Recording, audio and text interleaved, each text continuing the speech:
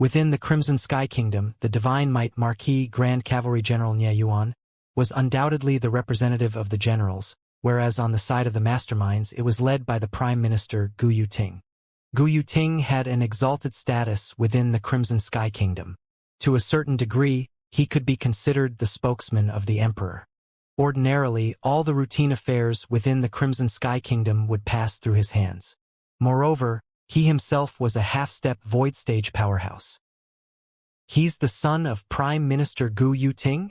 Duan Ling Tian's frowned. He was slightly bewildered as he gazed upon Gu Xian, who walked over in full fury. Duan Ling Tian could be certain that today was absolutely the first time he'd seen Gu Xian.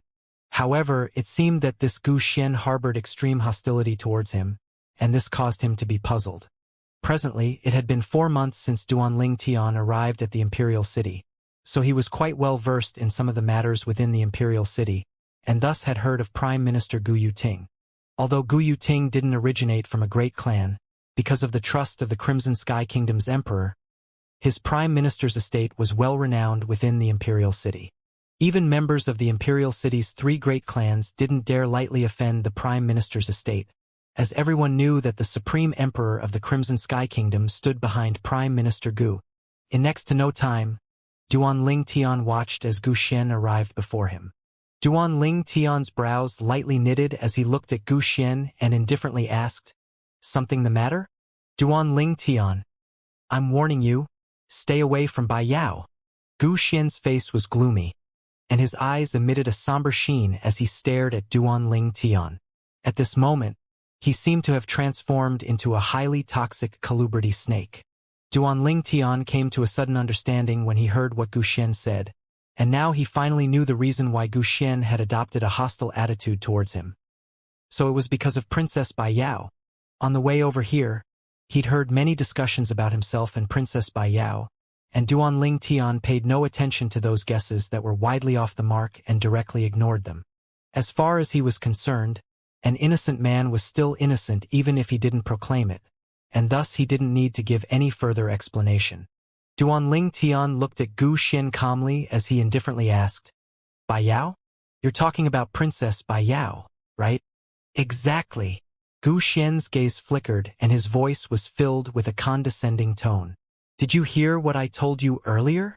Duan Ling Tian's face sank. Not to mention there was nothing between him and Princess Bai Yao, but even if there was, it seemingly didn't have anything to do with this Gu Xian, right? Duan Ling Tian snickered at Gu Xian's lofty appearance. There seemed to be a trace of rage that arose within his heart. "So what if I heard? So what if I didn't?" Duan Ling Tian asked in a calm voice. "Duan Ling Tian, I know your natural talent in the martial Tao is great, and you're even a direct descendant disciple that's well protected by the Duan clan. But in my eyes, you're nothing, do you understand?"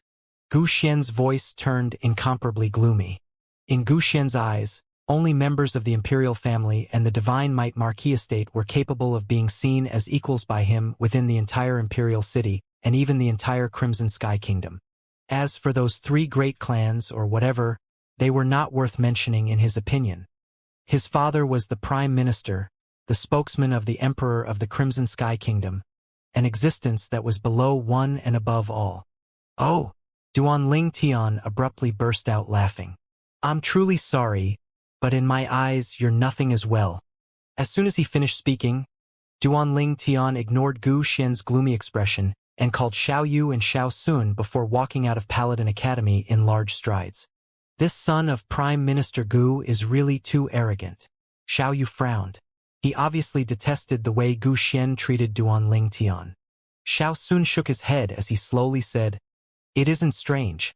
He has a father with power that is only below the emperor after all. Moreover, this Gu Xian's natural talent is pretty good, and he even has the chance to inherit the Prime Minister's position." Duan Ling Tian didn't say anything because to him, Gu Xian was just a profligate son of a person with high status. And he was no different to Su Tong and Shui Lang, the people he'd crippled. It was fine as long as Gu Xian didn't go too far and didn't provoke him, but if he were to go too far, then Duan Ling Tian wouldn't mind giving him something to remember. That night, Duan Ling Tian didn't cultivate, nor did he inscribe inscriptions. He finally realized a dream he'd always had, and that was to sleep together with both of the two little girls in his house and enjoy the pleasures of their companionship. The two girls seemed to have realized that Duanling Tian was leaving tomorrow and would be gone for a few months. Thus they allowed Duanling Tian to perpetrate whatever evils he pleased. For the entire night, Duanling Tian himself didn't know how many times he took them, and only when he was extremely exhausted did he finally hug the two little girls and fall into a deep slumber. The next day, the two little girls walked in a slightly unusual manner after they got off the bed. A trace of an apologetic appearance appeared on Duanling Tian's face, as last night was really too crazy. When they were eating, besides Duanling Tian, who had a thick face and could ignore it, the two little girls both lowered their heads with faces full of embarrassment when faced with Li Ro's burning, dubious gaze. Duanling Tian took the two little pythons from inside his sleeve, took them out, and lightly touched their small heads as he said, in all seriousness, "Little black, little white, stay at home obediently and protect Ku'er, little Fei and my mother. Do you understand?" Hiss hiss, the two little pythons were able to almost roughly understand what Duanling Tian said, and they flicked their tongues as they nodded. Duanling Tian could see a trace of unwillingness within the intelligent eyes of the two little pythons. They already started to have human feelings. At the house's gate, Duanling Tian looked at his mother, who was helping him straighten out his clothes, and said, with a light smile, "Mom, I'm leaving. Be safe." Li Ro said lightly, and a trace of worry could be seen mixed within her brows. Like the old saying, a mother will always worry when her child goes on a journey. A mother has deep and sincere love for her children. "Don't worry." Duanling Tian nodded before smiling at the two little girls beside Li Ro. "Take good care of my mom while I'm away. I'll be back soon." Ku'er and Li Fei both nodded, and shimmers flashed within their beautiful eyes. Their eyes were filled with tears that were about to drop. Duanling Tian looked at Xiongquan and Jingru, who were standing at the side, as he said, "Xiongquan, Jingru, I'll be relying on you two to take care of my home while I'm away." "Don't worry, young master." They both hurriedly nodded, and a trace of unwillingness was mixed within Jingru's eyes. She'd always been grateful towards this young master who had unreserved trust towards her in these past few months. And it was precisely because of this young master's care that her family could have a life that lacked neither food nor clothing. "All right, all of you go home." Duanling Tian took a deep breath before turning and leaving, as he was truly worried that he would be unwilling to leave if he were to look at them for a second longer. Zhang Qian Zhao Gang. After leaving his house, Duanling Tian suddenly spoke. Whoosh! Whoosh! Zhang Qian and Zhao Gang instantly appeared beside Duanling Tian. "Are you two following me there, or returning to the Divine Might Marquis estate?" Duanling Tian asked. "Young master, we're following you." Zhang Qian and Zhao Gang spoke at the exact same time. "Then you two continue concealing yourselves. When we've arrived at the battlefield, I'll go a step further in teaching you two techniques of tracking, concealment, and assassination." Duanling Tian's brows knitted as he slowly said, "If I don't give the order, you two are not allowed to appear. Understand?" "Yes." Zhang Qian and Zhao Gang hurriedly replied, and their eyes revealed fiery gazes, as they were filled with infinite yearning towards the many techniques that Duanling Tian planned to teach them. Before long, Duanling Tian walked into Paladin Academy. There were already many people that had gathered on the martial arts practice grounds. Of course, most of them were members of the Star General Department. Duanling Tian had only just taken 2 steps when he noticed Xiao Sun waving his hand at Duanling Tian from afar, and Duanling Tian lightly smiled before walking over. "Eh? You two didn't bring a change of clothes?" Duanling Tian had a bewildered expression when he saw both Xiao Yu and Xiao Sun empty-handed. He'd noticed that practically all of the students were carrying bags of different sizes. Xiao Sun and Xiao Yu, however, seemed to stand out like giants amongst dwarves. "Look!" Xiao Sun raised his hand and revealed the simple ring that he was wearing. "I got a spatial ring from my grandfather yesterday. All of my things are in Xiao Sun's spatial ring," Xiao Yu said with a smile. "Duanling Tian, that's a spatial ring on your hand, right?" Xiao Sun glanced deeply at Duanling Tian, and his gaze subsequently descended onto Duan Ling Tian's hand. Duan Ling Tian nodded. Duan Ling Tian, looks like the Duan clan really holds you in high regard. They even gave such a valuable thing like a spatial ring to you. Xiao Yu naturally thought that Duan Ling Tian's spatial ring was given to him by the Duan clan, and he had a face full of envy. Even he, the grandson of Aurora City's Xiao clan's supreme elder, didn't have a spatial ring on hand. Even within the entire Aurora City Xiao clan, only the patriarch and supreme elder possessed spatial rings. Duan Ling Tian lightly smiled but didn't give any explanation. Duan Ling Tian. Right at this moment, a loud voice sounded from afar, and a slightly robust young man around the age of 25 was slowly walking over to Duan Ling Tian with a smile on his face. You are. Duan Ling Tian had a questioning expression as he looked at the person, as he could feel that the young man carried no hostility when he approached. I'm Duan Zhu, a branch disciple of the Duan clan, and a grade 6-star general department student, Duan Ling Tian. This is something the patriarch asked me to pass to you. The robust young man, who was holding his luggage on his shoulders, extended his hand to pass a simple ring to Duan Ling Tian. It was a spatial ring.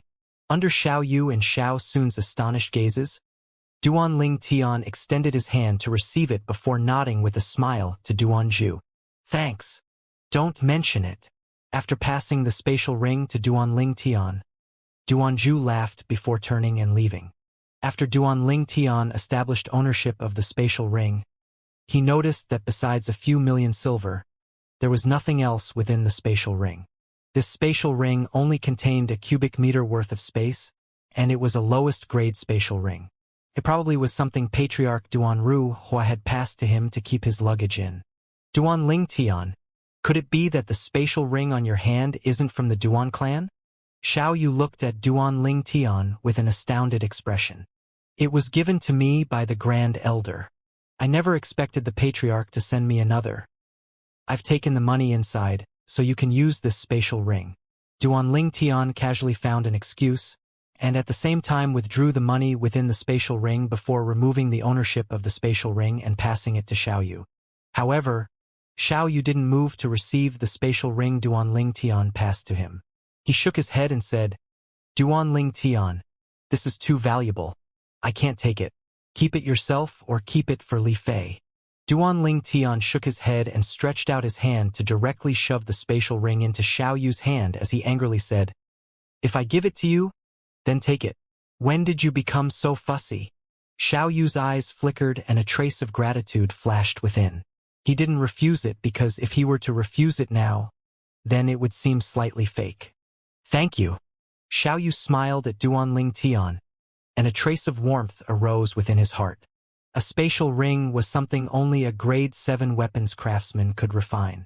Although it wasn't a spirit weapon, it was an extremely rare item, and merely one spatial ring was worth at least a few million silver. Moreover, there was a market for it but no stock. The Vice Dean is here. Suddenly, someone's voice sounded out. The entire martial arts practice grounds instantly went silent, as the gazes of everyone present descended on the gray figure that was walking slowly over. It was a gray-clothed old man who revealed a trace of awe from between his brows. He walked over in large strides with an imposing manner that pierced through the sky. It was precisely the Vice Dean of Paladin Academy, Zhan Xiong. After Zhan Xiong arrived, he said, in a loud voice, Star General Department students, stand to the right. Star Mastermind Department students, stand to the left. As soon as Zhan Xiong finished speaking, the stream of people on the martial arts practice grounds parted into two. There were exactly 300 people from the Star General Department, and they were gathered together into a dense crowd.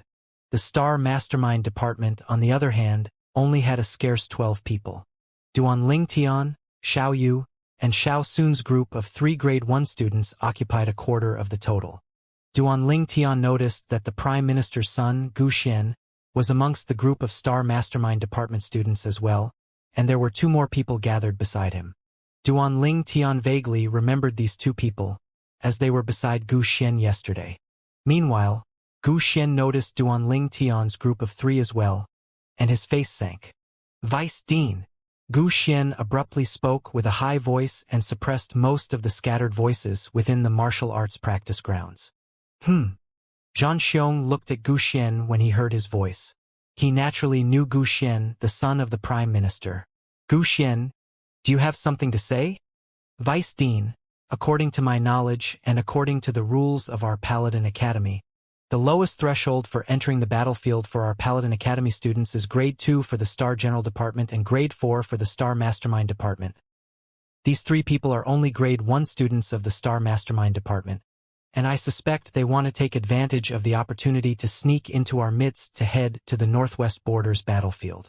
Gu Xian pointed at Duanling Tian's group of three as he spoke with a high voice, and his eyes revealed a trace of disdain. For a moment, the gazes of all the students present descended onto Duanling Tian's group of three.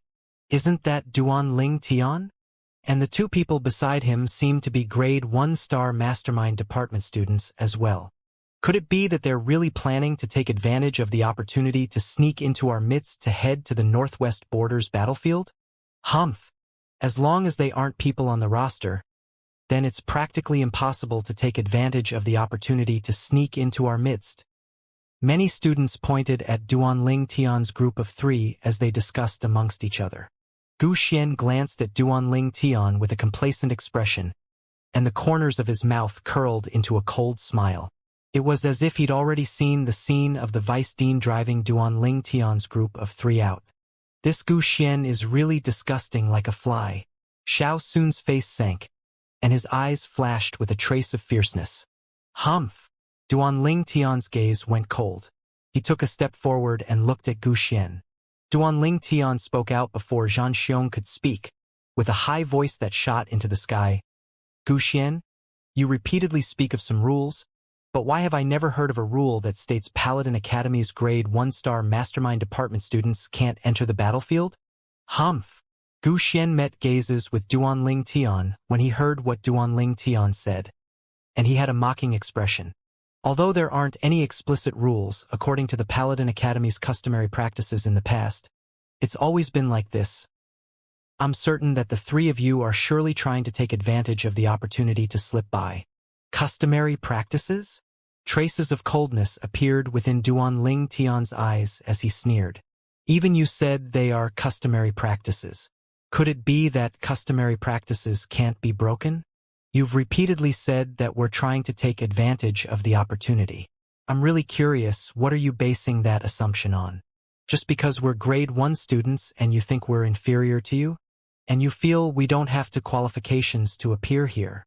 But of course, Grade 1 students, especially Star Mastermind Department students, how much could you know about the Tao of a mastermind? Even if people like you all were to enter the battlefield, you'd only be a burden. Gu Xian sneered, and his speech was filled with disdain towards Duanling Tian's group of three. Enough! Right at this moment, Zhang Xiong interrupted them. Gu Xian, Duanling Tian's group of three are indeed on the roster. You don't have to question this. Duanling Tian was highly recommended by Teacher Sima, and as for Xiao Yu and Xiao Sun, they were personally named and added into the roster by the Junior Marquis of the Divine Might Marquis Estate, who is also the commander of the Reinforcement Army, General Niefun. So they're just three people who pulled some strings to get in. Gu Xian looked at Duanling Tian's group of three with a face full of a mocking and disdainful expression when he heard Zhang Xiong's explanation. Xiao Sun's and Xiao Yu's faces sank as they stared angrily at Gu Xian. Duanling Tian looked at Gu Xian with a cold smile on the corners of his mouth, and his mouth slowly spat out a word. Idiot!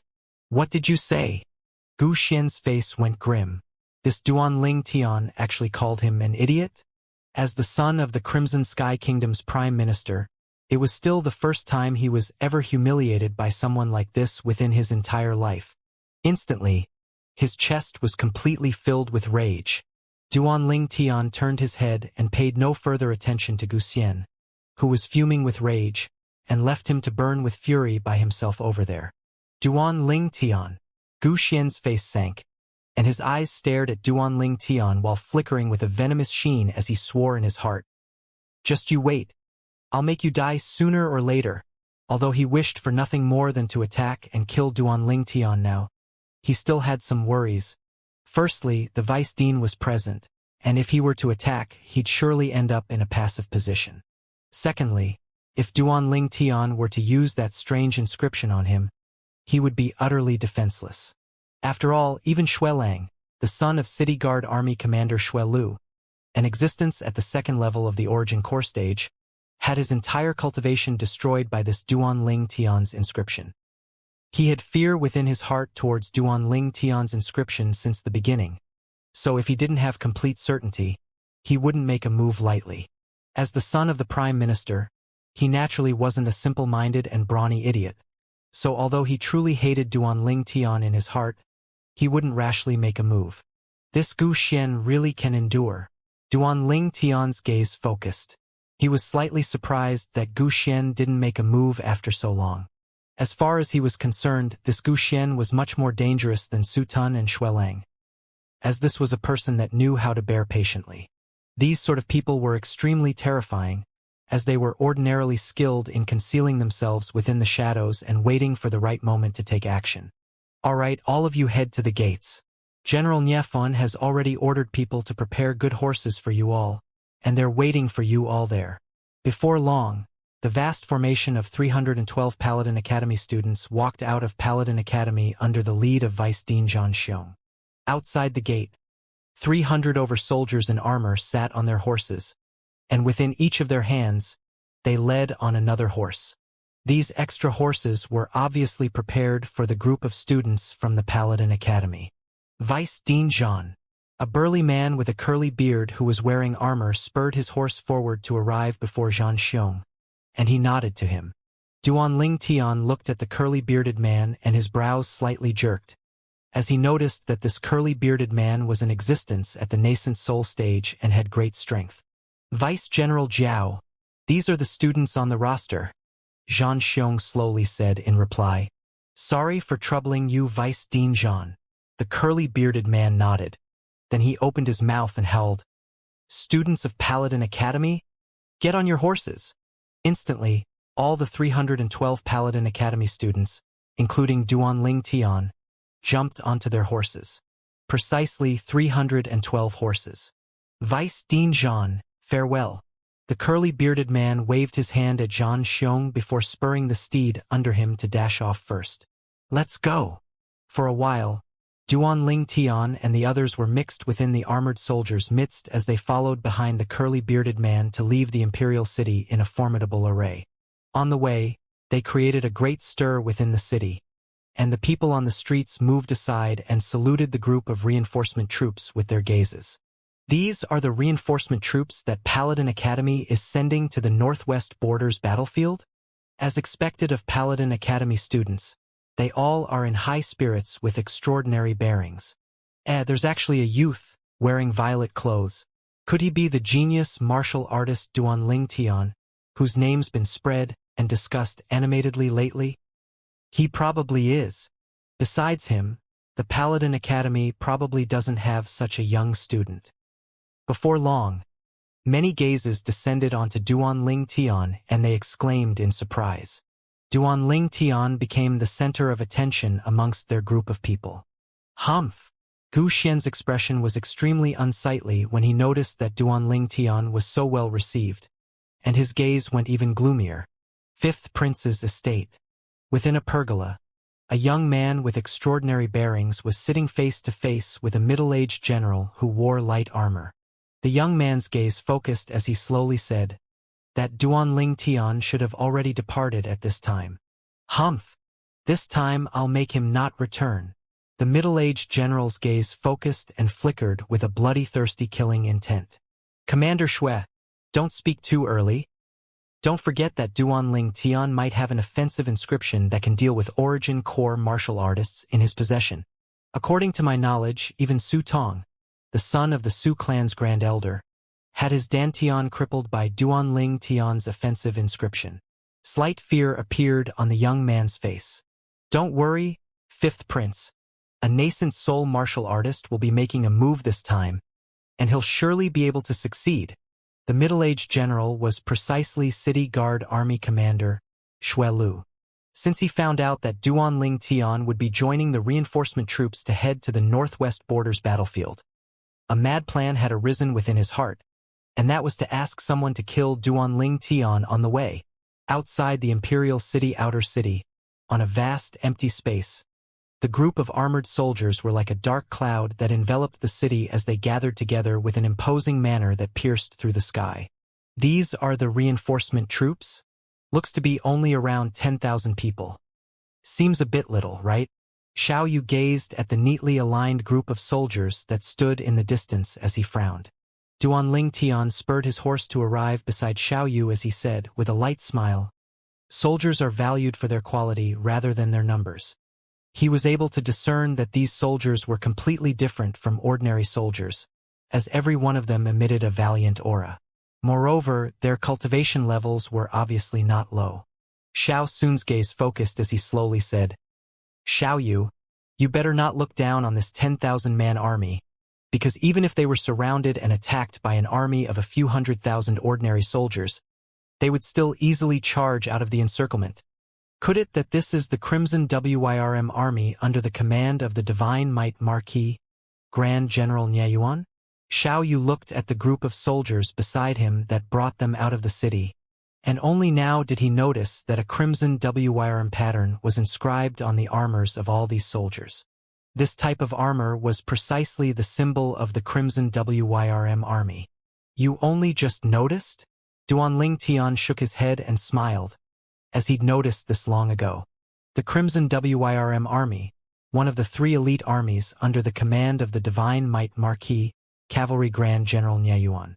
And every one of these 3 elite armies only had 10,000 soldiers. Among these 10,000 soldiers, they were normally all martial artists above the 7th level of the core formation stage. Some of the decurions and centurions amongst them were even existences at the origin core stage. As for the captains, they were all existences at the nascent soul stage.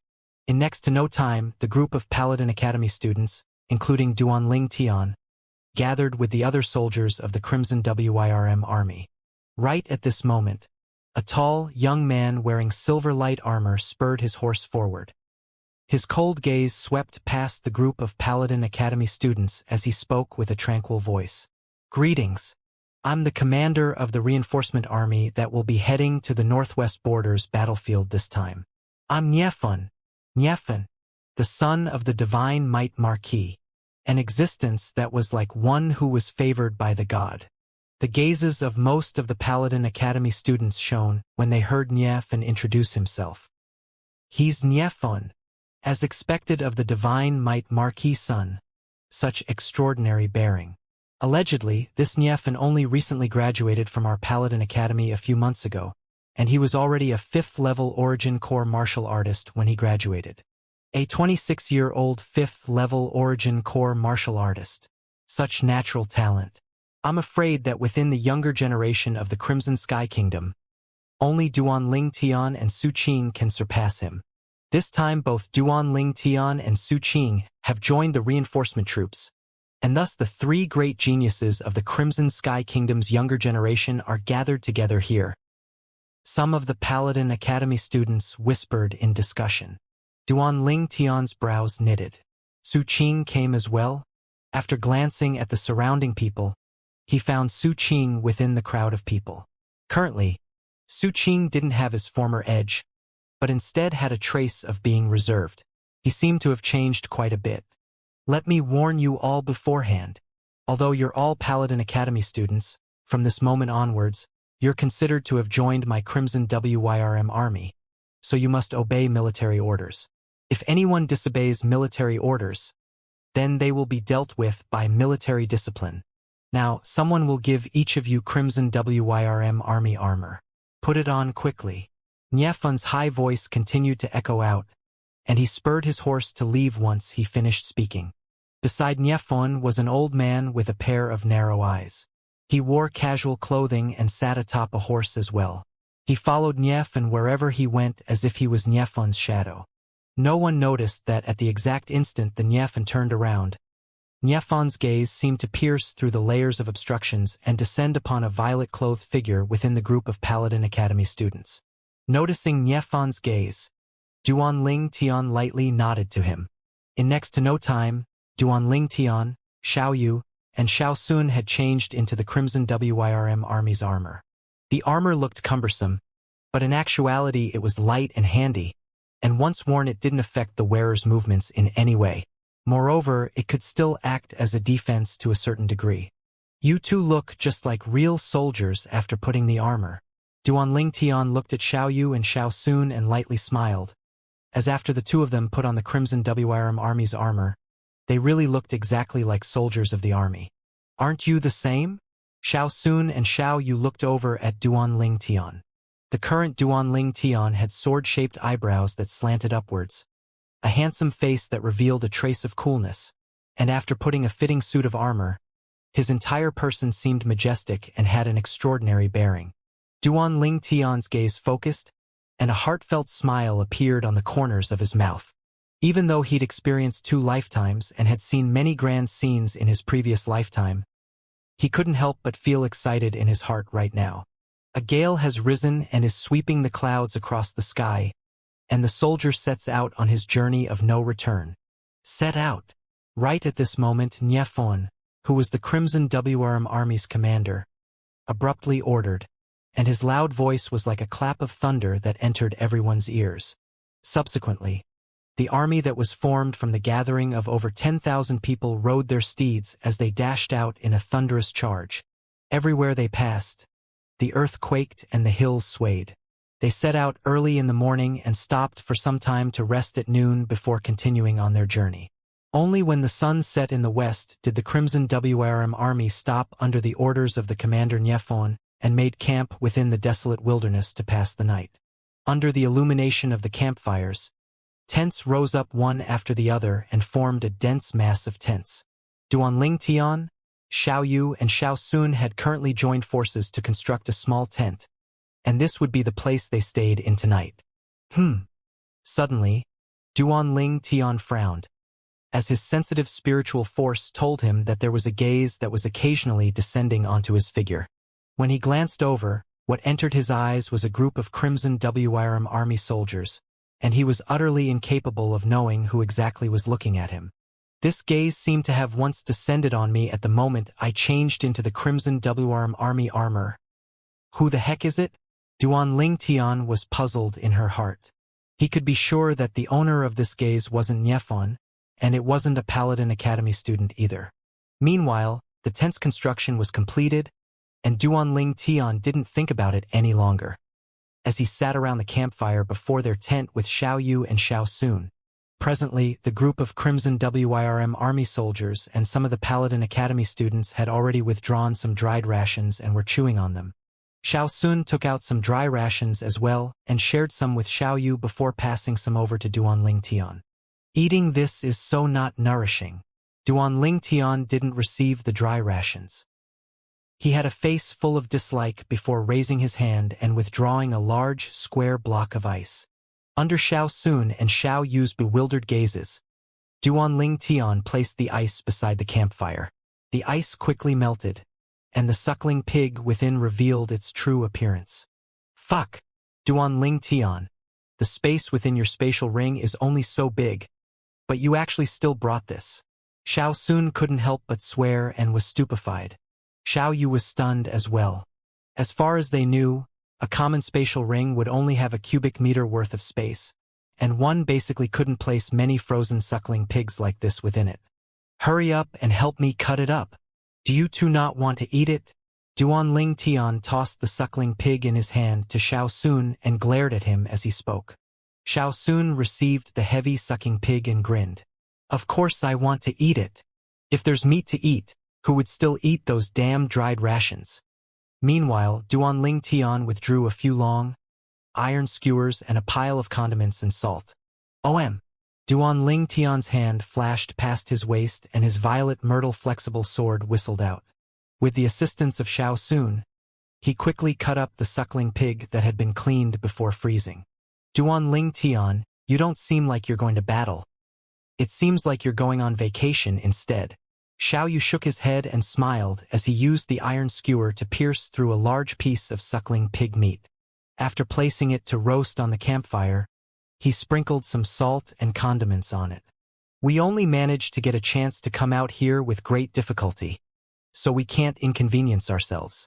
If we eat those few pieces of dried rations, where would we get our strength from? Duan Ling Tian revolved the iron skewer in his hand and had a smile on his face as he roasted the meat. In next to no time, the smell of the suckling pig in the hands of Duan Ling Tian's group of 3 suffused into the air. Fuck! Where's this fragrant smell coming from? Isn't this the smell of roasted suckling pig? Who's eating roasted suckling pig?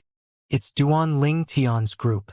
They really know how to enjoy, actually bringing along some suckling pig to roast. As expected of the genius disciple that the Duan clan keeps in high regard. It's so convenient to have a spatial ring. The group of Paladin Academy students all glanced at Duan Ling Tian's direction with envy, and their saliva poured onto the ground. Compared to the group of Paladin Academy students, the group of Crimson WIRM army soldiers were much more composed. They continued to maintain their campfires as they ate their dried rations. Then they entered their tents to rest once they finished eating. Satisfying! Xiao Sun bit the roasted suckling pig and a satisfied smile appeared on his face. Duan Ling Tian and Xiao Yu both ate the meat with large bites and had faces full of delight. If only there was some wine to drink now. Xiao Sun's gaze shone. The nearby Paladin Academy students were completely speechless when they heard what Xiao Sun said. It really was like how the saying goes, a man whose heart is not content is like a snake which tries to swallow an elephant. We don't even have roast suckling pig to eat, but you're still not satisfied when you're biting roasted suckling pig, and you still want to drink wine? Don't irritate people like this. However, all these Paladin Academy students were stunned in the next moment, as they saw Duan Ling Tian extend out his hand, and 3 wine jugs appeared in his hand out of thin air.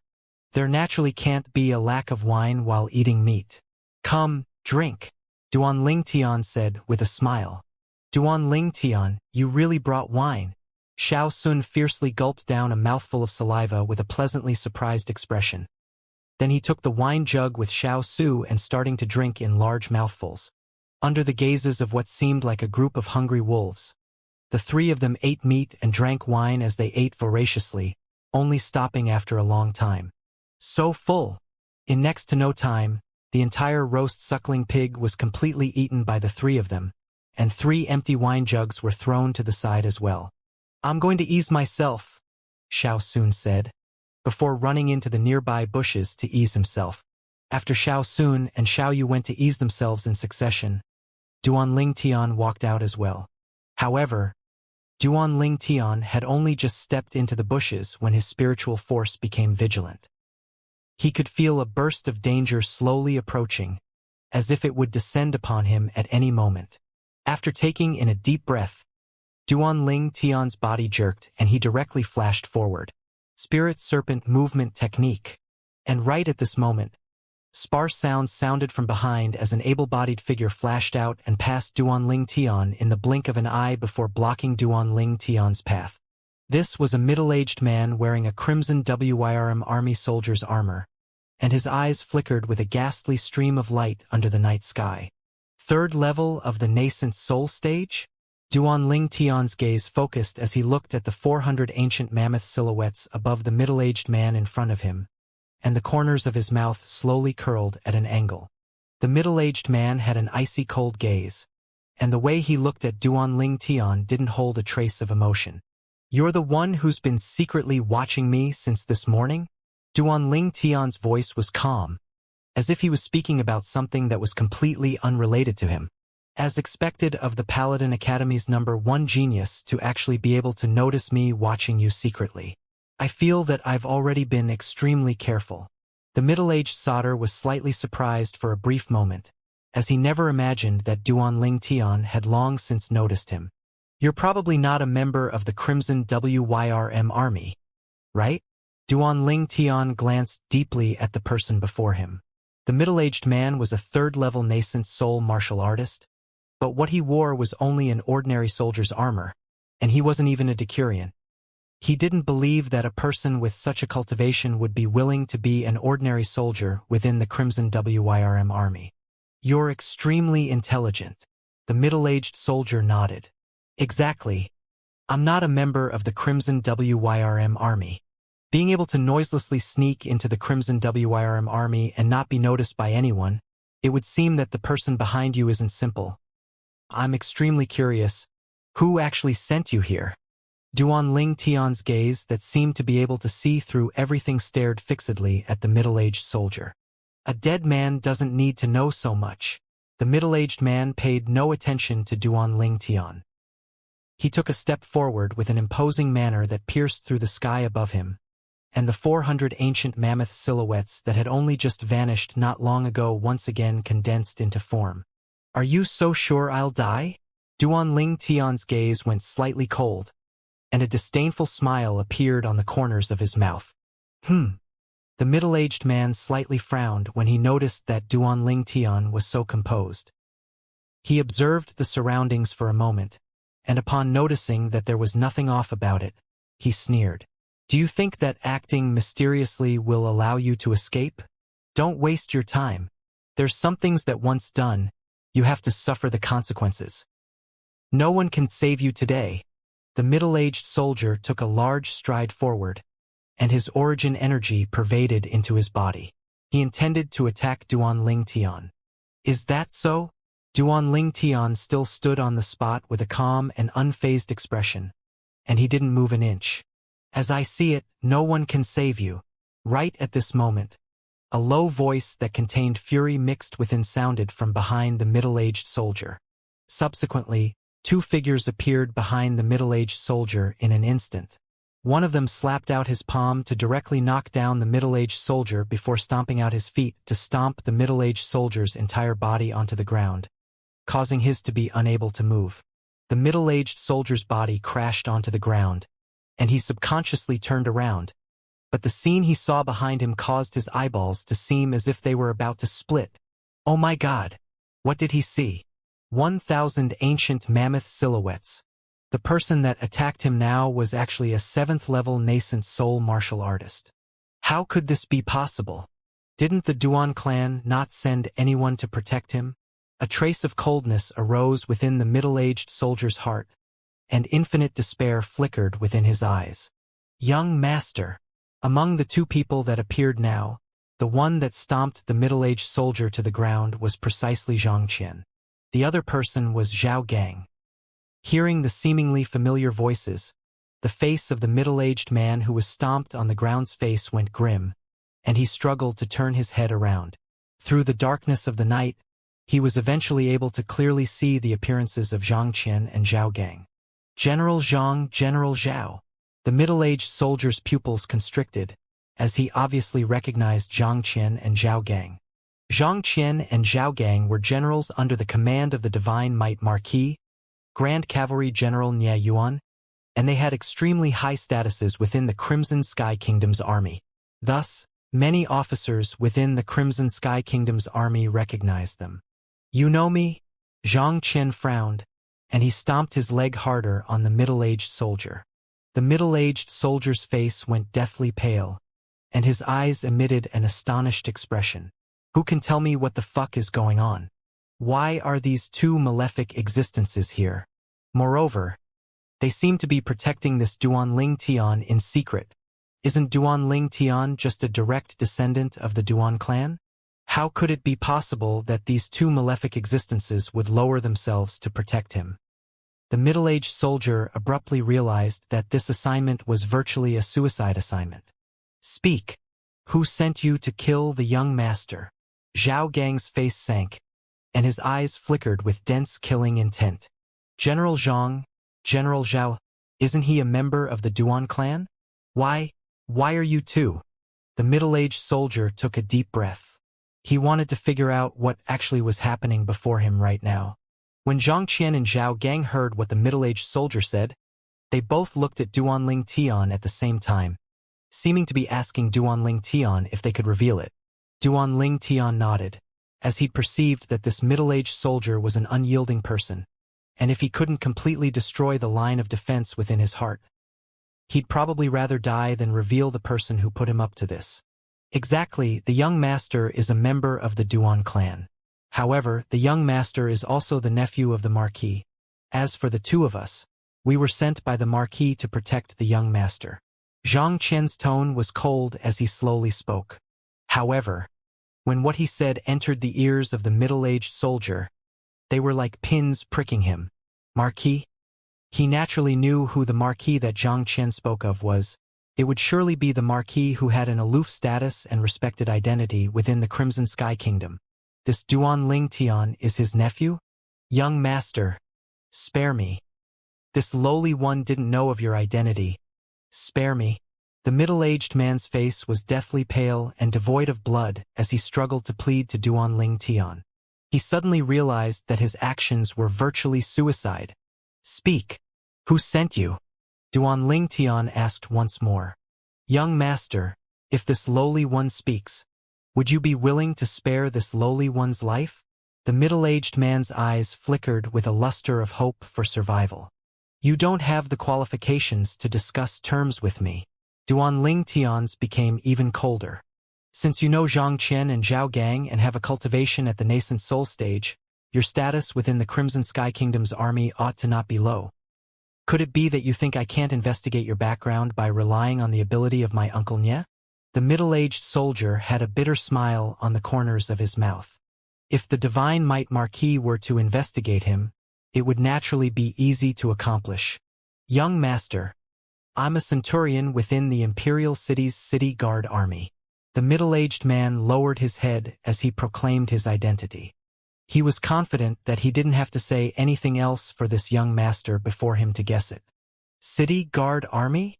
Duan Ling Tian's gaze focused. It's really him, Xue Lu. That Xue Lu actually daring to let a member of his City Guard Army sneak into the Crimson WIRM army. Doesn't he know that this is committing a taboo within the army? Zhang Qian's face went grim and flames of rage jumped about within his eyes. Zhao Gang's face was extremely unsightly as well. Generals, spare me? The middle-aged soldier had a deathly pale expression, and he had no other wish but to survive. Zhang Qian and Zhao Gang looked towards Duan Ling Tian. Make it clean, Duan Ling Tian said indifferently, with a voice that didn't have a trace of feeling. Then he turned around and opened his belt to ease himself. And he directly returned to his tent after finishing. And at the moment Duan Ling Tian's voice sounded, the middle-aged soldier didn't even react when he was killed by Zhang Qian. When Duan Ling Tian left, Zhang Qian and Zhao Gang took care of the middle-aged soldier's corpse before once again concealing themselves. Duan Ling Tian, why'd you go so long? Xiao Sun asked after Duan Ling Tian returned to the tent.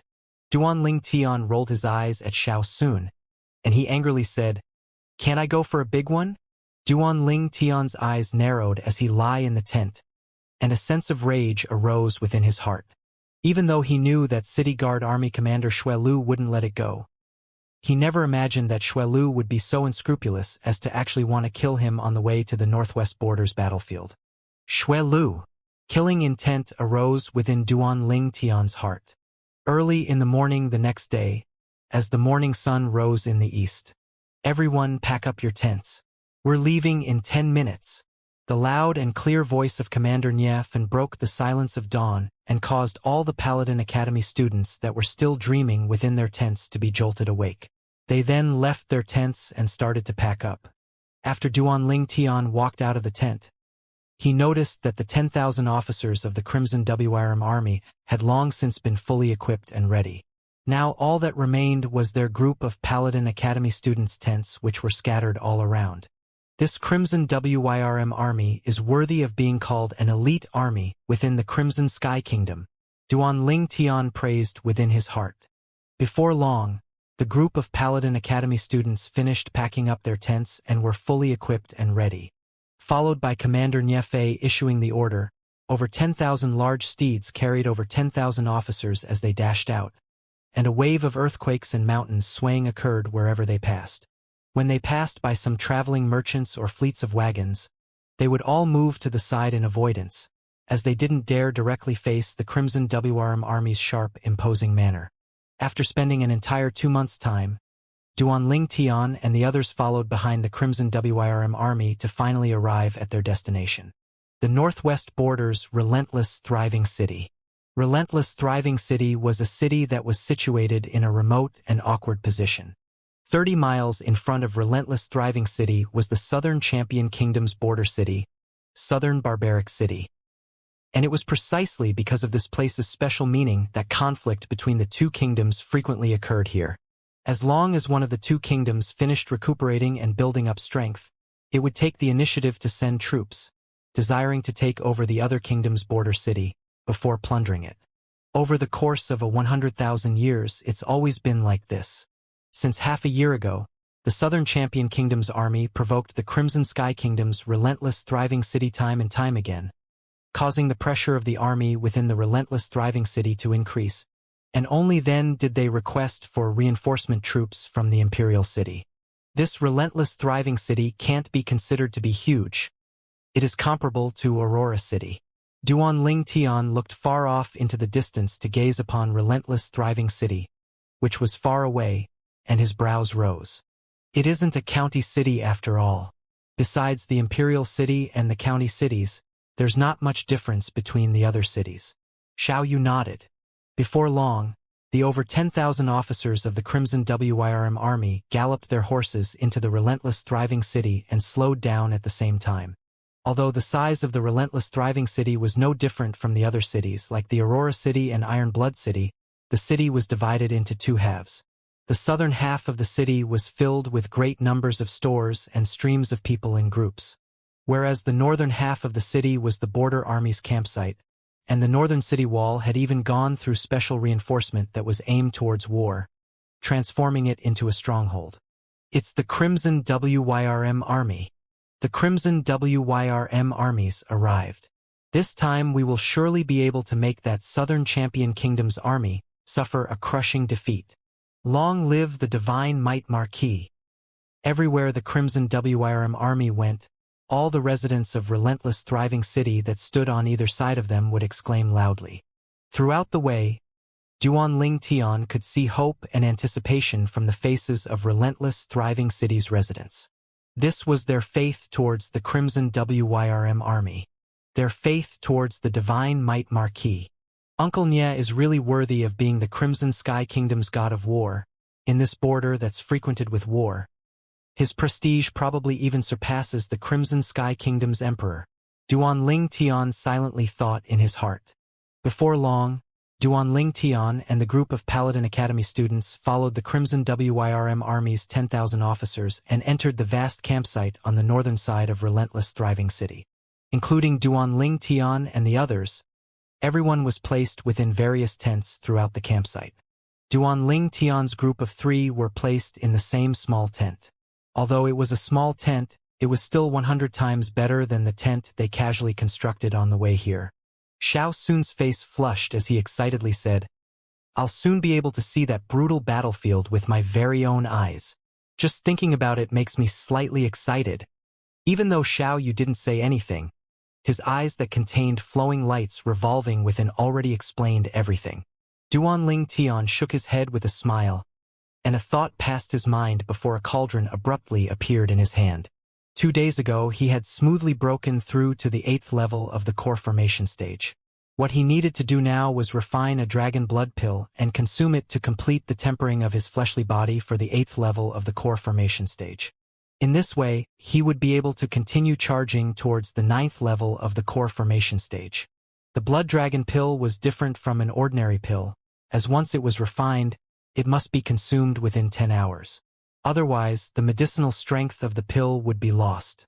Thus, Duan Ling Tian didn't have any reserves. Duan Ling Tian casually withdrawing a cauldron wasn't anything worth noting. However, when Xiaoyu and Xiao Sun saw Duan Ling Tian withdraw a cauldron, they were dumbstruck. "This, Duan Ling Tian. Don't tell me that you've become an alchemist." Xiao Sun couldn't help but stare wide-eyed, and even his breathing became hurried. This Duan Ling Tian couldn't be thinking of trying to shock him, right? Xiaoyu looked at Duan Ling Tian with a suspicious expression as well. Duan Ling Tian shook his head with a smile before raising his hand and turning his palm upwards. Chi! Instantly, a wisp of white flames were lit ablaze at the center of Duan Ling Tian's palm. Grade 9 Pill Fire. Xiao Sun's pupils constricted, and he couldn't help but exclaim in shock. His brother, Xiao He, was a grade 9 alchemist, so a grade 9 pill fire wasn't unfamiliar to him. The corners of Xiao Yu's mouth twitched. When did this Duanling Tian become an alchemist? Ordinarily speaking, a genius in the martial Tao like Duanling Tian would normally use all their mental and physical effort on the advancement of their cultivation, and it would be impossible for them to study the Tao of alchemy, the Tao of weapons crafting, and the Tao of inscription intensively. As once one were to start studying them intensively, it would waste a great deal of one's mental and physical strength, ultimately causing one to end up being mediocre in all aspects. In the past, in his opinion, Duanling Tian having such a heaven-defying cultivation was surely because he focused on his cultivation and didn't study the Taos of alchemy, weapons crafting, and inscription. But now, the grade 9 pill fire within Duanling Tian's hand gave him a tremendous shock. This Duanling Tian, who had such a heaven-defying cultivation, actually spent time to study alchemy and become a grade 9 alchemist? For a moment, Xiao Yu only felt his scalp go numb. Abnormal. Too abnormal. If Duanling Tian didn't spend time studying alchemy, wouldn't it mean that his current strength would be even more formidable? Even to the extent that it is very likely for him to have broken through to the origin core stage at the age of 17.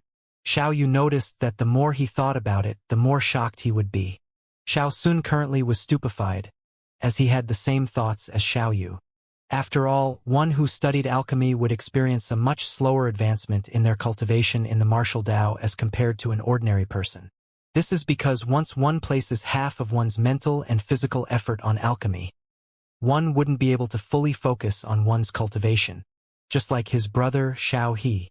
Even though their natural talent in the martial Tao were comparable, even though he was older than him by a year, Xiao He's cultivation was still inferior to his.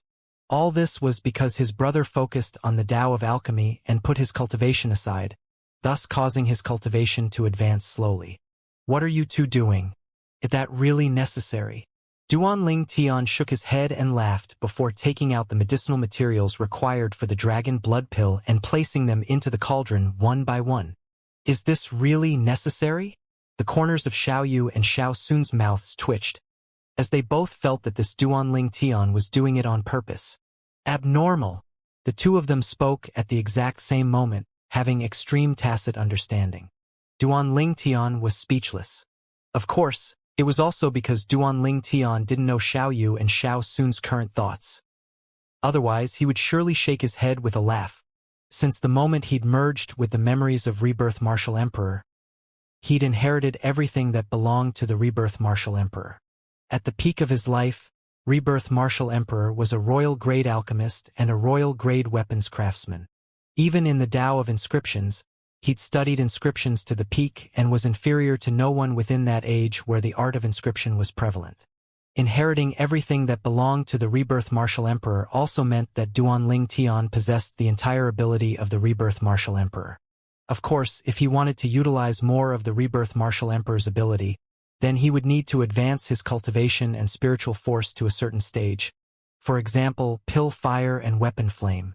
A grade 8 flame would require stepping into the first level of the origin core stage to be condensed into form.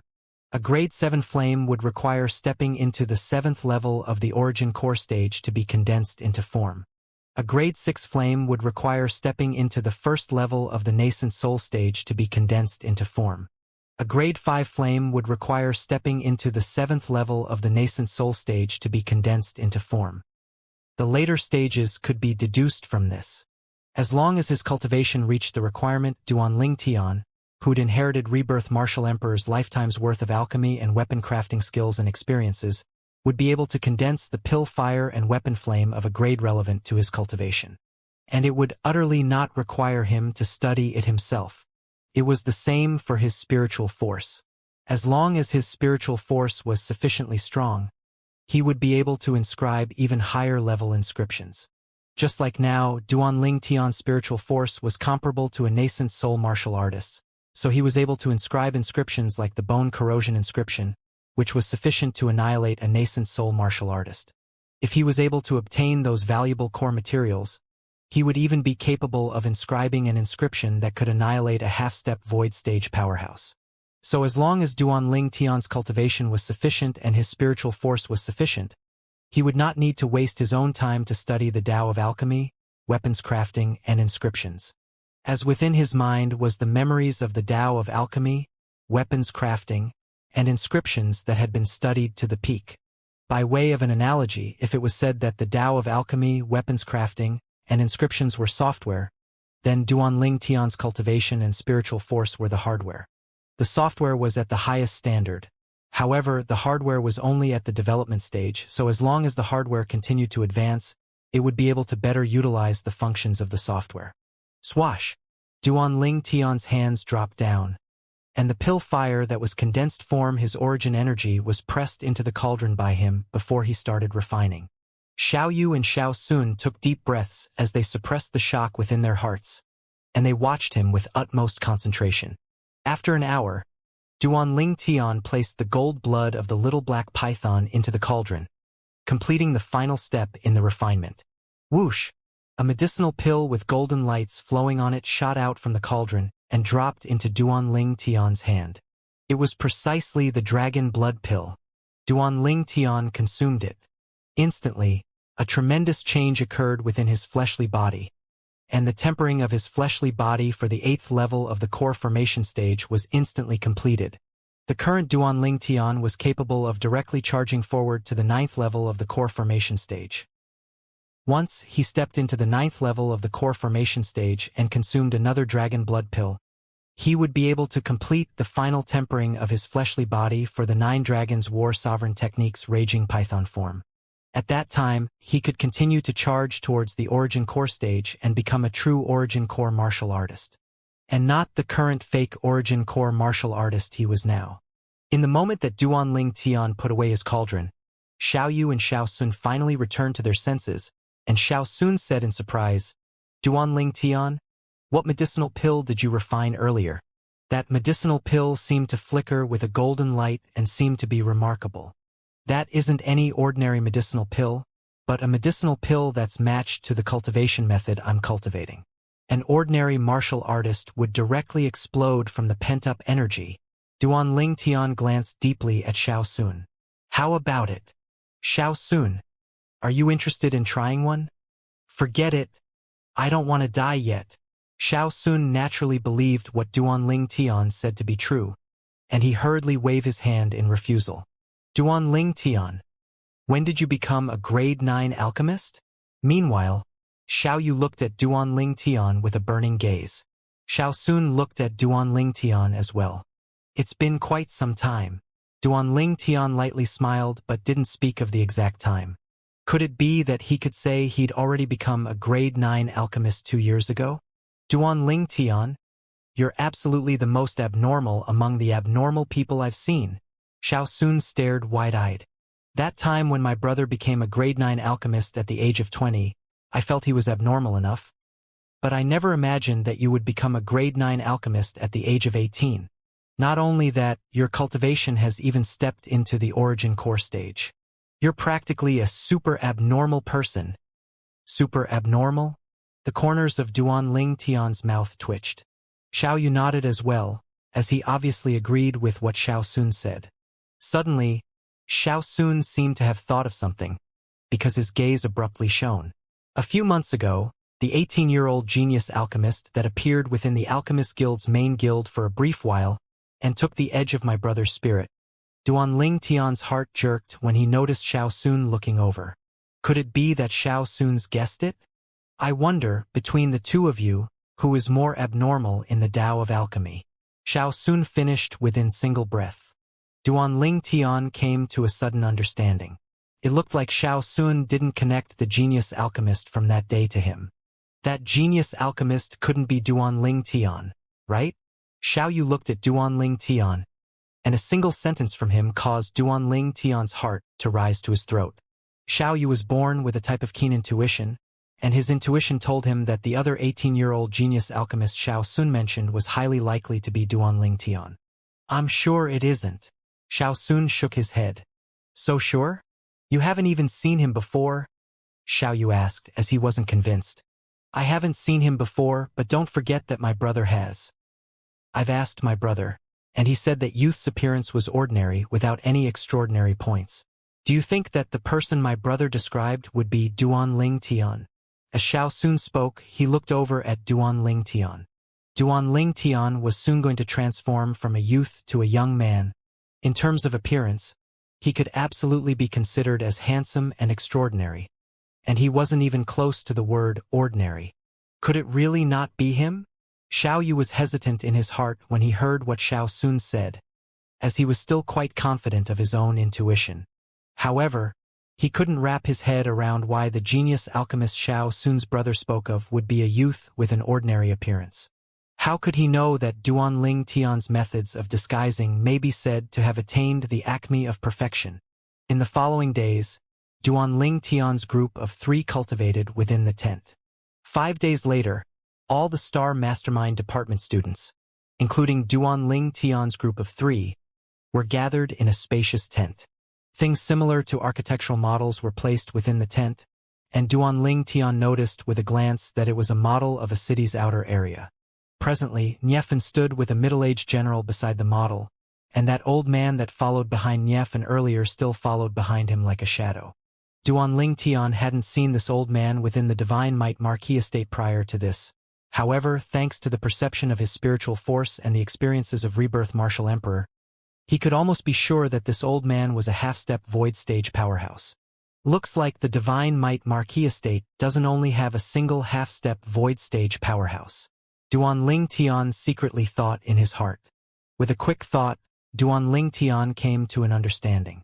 The Divine Might Marquis estate's status within the Crimson Sky Kingdom was only second to the imperial family after all.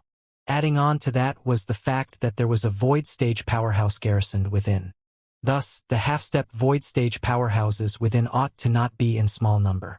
Even though that void stage powerhouse wasn't at his former glory presently, a powerful person on hard times was still better off than an ordinary person.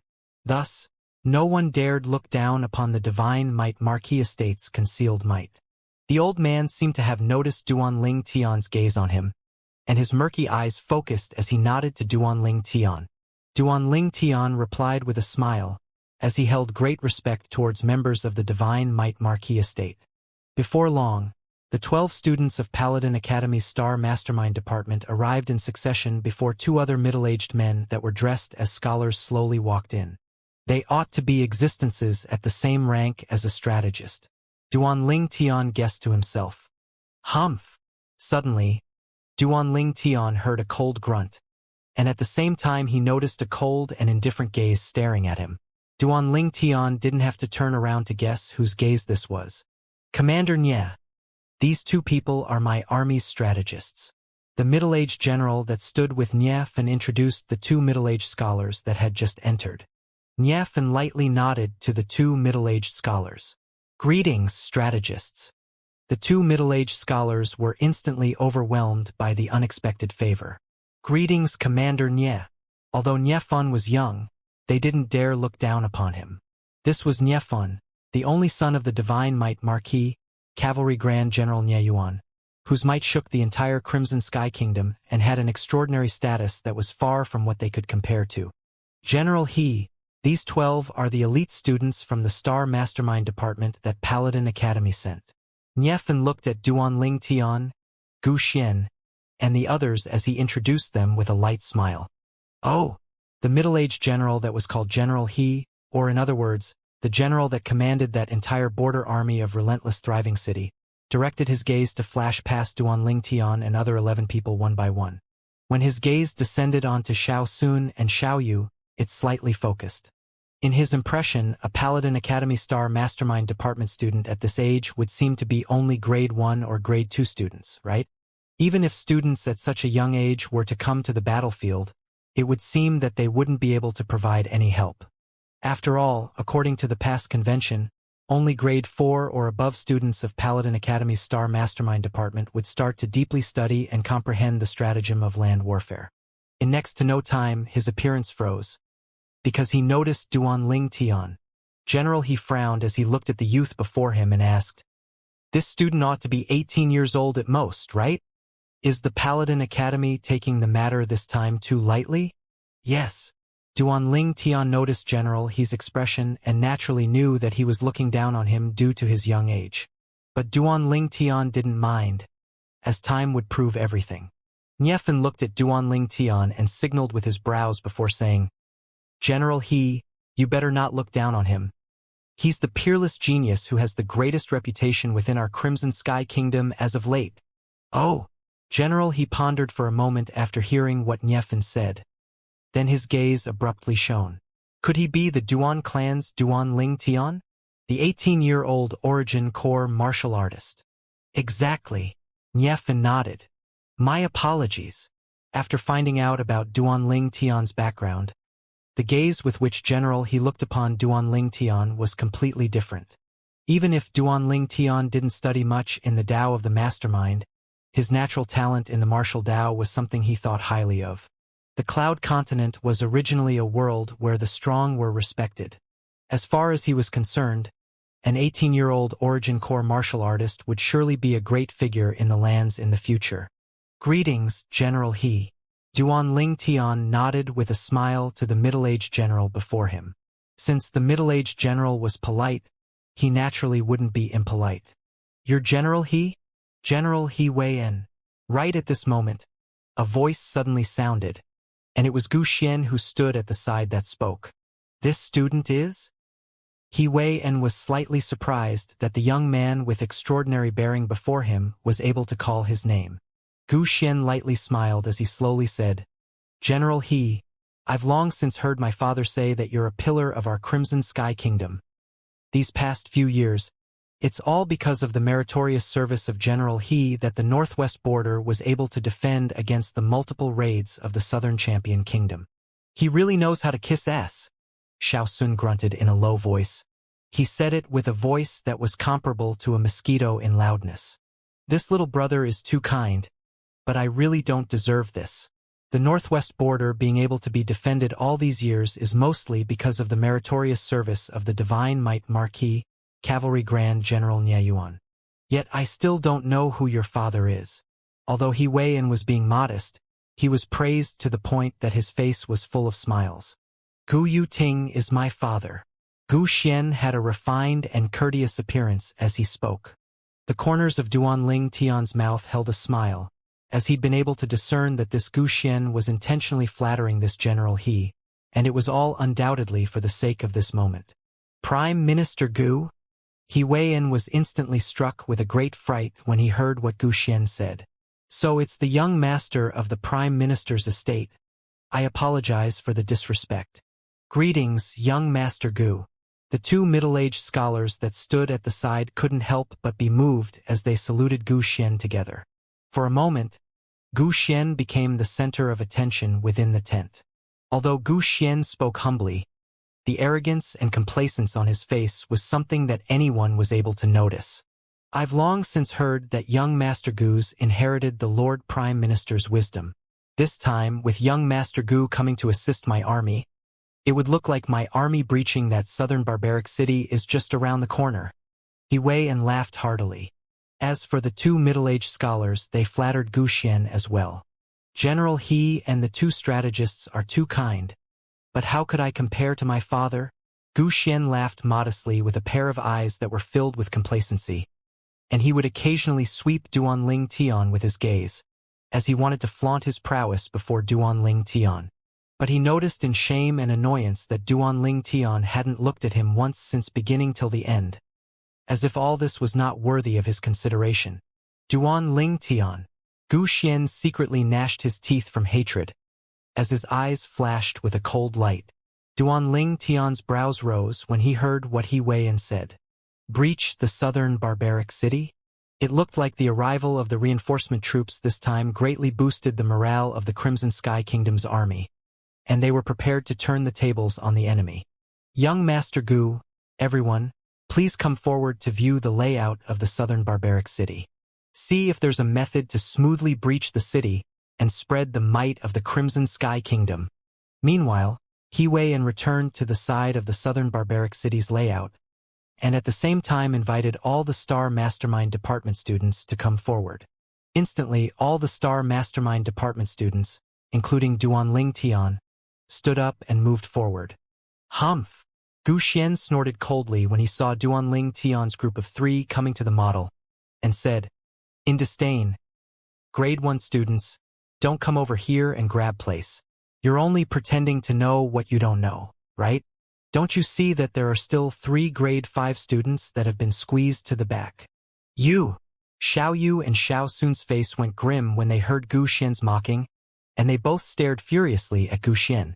Duanling Tian had only just glanced at the layout of the southern barbaric city when he heard what Gu Xian said.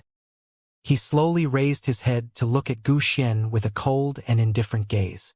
So to speak, young Master Gu thinks that we can't help in any way, whereas you all instead are able to mastermind a scheme that is able to assist the army to breach the southern barbaric city in one go. Of course, there's no difference whether you 3 are here or not. Gu Xian had a face full of arrogance as he said this. Young Master Gu, this isn't the Prime Minister's estate, right? Aren't your actions slightly usurping the host's role for yourself? Duanling Tian asked indifferently. Humph! I'm thinking about the overall situation. General He, what do you think? Should the 3 of them give away their places to the other 3 grade 5 students of our Paladin Academy's Star Mastermind Department?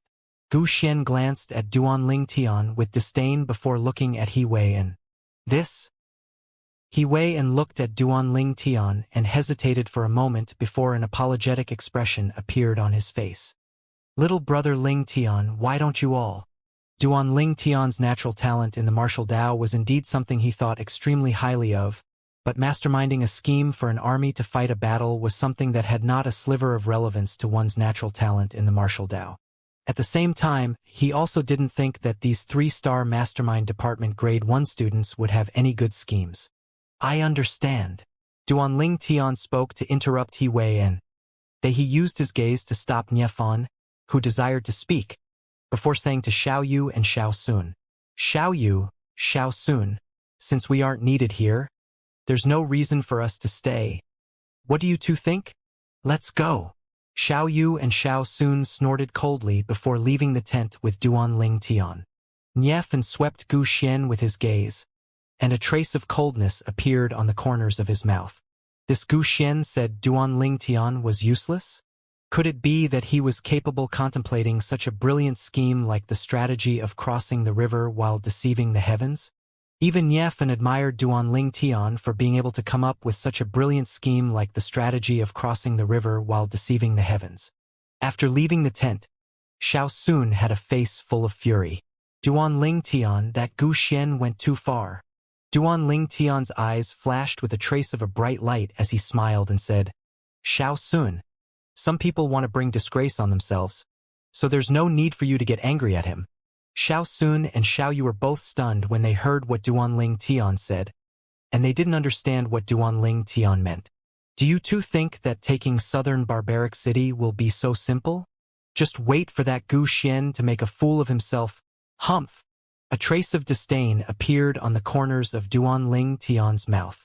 Earlier, although he had only glanced at the layout of the southern barbaric city, he'd already comprehended it within his heart, and he understood in his heart that even if with the Crimson WRM army as reinforcements, it was still going to be extremely difficult to breach the southern barbaric city. Not only that, but the southern barbaric city was located within a natural barrier of defense, and if the army was unable to breach it at the first try, they would suffer enormous losses. Xiao Yu and Xiao Sun didn't quite understand what Duanling Tian said.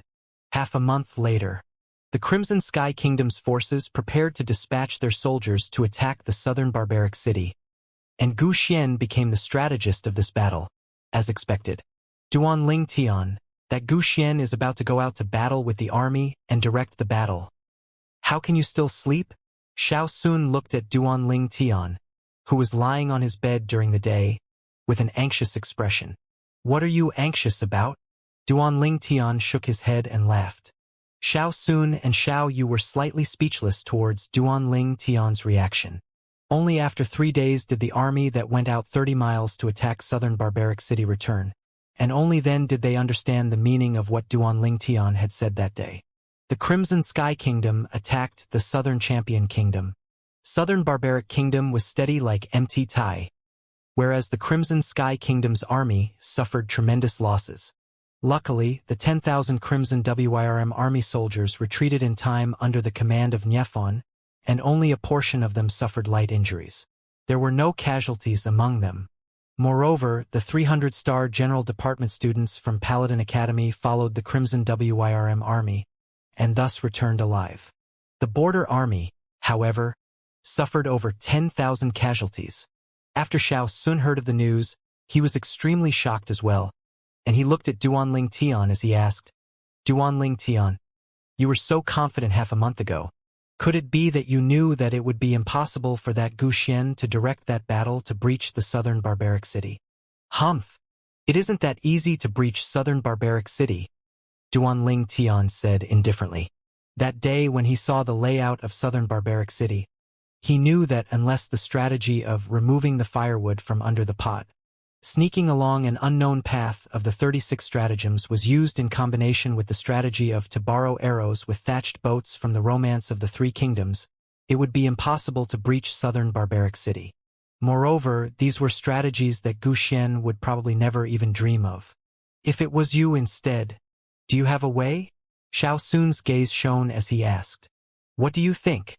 The corners of Duanling Tian's mouth held a smile as he answered with a question. At this moment, Xiao Sun could clearly feel the strong confidence that Duanling Tian revealed, and he knew that Duanling Tian surely had a way. "Duanling Tian, isn't it slightly inappropriate for you to do this? Since you have a way, why didn't you say so at that day?" Xiao Yu, who hadn't opened his mouth all this time, frowned as he spoke. After all, the Border Army had lost more than 10,000 people this time. These were all very real lives. Duanling Tian shrugged. "Xiao Yu, you were there during the incident the other day, so you saw it clearly. Leaving Gu Xian disparaging us aside, in the end, General, he actually believed what he said and asked us to leave. Do you think that at that time, General, he would believe me if I said I had a way to breach southern barbaric city? Would those two strategists believe me? So the death of those 10,000 plus officers, if it were to be blamed on someone, then it could only be blamed on that General He and Gu Xian." As Duanling Tian finished speaking, he had a face full of a cold smile. Of course, there were some things that Duanling Tian didn't say. Before the Crimson Sky Kingdom's army went out to battle this time, Niefon had come to see him and told him about the stratagem Gu Xian devised. At that time, Duanling Tian noticed two obvious flaws within the stratagem. However, an average person was completely incapable of noticing those two flaws, and even if he were to warn them, others wouldn't believe him. But as long a critical juncture arrived, those two flaws would surely be exposed. So he warned Niefon. As long Niefon noticed that things weren't going well, he was to immediately command the Crimson WRM army to retreat from the battlefield without a shred of hesitance. If it wasn't for him warning Niefon, it would be impossible for the 10,000 officers of the Crimson WRM army to return intact. Xiao Yu pondered for a moment when he heard what Duanling Tian said, and he knew that what Duanling Tian said made sense. He smiled apologetically to Duanling Tian. "Duanling Tian, I shouldn't have blamed you, I was too rash. No harm's done. It's over 10,000 lives after all." Duanling Tian shook his head and made nothing of it. "Humph! That Gu Xian, how arrogant and conceited he was that day. Let's see if he dares to be that complacent now." Allegedly, after they returned today, they'd all remained within the tent at the center, and that Gu Xian's expression probably is as unsightly can be right now. Xiao Sun grunted coldly, and the corners of his mouth curled into a mocking smile. The defeat in battle this time can be said to be all his responsibility, as it was entirely his strategy that went wrong. Xiao Yu's eyes flashed with a trace of coldness as well. That Gu Xian has completely lost face for the Prime Minister's estate this time. If Prince Minister Gu were to find out, he'd probably be angered to the point of spitting blood. In a few words and a lousy strategy, he led over 10,000 officers to their deaths. I'm afraid it's a feat only that Gu Xian is capable of. I still remember the flattering appearance of that General He and those two strategists before Gu Xian that day, and they even said that Gu Xian inherited Prime Minister Gu's wisdom. I'm really curious. What will their expressions look like when they face Gu Xian once again? As he finished speaking, although Xiao Sun had no intention of being disrespectful to those 10,000-plus dead soldiers. He was still slightly delighted in the misfortunes of Guxian. Presently, He Wei-en and the two strategists under his command had unsightly appearances. 11,352 brothers have died.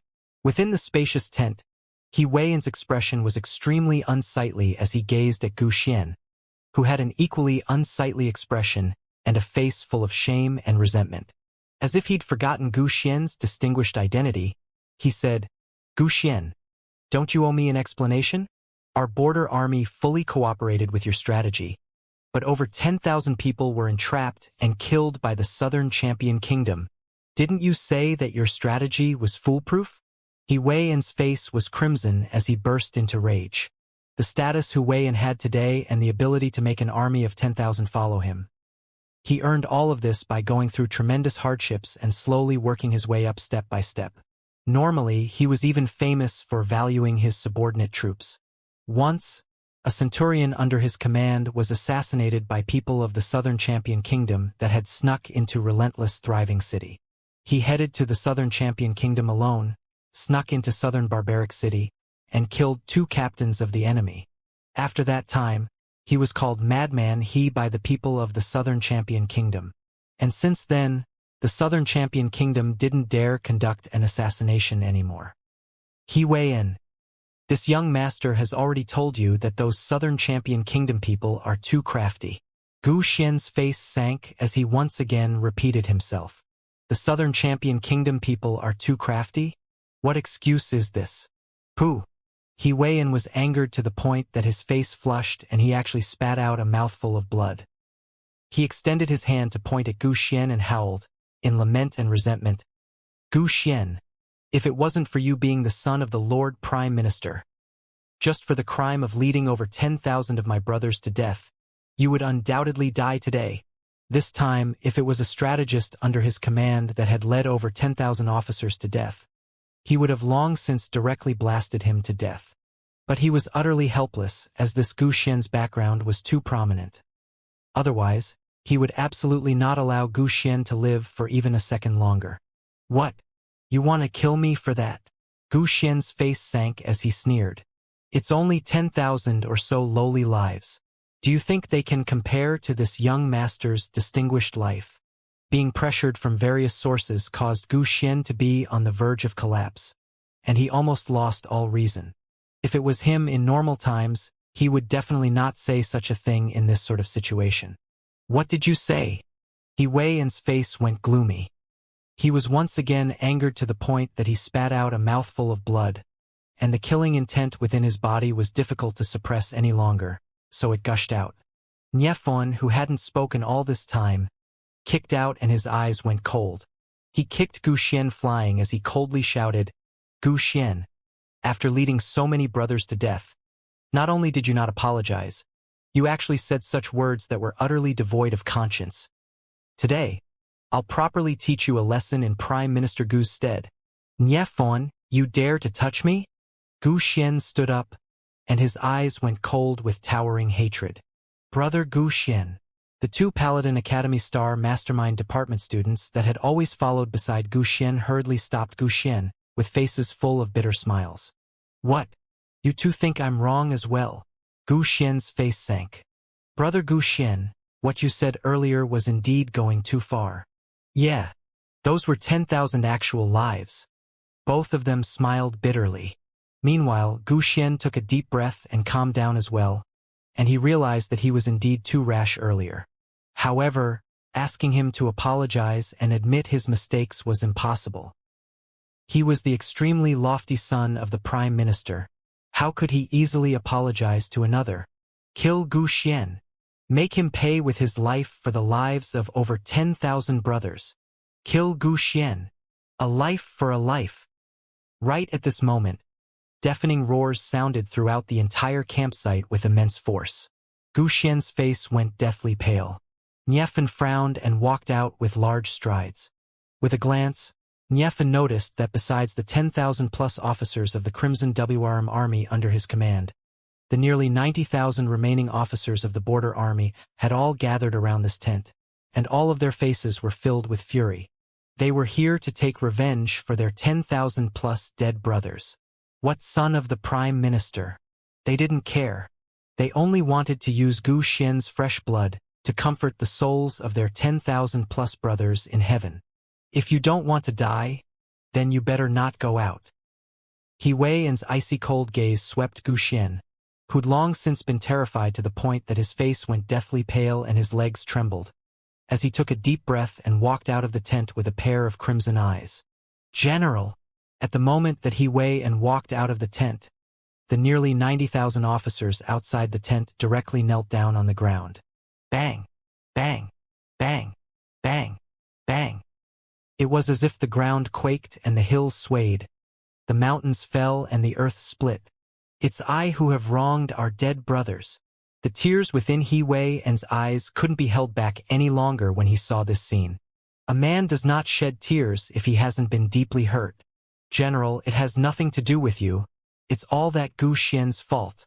Exactly. If it wasn't for him asking our brothers to go deep into the enemy forces, those brothers of ours wouldn't have died. He sent our brothers to their deaths. We suspect he's a spy from the Southern Champion Kingdom. Kill him. Kill him. Public sentiment was roused within the crowd of officers from the border army. Gu Xian had incurred public wrath. Duan Ling Tian, Xiao Yu, and Xiao Sun were startled when they walked out of their tent.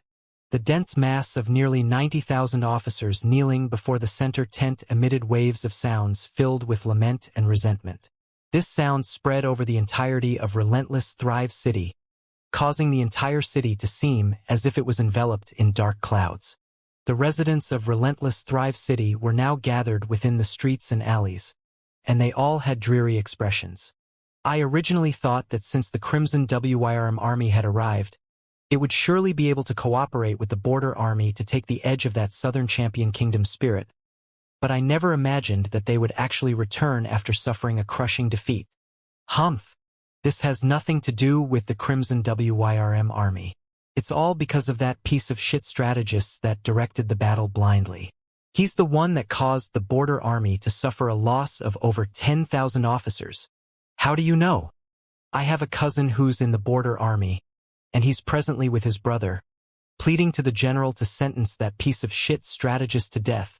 A single strategist led over 10,000 officers to their death? He deserves death, of course. Why do they still need to plead? The identity of that strategist isn't simple. He's the son of our Crimson Sky Kingdom's Prime Minister, and his name is Gu Xian. Everywhere within Relentless Thriving City, similar discussions spread. For a time, the public sentiment was aroused in the outside as well. Hu Wei stood before the center tent. His manly eyes were filled with tears as he looked at the nearly 90,000 officers, and he had a face full of sadness. However, he was at a loss for words for a moment. General, if you're worried that Gu Xian is the son of the Prime Minister, we can do it ourselves. We aren't afraid. Yes, we aren't afraid. General, injury and death is unavoidable when armies go to battle.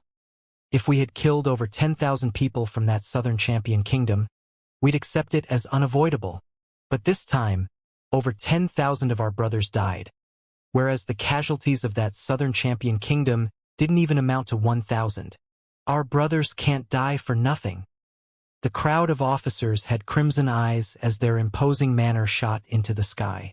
Over 10,000 officers from our own side died, but not even 1,000 of the enemy officers died? Duan Ling Tian frowned. Although he'd expected that Gu Xian's strategy wouldn't work, he never imagined it would fail so miserably. He understood in his heart that even if this Gu Xian was able to live past today, he'd probably be condemned to everlasting shame, let alone inherit the position of Prime Minister. Xiao Yu and Xiao Sun were stunned as well. They only knew that over 10,000 officers of the Crimson Sky Kingdom had died, but they didn't know the specific losses of the enemy. Now that they heard of the enemy's losses, they were speechless for a moment. Over 10,000 officers died for not even 1,000 enemy officers' lives? Xiao Sun and Xiao Yu glanced at each other. They could see the rage within each other's eyes. This Gu Xian deserves to die. Xiao Sun's face sank.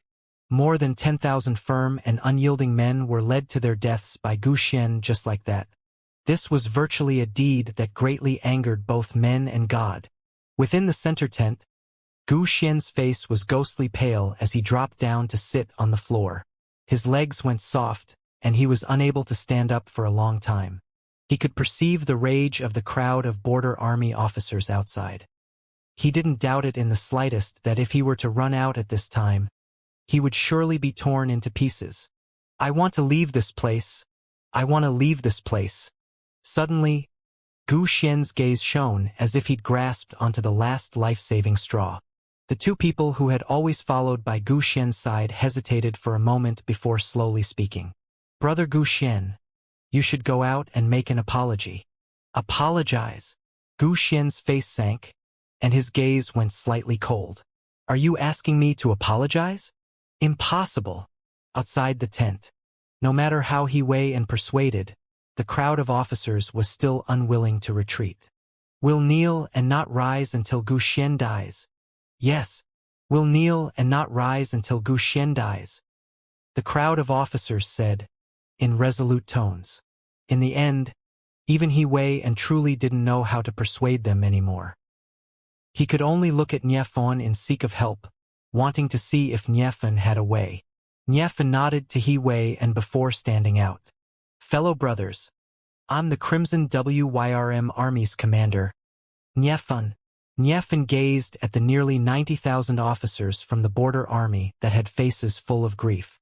In general, he equally grieved the death of the over 10,000 brothers that have died in the battle. But the dead can never return. So why make things difficult for General He? I assure all of you, as long as you stand up and return, we will drive Gu Xian out of relentless thriving city and make him scram back to the imperial city. Besides that, in at most 3 days, we will once again dispatch our soldiers and take revenge for our 10,000 dead brothers. Niefan's voice was firm and resounding. Seeing that the crowd of border army officers seemed to be completely indifferent to what he said, Niefan continued, I know that all of you doubt my promise, but what happened yesterday was something all of you saw with your own 2 eyes. Do all of you know why I was able to notice the change in situation promptly yesterday, and was able to lead my 10,000 brothers from the Crimson WRM army to cover everyone's retreat? What Niefan said caused the gazes of all the border army officers that were present to abruptly shine. Niefan continued, Actually, this wasn't because I was able to predict ahead. It was because a Paladin Academy Star Mastermind Department student had warned me before I went out to battle. He told me that if I noticed certain situations, then I must resolutely retreat. General Nie, didn't all the Paladin Academy Star Mastermind Department students participate in the scheming for the warfare tactics this time? Since he knew of the presence of the flaws beforehand, why didn't he speak out promptly and avoid this disaster? One of the strategists that stood behind He Wei and frowned and was slightly furious. He wasn't within the tent at that time, nor did he participate in the scheming. Niefan looked at the strategist with a calm gaze as he spoke. Could it be? He Wei and seemed to recall something, and his pupils constricted. He still wasn't quite able to believe it. If it really was so, then he couldn't absolve himself from the blame. Duanling Tian was standing in the distance when he heard what Niefan said and noticed Niefan looking at him. He knew that Niefan was surely planning on selling him out. Duanling Tian shook his head and brought along Xiao Yu and Xiao Sun, who had bewildered expressions, as he walked out in large strides to stand beside Niefan. It's you all. The faces of the 2 strategists behind He Wei and went pale, and their eyes emitted disbelief. Could it be that the Star Mastermind Department students that warned Commander Nie were these 3 Grade 1 students? The Grade 1 students that were given the cold shoulder and driven out by them? Their faces become slightly unsightly. The one beside me is the peerless genius whose name has been spread and gave rise to much discussion within the Crimson Sky Kingdom, Duanling Tian. Others only know that Brother Ling Tian's natural talent in the martial Tao is supreme. However, they don't know that he has an extremely deep understanding of warfare tactics. Before I went out to battle, it was he who told me to be wary of 2 types of situations. He said that if one of the 2 situations were to appear, then I must retreat at the first possible moment. At the beginning, even I felt that those two situations were an exaggeration. It wasn't until one of them really appeared that I realized that his judgment that day wasn't wrong. Thus, I decided at that exact moment to bring along the Crimson WRM army to cover all of you in retreat. Otherwise, your losses wouldn't have been only 10,000 brothers, it might have even been 30,000, 40,000, or even 50,000. Niefen's loud voice was extremely influential. General Nie, we're all grateful to you for saving us. However, I don't quite understand what you said. Since this little brother is a Star Mastermind Department student as well, and since he noticed the flaws within the tactics Gu Xian formulated, why did we all still conduct our attack in accordance with Gu Xian's tactics? A colonel of the border army that was kneeling at the front asked the question that was in hearts of nearly everyone present. Duan Ling Tian's brows knitted and he stood up. This is something I can tell you. For a moment, everyone's gazes descended onto Duan Ling Tian. Duan Ling Tian's tone was calm. It was as if he was recounting a matter completely unrelated to him. That day, I and the two others behind me originally participated in the scheming of tactics against the southern barbaric city. However, later on, Gu Xian said that we would only get in the way and would be of no use, and he was confident he could breach southern barbaric city without us. At that time, your General He's mind was deluded by what Gu Xian said, and he felt that we were young. We were only grade 1 students of the Paladin Academy's Star Mastermind Department, so he drove us out. Later, even though I'd noticed the flaws within Gu Xian's tactics, that flaw was something that was difficult to convince someone of if it didn't go through an actual battle. Moreover, with our status at the time, even if we had said something, no one would have believed us. Duan Ling Tian slowly said. I can bear witness to this. Niefen added. At that time, even I didn't quite believe the so-called flaws that Brother Ling Tian spoke of. Otherwise, I would absolutely not have allowed the 10,000 brothers of my Crimson WRM army take the risk. What Duan Ling Tian said caused the crowd of soldiers to accumulate flames of fury within their hearts that could flood the sky. And what Niefen said seemed like a fuse that lit their fury ablaze, causing them to completely explode out. It's that Gu Xian again. He lacks ability but is jealous of talent. He pushed aside this Brother Ling Tian that possesses both courage and wisdom. For a moment, the crowd of border army officers all spoke out in grief and resentment. Pudong. Suddenly, the scene went deathly silent, and all that remained was the abrupt sound of kneeling. It was He Wei and who'd knelt before the crowd of officers with a flushed face. Brother, this incident happened because of my lack of careful consideration. It's all the fault of He Wei and General He. There's no need to be like this.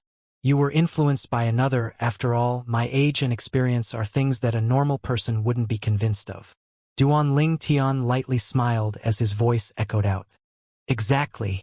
What Brother Ling Tian said is right. This incident has nothing to do with General He. It has nothing to do with General He. The crowd of officers all spoke out in loud voices. Hu Weiyan's eyes emitted a trace of gratitude and guilt when he noticed Duan Ling Tian speaking out for him. Duan Ling Tian. Within the tent, Gu Xian gnashed his teeth with a face full of hatred. Wouldn't Duan Ling Tian speaking like this push all the responsibility onto him? Although, he had to admit that it was indeed his responsibility. In next to no time, Duan Ling Tian's voice once again entered the tent, and it caused Gu Xian's eyes to shine. Everyone, I understand your thoughts of wishing for nothing more than to kill Gu Xian, but I still hope that all of you can calm down and think for the sake of General He. That Gu Xian is the son of the Lord Prime Minister after all, and his status is distinguished. If he were to die in relentless thriving city, all of you might be fine, but General He would surely be affected. I trust that none of you want anything to happen to your general, right? Duan Ling Tian's gaze descended onto the crowd of officers before him. Instantly, the scene went deathly silent, as the nearly 90,000 officers had all fallen silent.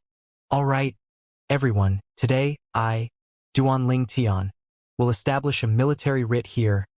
3 days from now, we will surely breach southern barbaric city and storm the enemy's city to take revenge for the 10,000+ dead brothers. In next to no time, Duan Ling Tian's voice became slightly louder, and his imposing manner pierced into the sky. What Duan Ling Tian said caused the nearly 90,000 officers' eyes to shine.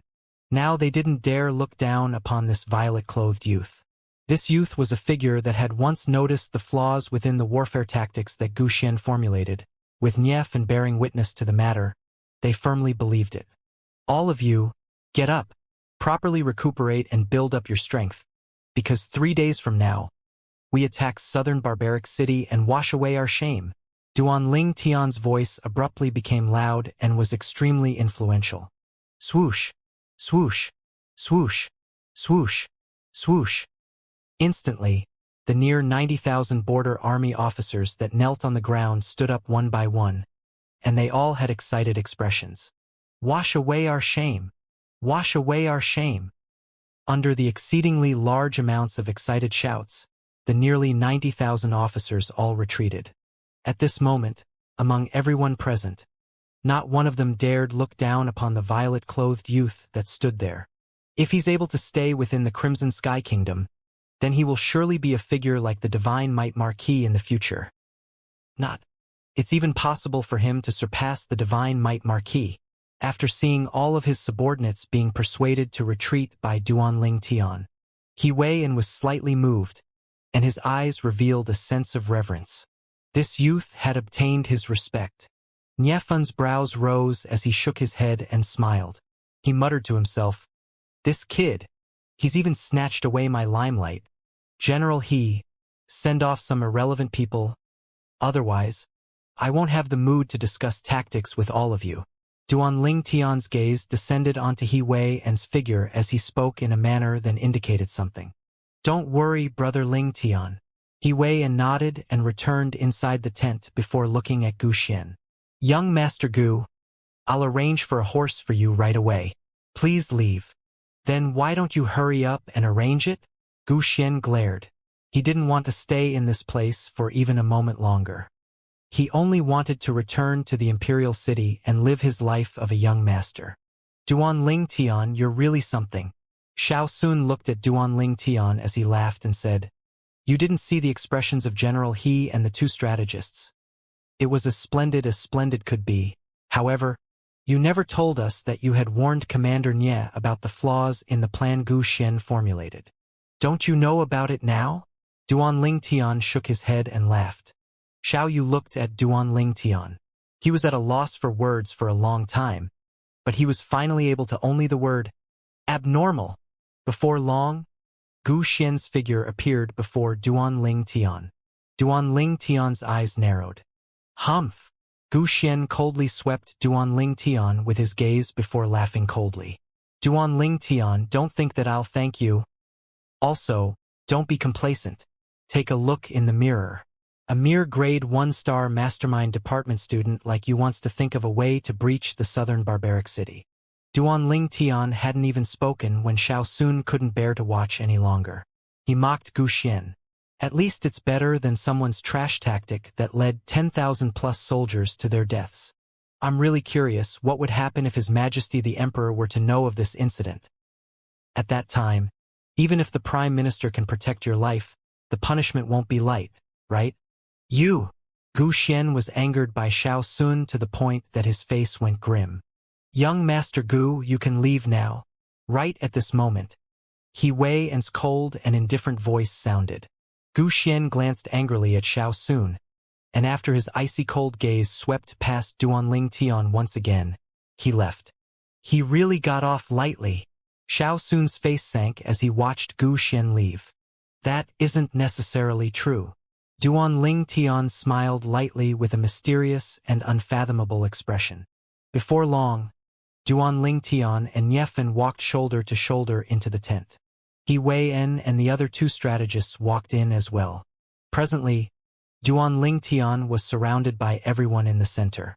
He was like a bright moon surrounded by the stars. "Brother Ling Tian, I apologize for the incident the other time." He Wei-En looked at Duan Ling Tian with a sincere expression. "General He, there's no need for this. I've already said that you became prejudiced because of the interference of someone. Combined with my age, it's extremely difficult to convince someone. Duan Ling Tian shook his head with a face full of disregard. Brother Ling Tian has such a bearing at this age. You will surely be a figure with unrivaled talent in the future, He Weiyan said, in admiration. General He, you don't have to be courteous with me. Let's get down to business. Duan Ling Tian's gaze quickly descended onto southern barbaric city's outer layout model before him. In an instant, Duan Ling Tian's eyes flickered with a sheen of wisdom, and he pointed to various points on the model as he slowly spoke with an imposing manner that seemed as if he could guide the kingdom to victory. The strategies of removing the firewood from under the pot, sneaking along an unknown path of the 36 stratagems, and the strategy of to borrow arrows with thatched boats from the romance of the three kingdoms that were passed down since ancient times in his previous life within the Earth's nation of Hua, were recounted in detail by Duan Ling Tian, and they were used ingeniously by him. Before long, everyone present was immersed with the tactic that Duan Ling Tian formulated. After a long time, extraordinary, truly extraordinary, especially this strategy of to borrow arrows with thatched boats. It will fully utilize that wide moat outside the southern barbaric city. Our bows and arrows weren't many to begin with, so if we were to use bows and arrows to forcefully attack, we would only be able to sustain it for a little while. But now it's different. We can completely forcibly take possession of their arrows and use them against them. He Weiyan had been in the army for many years and had rich experience. His keen sense of smell told him that with these two strategies combined, as long as they were to grasp the right timing, they'd surely be able to breach southern barbaric city. The other two strategists reacted as well, and they looked at Duan Ling Tian as they bowed in respect. Brother Ling Tian is a genius. Nye Fei glanced deeply at Duan Ling Tian, as the shock within his heart wasn't any lesser than He Weiyan and the two strategists. Although he'd seen Duan Ling Tian's strategy of crossing the river while deceiving the heavens, never had he imagined that Duan Ling Tian would still be able to produce so many extraordinary strategies. Moreover, the three extraordinary strategies that Duan Ling Tian spoke of now were even closely linked together, including Xiao Yu and Xiao Sun. All the star mastermind students looked at the violet-clothed youth before them in disbelief. Now they even wished for nothing more than to break open the youth's brain and see what actually was kept within. Even the two students who originally followed Gu Xian and were hostile towards Duan Ling Tian glanced at each other and were able to see the admiration within each other's eyes. The tactics that were formulated today are only a broad outline, and once we're at the battlefield, everything must be adjusted according to the changing circumstances. Duan Ling Tian wasn't surprised when he looked at the shock on the faces of everyone. The 36 stratagems was a treasure that the ancestors of the nation of Hua had passed down, and if it were to be used properly, one would never lose a battle. I believe that with Brother Ling Tian directing the battle, we'll surely be able to achieve a complete victory. A smile appeared on He Weiyan's face, and his gaze seemed to be slightly excited, because he could finally take revenge for the 10,000-plus subordinate brothers that had passed. Then we'll depart 3 days from now. Our Crimson WIRM army will be responsible for the sneak attack. Your border army will be responsible for the frontal assault. Nye Fei nodded as he put down the final decision. In next to no time, everyone left in succession. 3 days later, they would attack the southern barbaric city and wash away their shame. When they just returned to the tent, Xiao Sun looked at Duan Ling Tian as he asked, Duan Ling Tian, what the heck is inside your head? Removing the firewood from under the pot, sneaking along an unknown path, and to borrow arrows with thatched boats. All of these strategies are things I've never even heard of before. How did you think of them? Besides that, when Gu Xian left, what did you mean when you said it's not necessarily true? Duan Ling Tian shrugged. Xiao Sun, how do you expect me to answer when you ask so much? I'm too lazy to deal with you. You'll naturally know when the time comes. Xiao Sun smiled bitterly. Xiao Yu, however, seemed to have known that this would be the result. Thus he didn't speak a word.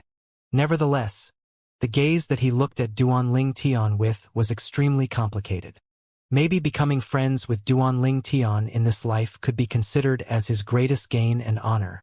Outside relentless thriving city, a steed darted on. A young man in a slightly sorry state unceasingly clamped onto the horse's girth with his legs, and the horse whip in his hand never stopped as he unceasingly urged the horse below him, ceaselessly increasing his speed. After he dashed out a few miles, the young man noticed that the speed of the horse beneath him had slowed down. And before long, the horse directly fell onto the ground and started foaming at the mouth before losing all signs of life. Obviously, it had been poisoned to death. The young man's face went pale, as he vaguely perceived that there was something strange about this matter. Right at this moment. Go! Go! 10 large horses darted over and surrounded the young man in the middle within the blink of an eye. Atop the 10 horses were 10 middle-aged men in casual clothes, and they were currently staring at the young man with cold and indifferent gazes as their eyes flickered with bloodthirsty killing intent. You all? I know you, you're a captain from the border army. You're a captain as well. The young man felt like these people looked familiar at the beginning, and before long, he'd recalled who they were. These people had respectfully listened to his commands on the battlefield yesterday when he commanded the army to charge at southern Barbaric City. Young Master Gu, when you go to hell, remember to apologize to those 10,000+ brothers of mine that have died. One of the captains that was identified directed his icy cold gaze onto the youth as if he was looking at a dead man. You all? How dare you all? I'm the son of the Prime Minister, and all of you dare to touch me. The young man was precisely Gu Xian. Never had he imagined that after fleeing relentless thriving city, he would actually encounter a border army officer with the intention to kill him. His expression was extremely unsightly. The son of the Prime Minister? The other captain sneered. If you weren't the Prime Minister's son, do you think that you could have walked out of our campsite? If it wasn't for us being worried about implicating the general, do you think we would be so kind as to let you leave? Those were the lives of 10,000 people. As he finished speaking, the captain was slightly hysterical. You can't kill me? Can't kill me. If you don't kill me, I'll give you anything you want. Wealth and rank, groups of beauties. I can give all of you anything that you want. Gu Xian was afraid. He was truly afraid. In his entire life, it was the first time that dread and despair arose within his heart. Do you think that anything you can give us is able to make up for the lives of the 10,000+ brothers of mine? Another captain spoke out with a cold and indifferent voice, and a dense killing intent was even emitted from him. If anything were to happen to me, aren't all of you afraid that my father will look for trouble with your border army? Seeing that the 10 captains were completely unmoved, Gu Xian's face sank. Since his soft methods of persuasion didn't work, he tried the direct method of threats. Instantly, all the captains looked at each other before being unable to hold back their laughter. Young Master Gu, everyone knows that our general has allowed you to leave, and you've left relentless thriving city. Do you think that if you were to die outside, this incident would implicate our general? Everyone would only think that you encountered bandits on your journey and lost both your life and money. So young Master Gu doesn't have to be worried about our general. The captains mocked him one after the other in succession, causing Gu Xian's expression to become even more unsightly as time passed. He naturally knew that what these people said were true, and now he regretted it. He shouldn't have left the border army's campsite. Even if he were to be utterly shameless, he still should have dragged out his stay at the border army's campsite and waited for the Crimson WRM army to return together with them. At the very least, he would be able to keep his life. No, don't kill me. Gu Xian's face went deathly pale, and his eyes revealed deep dread. But unfortunately, no matter how he begged for mercy, he still couldn't escape his fate of death under the hands of the 10 extremely enraged captains in the end. Even though he was a third-level Origin Corps martial artist, before 10 border army captains that were fierce as tigers and wolves, he was still too weak to fight them. Unsurprisingly, Gu Xian was killed and his corpse buried in the wilderness, and it might not ever be found. Deep into the night, at an inconspicuous corner of relentless thriving city's border army campsite, Duanling Tian smiled lightly as he said, "That was really quick of them." Presently, there were 2 people standing before Duanling Tian, Zhang Qian and Zhao Gang. Duanling Tian had only just heard of the matter of Gu Xian being killed from Zhang Qian and Zhao Gang. Maybe even those 10 border army captain never imagined that everything they'd done was seen by Zhang Qian and Zhao Gang. Humph! That Gu Xian's death isn't worth any pity.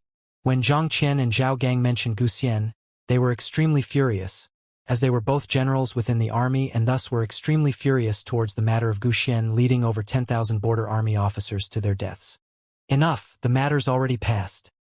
You two can wait to watch the show 3 days from now. A sense of confidence appeared on Duanling Tian's face. 3 days later, Relentless Thriving City once again sent out their army to head towards the Southern Champion Kingdom to attack Southern Barbaric City. Within the border army, more than half their numbers were occupied by foot soldiers. Thus, the combined army of the Crimson WIRM Army and the Border Army, which formed a huge army of 100,000, required spending an entire day's worth of time to head to the southern barbaric city. Duanling Tian galloped his horse forward with Niefon and He Wei En as they galloped at the front of the army. They left early in the morning, and as the sun set west, the huge army of 100,000 arrived outside the Crosscut Mountain Range. The faraway Crosscut Mountain Range attracted Duanling Tian's attention. This Crosscut Mountain Range seemed like it was forcefully split open by an almighty figure who exerted peerless strength. Brother Ling Tian, across this Crosscut Mountain Range is Southern Barbaric City. Tonight, we'll rest at the other side of the Crosscut Mountain Range. He Wei En reminded. Duanling Tian nodded, and his gaze never left the Crosscut Mountain Range. What? Brother Ling Tian is interested in this Crosscut Mountain Range. He Wei En asked with a smile. I feel that the ravine in the middle of the mountain range doesn't seem to have been formed naturally. Duanling Tian lightly smiled. Brother Ling Tian, there's a legend within our northwest border. In the legend, a long time ago, there were once 2 experts that descended here, and they carried out a great battle that shook the heavens and earth. In the end, one of the experts struck out with merely one swing of his saber to cleave this mountain range into 2. And the ravine at the center of the Crosscut Mountain Range, or in other words, this path, was precisely opened up by that expert with a swing of his saber. He Wei En slowly said. Duanling Tian nodded. This legend in all likelihood was real. Moreover, the strength of that expert wasn't low. It's been an unknown amount of years since that expert did this. That expert's probably already turned into a pile of dirt by now, Duanling Tian said inwardly. On the Cloud Continent, even an existence as formidable as a martial emperor, although possessing a very long lifespan, still had an end. After walking past the ravine in the center of the mountain range, the huge army of 100,000 arrived at the other side of the Crosscut Mountain Range, and now the sky slowly dimmed down. The huge army of 100,000 started constructing tents one by one on the spot. Night descended onto the lands. Duanling Tian, sleep early. We still have to attack Southern Barbaric City tomorrow morning, Xiao Sun said to Duanling Tian, before returning to the tent and lying down to rest. Xiao Yu followed him into the tent as well. They were both slightly anticipating tomorrow's battle. Duanling Tian, however, didn't feel sleepy. Their tent was near the side of the Crosscut Mountain Range, and currently, Duanling Tian's gaze was directed at a nearby boulder. Atop the boulder was a puddle of liquid. The liquid was vermilion red in color, and this was its pure color. This? Duanling Tian walked over before touching a strand of the liquid and putting it close to his nose to smell it. It's wine. Instantly, Duanling Tian noticed that the smell of the wine entered his nose and actually caused the origin energy within his body to roil. This isn't any ordinary wine. Duanling Tian's pupils constricted, and he started searching through the lifetime's worth of memories of the rebirth martial emperor for related records. Within the Cloud Continent, wines that could affect origin enemy weren't too many, especially this type of wine that appeared in a remote forest on the mountains. In the end, Duanling Tian set his sights on a type of wine, monkey wine. Monkey wine is ordinarily produced by the fierce beast stone monkey, and it's brewed by the stone monkeys from precious materials they'd gathered. It was extremely beneficial to the cultivation of any martial artist below the void stage. Even within the 2 lifetimes that the rebirth martial emperor experienced, He'd only encountered stone monkeys in 5 places, and he seized some monkey wine from them all 5 times. Moreover, at that time his cultivation was already above the void stage, and he'd only seized the monkey wine from the stone monkeys to savor it. Looks like it's very likely there are stone monkeys within this crosscut mountain range. Duan Ling Tian's eyes shone as he silently flashed out and searched forward. He noticed some sparse traces of monkey wine. He guessed that there were stone monkeys that came here to drink monkey wine.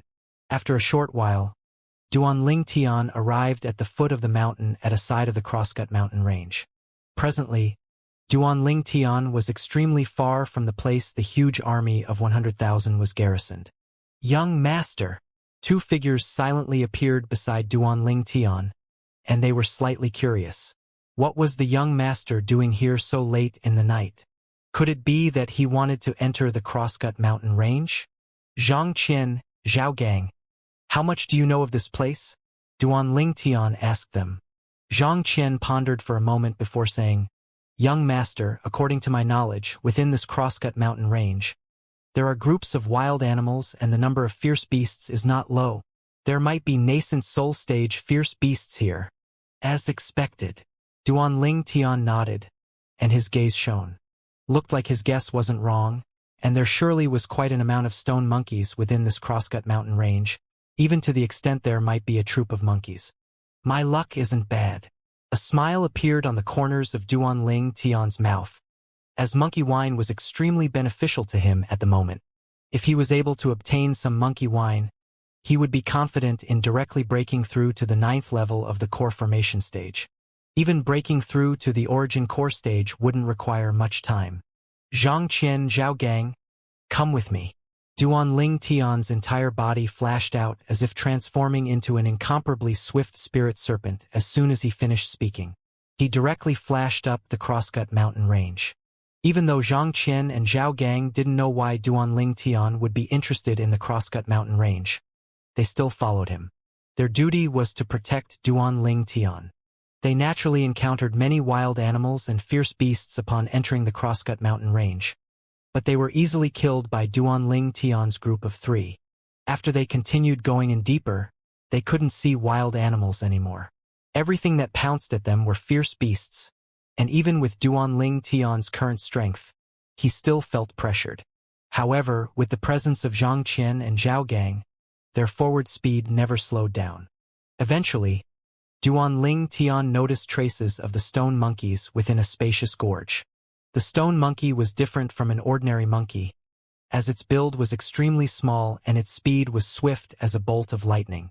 An adult stone monkey at least had a strength at the origin core stage, and some stronger stone monkeys were even comparable to nascent soul martial artists. That year, Rebirth Martial Emperor encountered a few troops of stone monkeys, and the Monkey King within 2 of those troops were existences that had stepped into the void prying stage and had already transformed into demon beasts. I will not be so misfortunate, right? Duan Ling Tian said inwardly. Presently, Duan Ling Tian was concealed atop a large tree at the entrance of the gorge. Zhang Qian and Zhao Gang followed beside Duan Ling Tian as well. Meanwhile, the 2 of them noticed the whereabouts of the stone monkeys and had bewildered expressions. Young master, what monkeys are these? Why do I feel their sizes are much smaller than ordinary monkeys? Stone monkeys, Duan Ling Tian said. What? Stone monkeys? Zhang Qian and Zhao Gang's pupils constricted when they heard what Duan Ling Tian said. Although they'd never seen a stone monkey before, they'd heard many rumors related to the stone monkeys. The stone monkeys were formidable fierce beasts, and most importantly, they knew how to brew a type of spirit wine called monkey wine.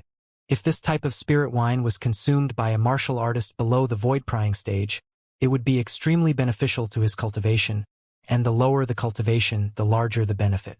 Such as martial artist at the core formation stage, he would very likely directly break through 1 or 2 levels after consuming the monkey wine. Never had I imagined that there were actually stone monkeys existing within the crosscut mountain range. Moreover, they're so well concealed. Zhang Qian and Zhao Gang's gazes shone as thoughts regarding the monkey wine arose within their minds. Don't be careless. Based on my current observation, there's a troop of stone monkeys within this gorge. and there might even be a monkey king amongst them. Duanling Tian's face was serious, as he wasn't so optimistic like Zhang Qian and Zhao Gang. Monkey king. Obviously, Zhang Qian and Zhao Gang didn't know much about the stone monkeys. A monkey king might be a fierce beast, but it also might be a demon beast.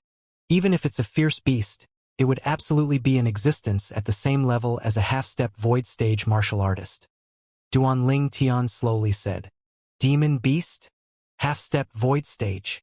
Zhang Qian and Zhao Gang's pupils constricted when they heard what Duanling Tian said, and their faces were filled with astonishment.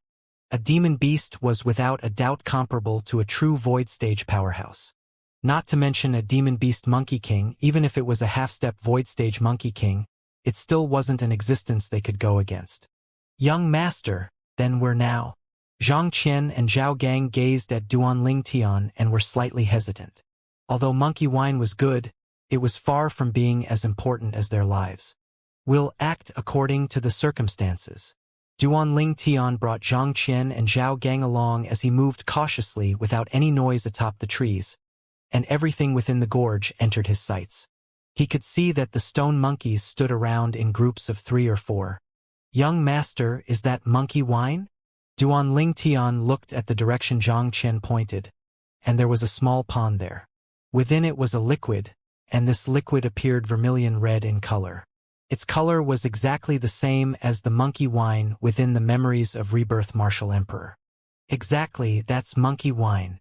Duanling Tian nodded. Let's think of a way to steal some monkey wine now. Zhang Qian and Zhao Gang nodded, as they were extremely interested in the monkey wine as well. How about this? You two draw away the surrounding stone monkeys, and I'll take advantage of the opportunity to gather some monkey wine. How about it? Duanling Tian looked at Zhang Qian and Zhao Gang, and noticed they were slightly hesitant, and instantly derided. Do you two actually think I would cause harm to you? The strongest stone monkey amongst them is inferior to you two. As long as you two draw them away at the first possible moment, I'll be able to gather the monkey wine. Young master, you're able to discern their strength? Zhang Qian stared wide-eyed. He had a face full of astonishment, as he suddenly felt that this young master was really capable of doing anything. The strength of the stone monkey can be judged according to the color of their fur. Look, those 3 stone monkeys have dark yellow-colored fur. That means they're still juvenile stone monkeys with strength at the origin core stage and belong to the youngest age within these stone monkeys. Those stone monkeys with yellow fur are all matured stone monkeys, and the strongest amongst them are at most at the 6th level of the nascent soul stage. As for stone monkeys at the 7th level of the nascent soul stage or above, the fur on their bodies are closer to a dark gold color. But there aren't any of those here. My guess is that the stone monkeys with a higher strength ought to be inside the monkey cave. Duanling Tian looked at the stone monkeys within the gorge as he spoke with extreme familiarity. Young master, you even know this? Zhang Qian and Zhao Gang were both surprised, before asking, where's the monkey cave? Behind the bushes over there. Can you see it? Duanling Tian pointed towards the faraway side of the gorge, and there was precisely a cave enveloped by the bushes there. One wouldn't be able to notice if they didn't look closely. Zhang Qian and Zhao Gang looked at each other and took a deep breath as they said to Duanling Tian, Young master, then we'll be going. Go. Remember, don't injure them no matter what, or else the consequences are unimaginable. Duanling Tian nodded, but he was slightly perturbed in his heart. Take a chance. I hope there's no monkey king here. Even if there's a monkey king, I hope it isn't a demon beast. If it's a demon beast, then even if I've gathered the monkey wine, I won't be able to escape. Wealth is sought from danger. Duanling Tian was taking a chance now. Rebirth Martial Emperor had encountered troops of stone monkeys on many occasions and had only encountered a demon beast monkey king twice. He didn't believe that his luck was so good. Whoosh! Whoosh! Zhang Qian and Zhao Gang made a noise in acknowledgement before their figures flashed out and appeared before the troop of stone monkeys, alarming all the stone monkeys within the gorge. The groups of stone monkeys obviously didn't imagine that a human would appear here, and they were stunned for a moment before pouncing towards Zhang Qian and Zhao Gang. Even the few stone monkeys that were standing guard beside the pool that contained the monkey wine had now chased after Zhang Qian and Zhao Gang. Now, seeing that the group of stone monkeys within the gorge had chased after Zhang Qian and Zhao Gang, Duanling Tian's eyes shone. Spirit Serpent Movement Technique. Duanling Tian exploded out with his entire strength, and 21 ancient mammoth silhouettes condensed into form above him. At that time, when he hadn't broken through to the 8th level of the core formation stage, Duanling Tian only possessed the strength of 19 ancient mammoths. Half a month ago, he'd broken through to the 8th level of the core formation stage, and in addition to that, he'd consumed the dragon blood pill to complete the tempering of his fleshly body, thus obtaining an extra strength of 2 ancient mammoths. His current strength even slightly surpassed a martial artist at the 1st level of the origin core stage. Seeing the pond that contained the monkey wine getting closer and closer, Duanling Tian's eyes shone. Presently, the cauldron had appeared within his hand, as it was the only container within his possession. Bang! Duanling Tian's figure descended onto the ground, and the location he descended upon was exactly beside the pond. However, just when Duanling Tian was prepared to use the cauldron to gather the monkey wine, an awe-inspiring gust of strong wind swept out at him and instantly arrived behind him. Duanling Tian's body froze. I can't be so misfortunate, right? The shining golden figure that flashed before him earlier caused traces of coldness to unconsciously arise within Duanling Tian's heart. When Duanling Tian turned around and looked through the bright moonlight, only now did he notice that a stone monkey, whose entire body was covered with golden fur, had appeared before his eyes. This stone monkey was many times larger than an ordinary stone monkey and was only slightly shorter than Duanling Tian. Presently, its golden eyes were staring at Duanling Tian and revealing traces of hostility. Demon Beast Monkey King. Duanling Tian's body was slightly stiff, as he'd never imagined that he would be so misfortunate, meeting a Demon Beast Monkey King on the first occasion he'd encountered stone monkeys. A Demon Beast Monkey King was in existence at the Void Prying stage. Moreover, Duanling Tian was able to discern from the characteristics of this Monkey King before him that this Monkey King wasn't in existence that had only just recently transformed into a demon beast. Its strength was at least at the 4th level of the Void Prying stage or above. Whoosh! Whoosh! Whoosh! Whoosh! Whoosh! Moreover, just at this moment, another group of stone monkeys flew out of the monkey cave and surrounded Duanling Tian in the middle. Among these stone monkeys, there were quite a few existences with dark gold-colored fur, and all these stone monkeys were existence at the 7th level of the nascent soul stage or above. The corners of Duanling Tian's mouth curled into a trace of a bitter smile. You really can't take chances on some things. As the group of stone monkeys surrounded Duanling Tian, they fiercely bared their fangs and brandished their claws. It seemed as if the Monkey King only had to give the order and they would pounce onto Duanling Tian and tear him to pieces. Duanling Tian took a deep breath and calmed himself, as he'd realized that if he wanted to live through this, then he could only persuade the Monkey King before him, as a demon beast possessed human feelings and was able to understand human speech. Respected Monkey King, I bear no ill intentions. Duanling Tian looked at the gold-furred Monkey King that was staring at him and tried to communicate with it. Roar! The gold-furred Monkey King roared in a low voice and pointed at the small pond of monkey wine that was beside Duanling Tian. It looked like he was angrily denouncing Duanling Tian as a thief. This, Monkey King. I only wanted to ask for some wine to drink and bear no ill intentions. I didn't injure any of your subjects. Duanling Tian thought of a plan as he explained himself. Duanling Tian felt a burst of bitterness in his heart. When had he ever spoken humbly like this? And it was even towards a monkey. However, when one is under the roof of another, one has no choice but to lower one's head. If he wanted to live, then he must converse deeply with this Monkey King and obtains its forgiveness.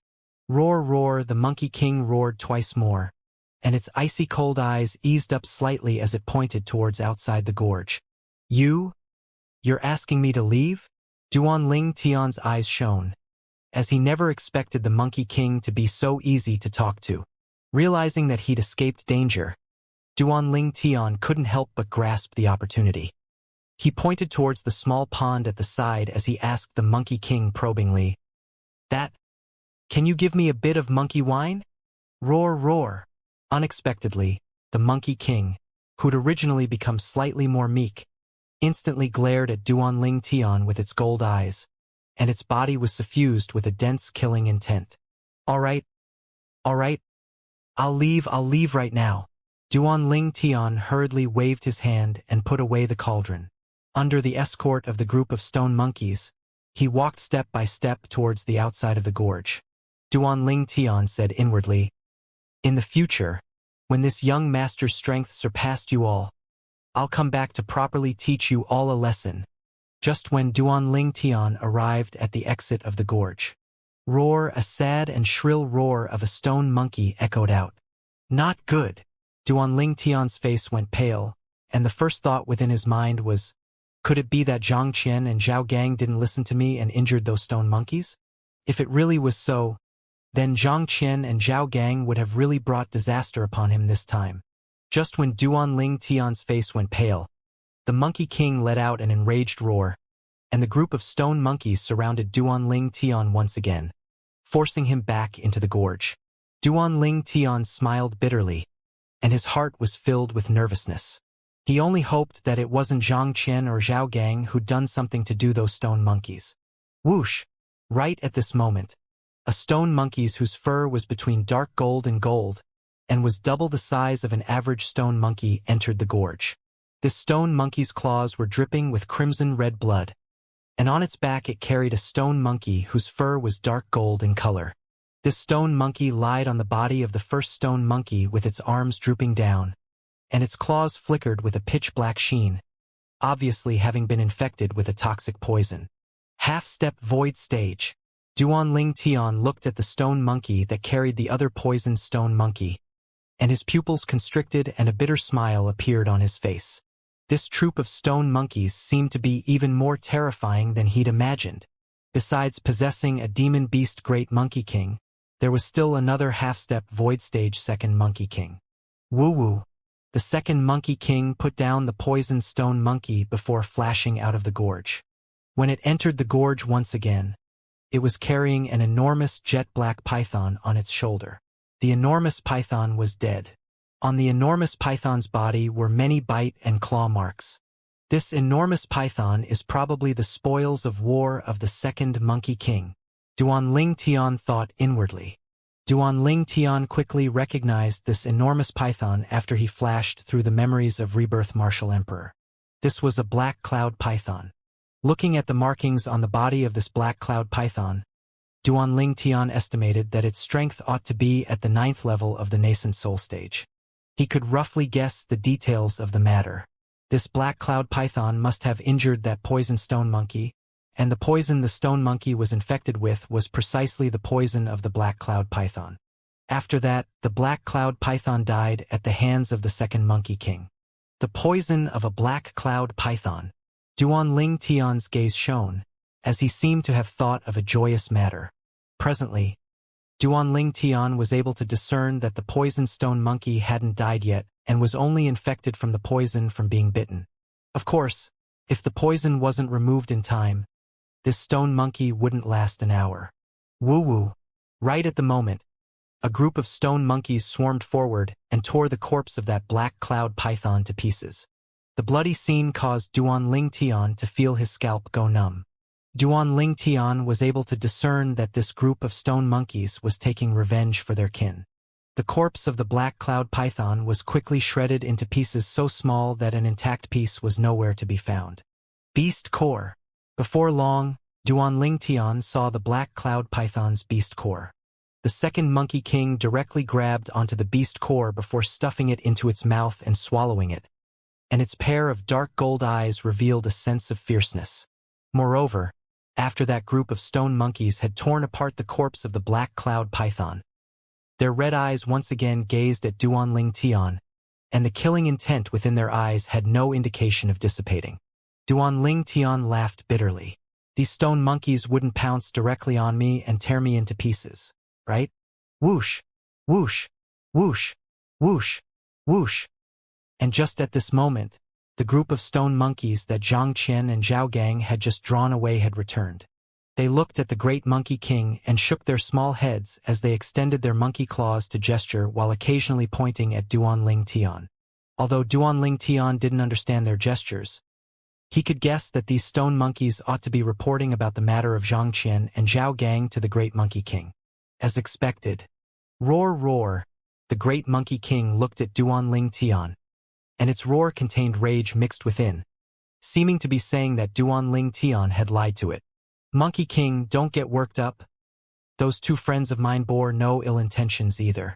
Since your subjects were unable to catch up to them, that would mean their strength is inferior to my two friends. If we bore ill intentions, they would have surely attacked your subjects. Duanling Tian extended his hand to make gestures as he said this to the great Monkey King. Roar roar, just when Duanling Tian noticed the great Monkey King's mood calm down and heaved a sigh of relief, the second Monkey King abruptly jumped out, and its dark gold eyes revealed icy coldness as it stared at Duanling Tian. Subsequently, it gestured towards the great Monkey King. The great Monkey King nodded. Then its gaze towards Duanling Tian becomes slightly colder. Not good. Duanling Tian's heart jerked, and he noticed an awe-inspiring killing intent arise from the second Monkey King's body before it directly pounced at him. I can save him. At the moment the second Monkey King pounced at him, Duanling Tian hurriedly released his trump card, extending his hand to point at the poisoned stone monkey. Roar! The great Monkey King roared in a low voice, and in practically the blink of an eye, it stood before Duanling Tian, blocking the attack of the second Monkey King. Duanling Tian could feel that the clothes on his back were completely drenched in sweat. Just now he was so close to death.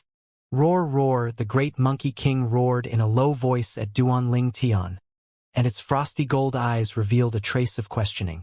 You don't have to doubt it. I'm an alchemist. Alchemist, understand.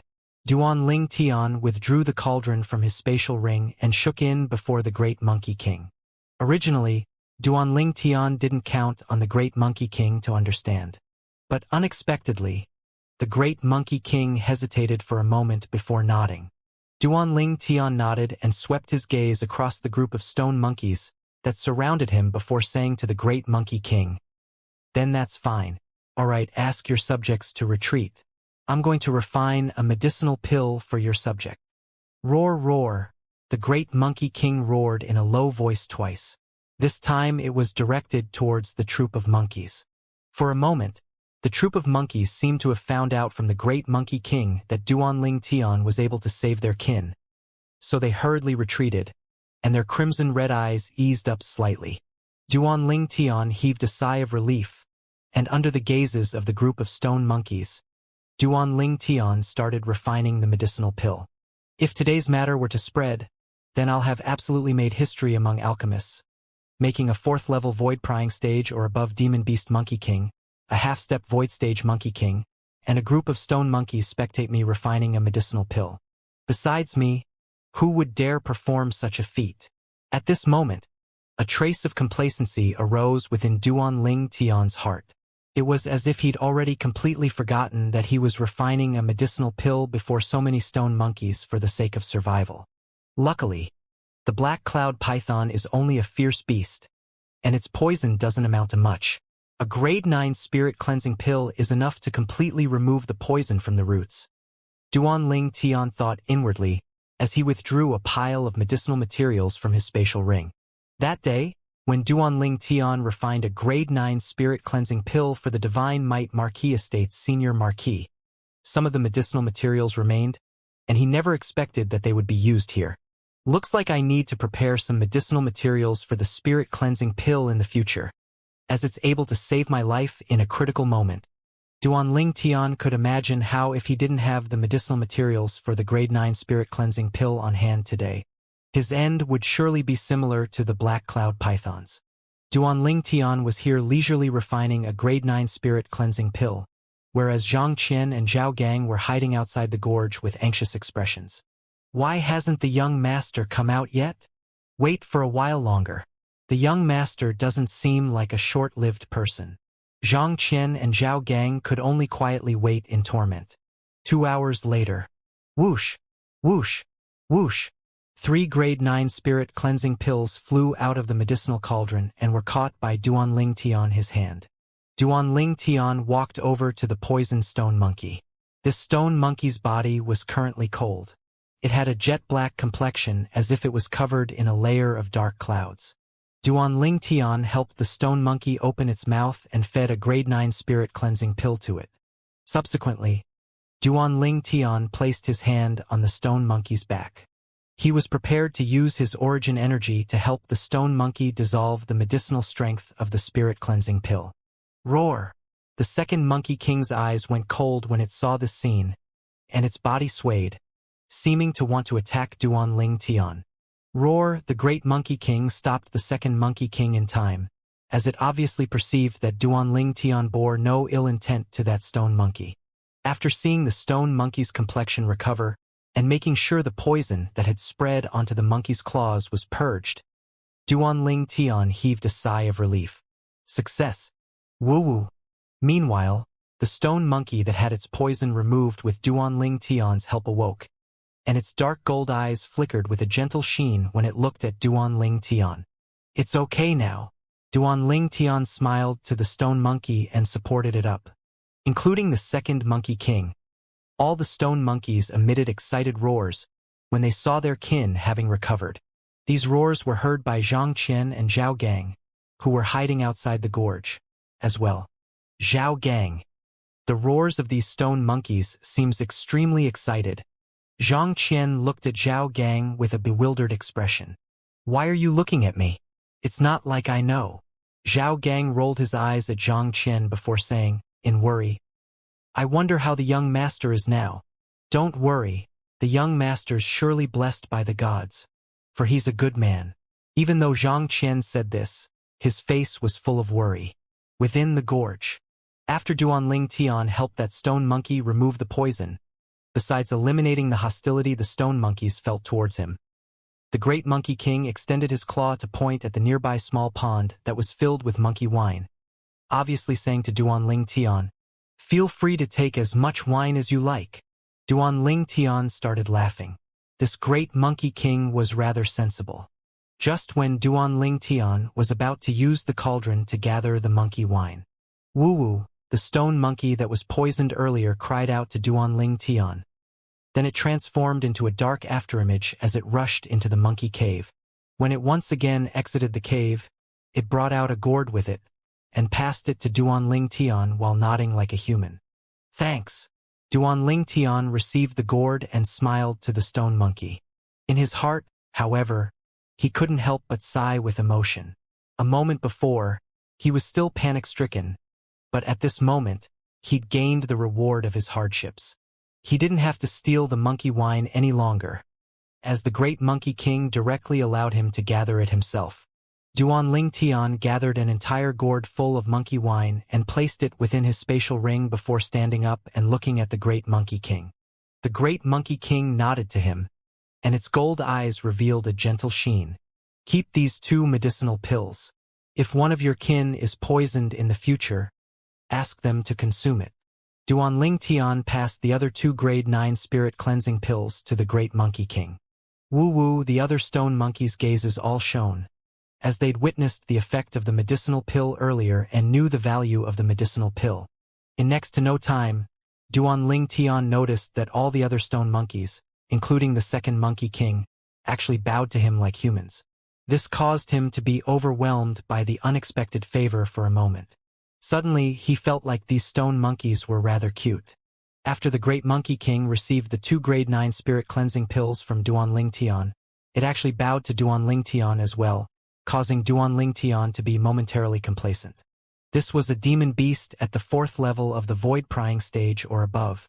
With my current relationship with the troop of stone monkeys, if I have an enemy in the future, would I be able to lure him in here and ask the Monkey King to help me kill him? Duanling Tian thought in his heart. But he knew that this was only a wild wish, as it was impossible for him to lure someone over a great distance to this crosscut mountain range. Thank you for your monkey wine. I'll be leaving now. I'll come visit all of you if I have the chance in the future. Under the gazes of all the stone monkeys, Duanling Tian waved his hand at them before walking out of the gorge. when he was just about to walk out of the gorge. Roar suddenly. The great Monkey King roared in a low voice. Duanling Tian's face went pale. This great Monkey King couldn't have regretted it and wants to return kindness with ingratitude. Right?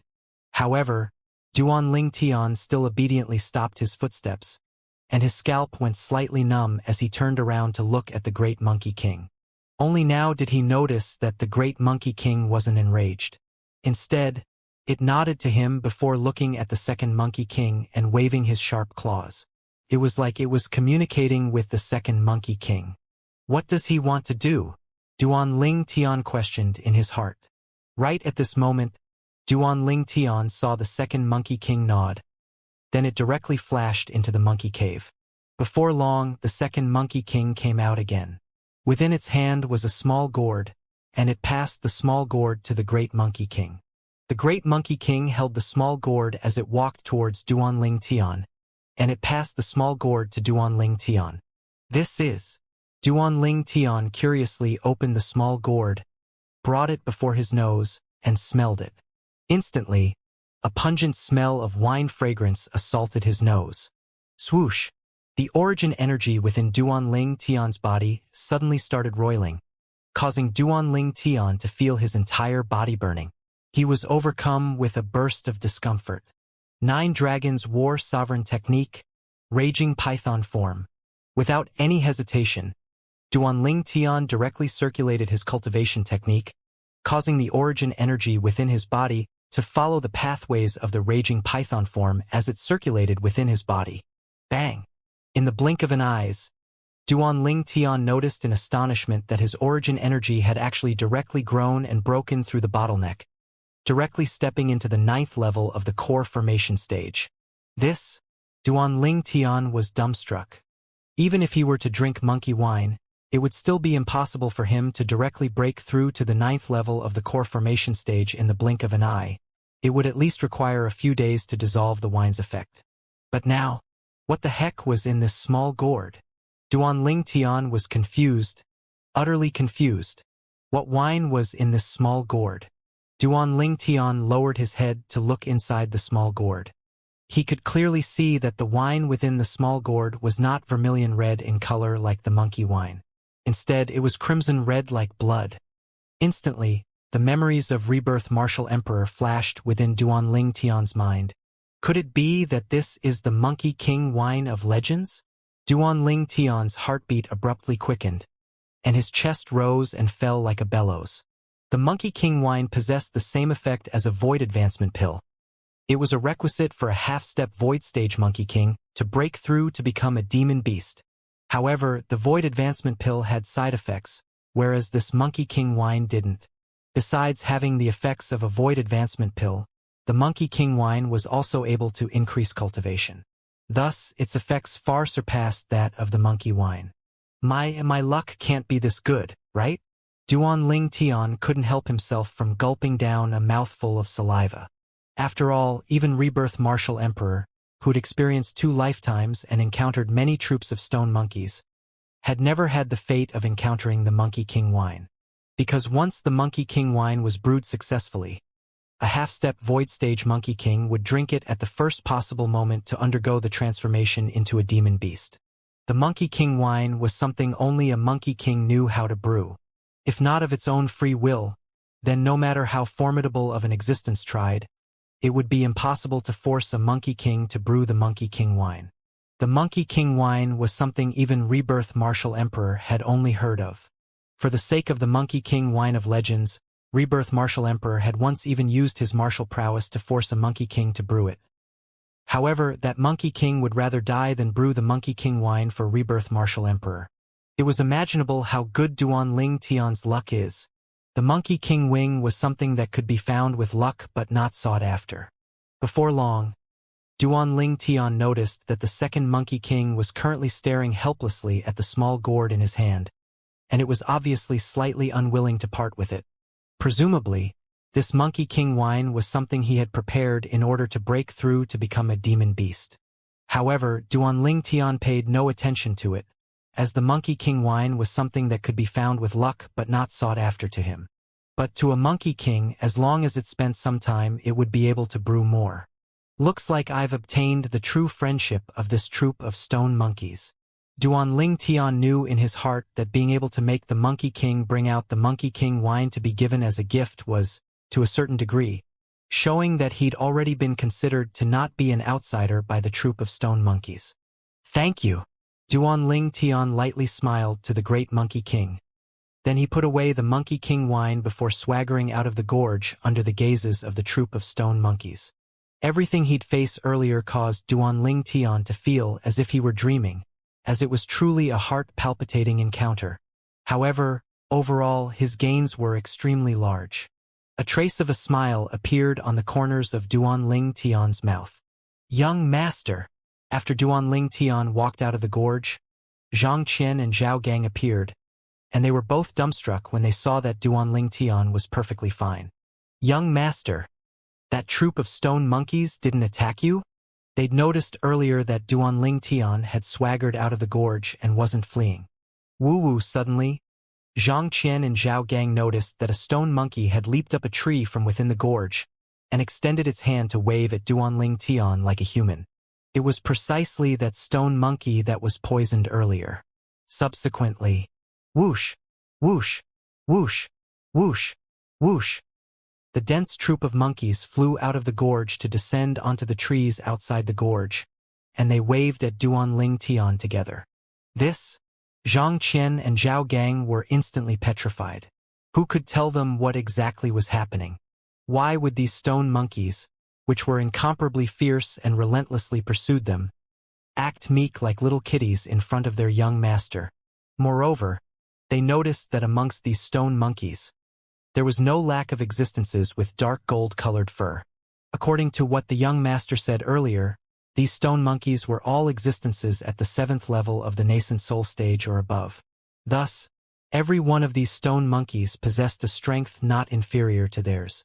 Both of them only felt their scalps go numb. In next to no time, their pupils constricted, because they saw two giant stone monkeys walk out. One of them was an entire 1.7 meters or more tall, and the other was nearly 1 meter in height. Compared to the other stone monkeys that weren't even half a meter tall, they simply were giants amongst dwarfs. They couldn't be monkey kings, right? Zhang Qian's and Zhao Gang's hearts jerked, as this thought suddenly appeared in their minds. They'd also noticed that when the other stone monkeys faced these two stone monkeys, their sharp eyes would obviously contain a sense of reverence mixed within. This was a reverence that came from the bottom of their hearts, a reverence that come from their souls. Great Monkey King, Second Monkey King, and all you little stone monkeys, we'll meet again if fate allows it. Duan Ling Tian was slightly surprised when he saw the entire troop of stone monkeys and even the two Monkey Kings come out. He waved his hand to bid farewell to them. The Great Monkey King and the Second Monkey King nodded to Duan Ling Tian like humans. Let's go! Duan Ling Tian called Zhang Qian and Zhao Gang before directly heading down the Crosscut mountain range and to the tents. Zhang Chong and Zhao Gang were as if being jolted awake from a dream as they hurriedly followed up to Duan Ling Tian. They occasionally couldn't help themselves from looking back, but they noticed that after Duan Ling Tian left, the troop of stone monkeys returned to the gorge in succession. Young master, you. Zhang Qian fiercely swallowed a mouthful of saliva. He had too many questions within his heart. My luck wasn't bad. One of the stone monkeys was poisoned, and I happened to be able to remove the poison. After that, they took me as one of their own. Do you two have any containers, like bottles, on you? He asked Zhang Qian and Zhao Gang as spoke of what happened. The two of them naturally were able to guess what Duan Ling Tian intended, and their gazes shone as they each withdrew a pill bottle, as these were the only containers they had on them. Duan Ling Tian received the pill bottles and withdrew the large gourd that contained the monkey wine. Then he filled their pill bottles full of monkey wine. This is monkey wine? Zhang Qian and Zhao Gang took a deep breath and greedily smelled the fragrance of the monkey wine. Yes, this is monkey wine. However, the increase in the cultivation of you two ought to be not so obvious, as you two are 7th level nascent soul martial artists. Duan Ling Tian nodded. As for the Monkey King wine, Duan Ling Tian didn't take it out, nor did he mention it. Although Zhang Qian and Zhao Gang could be considered his own people, they would leave his side sooner or later. Moreover, the Monkey King wine was limited, and there was only enough to share with his loved ones. Not only that, but if the Monkey King wine were exposed, he would surely encounter the plundering of a group of half-step void stage powerhouses. No problem, we just want to have a taste and see what's different from the monkey wine of legends. Zhang Qian shook his head and smiled. Zhao Gang nodded as well, as he obviously had the same thoughts as Zhang Qian. Zhang Qian recalled the scene from earlier and was unable to restrain himself from asking, "Right, young master, those two giant stone monkeys earlier, you called them Great Monkey King and Second Monkey King?" "Exactly, that stone monkey who had a height of 1 meter and had a fur with a color between dark gold and gold is precisely the Second Monkey King. The Second Monkey King is only a step away from breaking through to the void prying stage, and its strength is comparable to a half-step void stage powerhouse." Duan Ling Tian nodded. Half-step void stage? Zhang Qian and Zhao Gang exhaled a breath of cold air. This Second Monkey King was more than enough to easily kill them. "Young master, the other one." Zhang Qian and Zhao Gang's heartbeat abruptly quickened, as they vaguely guessed in their hearts but didn't dare confirm it. "The stone monkey with gold fur and only slightly shorter than me is the Great Monkey King. This Great Monkey King is a demon beast monkey king, an existence comparable to the void prying stage. Based on my estimation, its strength is at least at the 4th level of the void prying stage or above." Duan Ling Tian continued. "Demon beast monkey king? Strength at the 4th level of the void prying stage or above." Zhao Gang and Zhang Qian were once again petrified, only returning to their senses after some time. They could only feel their scalps go numb. Earlier, they'd cooperated with the young master to steal some monkey wine under the eyes of this group of stone monkeys. They noticed that their clothes were drenched in sweat. Duan Ling Tian shook his head and sighed when he saw that Zhang Qian and Zhao Gang had a lingering fear within their hearts.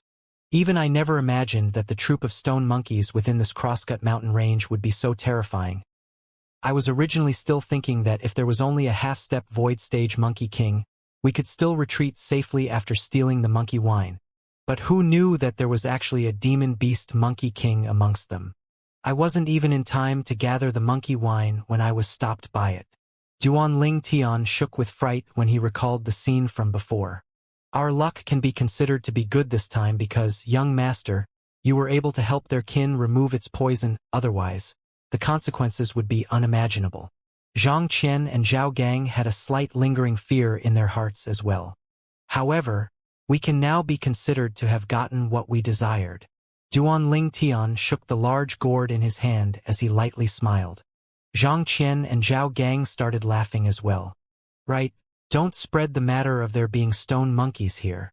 Suddenly, Duan Ling Tian had a serious expression as he warned Zhang Qian and Zhao Gang. Although the troop of stone monkeys wasn't afraid of people of the Crimson Sky Kingdom disturbing them, Duan Ling Tian still hoped that no one destroyed their peaceful lives. To a certain degree, he'd approved of the troop of stone monkeys and took the troop of stone monkeys as his friends. "Don't worry, young master." Zhang Qian and Zhao Gang hurriedly nodded. Before long, Duan Ling Tian returned to the foot of the mountain, and at this time Zhang Qian and Zhao Gang once again concealed themselves. Duan Ling Tian sipped a mouthful of monkey wine before returning to the tent. After returning to the tent, he swallowed the monkey wine that he held within his mouth. Instantly, Duan Ling Tian only felt a terrifying force unceasingly charging within the veins in his body, his flesh, muscles, and bones. Luckily, the toughness and tenacity of his fleshly body far surpassed that of an ordinary person. Otherwise, he would surely explode from the pent-up energy. Even then, Duan Ling Tian still felt extreme piercing pain from his entire body. For a moment, Duan Ling Tian sweated like it was raining. Duan Ling Tian took a deep breath and didn't dare hesitate in the slightest, as he hurriedly circulated the Raging Python form mental cultivation method of the 9 Dragons War Sovereign technique. Thanks to Duan Ling Tian's hard work, the force that the monkey wine transformed into started following the Raging Python form's mental cultivation method to circulate within his body, and his cultivation that had just broken through to the 9th level of the core formation stage advanced with an extremely swift speed. In the end, his cultivation was stuck at the last layer of the bottleneck. Even then, more than half of the force from the monkey wine remained within Duanling Tian's body. I nearly forgot that I haven't consumed the dragon blood pill to complete the raging python form's final tempering of the fleshly body for the 9th level of the core formation stage. Otherwise, I would have surely directly charged through the shackles of the 9th level core formation stage and stepped into the origin core stage in one go. As he thought up to this point, Duanling Tian's mood surged. However, he didn't rush to refine a dragon blood pill, as the temporary tent he was in didn't have much extra space. He couldn't go out of the tent and refine, right? Shaking his head, Duanling Tian calmed down his mood before falling into deep sleep. The sky would turn bright in a few more hours, and at that time, the huge army of 100,000 would directly charge at southern Barbaric City. As the strategist of this battle, Duanling Tian needed to recuperate and store up energy. The sky hadn't even completely brightened when the huge army of 100,000 had already departed in a formidable array. Duanling Tian, Niefon, and He Wei galloped their horses at the frontmost, and before long, they arrived beside the moat outside of southern Barbaric City. Under Duanling Tian's orders, the huge army of 100,000 put down the scarecrows and bamboo raft parts that they had brought along with them onto the ground.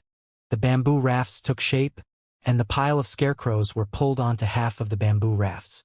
Within the morning mist, the huge army of 100,000 followed along the moat as they launched a surprise attack. Release the arrows! Following Duanling Tian's order, the soldiers pulled back their heavy bows. Countless arrows whistled out to kill the group of southern Barbaric City guard soldiers atop the city walls before they could react.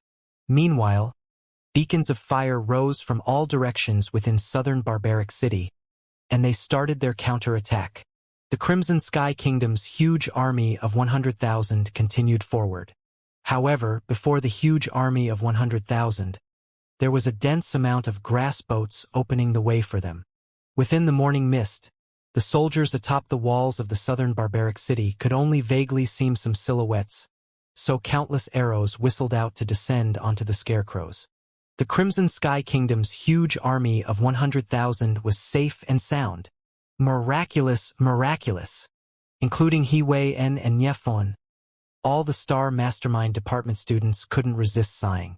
This was precisely the strategy of to borrow arrows with thatched boats. Only when they really saw this scene occur did they realize how terrifying the violet-clothed youth that stood beside them was. Annihilating a strong enemy like it was nothing. Whoosh! Whoosh! Whoosh! Whoosh! Whoosh! Just when the southern Barbaric City's defending troops thought the Crimson Sky Kingdom's army of 100,000 was out of arrows, another wave of arrows whistles out, killing the southern Barbaric City soldiers that were on the wall. How could this be possible? How could they possibly have so many arrows?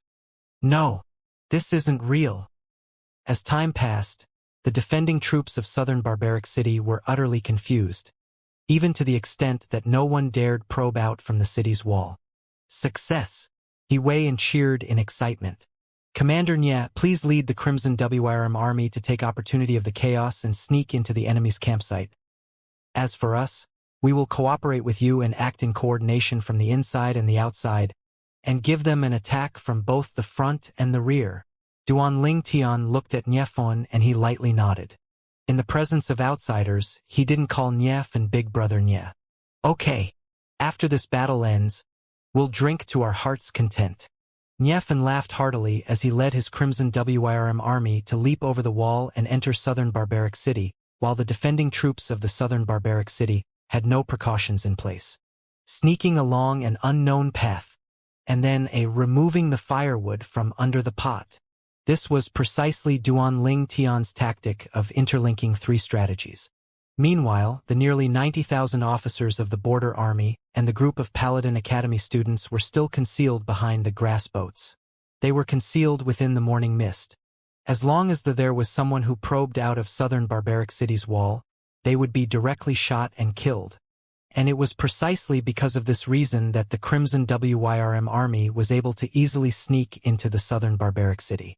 Haha, He Wei have been in the army for so many years.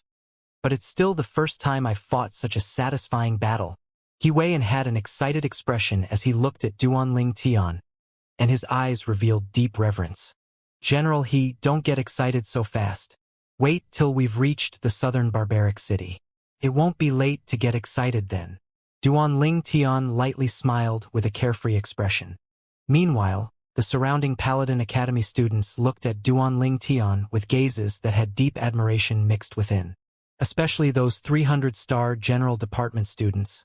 They were extremely excited. The other time they entered the battlefield, they hadn't even gone into battle when they retreated. This time, however, was a chance to bathe in blood on the battlefield and utilize all that they'd learned in order to strive for battle achievements.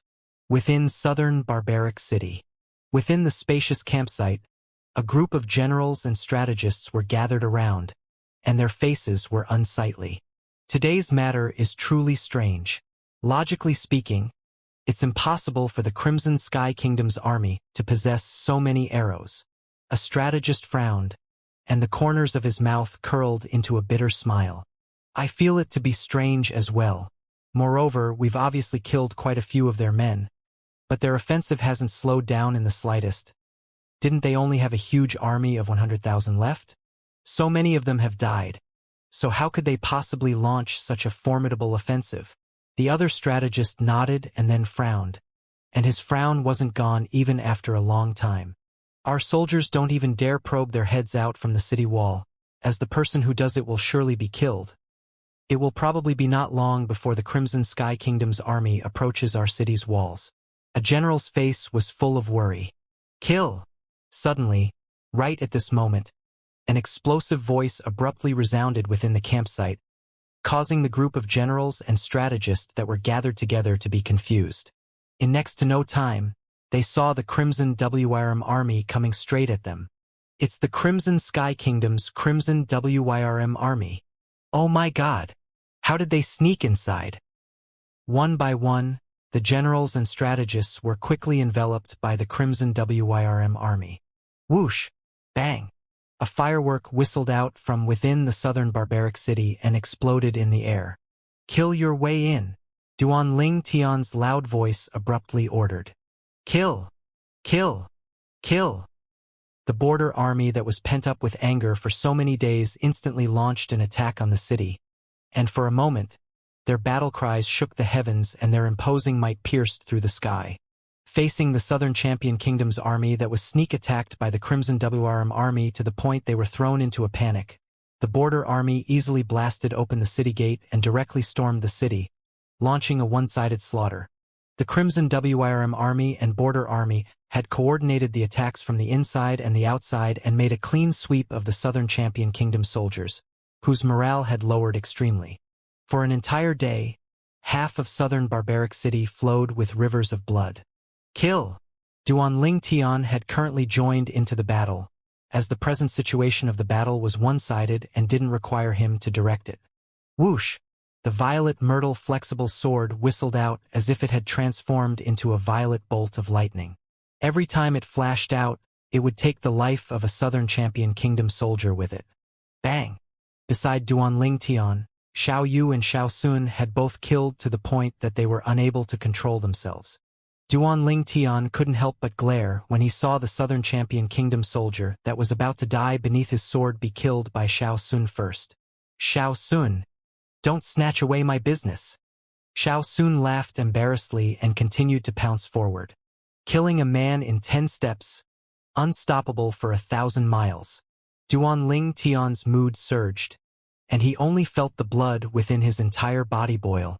Only after the Southern Champion Kingdom was only left with a group of soldiers and generals that surrendered did the Crimson Sky Kingdom's army stop the slaughter.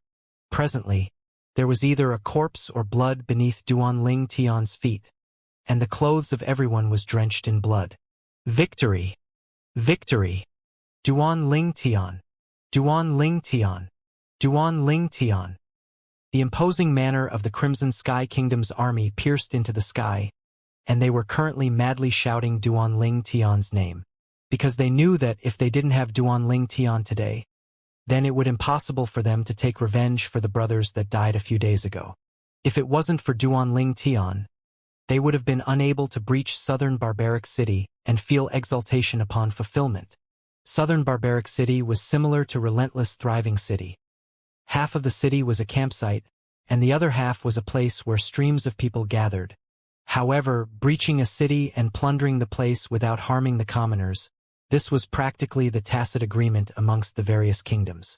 Thus, although the commoners within the northern half of southern barbaric city were mourning, they never thought of feeling scared.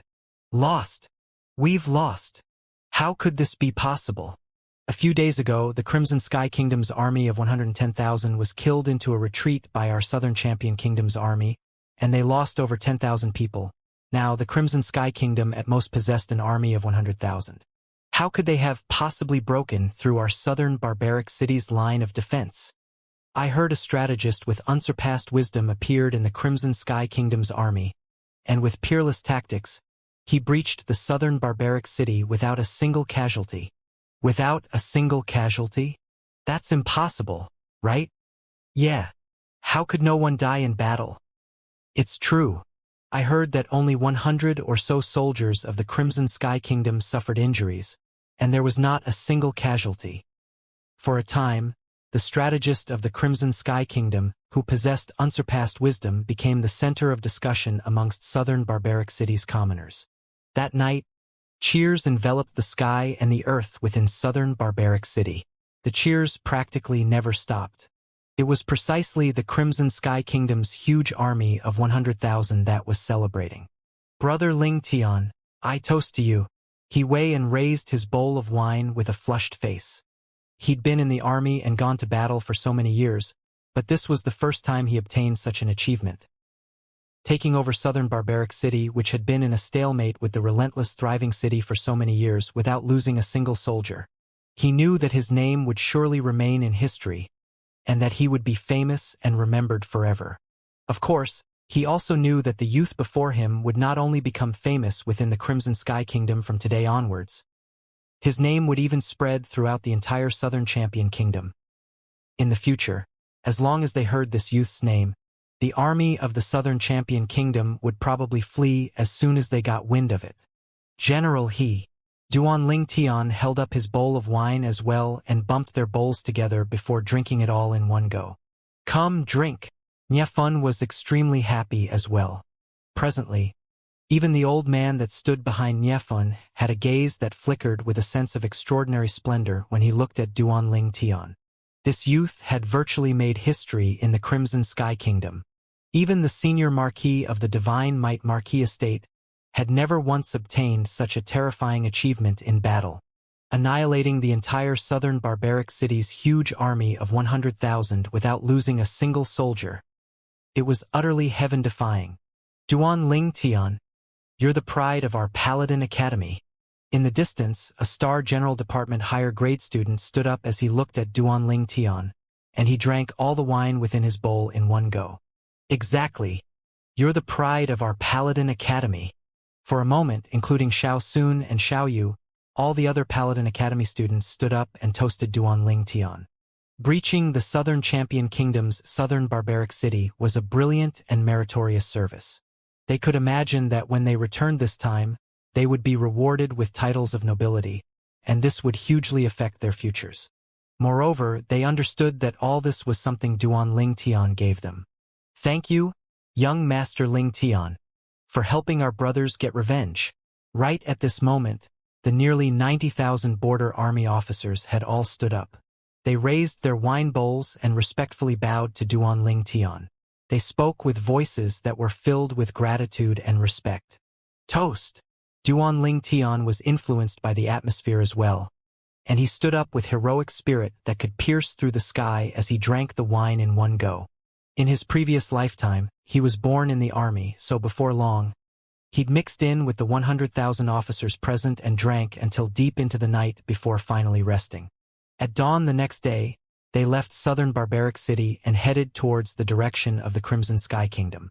It was precisely the Crimson WYRM army. Presently, southern barbaric city had already been captured, and the following matters were things the border army would need to deal with. As the reinforcement troops, their assignment had already been completed, so now it was time to return to the imperial city. The Crimson Wyrm Army's cavalry of 10,000-plus officers only spent a few hours to traverse the Crosscut mountain range and arrive at the Crimson Sky Kingdom's relentless thriving city. The residents of relentless thriving city stood outside the city and gazed at the Crimson Wyrm Army go off into the distance with extremely excited expressions. There was a group of border army cavalry troops that had brought the news of southern barbaric city being captured deep into the night yesterday, causing many of relentless thriving city's residents to be excited to the point they were unable to sleep the entire night. The Crimson Wyrm Army has once again fully revealed their invincible might. The Crimson Wyrm Army being able to successfully launch a surprise attack this time is all thanks to the youth strategist, Duanling Tian. It's truly unbelievable. A mere 18-year-old youth was actually able to direct a huge army of 100,000 and capture southern barbaric city without losing a single soldier. From today onwards, this Duanling Tian will surely be famous throughout the Crimson Sky Kingdom, and his name will go down in history. Humph! I just thought of that son of the Prime Minister, Wuxia. He's utterly incapable of being compared with Duanling Tian. That day, he had a huge army of 110,000 under his command. But not only was he unable to breach southern barbaric city, he even led over 10,000 border army officers to their deaths. Gu Xian? In my eyes, he can't even compare to a hair on Duanling Tian's head. Son of the Prime Minister? He's lost all the face of our Crimson Sky Kingdom. The residents of relentless thriving city deeply remembered the name Duanling Tian, and they deeply remembered Gu Xian's name as well. The former made them feel respect, whereas the latter made them feel disdain. The Crimson Wyrm Army arrived in a formidable array and left in a formidable array as well. Overall, their trip as reinforcement troops this time could be considered to have been perfectly accomplished. At the front of these 10,000 troops, Duanling Tian and Niefan galloped their horses forward side by side, and the old man that was sparing in speech followed behind the two of them as if he was a shadow. We're returning. Once we return this time, I wonder what rewards His Majesty the Emperor will grant us. Our rewards ought to be about the same.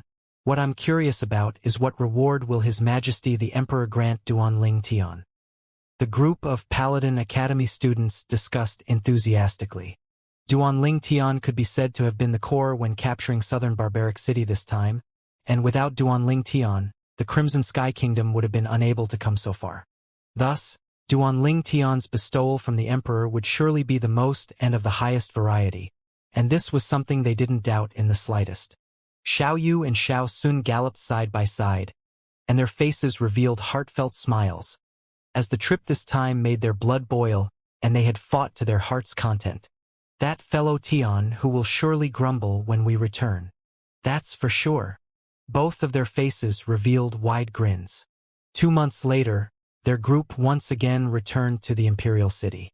Little Tian, the Paladin Academy students will be led back by you personally. I'll lead the Crimson Wyrm Army's officers back to the campsite first before going to look for my father and entering the Imperial Palace to have an audience with the Emperor. Niefan said to Duanling Tian outside the Imperial City. The Crimson Wyrm Army's campsite was outside the Imperial City. Duanling Tian nodded. Students of Paladin Academy, follow Duanling Tian back. Niefan ordered in a loud voice. Instantly, with Duanling Tian in the lead, the group of Paladin Academy students entered the Imperial City in a formidable array. When they left, the Paladin Academy students numbered a total 312 people, but now there were only 311. The missing person was precisely Gu Xian, or in other words, the son of the Crimson Sky Kingdom's Prime Minister Gu Yuting, who'd already left relentless thriving city more than 2 months ago. Duanling Tian and the others returned to Paladin Academy. Unsurprisingly, they caused a great stir within the academy. They're back so quickly? Yeah, from here to the northwest border, even if they galloped their horses throughout the journey, they'd at least need 4 months for a return trip. Now it hasn't even been 5 months and they've returned. In other words, they stayed less than a month in the southern border. Is the Southern Champion Kingdom's army so useless? Presently, it was right in the middle of the afternoon. Many Paladin Academy students had gathered at the martial arts practice grounds and were discussing animatedly amongst themselves.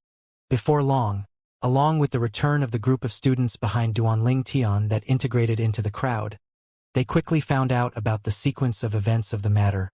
The Crimson Sky Kingdom's army captured the Southern Champion Kingdom's southern barbaric city without losing a single soldier, and it caused all the students that didn't head to the northwest border to be muddle-headed.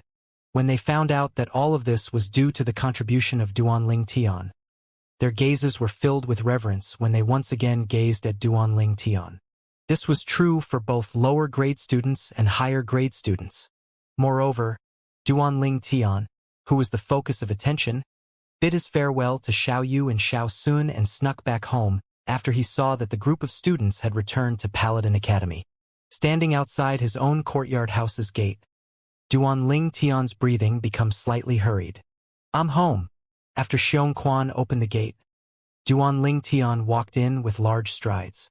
"Young master! Young master!" Within the front courtyard, Manager Jing Ru and two servant girls respectfully bowed to Duanling Tian. Duanling Tian nodded with a smile to them before impatiently walking into the rear courtyard. Within the rear courtyard, the two little girls sat around Li Ro, as they hadn't realized Duanling Tian's return. "Tian." Only after Li Ro noticed Duanling Tian did the two little girls react as if being struck by thunder. "Mom, I'm home." Duanling Tian's face revealed a resplendent grin. In another few days it would be a full 5 months since he'd left that day. "It's good that you're back. It's good that you're back." Li Ro's face revealed a smile, and she obviously heaved a sigh of relief as well. "Young master! Scoundrel!" The two little girls transformed into two gusts of fragrant wind as they threw themselves into Duanling Tian's embrace from both left and right, before tightly holding Duanling Tian. "I'm back." Duanling Tian held the two girls in his arms, and a sense of excitement was revealed between his brows. Hiss hiss! Right at this moment, a black and a white bolt of lightning flashed over before directly descending onto Duanling Tian's hand, and they nodded lightly to Duanling Tian as if they were welcoming him back. "Ha ha! Little white, little black." Duanling Tian laughed heartily as he greeted the two little pythons. Duanling Tian tossed everything to the back of his mind and spent the entire afternoon and night with the two little girls in his spacious room. Clothes came off, they tossed and turned, and they passionately enjoyed every position Duanling Tian knew. It wasn't until deep in the night that Duanling Tian embraced the two little girls who had satisfaction written all over their faces and fell into a deep slumber. At this moment, Duanling Tian didn't know yet that many people throughout the imperial city were bound to have a sleepless night tonight. In the afternoon, after Divine Might Marquis Yuan and his son entered the imperial palace, the news of the war in the northwest border spread out from the imperial palace. The army of the Crimson Sky Kingdom had captured the Southern Champion Kingdom's southern barbaric city in one go. Moreover, the greatest merit didn't belong to the Crimson Wirm Army's commander Niefan, nor did it belong to the Border Army's general, He Wei-in. Instead, it was Duanling Tian. The name Duanling Tian once again swept through the entire imperial city and became the hottest topic of discussion within every restaurant. I never imagined that not only was Duanling Tian's natural talent in the martial Dao heaven-defying, but he's even so awesome at commanding troops into battle. He planned very carefully and took every possibility into account to win in every battle. A genius in all aspects, a genius in all aspects. It's truly the good fortune of our Crimson Sky Kingdom to have Duanling Tian. Exactly. Duanling Tian is indeed an extraordinary genius. However, compared to Duanling Tian, that son of the Prime Minister, Gu Xian, is remarkable. He's indeed remarkable. A huge army of 110,000 listened to his command, but they didn't even touch southern barbaric city's wall before losing over 10,000 people. Moreover, the Southern Champion Kingdom's army's casualties didn't even amount to 1,000. Son of the Prime Minister? Bah! Whether it was the imperial city's outer city or the inner city, every place was filled with similar discussions, and all these discussions praised Duanling Tian while disparaging Gu Xian. After all, the two of them formed a sharp contrast. Unlike the imperial city that was bustling with activity, it was deathly silent within the prime minister's estate. Within the spacious audience hall, a middle-aged man with medium stature that was dressed in a scholarly attire was unceasingly pacing up and down. Lord Prime Minister. Before long, an old man walked in with large strides. The old man's eyes were dazzling like an array of stars, and he walked with steady steps. Obviously, his cultivation level wasn't low. "How is it?" the middle-aged man asked in a low voice, although no expression could be seen on the surface. That pair of anxious eyes completely exposed his currently anxious heart. "Lord Prime Minister, I've gone to question them. They said that the young master left relentless thriving city 2 months ago and returned to the imperial city," the old man slowly said. "What?" The middle-aged man's face went grim and his pupils constricted. "What actually happened?" "Lord Prime Minister, allegedly it was the nearly 90,000 officers of the border army that pleaded to General He and to kill the young master later. For the sake of the young master's safety, General He and let the young master leave in private," the old man said. "Xian, how can you leave alone?" The middle-aged man's pupils constricted, and his entire person seemed slightly dejected. As the Prime Minister of the Crimson Sky Kingdom, Gu Yuting's wisdom surpassed all others, and it was difficult for an ordinary person to reach his level. He knew that his son had most likely been killed. However, he could only be forced to keep this grievance to himself, because this matter couldn't be blamed on the border army anymore. "How are the news being spread outside?" Gu Yuting took a deep breath, and his eyes that were full of wisdom emitted a trace of a dense flowing light. He forcefully suppressed the grief deep within his heart. The old man was slightly hesitant upon hearing Gu Yuting's request. "You don't have to worry, speak." Gu Yuting's gaze was like electricity as he looked at the old man. "Yes." The old man nodded and then truthfully told Gu Yuting of some of the rumors that were spread and discussed animatedly within the imperial city. After he finished speaking, the corners of the old man's mouth held a bitter smile. "Duan Ling Tian? He's indeed an extraordinary genius." Gu Yuting took a deep breath and a strand of killing intent jumped about within his eyes. "However, according to my knowledge, this Duan Ling Tian has been in conflict with Xian since long ago, right? The young master hates him to the bones because of Princess Bai Yao." The old man slowly nodded when he heard Gu Yuting's question. "Princess Bai Yao? Such a pity. My son doesn't have the fortune to marry her." Gu Yuting's eyes flickered with a cold light.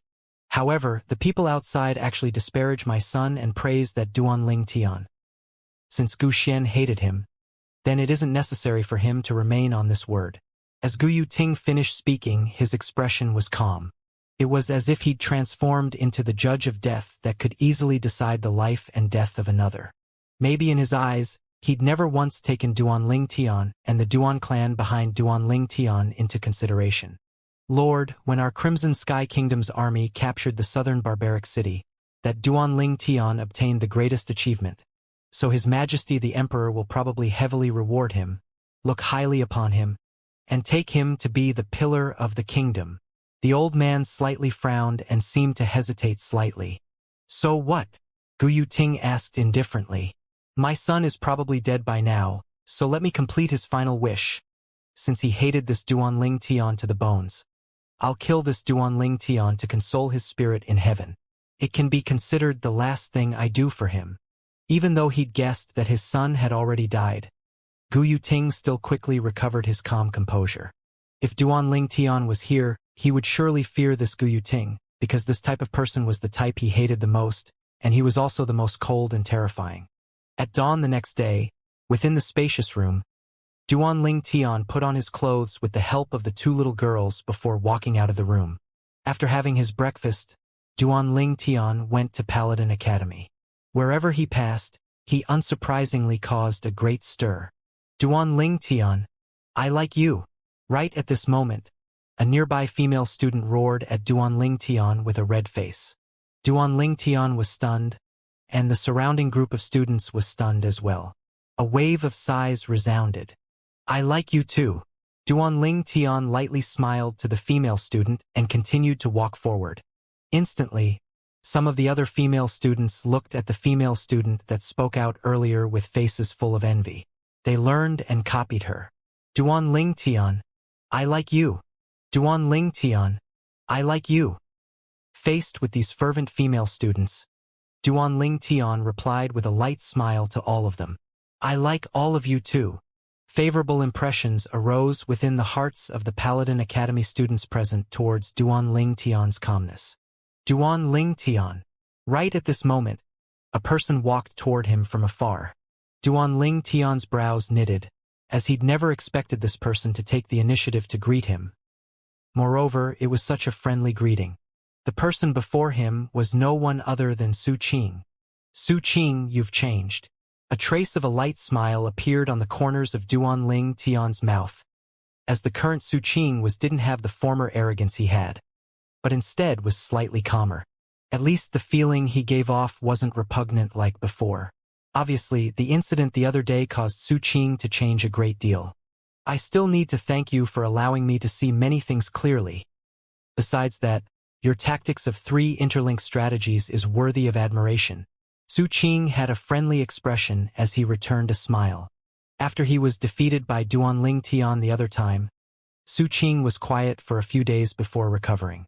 He'd clearly thought of many things and now saw Duan Ling Tian as a target to advance courageously to. This time, as a Grade 2 student of the Star General Department that joined the Crimson WIRM Army to head to the northwest border together, he'd experienced Duan Ling Tian's ability to devise strategies within the command tent and felt admiration in his heart. Maybe, since that moment, the resentment in his heart towards Duan Ling Tian had already completely vanished. You're not bad either. You actually broke through to the origin core stage. Duan Ling Tian's eyes narrowed as he smiled mysteriously. You can even discern this? Su Qing was stunned. He'd only broken through on the way back to the Imperial City, and that was not even a month ago. He was confident that he'd never revealed his origin core stage strength before another. However, never had he imagined that Duan Ling Tian would be able to discern it with a single glance. Duan Ling Tian, you're truly out of the ordinary. Let's be friends. How about it? Su Qing's face was filled with anticipation. Aren't we already friends? Duan Ling Tian started laughing. Su Qing laughed as well. Then I won't disturb you and go to class. Okay. Duan Ling Tian nodded. Duan Ling Tian and Su Qing's short conversation stupefied the surrounding group of students. Could it be that this is the legendary forming of friendship from an exchange of blows? Maybe. Many students sighed, as some students amongst them even witnessed the battle between Duan Ling Tian and Su Qing with their own 2 eyes. At that time, Su Qing wished for nothing more than to kill Duan Ling Tian, whereas now these 2 people actually became friends. The affairs of the world were truly inconsistent. Right? Did Duan Ling Tian said that Su Qing has already broken through to the origin core stage earlier? I think so. I never imagined that after an origin core martial artists appeared within the Grade 1 students of our Paladin Academy, an origin core stage martial artist appeared within the Grade 2 students as well. In next to no time, the topic of conversation of the group of students moved on to Su Qing. At the moment he walked into the classroom, Duan Ling Tian noticed the burning gazes of everyone besides Xiao Yu and Xiao Sun looking at him. Duan Ling Tian, great job. You've really brought pride to our Grade 1-star mastermind department. Formidable. The group of students in his class looked at Duan Ling Tian and were extremely generous with their words of praise. Duan Ling Tian replied with a smile to each person. Haha. Duan Ling Tian, we met that fellow Tian who yesterday afternoon just a while after you left. He even said he'd look for you at noon to get even with you. Xiao Sun laughed. Get even with me? Get even for what? Duan Ling Tian was dazed and slightly curious. What else? It's naturally for the matter of you not helping him get a place in the reinforcement troops. Xiao Yu started laughing as well. Fuck. You 2 sold me out just like that. Duan Ling Tian glared. These 2 fellows were really not trustworthy. We didn't sell you out. It was he who guessed it himself. Xiao Sun shrugged as he lightly smiled. Right at this moment, Sima Changfeng walked into the classroom and stood at the podium. His profound gaze that was mixed with a complicated expression descended onto Duan Ling Tian, as even he had never imagined that Duan Ling Tian would actually possess that level of natural talent to command troops into a battle as a strategist.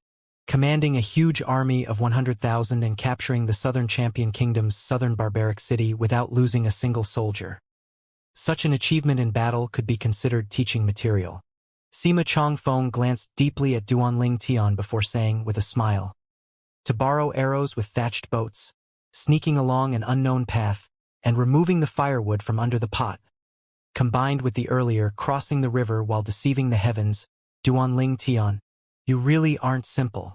You're too kind, teacher, but it's just that my luck is good." Duan Ling Tian humbly smiled. Luck is good? Not only Sima Chongfeng, the corners of the mouths of all the students including Xiao Yu and Xiao Sun twitched. This can be considered as having good luck as well? Just when Sima Chongfeng was at a loss for words, a figure appeared at the door of the classroom. Paladin Academy's Vice Dean Zhang Xiong. Zhang Xiong nodded to Sima Chongfeng before looking at Duan Ling Tian and saying, "Duan Ling Tian, His Majesty's summoned you. Follow me over." Swash! What Zhang Xiong said naturally caused a stir within the classroom. His Majesty, the Emperor of their Crimson Sky Kingdom, summoned Duan Ling Tian? Looks like Duan Ling Tian is going to get lucky. I already guessed that since Duan Ling Tian directed the army and captured that Southern Champion Kingdom SS Southern Barbaric City and brought face to the Crimson Sky Kingdom, His Majesty would surely be extremely happy and naturally was bound to reward Duan Ling Tian based on his merits. I wonder what His Majesty will grant Duan Ling Tian as a reward. Can't you just ask Duan Ling Tian once he returns? Within the classroom, the students all whispered in discussion, and the classroom only returned to quiet after Sima Chongfeng intentionally coughed twice. Duan Ling Tian followed behind Zhang Xiong and walked out of Paladin Academy. Outside the academy, a luxurious carriage was waiting for him. Beside the carriage was 2 troops of soldiers in armor, and a young soldier served as the carriage driver. These armors don't seem to be from the city guard army. Could it be the armor of the Imperial Army? Duan Ling Tian thought inwardly. Lord Vice Dean, Lord Ling Tian, please. Noticing the arrival of Duan Ling Tian and Zhang Xiong, the young soldier leaped of the carriage and respectfully greeted them into the carriage. When he faced Duan Ling Tian, heartfelt reverence appeared on the young soldier's face. As a member of the army, he deeply admired Duan Ling Tian's deeds in the northwest border. Vice Dean, are they the Imperial Army? Sitting within the carriage, Duan Ling Tian looked at Zhang Xiong as he asked curiously. Right, they're the Imperial Army. Zhang Xiong lightly nodded before smiling and saying, I'm relying on your good fortune this time because normally, even if I wanted to enter the Imperial Palace, I'd still have to prepare the carriage myself, however. This carriage was personally ordered by the Emperor to be prepared for you. Before long, Duan Ling Tian arrived at the Imperial Palace.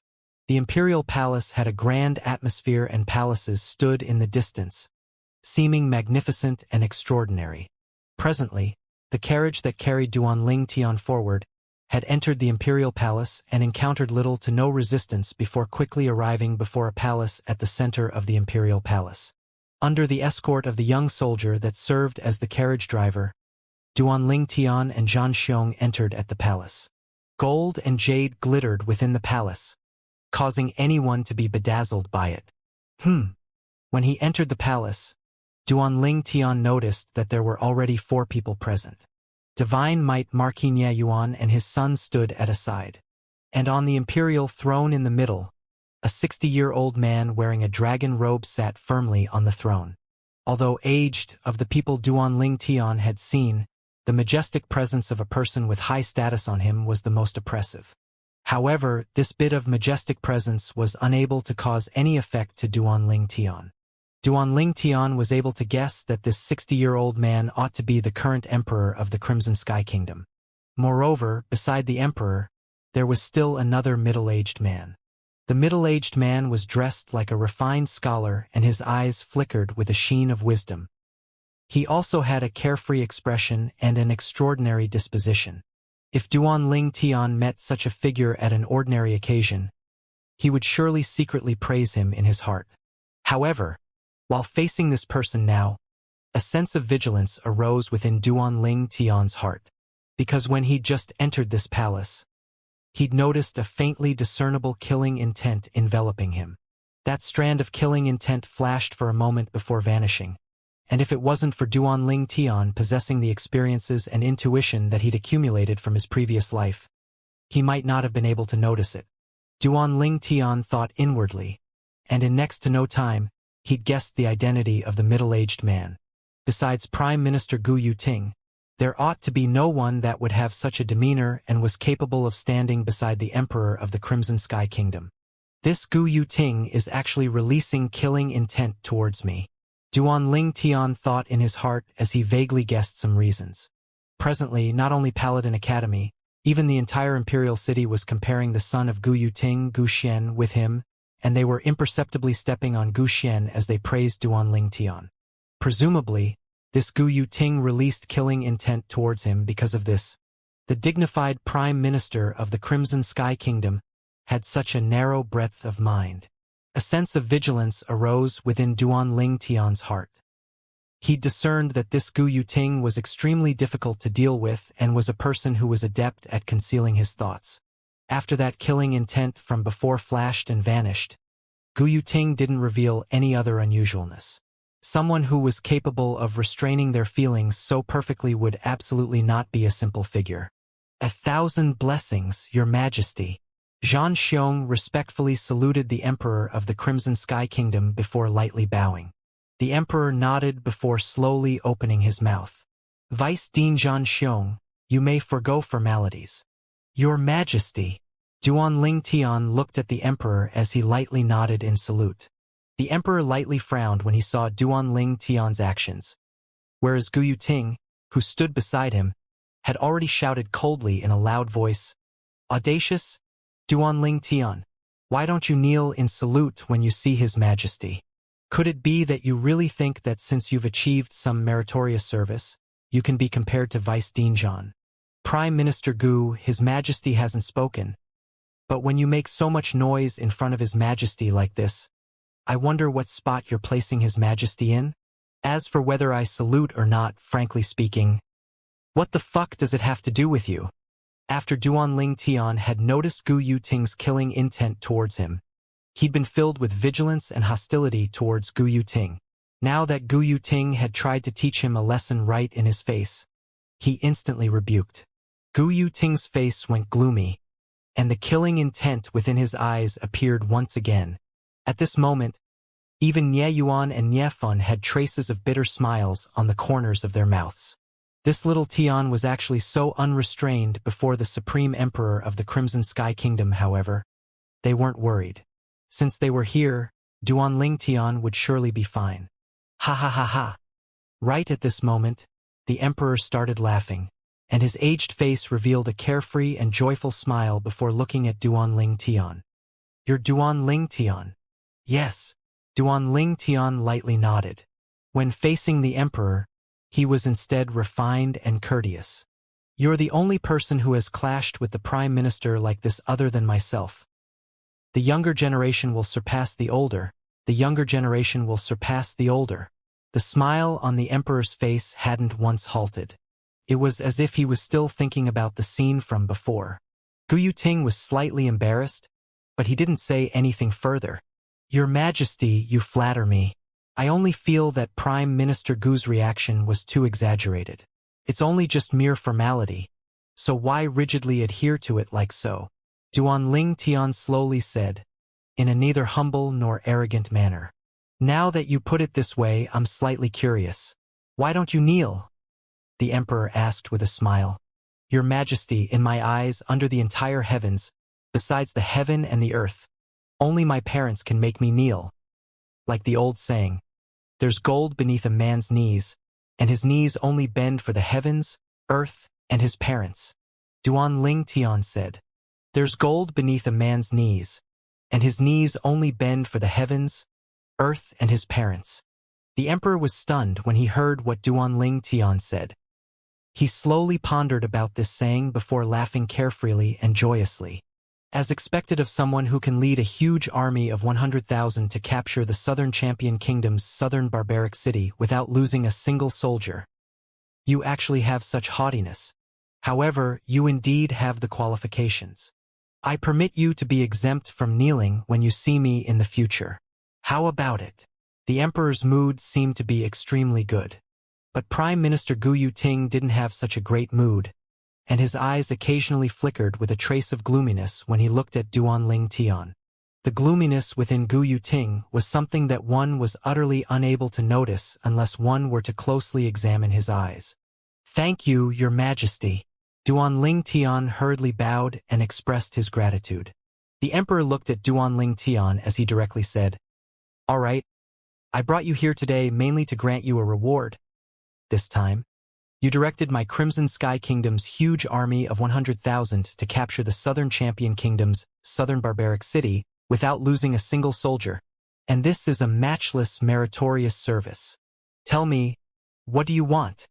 When the emperor's words escaped his mouth, even the father and son pair of Nie Yuan and Nie Fan, as well as Zhang Xiong, couldn't help but be moved. "Your Majesty, you mustn't," Gu Yuting hurriedly persuaded. "Youngsters don't know the complexity of things. Your Majesty, you..." "What? Prime Minister, you want to help me make decisions?" Even though the emperor was aged, when his eyes narrowed, a sentence spoken in a flat and indifferent tone made Gu Yuting be unable to help himself from turning pale, and he hurriedly knelt on the floor. "Your Majesty, your subject has absolutely no such intentions." "Humph! I believe you don't have the audacity. However, Prime Minister, you seem to be slightly discomposed today." The emperor grunted coldly, since he knew that Gu Yuting's son, Gu Xian, had led over 10,000 officers to their deaths. Flames of fury had arose within his heart, and it was because he'd always thought highly of Gu Yuting. Otherwise, even if Gu Xian was dead, he would still punish Gu Yuting. After all, the sins of the son were blamed on the father. Yes, your subject knows of his crime.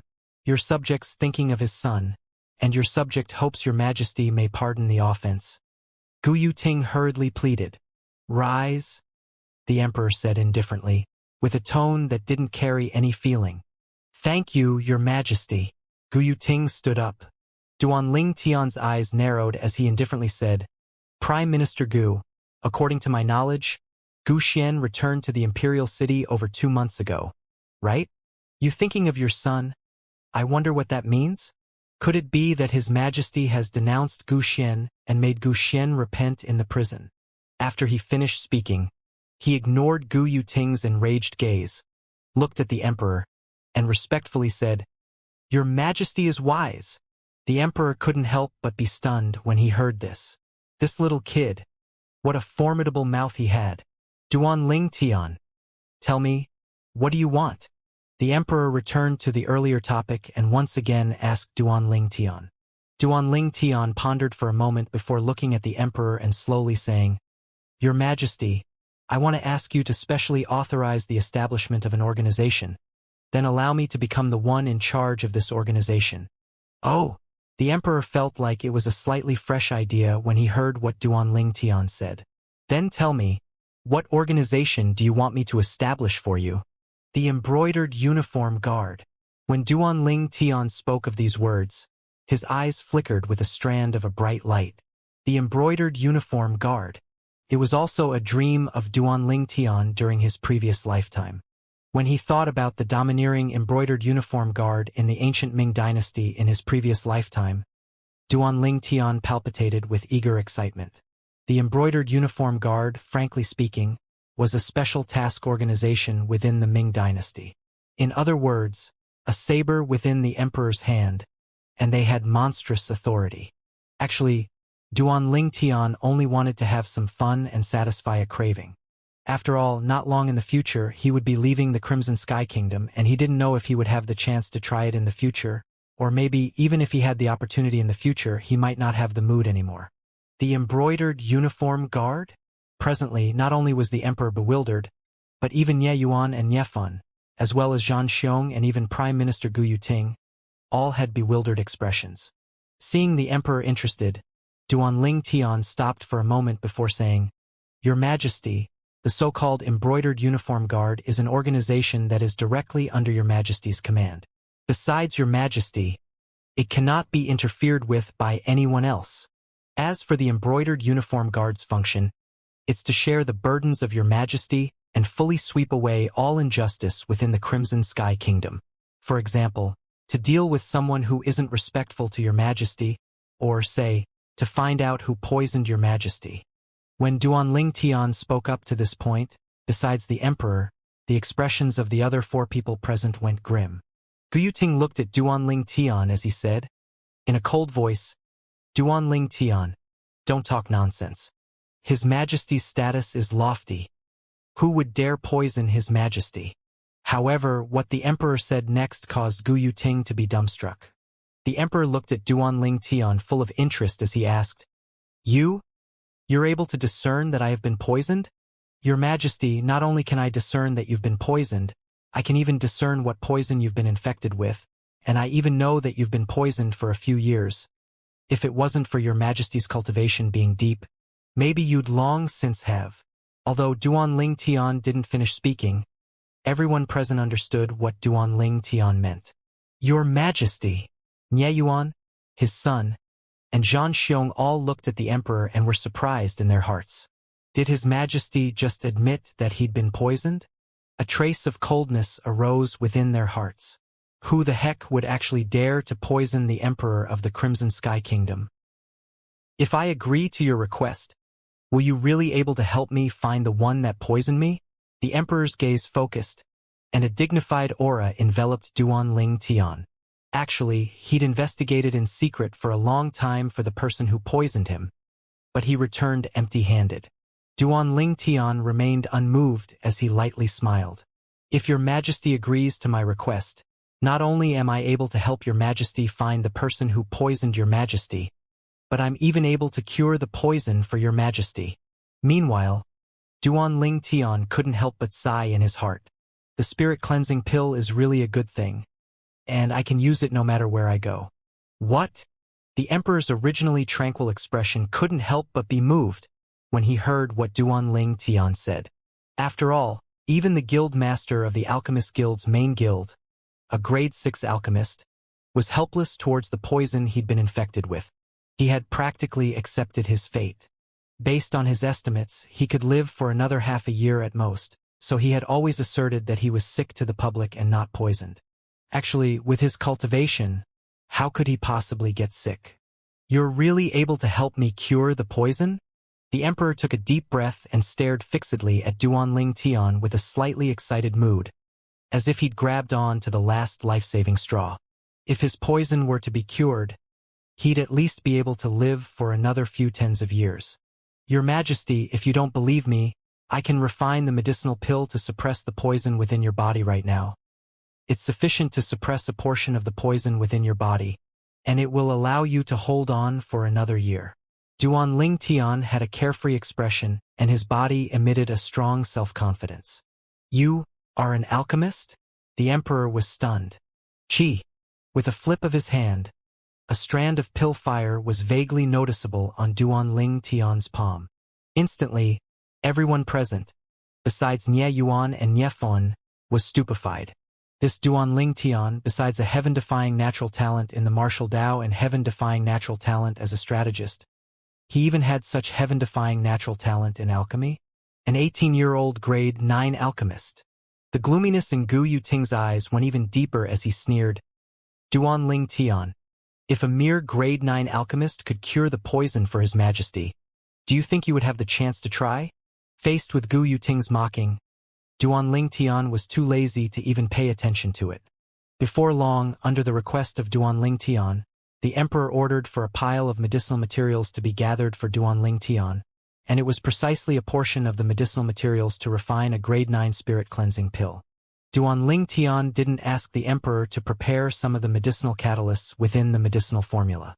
He was holding back on the medicinal formula and didn't plan to refine a complete grade 9 spirit cleansing pill for the Emperor to consume. Since the ancient times, emperors and kings were the most ruthless. This saying wasn't unfamiliar to him. If he were to refine a complete grade 9 spirit cleansing pill, he'd be able to easily uproot and cure all the toxic poison within the Emperor's body. But in this way, the Emperor would undoubtedly hold the advantageous position between them. Even if the Emperor were to still establish the embroidered uniform guard for him, he would surely be subjected to the Emperor's control at every corner and wouldn't be able to act freely. Thus, he planned to keep the Emperor on tenterhooks and make the Emperor require his help. In this way, the embroidered uniform guard members under his command would be able to act in an unrestrained manner. After all, he had the Emperor backing him. Even though the incomplete grade 9 spirit cleansing pill was unable to uproot the poison within the Emperor, it would be able to help him temporarily suppress a portion of the poison. What a miraculous medicinal pill! I can feel that a considerable amount of the poison within my internal organs has been suppressed. After the Emperor consumed the incomplete grade 9 spirit cleansing pill, his eyes shone and a pleasantly surprised expression appeared on his face. Your Majesty, you need to consume this poison removal pill for a long period of time to be able to completely uproot the toxic poison within your body. If your Majesty doesn't consume it for a period of time, the poison within your body will relapse once again, even to the extent that it might be even more unbridled than before, like a disaster.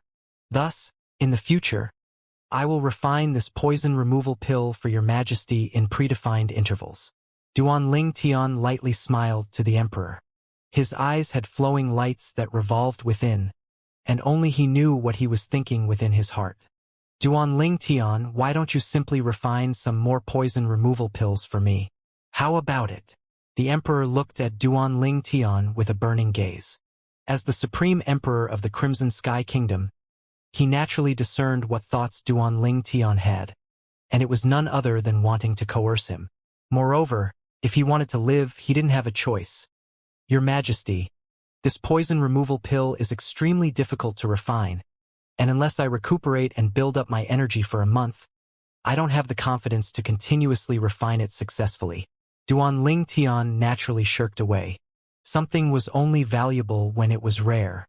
This little principle was something he naturally understood.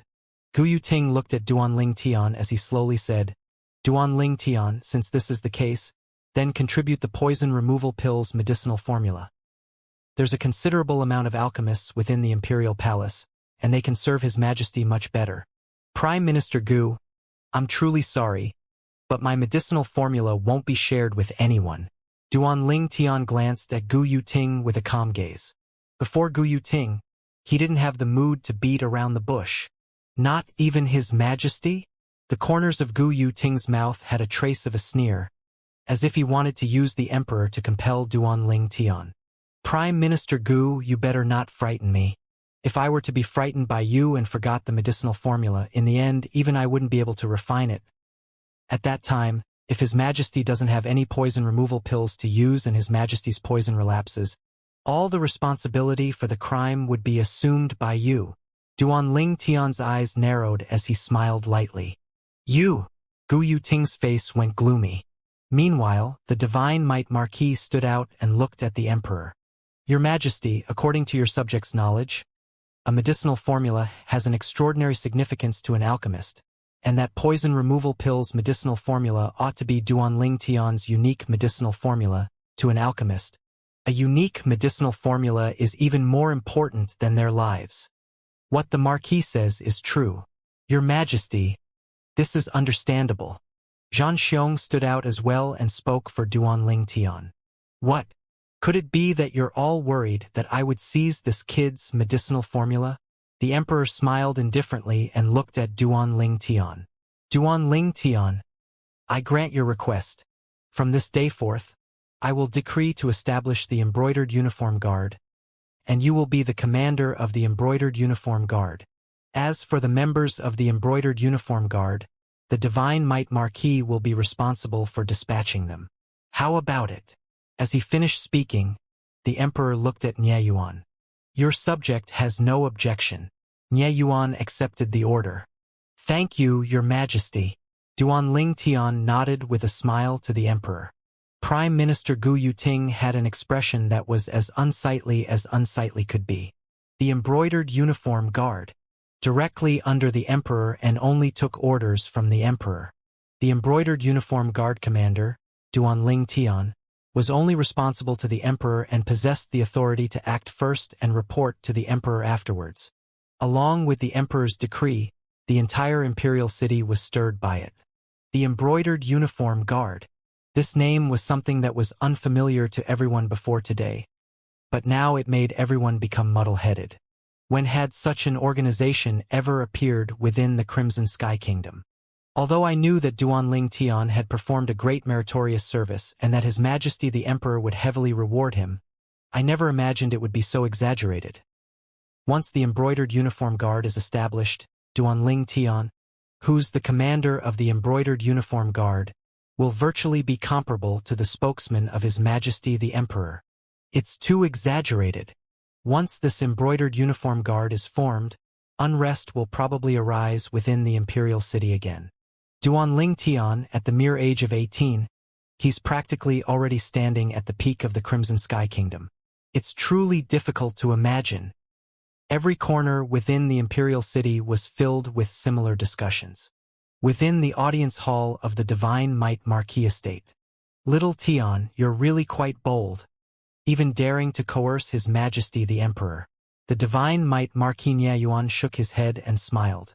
He still sighed in shock when he thought of the scene he saw within the imperial palace. A newborn calf really wasn't afraid of a tiger. Even I was shocked by you. Niefei looked at Duanling Tian as he laughed bitterly. Duanling Tian lightly smiled. What I was doing in this matter was originally like asking a tiger for its hide anyway. Uncle Nie, for the embroidered uniform guard, besides Zhang Qian and Zhao Gang, I still need another 9 people, but they must be elites. What's considered elite? Nie Yuan glanced deeply at Duanling Tian and was slightly surprised that Duanling Tian only wanted so few people. 8 of them need to be existences that are on par with Zhang Qian and Zhao Gang at least. As for the last one, I want a half-step void stage martial artist. As Duanling Tian finished speaking, flowing lights revolved within his eyes. Half-step void stage? Nie Yuan and Nie Fun were both taken aback. Nie Yuan returned to his senses and derided, "Kid, asking for 8 people with strength not inferior to Zhang Qian and Zhao Gang has already made my heart ache. But now you simply demand an exorbitant request and directly ask for a half-step void stage martial artist from me. Do you think a half-step void stage is like the cabbage bought in the market? Uncle Nie, if you can send the 9 people I need to me, I'll give you a great opportunity." Duanling Tian's gaze focused as he smiled mysteriously. What great opportunity? Nie Yuan looked at Duanling Tian with a questioning expression. Even Nie Fun, who stood at the side, was interested. Duanling Tian smiled as he asked, "Uncle Nie, have you heard of monkey wine?" "Monkey wine? What? You have some, kid?" Nie Yuan's gaze shone and was slightly surprised. Nie Fun's breathing became hurried, as the monkey wine was a valuable treasure to an origin core martial artist, due to it being able to increase the cultivation. Since Uncle Nie knows of the monkey wine, then have you heard of the Monkey King wine? Duanling Tian asked again. Monkey King wine? Nie Yuan shook his head. As for Nie Fun, he didn't know anything either. The Monkey King wine possesses a medicinal effect comparable to a void advancement pill. Duanling Tian glanced deeply at Nie Yuan before slowly saying, "I think Uncle Nie ought to be interested in this, right? Void advancement pill?" Nie Yuan and Nie Fun were both stupefied. Nie Yuan was the first to react. His pupils constricted and even his breathing became hurried while his chest was moved up and down like a bellow. "Little Tian, are you speaking the truth?" Duanling Tian didn't directly reply to Nie Fun. With Uncle Nie's current cultivation, which is only a step away from the void prying stage, if you had the assistance of the Monkey King wine, then you would absolutely be able to successfully break through to the void prying stage within half a year and face the 6-9 lightning tribulation. You even know of the 6-9 lightning tribulation, kid? Right at this moment, an aged figure silently walked in. It was precisely the Divine Might Marquis Estate's senior marquis. Grandpa Nie. Duanling Tian wasn't able to notice the old man's arrival in the slightest, and he couldn't help but sigh in his heart. As expected of an existence at the void prying stage, Even if he's unable to use his origin energy, his attained stage is still there. Father! Grandfather! Nye Yuan and Nye Fan respectfully bowed to the old man. Little Tian, Grandpa Nye will send 2 half-step void stage martial artists to you, and you give Grandpa Nye 2 drops of Monkey King wine. How about it? The old man looked at Duan Ling Tian, and his eyes flickered with a trace of a flowing light. 2 half-step void stage martial artists? Duan Ling Tian was shocked. It looked like the divine might Marquis Estate's strength was even more formidable than he'd imagined. Duan Ling Tian returned to his senses and lightly smiled. Grandpa Nye, I'm afraid this won't do. I don't have much Monkey King wine. The old man didn't mind as he laughed and said, Then leave 1 drop for your Uncle Nye, and Grandpa Nye will still send 2 half-step void stage martial artists to you. How about it? I really never imagined that you'd actually be able to encounter the Monkey King wine. That legendary thing. Obviously, the old man knew what the Monkey King wine was. Thank you, Grandpa Nye. Duan Ling Tian laughed before saying, Grandpa Nye, I still have good news to tell you. In another few days, I ought to be able to condense a grade 8 pill fire. At that time, I'll be able to refine a grade 8 spirit cleansing pill for you. Once you consume the grade 8 spirit cleansing pill, the toxic poison within your body will be uprooted within 3 months. The old man's eyes shone like a dazzling array of stars when he heard what Duan Ling Tian said. Even Nye Yuan and Nye Fan both revealed pleasantly surprised expressions. Uncle Nye, these are the medicinal materials required for a grade 8 spirit cleansing pill. Duan Ling Tian waved his hand and wrote out the list of medicinal materials required for a grade 8 spirit cleansing pill. Of course, he'd written down an extra set of medicinal materials. The other set was something he prepared to use to refine a grade 8 spirit cleansing pill for Xianxia. After 3 months, not only would the toxic poison within the old man's body be uprooted, but even Xianxia's cultivation would recover to the void-prying stage. Okay, I'll get people to gather them right away. Nye Yuan nodded, and a trace of excitement was revealed between his brows. This is the drop of Monkey King wine. Duan Ling Tian withdrew a pill bottle and passed it to Nye Yuan. Nye Yuan opened the bottle plug, and the fragrance of the Monkey King wine instantly suffused out. This is the Monkey King wine? It feels as if the origin energy within my body's been startled by its fragrance. Nye Fan gazed at the Monkey King wine within Nye Yuan's hands with a scorching gaze. I never imagined that I'd be able to smell the wine fragrance of the Monkey King wine in my lifetime. Truly a blessing of 3 lifetimes. The old man had a deeply moved expression. As for the person in concern, Nye Yuan, he was instead overjoyed as he put away the Monkey King wine. Nye Fan's gaze descended onto Duan Ling Tian's figure as he rubbed his palm and fist together. Little Tian, you? Big brother Nye. I'll give you a drop of Monkey King wine when you step into the half-step void stage. Nye Fan hadn't even opened his mouth when Duan Ling Tian guessed what he wanted to say. It wasn't that he was stingy, but the Monkey King wine within that small bottle gourd might not even amount to 30 drops, and every drop counted. Thus, he had to use it sparingly. Nye Fan laughed bitterly. Half-step void stage, that's a matter of many years from now. Big brother Nye, I can't give you the Monkey King wine, but I do have a lot of monkey wine.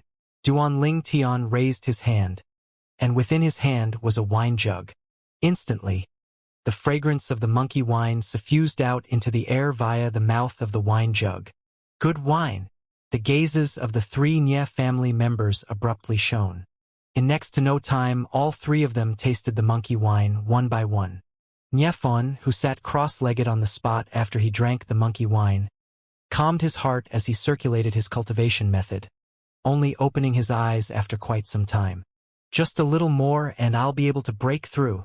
After Nye Fan came to, his gaze abruptly shone, and he unconsciously extended his hand to grab the wine jug.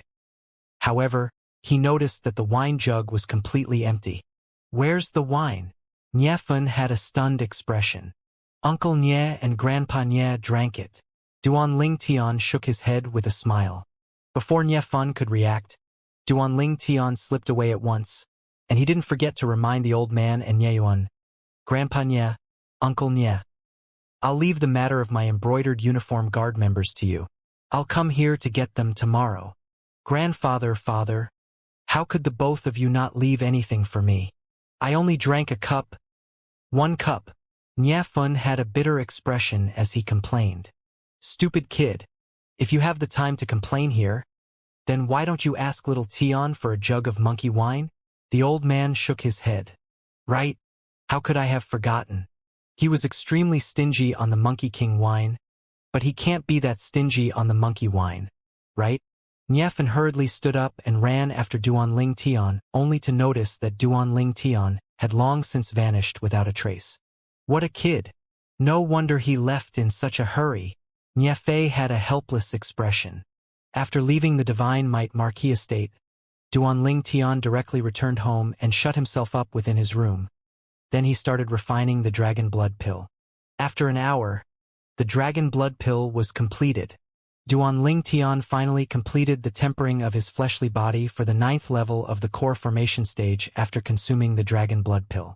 And the 9 Dragons War Sovereign Technique's 2nd form, the Raging Python form, attained perfection. Without the slightest hesitation, Duanling Tian used his origin energy to draw out the residual medicinal strength from the Monkey King wine that he drank the other day and started circulating his cultivation. Before long, the bottleneck of the 9th level of the core formation stage was broken through directly, and Duanling Tian's cultivation stepped into the origin core stage in one go. After stepping into the origin core stage, there was still a little medicinal strength of the Monkey King wine that remained within his body. 9 Dragons War Sovereign Technique's 3rd form, the WYRM Python form. Duanling Tian started to circulate the new mental cultivation technique to use up the remaining medicinal strength of the Monkey King wine, and only when he approached the bottleneck of the 1st level of the origin core stage was the medicinal strength of the Monkey King wine completely expended. Crackle, crackle. While slightly stretching his hands, a clear and melodious sound of bones rubbing against each other sounded. Abruptly, he clenched his fist. Swoosh! Instantly, 31 ancient mammoth silhouettes condensed into form above Duanling Tian. This was precisely the strength of Duanling Tian after stepping into the 1st level of the origin core stage. After breaking through to the 1st level of the origin core stage, an ordinary martial artist would only possess the strength of 20 ancient mammoths at full strength, thus possessing the strength of 8 ancient mammoths more than when they were at the 9th level of the core formation stage. Duanling Tian actually only had an extra strength of 8 ancient mammoths compared to before as well, but this strength was something that was added onto the foundation that was his original strength. He stepped into the 9th level of the core formation stage by using the Raging Python form mental cultivation method, and when he completed the tempering of his fleshly body, he possessed the strength of 23 ancient mammoths. The strength of 11 ancient mammoths was more than an ordinary 9th level core formation martial artist possessed.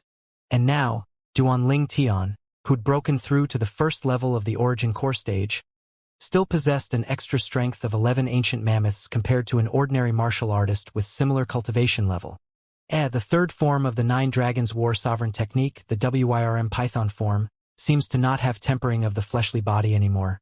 In other words, I can only cultivate conventionally and obtain an increase in strength similar to an ordinary martial artist. However, regardless of what cultivation level I've attained, I'll still possess the 11 ancient mammoths worth of strength more than martial artists at the same cultivation level. Duanling Tian noticed this problem before long. He understood in his heart that just because of this, he could be called invincible amongst martial artists with the same cultivation level.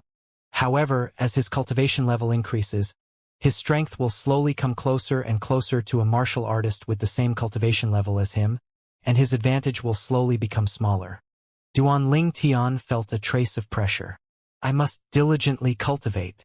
So this is the origin core stage. Duanling Tian could clearly see the condition inside his dantian by means of internal vision.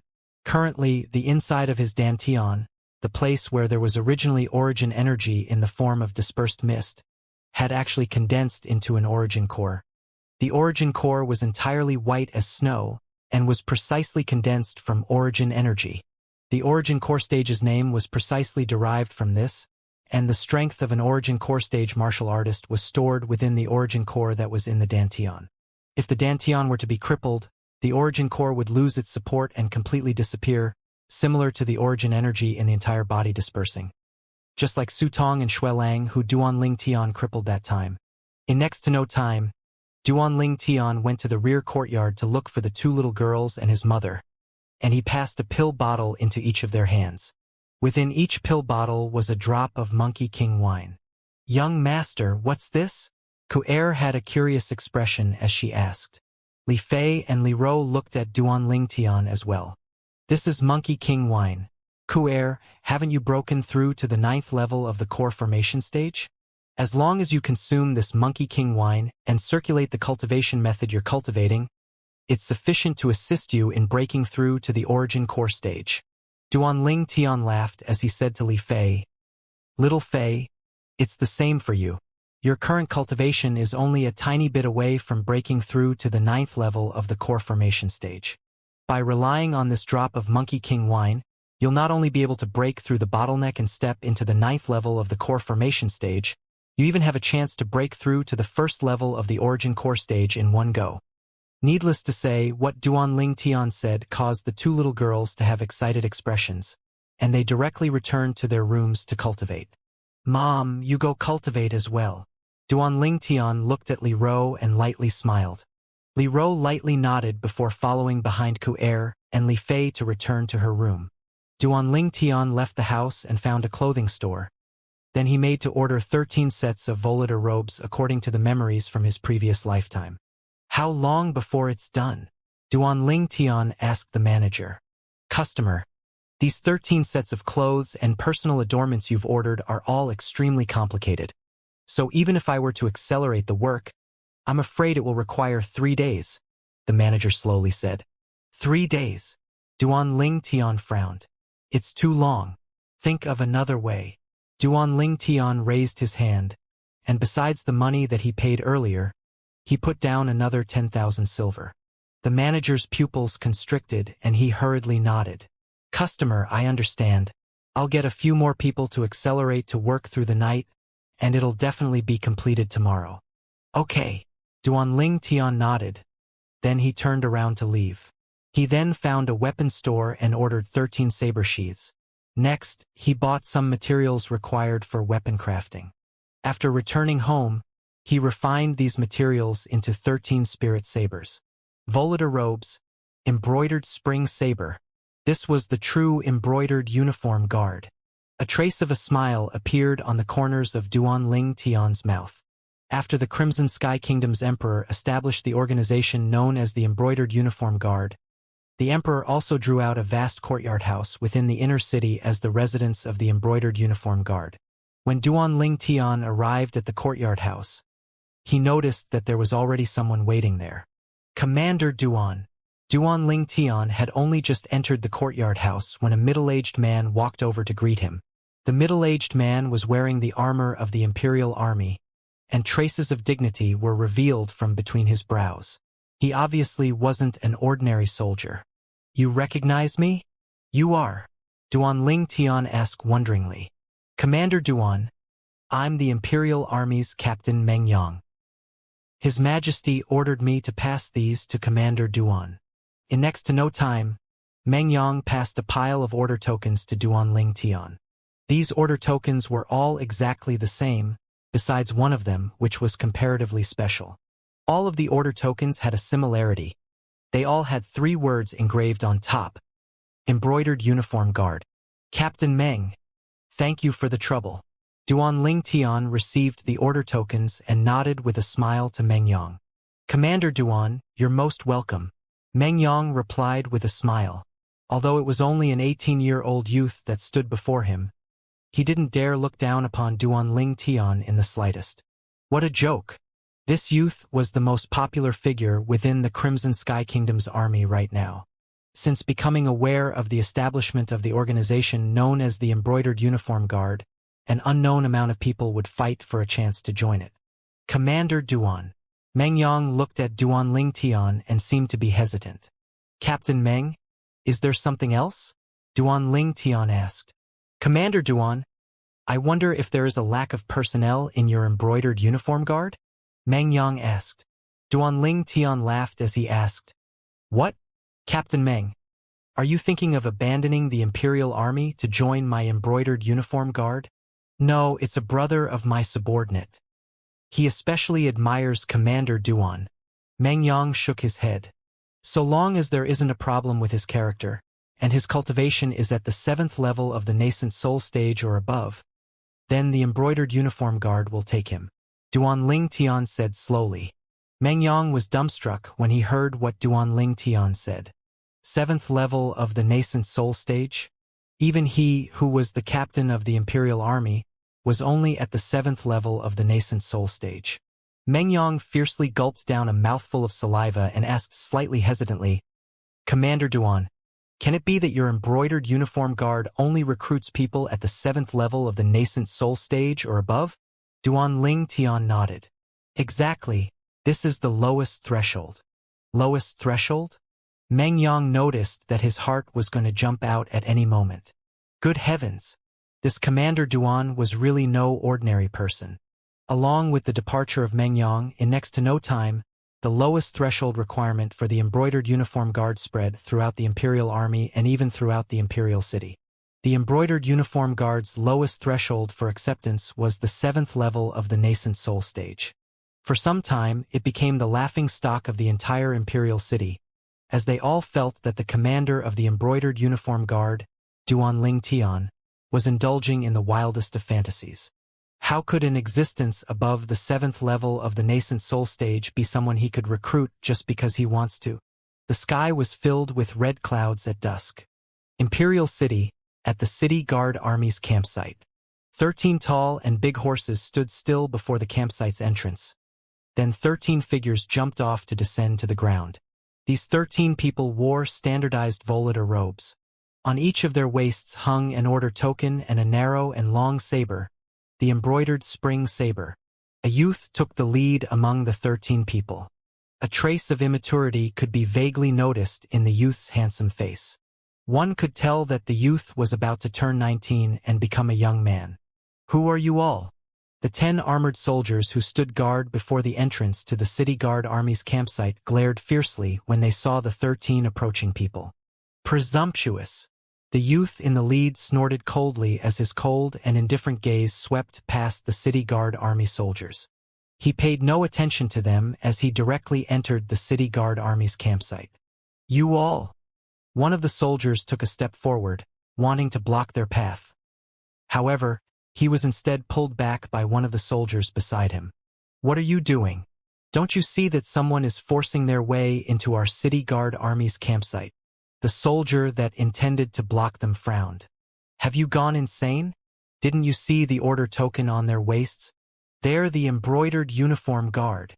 The soldier that pulled the first soldier back took a deep breath, and a sense of terror mixed between his brows. What? The embroidered uniform guard? Isn't the lowest threshold for acceptance into the embroidered uniform guard the 7th level of the nascent soul stage? Could it be that there are really people who joined the embroidered uniform guard? Who knows? If I'm not wrong, then the youth in the lead ought to be the embroidered uniform guard's commander, Duan Ling Tian. The existence of the embroidered uniform guard was approved by His Majesty the Emperor. Commander Duan is even the spokesman of His Majesty the Emperor. Not to mention me, even the Lord Commander of our City Guard Army would probably need to fear him slightly. Duan Ling Tian entered the City Guard Army's campsite and headed directly for the tent at the center. Everywhere he passed, the City Guard Army soldiers would give way. Duan Ling Tian led the way with 2 old men following right behind him, and behind the 2 old men were 10 middle-aged men. Zhang Qian and Zhao Gang were shockingly amongst the 10 middle-aged men. Duan Ling Tian made a trip to the Divine Might Marquis estate this morning and separated himself from the destiny of being a commander with no one to command. He'd taken 10 people from the Divine Might Marquis estate, and adding on Zhang Qian and Zhao Gang, the current embroidered uniform guard had exactly 13 people including him. An urgent figure rushed into the tent at the center of the City Guard Army's campsite and hurriedly reported, Lord Commander, the embroidered uniform guard. The embroidered uniform guard has come. What? The City Guard Army commander, Shui Lu's expression went slightly grim. How many of them have come? A total of 13 people including Commander Duan. The person that entered earlier replied. 13 people? In other words, besides him, there are 12 existences at the 7th level of the nascent soul stage or above. What extravagance by the Divine Might Marquis. He's actually being so cooperative to the little bastard. Right, the Divine Might Marquis was the good friend of that little bastard's father after all. Xue Lu's face sank as he said to the person that entered earlier, "Go notify the other captains to call out all the brothers within the campsite. I want to let that little bastard know that my city guard army's campsite isn't a place he can act as he pleases." Yes. The person who entered earlier accepted the orders and left.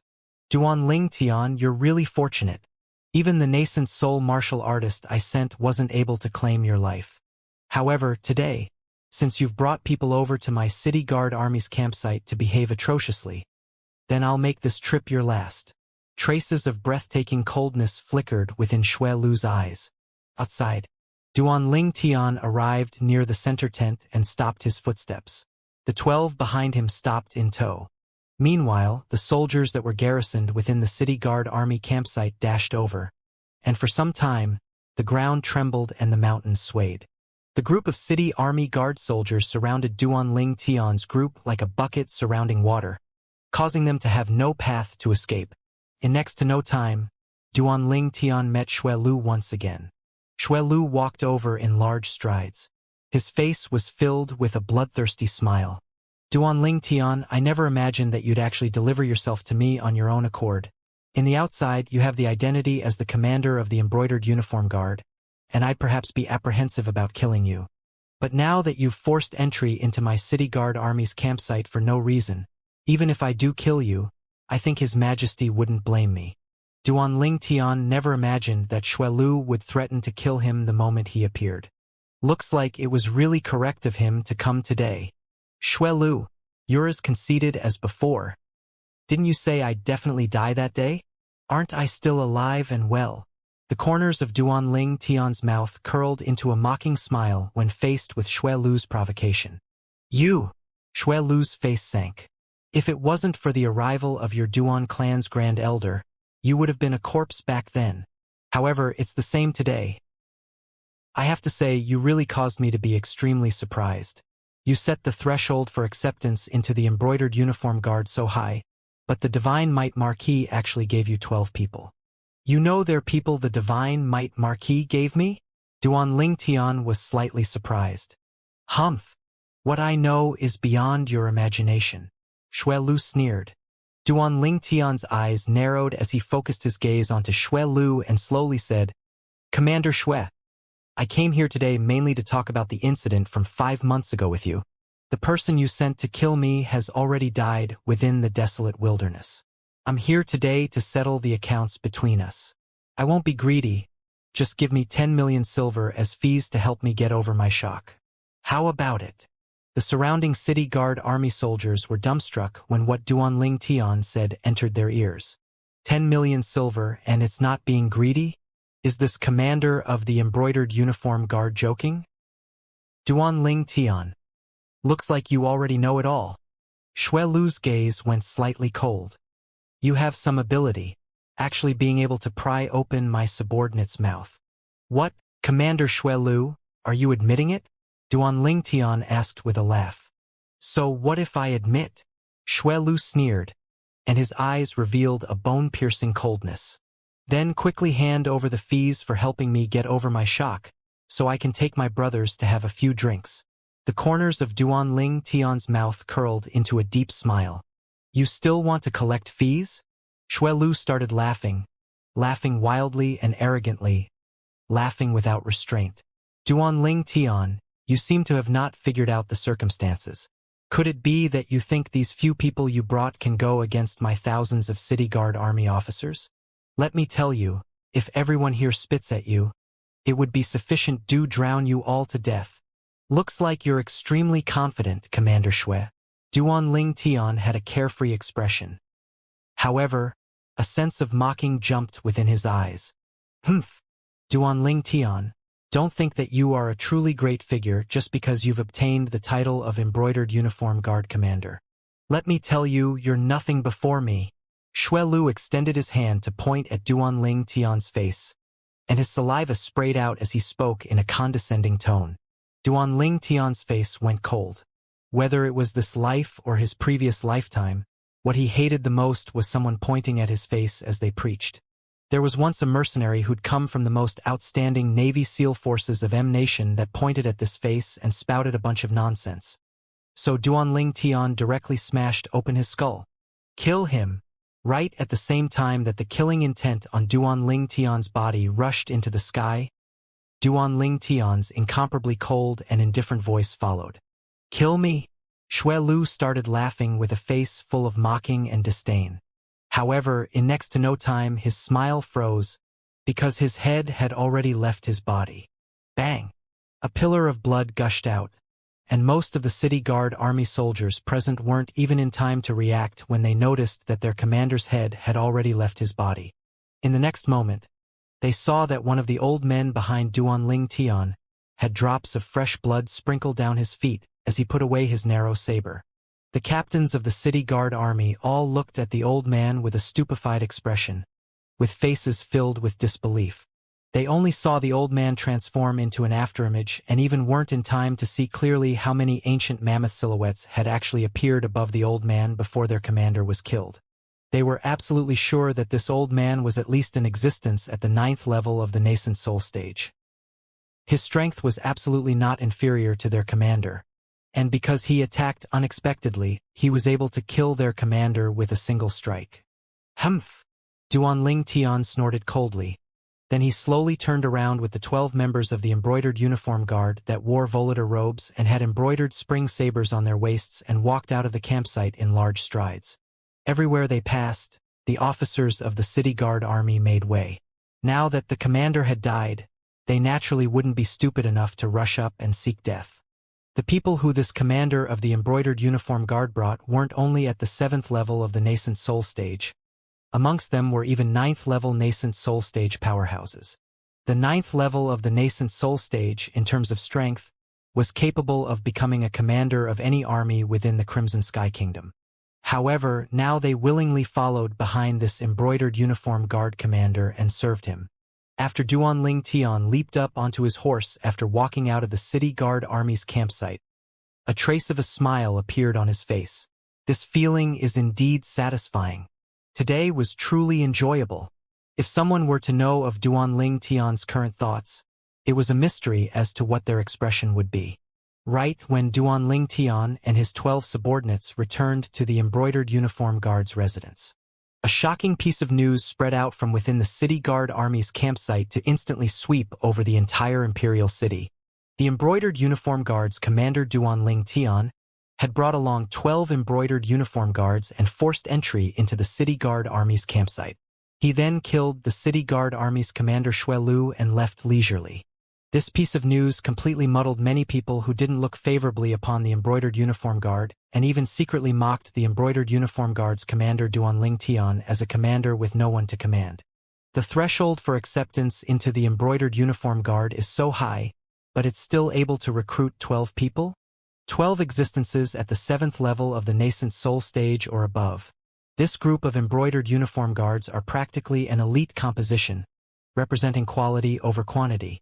I heard that the person that attacked and killed the city guard army commander Lu was only an embroidered uniform guard under Commander Duan's command. And he killed Commander Lu with a single saber strike. I heard about it as well. Based on my estimations, the strength of that embroidered uniform guard is definitely a first-rate 9th level nascent soul stage figure. Definitely.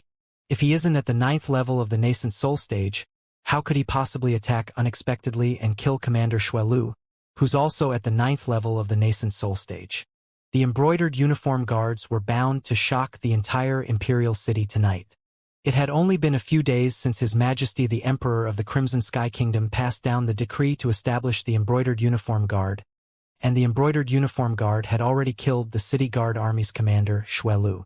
The actions of the embroidered uniform guard caused many people in the imperial city to tremble with fear, and practically all these people had grudges with Duanling Tian. Third Prince's estate. Bang! Within the building at the center of the lake, the expression of Third Prince, who just received a report from his servant, went gloomy. He threw the wine cup in his hand to shatter on the ground, causing some of the young geniuses to be unable to restrain themselves from shaking with fright. Everyone, the gathering today is over. We'll gather again another time. Third Prince took a deep breath and spoke to see off his guests. After all the young geniuses present left, Third Prince's eyes flashed with an awe-inspiring coldness. Since I'm already like fire and water with him, then I don't have to hold back. I must destroy his arrogant air. Go make preparations. I want to enter the palace and see my imperial father first thing tomorrow. Yes. The servant accepted the orders then left. Duan Ling Tian, do you really think that achieving a small meritorious service allows you to act in an unbridled manner? I really want to see how my imperial father will punish you. Third Prince's incomparably cold voice seemed like it came from the depths of hell. Fifth Prince's estate.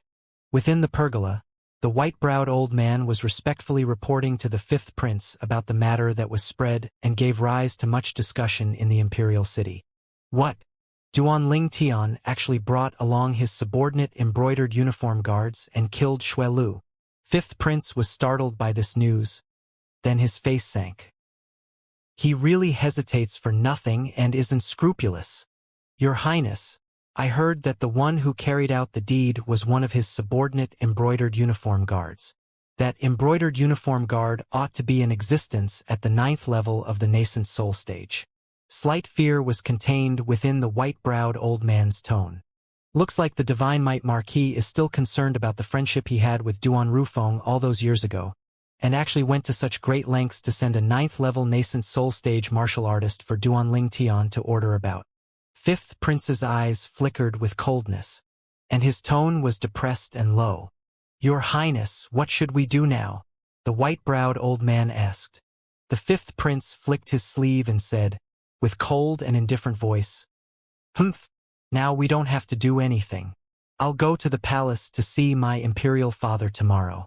This Duan Ling Tian's really too audacious, actually even daring to kill the city guard army's commander. Tomorrow, my imperial father will dismiss him from his post as the commander of the embroidered uniform guard. Your Highness is wise. The white-browed old man nodded. Prime Minister's estate. Gu Yuting sat before the stone table in the front courtyard as he savored the fragrant tea with a tranquil mind. Before long, a hurried figure whistled in and said, in a respectful voice, Lord Prime Minister, the commander of the embroidered uniform guard, Duan Ling Tian, took along his subordinate embroidered uniform guards and killed the city guard army commander, Xue Lu. Xue Lu, Gu Yutong brows raised. Just a boorish fellow. However, this Xue Lu's father isn't simple. As he muttered, a trace of a gloomy brilliance flashed within Gu Yuting's eyes. The next day, Duan Ling Tian had only just arrived at the embroidered uniform guard's residence when he was summoned into the imperial palace. It was still the same resplendent palace from before, and Duan Ling Tian walked in with large strides. He noticed that besides the emperor who sat on the imperial throne and Prime Minister Gu Yuting who stood beside him, there still stood two people nearby. These two people weren't unfamiliar to Duan Ling Tian. Third Prince, Fifth Prince. Although he'd guessed that the emperor summoning him was about the matter from yesterday, he never thought that the Third Prince and the Fifth Prince, who were usually in conflict, would actually tacitly unite for the sake of him. Looks like his face was rather outstanding. Your Majesty. Duan Ling Tian looked at the emperor and lightly nodded. Presumptuous. Third Prince's and Fifth Prince's faces went gloomy as they berated. Presumptuous. Duan Ling Tian looked at the two of them and smiled indifferently. Princes, I wonder how I am presumptuous. Duan Ling Tian, you didn't kneel when you saw His Majesty the Emperor. Is this not presumptuous? Third Prince asked, in a deep voice. Not kneeling when you see His Majesty the Emperor is a crime of great disrespect. Duan Ling Tian, do you know your crime? The Fifth Prince added insult to injury. Duan Ling Tian didn't even pay any attention to what the two said and instead looked at the emperor. All right, you two brothers, that's enough. The emperor spoke out. Imperial father. The Third Prince and Fifth Prince were both stupefied, and looked at the emperor with a puzzled expression. The emperor said indifferently, "I've already promised Commander Duan that he's exempt from kneeling when he sees me in the future. You two don't have to make a fuss about nothing." Exempt from kneeling? Third prince's and fifth prince's pupils constricted, and they both had astounded expressions. They never imagined that their imperial father would treat Duan Ling Tian so generously. However, when they thought about Duan Ling Tian's deeds yesterday, their hearts calmed. As far as they were concerned, just the incident yesterday was sufficient to cause Duan Ling Tian to fall from heaven into hell and forever be unable to rise again. All right, now that Commander Duan is here, what do you two have to say? The emperor looked at third prince and fifth prince and asked indifferently. Imperial father, this Duan Ling Tian obtained your favor and was even conferred as the commander of the embroidered uniform guard by you. He should make an example of himself and serve my imperial family. But unexpectedly, at dawn yesterday, he actually lost all judgment to the point that he forced entry into the city guard army's campsite and killed Commander Xue Lu. Third prince had a face full of anger. Imperial father, Commander Xue Lu was a pillar of our kingdom. However, he died in the hands of this ignorant kid. I hope Imperial father will uphold justice for Commander Xue Lu. Yes, Imperial father. Duan Ling Tian killing Commander Xue Lu is a heinous crime. I hope that Imperial father will dismiss him from his post as commander of the embroidered uniform guard and heavily punish him as a warning against others.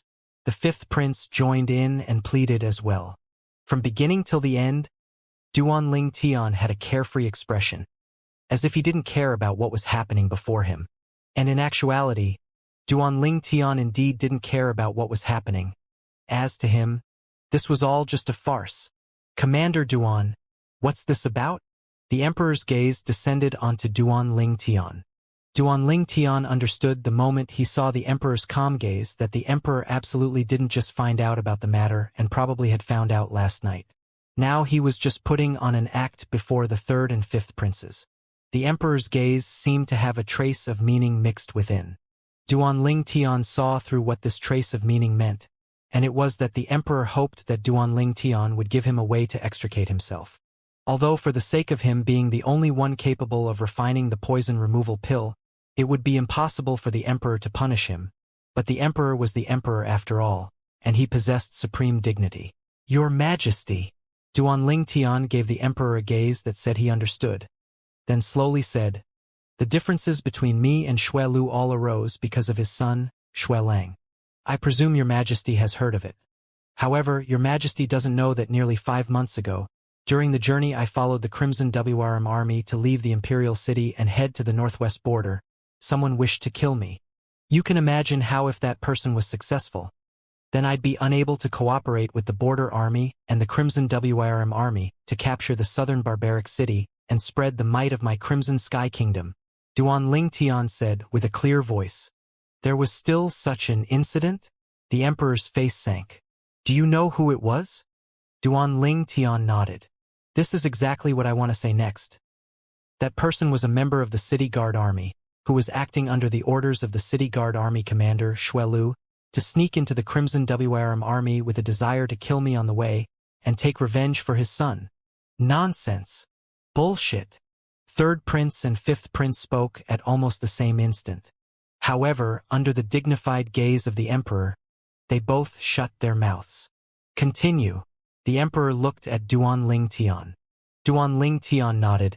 Your Majesty, I know that the two princes suspect that what I speak of isn't true, but this matter is something Commander Xue Lu admitted himself yesterday at the City Guard Army campsite. I originally didn't intend to do anything to him, and only wanted him to pay a small compensation. This isn't too much, right?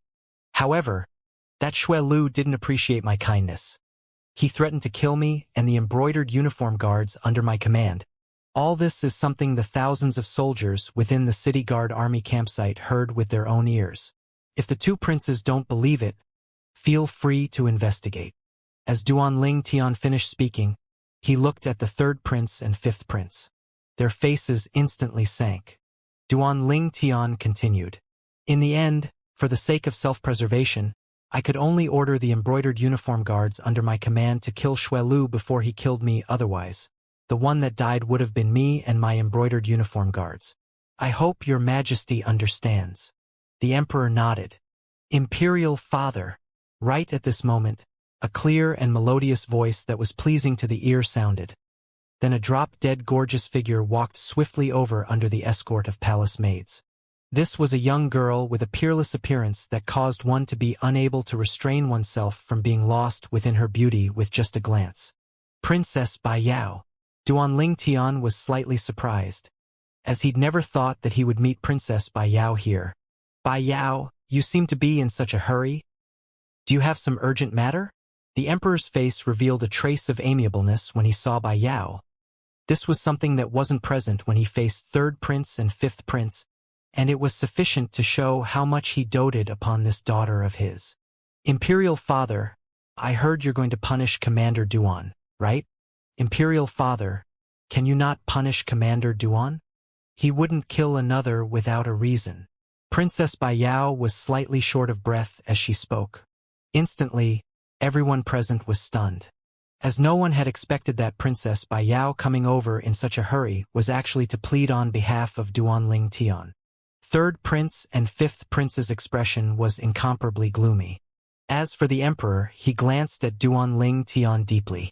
As he was an experienced person, he was able to discern that his daughter ought to have secretly fallen for this youth of similar age. Otherwise, she wouldn't have forcefully entered the throne room. Bai Yao, who said that Imperial Father is going to punish Commander Duan? The emperor shook his head with a smile. Commander Duan's already explained earlier. He isn't in the wrong in this matter. It's the fault of the city guard army commander. Xuelu deserved death. Third prince and fifth prince knew that they'd wasted their time today when they heard what the emperor said. Princess Bai Yao's beautiful face flushed bright red when she heard what the emperor said, as she never thought that the outcome of her rushing over here would be like this. So it turned out that even if she didn't come, Duan Tian would have been fine. For a moment, she was embarrassed to the point that she felt too ashamed to show her face. You too. The emperor's gaze quickly moved onto the third prince and fifth prince, and he said coldly, Next time, don't disturb me before you've investigated the matter clearly. Yes. Third prince and fifth prince hurriedly lowered their heads and replied. At the instant they lowered their heads, their eyes flickered with dense killing intent. This killing intent was naturally directed at Duan Tian. Third prince looked at the emperor and said respectfully, Imperial father, then I'll excuse myself. I'll excuse myself as well. Fifth prince left as well. The emperor's gaze descended onto Duan Tian for a moment. Then it descended onto Princess Bai Yao for a moment, constantly moving between the two. Duan Tian was still fine and was able to stand there unfazed with a carefree expression. However, Princess Bai Yao's face was red with embarrassment. Imperial father, what are you looking at? Ha ha ha ha. The emperor laughed heartily for a while before stopping. You two know each other. Princess Bai Yao nodded embarrassedly. The emperor looked at Duan Tian and lightly smiled. Commander Duan, you seldom come to the palace. Since you're acquainted with Bai Yao, then accompany her to walk around. Yes, your majesty. Duan Tian replied, before leaving the throne room with Princess Bai Yao. The palace maids behind Princess Bai Yao followed then as well. And Prime Minister Gu Yuting, who had been standing beside the emperor and hadn't spoken all the time, now had a slightly sunken face, and his eyes flickered with a dense, fierce light. He seemed like a fierce and malicious poisonous snake that was selecting its prey to swallow. Compared to before, Princess Bai Yao was slightly awkward now. This was because she never thought that this youth she'd fallen for actually had such great ability. Now that she was walking with the youth that was always in her dreams, she was instead embarrassed to the point that she didn't know what to say. Duan Tian felt the atmosphere to be slightly weird as well. After accompanying Princess Bai Yao to walk for some time, Duan Tian spoke first. Princess, I still have matters to attend to. I'll be taking my leave first. Okay. Princess Bai Yao lightly nodded. Then she watched from afar as Duan Tian left. Only then did she heave a sigh. After Duanling Tian left the imperial palace, he shook his head and sighed. Even he didn't know what sort of feelings he had towards Princess Baiyao. However, he could be sure about one thing. Princess Baiyao forcefully charging into the throne room to plead on behalf had made him feel slightly moved in his heart. Although she wasn't of any help, this intention of hers was extremely hard to come by. Hugh! Duanling Tian let out a breath of air. Then he returned to that spacious courtyard house that was the embroidered uniform guard's residence. Commander, the embroidered spring sabers you gave us, are they all grade 8 spirit weapons? Duanling Tian had only just passed through the gate when he noticed Zhang Qian coming to greet him with an astonished expression. The gazes of the other 11 descended onto Duanling Tian as well. They never imagined that Duanling Tian would be so extravagant. All of you only noticed now? Duanling Tian smiled lightly. Commander, you didn't have to go to such an expense to request a grade 8 weapons craftsman to refine all these spirit weapons. You spent quite a lot, right? Zhao Gang said as well. It's just some small toys I casually refined myself. I only spent some money on materials, Duanling Tian casually said. Instantly, all the 12 of them, including the half-step void stage old man, were dumbstruck. Their commander was a grade 8 weapons craftsman. According to their knowledge, this commander seemed to only be 19 in another 1 or 2 months. An 18-year-old grade 8 weapons craftsman, what sort of concept was that?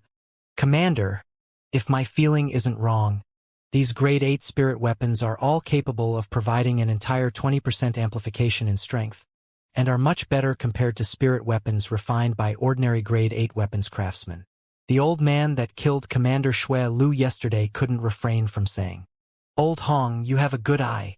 Duanling Tian lightly smiled as he nodded. This old man was precisely one of the 2 half-step void stage powerhouses that the senior Marquis of the Divine Might Marquis estate sent to him. Now, the others were even more shocked when they heard the conversation between Duanling Tian and Old Hong. They all withdrew their embroidered spring sabers and seriously examined them for some time, and the result was they noticed that it was exactly as Old Hong said. They were capable of increasing an entire 20% of strength. They couldn't help but be moved. After all, an ordinary grade 8 spirit weapon would at most provide an amplification close to 20% of strength, and one that was capable of providing a 19% amplification can be considered to be top quality. The embroidered spring sabers in their hands would absolutely be capable of being considered as extremities amongst top quality grade 8 spirit weapons. For a moment, a sense of reverence appeared within their gazes as they looked at Duanling Tian, an 18-year-old origin core martial artist and grade 8 weapons craftsman. But it was unknown what expressions they would have if they knew that Duanling Tian was also a grade 8 alchemist. In next to no time, Duanling Tian looked at Zhang Qian. Zhang Qian, you and Zhao Gang go to all the large medicine stores within the imperial city and search for these few types of medicinal materials. Duanling Tian withdrew a brush and paper and wrote down a few types of medicinal materials and then passed the paper to Zhang Qian. Mainly search their accounts from 3 years ago and see if they remember who they'd sold those medicinal materials to. These few medicinal materials were all the main medicinal materials for the poison that the emperor was infected with, and they were rarely used by anyone. Duanling Tian's goal was to find out who was the one that poisoned the emperor. Yes. Zhang Qian and Zhao Gang received their orders and left the imperial palace, outside a quiet and remote pavilion. Prime Minister Gu? A hollow voice seemed to echo out from all directions. The voice was gloomy and without the slightest shred of emotion. A black-clothed old man soundlessly appeared. Old Shui. Gu Yuting looked at the old man and lightly nodded. Prime Minister Gu? Is there something you came looking for me for? The black-clothed old man had a pair of muddy eyes, and his entire person seemed to reveal a ghastly sense. Coupled with his gaunt body, he seemed as if he would fall from being blown by the wind. However, Gu Yuting instead knew that this old man's strength was extremely terrifying, at least not inferior to his. Gu Yuting sighed as he slowly said, Old Shui, you have my condolences. Prime Minister Gu, what do you mean by this?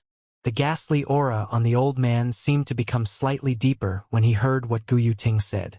Old Shui, Maybe you still don't know. Your grandson, Shui Lang's, Dantian was crippled by another, and he lost his entire cultivation. Gu Yuting's eyes flickered as he said this. What? The black-clothed old man's muddy eyes instantly flickered with a dense, bright light, and a terrifying killing intent enveloped Gu Yuting. Prime Minister Gu, is what you're saying true? Yes, Gu Yuting nodded. Who did it? Did my son take revenge for Lang? The black-clothed old man's mood was slightly agitated. Old Shui, your son is dead. Gu Yuting laughed bitterly. The black-clothed old man didn't exclaim this time, but his gaunt body instead lightly trembled, and his voice was incomparably icy cold, as if it came from the depths of hell. Prime Minister Gu, do you know who did it? Old Shui, your son was precisely trying to take revenge for your grandson. However, in the end he wasn't able to take revenge, and he himself was killed in retaliation. The person that crippled your grandson and killed your son is precisely the same person, Gu Yuting slowly said. Who is it? The black-clothed old man raised his eyebrows and stared in anger. He was furious to the utmost limit. The embroidered uniform guard commander, Duan Ling Tian. Gu Yuting slowly said, Old Shui, you should return and see your grandson. I'm truly worried that since your son is dead, that Duan Ling Tian will be ruthless to your grandson. He dares. The black-clothed old man shouted in a low voice, and mixed within his tone was a breathtaking icy coldness. Whoosh! Instantly, the black-clothed old man's figure trembled, and he vanished without a trace. Duan Ling Tian, I really want to see how you withstand this madman Shui's rage. The corners of Gu Yuting's mouth curled into a sneer from his plot being successful. On the main street of the imperial city inner city, Duan Ling Tian spurred his horse to walk in the front, and behind him 10 embroidered uniform guards followed close behind. The two old men were like two guardian deities, closely protecting Duan Ling Tian's sides. Everywhere the 11 passed, all the passers-by would move to the side in avoidance. It's the embroidered uniform guard. He's the embroidered uniform guard's commander, Duan Ling Tian? Oh my God! I even thought that the rumors were exaggerated. I never imagined Duan Ling Tian was really only a youth. The passers-by that crowded around to watch discussed in whispers amongst themselves. Duan Ling Tian naturally heard all these discussions, but he only shook his head and smiled and didn't take it to heart. There was no lack of similar discussions all the way, and he'd already become accustomed to it. Go!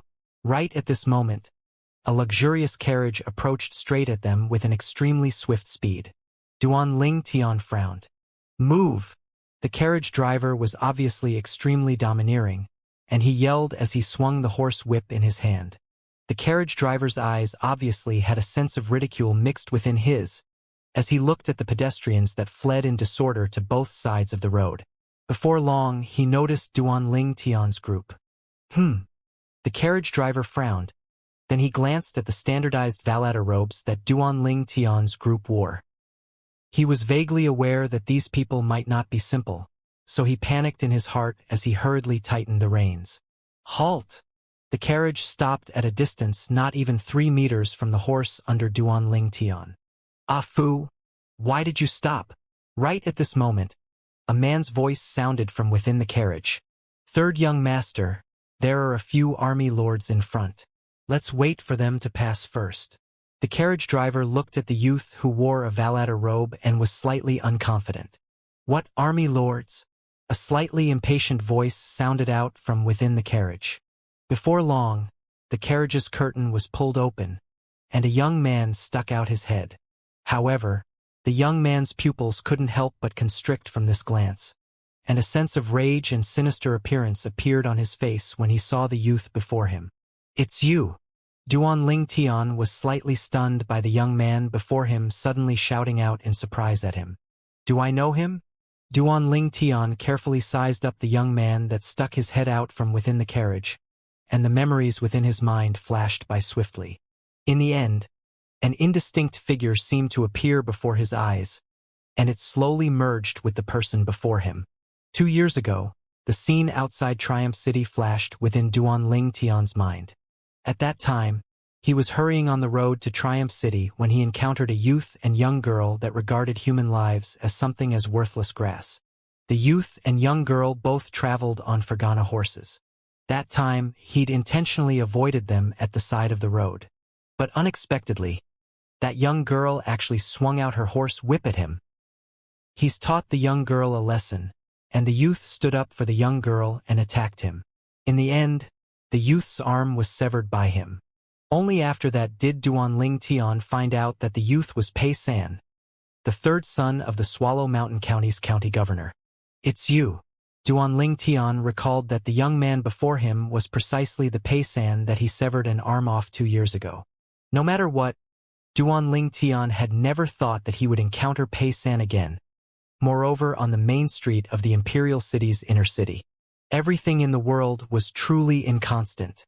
Thinking back to the time he was in a sorry state after he severed Pei San's arm, Duanling Tian suddenly felt as if he wasn't even in the same era anymore. He could still remember how he desperately spurred his horse to gallop madly to Triumph City just to escape chase from the powerhouse that followed by Pei San's side. He could imagine how if the powerhouse that followed by Pei San's side was able to catch up to him, the him of that time would have died for sure. Later on, even when he stayed in Triumph City for those few days, he still moved carefully every step of the way, as he was deeply afraid of being uncovered. The Pei San of that time was an extremely large threat to him, even to the extent that once he was found by Pei San would only need to say a word and his blood would splatter from a 3-foot-long blade, and he would die on the spot. Once, he was filled with fear towards Pei San's identity of being the son of the Swallow Mountain County's county governor. However, now, Duanling Tian suddenly realized that when he encountered Pei San once again, besides being slightly surprised, he didn't feel anything else. Maybe now he stood at a different height. Or maybe it was too long ago. "I've finally found you." Pei San gnashed his teeth. Then he walked out of the carriage and looked at the youth on horseback with eyes filled with icy cold killing intent. Duanling Tian looked at Pei San with a calm expression. In the past, he might have been fearful of Pei San. But now, Pei San and he weren't on the same level, even to the extent that so long as he wanted it, he would only need to say a word and it would be sufficient to cause the Swallow Mountain County's county governor's estate that backed Pei San to change ownership. He was confident that so long as he told the Emperor would absolutely satisfy his request, even to the extent that he only needed to give an order and the embroidered uniform guards behind him would attack swiftly to make Pei San's blood splatter from a 3-foot-long blade, killing him on the spot. But he didn't act in such a way, and he didn't even have any thoughts of fussing about it with Pei San. "Third young master, what's wrong?" Right at this moment, 2 more people walked out in succession from within the carriage and stood behind Pei San. An old man and a young man. The old man was obviously an existence at the nascent soul stage. As for that young man, Li Qing, Duanling Tian couldn't help but exclaim in a low voice. The young man that presently stood behind Pei San wasn't anyone else but precisely Li Qing, who'd left the Li family years ago. He never imagined that after this Li Qing left the Li family, he'd actually get together with the Swallow Mountain County's county governor's estate's third young master. Everything in the world was truly inconstant. Only when he heard Duanling Tian's voice did Li Qing look towards Duanling Tian, and with only a single glance, his face abruptly went grim as he hurriedly said to Pei San, "Third young master, it was precisely this person that crippled your arm that day. It's him. It's him. Blood enmity. Do you think I still need you to tell me now?" Pei San slowly turned around and glanced at Li Qing. Then a sneer appeared on the corners of his mouth. "So it turns out that Li Qing is your real name. No wonder I was unable to investigate your background throughout these 2 years. Li Qing, you're truly capable, and you truly concealed yourself so well. Third young master, Li Qing's gaze was complicated, and a bitter smile appeared on the corners of his mouth. "I made a mistake and was found out in the end? Humph. I'll deal with you later." Pei San's voice was cold and indifferent, and his gaze then descended onto Duanling Tian. 2 years ago, you crippled my arm. Today, I'll make you repay it with interest." "Oh," Duanling Tian asked indifferently, "how will you make me repay it with interest?" "I'll take your life." Pei San's voice was filled with hatred and ruthlessness. Presumptuous! The face of the two old men in Valader robes beside Duanling Tian sank, and they shouted out in unison. Pei San frowned. Only now did he realize that the youth before him wasn't alone, and the gaze with which he looked at Duanling Tian went even colder. What? You think that I, Pei San, will be unable to touch you just because you have a few helpers? Pei San. Duanling Tian's gaze descended onto Pei San, and he said indifferently, You're the most clear of who provoked the matter outside Triumph City that year. Today, it can consider to be fate that we're able to meet again. I don't want to fuss about the matter from that year with you. So let's call it off right now. It had already been 2 years. Moreover, he didn't suffer a loss that year, so Duanling Tian didn't want to fuss over it anymore. Now, Pei San wasn't on the same level as him anymore. Thus, he didn't intend on playing the bully. Just let everything from the past be blown away by the wind. However, this was only Duanling Tian's wishful thinking. The corners of Pei San's mouth curled into a sneer when he heard what Duanling Tian said. You speaking like this, is it because you're afraid? Over these 2 years, there hasn't been a moment that I forgot the scene of you severing my arm. I wish for nothing more than to tear your corpse into thousands of pieces, then burn your bones and scatter your ashes. Only like this will I be able to vent the hatred in my heart. It's too late to regret now. That year, if you had obediently suffered a whip from my little sister Ru, the following events wouldn't have occurred. So, even after you die today, it can only be blamed on you being too arrogant that year. You didn't know who you could or couldn't offend. I, the son of the Swallow Mountain County's county governor, am an existence that a commoner like you is unable to offend. As he finished speaking, Pei San's voice was filled with arrogance and ruthlessness. Li Qing stood behind Pei San, and the corners of his mouth curled into a smile, as he felt that Duanling Tian would die on the spot today as well. Although he didn't know why Duanling Tian would appear in the Imperial City, as far as he was concerned, Duanling Tian would undoubtedly die from encountering him, who'd gone berserk. However, the expression of the old man behind Pei San was slightly unnatural. He noticed that after his young master said all this, the passers-by that had stopped to spectate from the sides of the road all had expressions of disdain. Son of the Swallow Mountain County's county governor? Calling the embroidered uniform guard's commander, Duanling Tian, who is currently bathing in the limelight, a commoner? An amusing feeling arose within the hearts of the passers-by present. At this moment, they even forgot to whisper in discussion amongst themselves, as they focused their attention to see the development of the matter. But their gazes, when they looked at Pei San, had traces of mischievous laughs jumping within. Pei San extended his hand to point at Duanling Tian, and his gaze was filled with a blood-thirsty killing intent as he shouted fiercely, Grandpa Huai! I want him dead!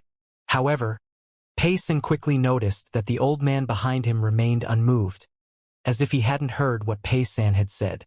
Grandpa Huai! Pei San was stupefied, and he turned around to look at the old man behind him. Only Yo noticed that the old man's gaze was staring fixedly at the waist of the youth that sat atop the tall horse, and his gaze followed on to descend there. This glance nearly frightened him out of his wits. Embroidered uniform guard. He had arrived at the Imperial City yesterday and had stayed the night at the Outer City. In the Outer City's restaurant, he'd heard of the rumors about the Embroidered Uniform Guard and knew that the Embroidered Uniform Guard was the most terrifying and the most arrogant and domineering organization within the Imperial City currently. Allegedly, the commander of the Embroidered Uniform Guard, Duanling Tian, was only 18 this year, but he had already deeply received the favor of the Crimson Sky Kingdom's emperor and became the spokesman of the emperor. Even though he was far away at the Swallow Mountain County, he'd heard of Duanling Tian and knew that he was the #1 genius of Paladin Academy. He came to the Imperial City precisely because he intended to report to Paladin Academy.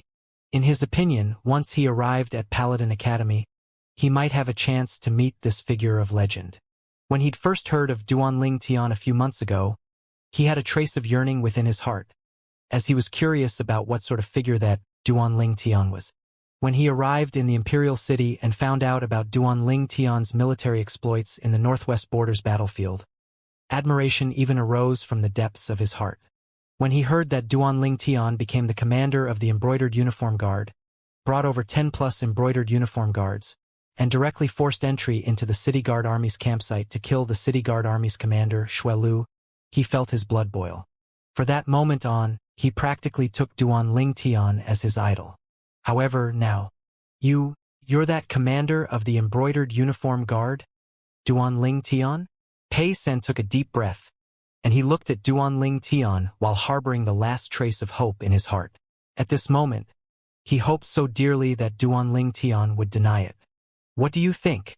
Duan Ling Tian looked at Pei San with a calm expression as he responded rhetorically. This son of the Swallow Mountain County's county governors finally recognized Commander Duan. What a joke! Actually threatening to tear Commander Duan's corpse into 1,000 pieces, and then burn his bones and scatter his ashes.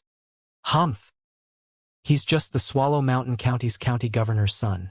Even if the Swallow Mountain County's county governor personally came here today, he would still not dare be so presumptuous before Commander Duan. This Pei San is really courting death. This person had an expression of having gone through much bitterness and was thirsting for revenge earlier. But now he instead has a face full of terror and disbelief. That's normal.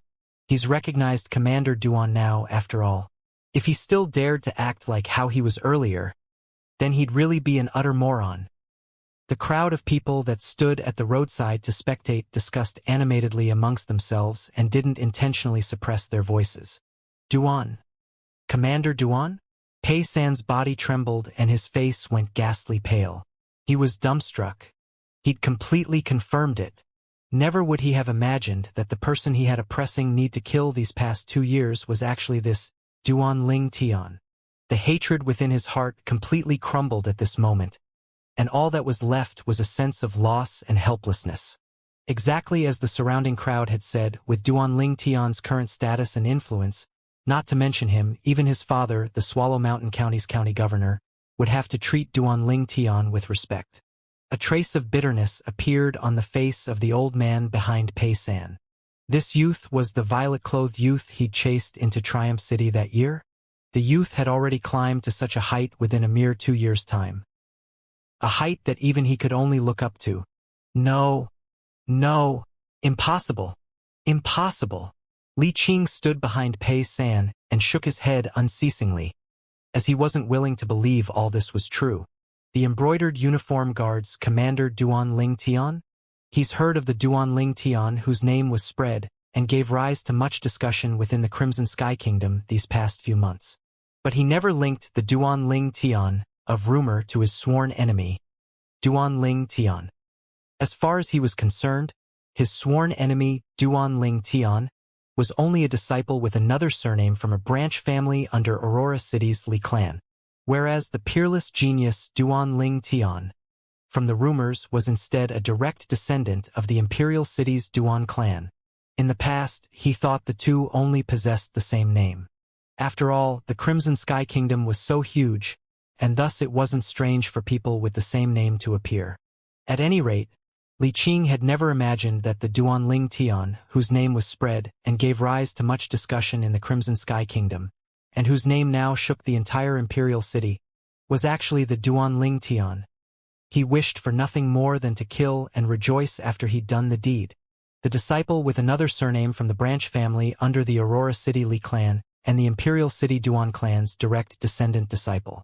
They were actually the same person. Li Qing felt that this was absolutely the gods playing a joke on him. But when he tried to pinch his thigh, the pain that came from this thigh instead told him that all this was real. How can this be possible? It can't be. It can't be. Li Qing's face was ghastly pale, as the scene before him caused all his hopes to be blasted to pieces. He planned to rely on the Swallow Mountain County's county governor's estate to break through to the origin core stage, then return to the Li clan and kill Duan Ling Tian in revenge for his grandfather. But now, the thoughts that he'd persisted on for 2 years had instantly crumbled. Moreover, not to mention Duan Ling Tian, the fact that was the commander of the Embroidered Uniform Guard currently, even if he wasn't, Duan Ling Tian was still in existence at the origin core stage, and the publicly acknowledged #1 genius of the Crimson Sky Kingdom's younger generation. He was far from being capable of comparing with Duan Ling Tian. Duan Ling Tian sat atop his horse, and his calm gaze flashed past Li Qing and Pei San. When he saw their current expressions, he didn't even have the slightest bit of thought to make a fuss about the matter with them. Humph! Duan Ling Tian's cold and indifferent gaze descended onto the carriage driver. Remember to slow down when you're driving within the imperial city in the future. Yes, yes. The carriage driver nodded like a chick pecking on grain and didn't dare hesitate in the slightest. As he now knew the youth's identity and knew in his heart that if Duan Ling Tian wanted to kill him, it would be no different than stomping an ant to death. Let's go! Duan Ling Tian spurred on his horse to move forward with the 10 embroidered uniform guards behind him. Only after Duan Ling Tian's group disappeared at the end of the street did Pei San and the old man behind him recover from the shock. Blood enmity. No, I ought to call you Li Qing now. Pei San's gaze descended onto Li Qing, and a trace of icy coldness was faintly mixed within. As far as he was concerned, the reason why Duan Ling Tian had now slowly gotten further and further from him, even causing him to lose the hope of getting revenge, all of this was because of Li Qing. If it wasn't for Li Qing intentionally being mysterious that time, it would have been impossible for Duan Ling Tian to grow to this extent. Li Qing seemed as if he was jolted awake from a dream when he heard what Pei San said, and he instantly knelt on the ground. Third young master. Spare me, Grandpa Huai. Pei San's voice revealed gloominess. Not good. Li Qing's heart jerked, and he hurriedly stood up, desiring to flee. However, he was only a martial artist that hadn't even stepped into the origin core stage. How could he possibly flee from the hands of a nascent soul martial artist? His skull was shattered by the old man with a palm strike in the blink of an eye. Dead. Pei San took a deep breath after seeing Li Qing being killed and then returned into his carriage.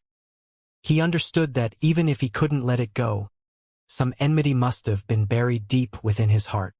The current Duan Ling Tian was already someone that he couldn't deal with, and if he were to be impervious to reason, he would only be courting death.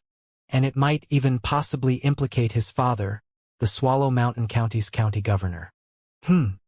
Duan Ling Tian was leading the group of embroidered uniform guards on the main street when his vigilant spiritual force suddenly noticed that something was off. In the shadows, a pair of gloomy eyes were staring at him. Moreover, this person's cultivation wasn't weak. He was even skilled at concealment. If it wasn't for Duan Ling Tian's heart being calm as water now, he might not have been able to notice. This is a powerhouse. Vigilance arose within Duan Ling Tian's heart, as relying on his spiritual force that was comparable to a nascent soul martial artist's. He was able to sense how terrifying the person was. The person was extremely likely to be a half-step void stage powerhouse. Let's return. Duan Ling Tian didn't become panic-stricken and called out to the 10 embroidered uniform guard behind him.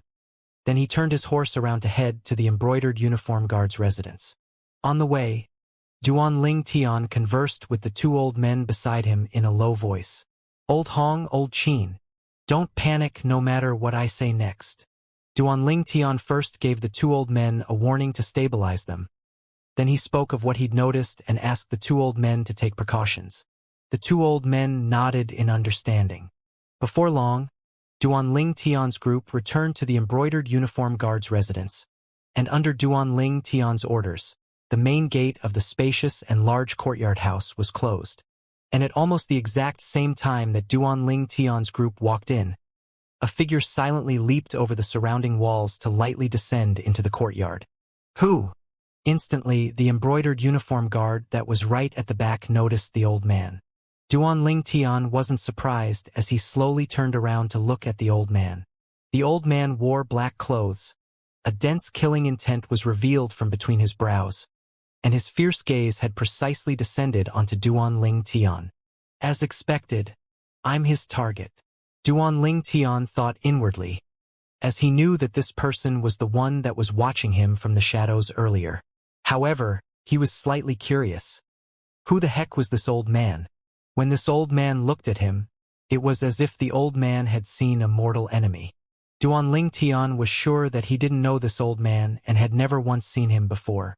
You ought to be the embroidered uniform guard's Duan Ling Tian, right? The old man's gloomy gaze descended onto Duan Ling Tian. Instantly, besides Old Hong and Old Qin, the faces of all the other 8 embroidered uniform guards beside Duanling Tian went grim, and they moved to protect Duanling Tian behind them. Exactly, I'm Duanling Tian. I wonder who you are. Duanling Tian asked with a tranquil gaze. Now he could almost be sure that this black-clothed old man was in existence at the half-step voice stage, and the old man's strength was extremely terrifying. Who am I? A trace of icy coldness appearance on the old man's face as he said, in a cold voice, I'm Xue Lu's father, Xue Yun.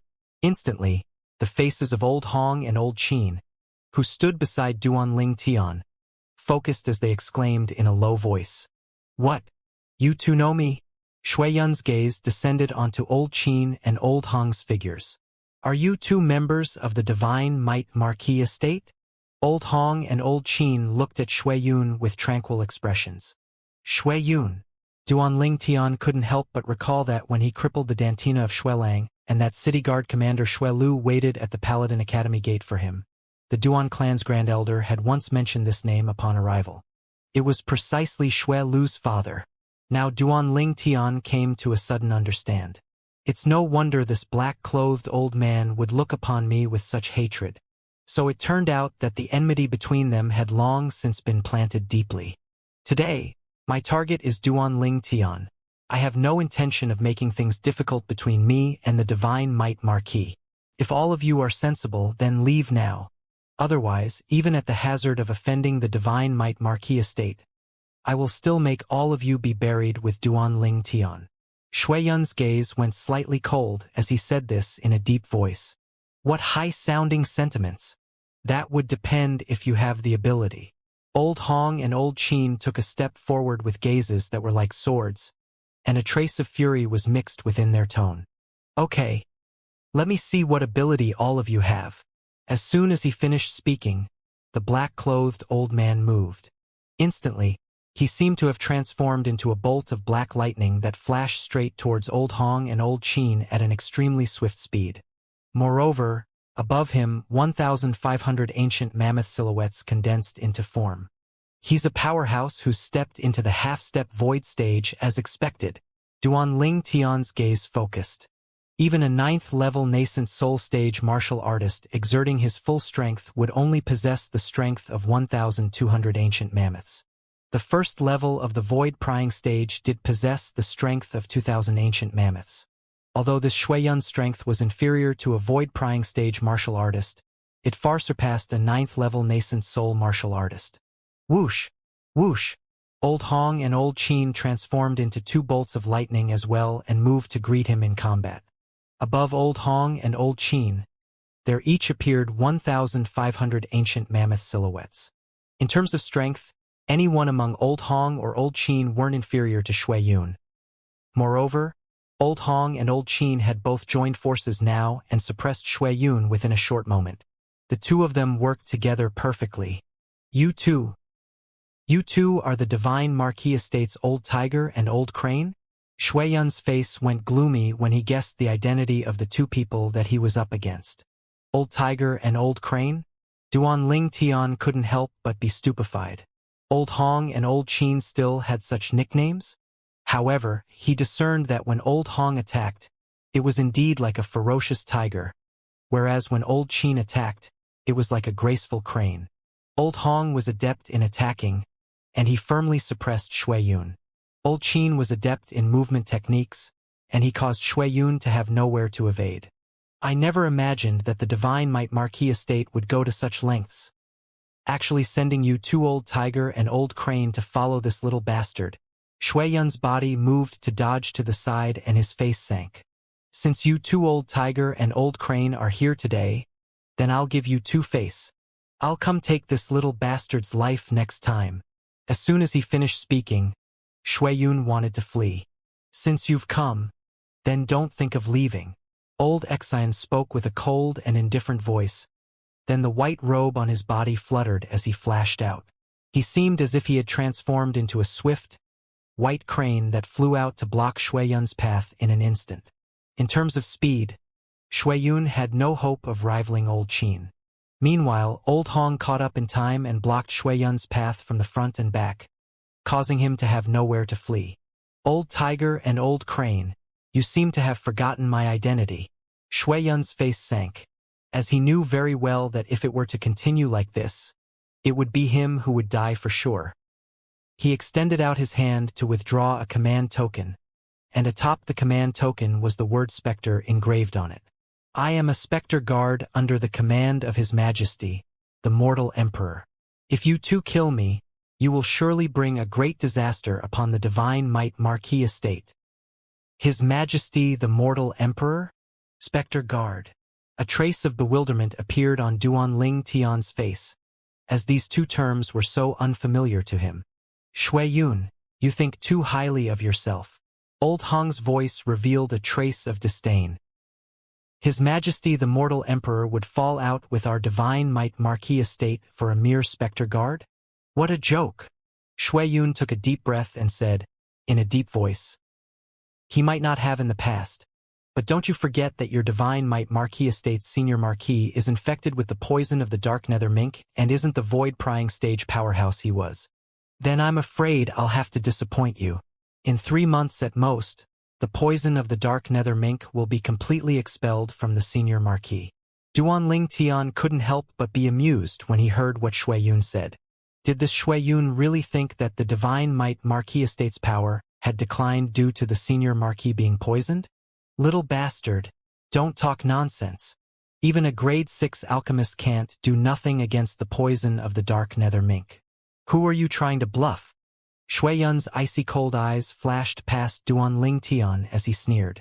As far as he was concerned, Duanling Tian was only an ignorant youth. Duanling Tian didn't bother wasting his time on Shui Yun and said indifferently, Old Hong, Old Qin.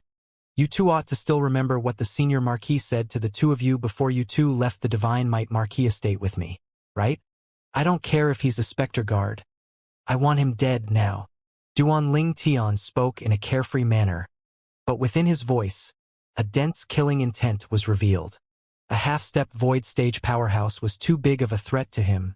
Moreover, the enmity between him and this half-step void stage powerhouse could be said to be absolutely irreconcilable.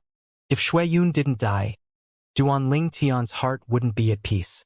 Yes, Commander. Old Hong and Old Qin nodded and directly attacked with full force. Humph! Shui Yu's face went grim. Then a 3-foot-long blade appeared in his hand as soon as he raised it. Origin energy exploded out, causing the 3-foot-long blade to emit a burst of sword cries, and the number of ancient mammoth silhouettes above Shui Yun instantly rose to over 1,900. Obviously, this was a grade 7 spirit weapon. But was it only he who had a grade 7 spirit weapon? Old Hong and Old Qin respectively withdrew their own grade 7 spirit weapons, and over 1,900 ancient mammoth silhouettes appeared above them. The grade 7 spirit weapon in Old Hong's hand was a spear. The grade 7 spirit weapon in Old Qin's hand was a bone fan. Whoosh! Shui Yun attacked. The sword in his hand seemed to transform into a bolt of lightning as it tore through the sky and caused a piercing, whistling sound to echo out as it flashed straight for Old Qin. Perhaps as far as he was concerned, only by injuring Old Qin would he have any hope of escaping.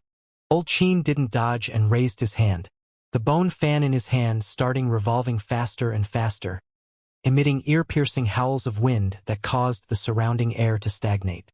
OM! Origin energy exploded out from the bone fan and actually revolved as it flashed out, aiming straight for Shui Yun's throat. Old Qin was fearless when faced with Shui Yun's sword strike, and he seemed more like he was waiting for Shui Yun's sword to flash over. Whoosh! At the critical moment, the spear in Old Hong's hand trembled and seemed like a flood dragon coming forth from its lair as it tore through the air and stopped Shui Yun's sword strike. No! Shui Yun fiercely shouted, and this would also be the last sound he emitted in this lifetime. His head was directly minced off by the revolving bone fan. Dead. The two halves of Shui Yun's body fell down with a crash, and his blood stained the ground. Meanwhile, Old Qin raised his hand and the bone fan returned to his hand. Then fan actually wasn't stained by the fresh blood in the slightest. So formidable! Duanling Tian's eyes squinted and he was slightly surprised. At the same time, he was also shocked at Old Hong and Old Qin's teamwork.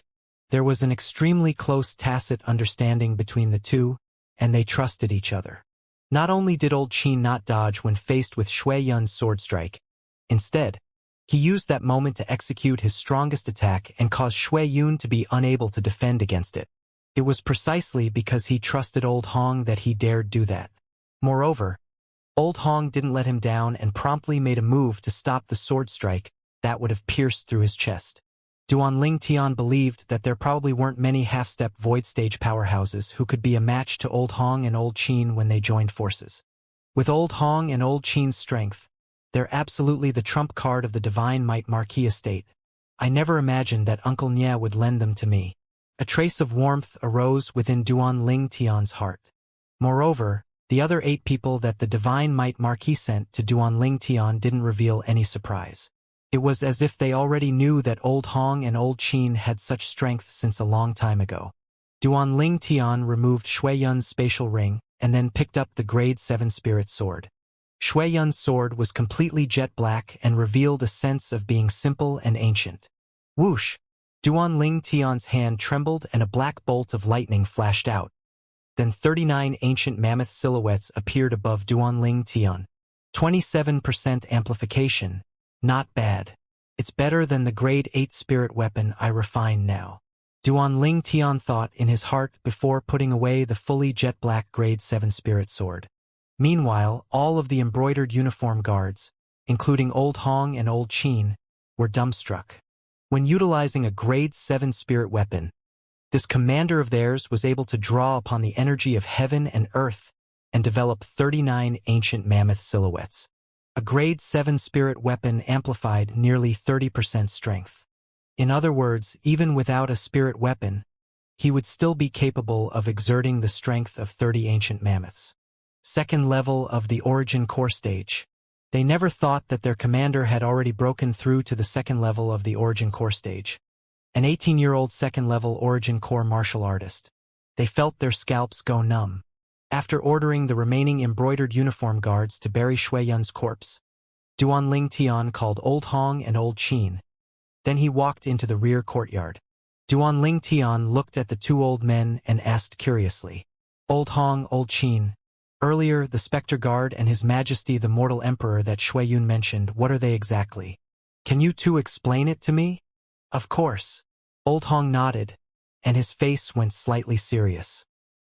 His Majesty the Mortal Emperor is called Mortal Emperor Chu, and he is the younger brother of the current emperor. He shares the same father but not mother with the emperor, and he is of the same generation as your father Duan Rufeng. That year, within the younger generation of the Crimson Sky Kingdom, his natural talent was only inferior to your father's. Later, Mortal Emperor Chu left the Crimson Sky Kingdom and went to wander around the Azure Forest Imperial Kingdom. When he returned over 10 years later, his cultivation had stepped into the Void Prying stage. At that time, the Imperial family's Void Prying stage powerhouse of the previous generation had just passed away, so he accepted the important task of protecting the Imperial family and became the Mortal Emperor that was concealed behind the scenes. As for the Spectre Guard, they're the servants at the Mortal Emperor's side. They total 9 people and are all half-step void stage powerhouses. Old Hong finished explaining in a single breath. Duanling Tian came to a sudden understanding. Mortal Emperor Chu, the Imperial family's void stage powerhouse. He deeply remembered it in his heart. Commander, the Marquis sent someone over to notify you to make a trip to the Divine Might Marquis estate. Right at this moment, a voice sounded out from the front courtyard. Duanling Tian, who was at the rear courtyard, heard it clearly, and he lightly smiled to the 2 old men. Old Qin, Old Hong, come with me. Before long, Duanling Tian once again arrived at the Divine Might Marquis estate. Little Tian, the medicinal materials you wanted have been gathered. The Divine Might Marquis Nye Yuan's face revealed a smile when he saw Duanling Tian's arrival. So fast. Duanling Tian was slightly surprised, as one of the main medicinal catalysts to refine the grade 8 spirit cleansing pill was extremely hard to come by, after all. Even in the Imperial City it was extremely rare. He never expected that his Uncle Nya would already have gathered them all in only a few days.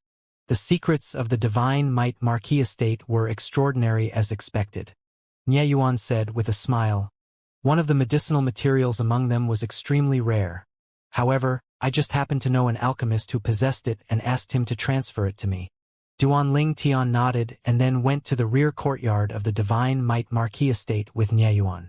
In next to no time, Duanling Tian withdrew his cauldron and condensed a grade 8 pill fire.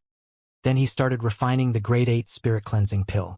Duanling Tian placed the entire pile of medicinal materials into the cauldron, and after spending 3 hours, slightly out of his expectations, he'd refined 7 grade 8 spirit cleansing pills.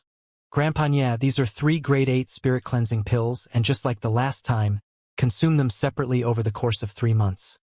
After 3 months, the toxic poison of the dark nether mink within your body will completely vanish.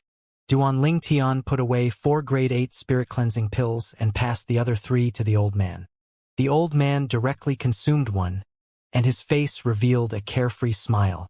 Little Tian, it's all thanks to you. Duanling Tian shook his head and smiled. Grandpa, yeah, don't mention it.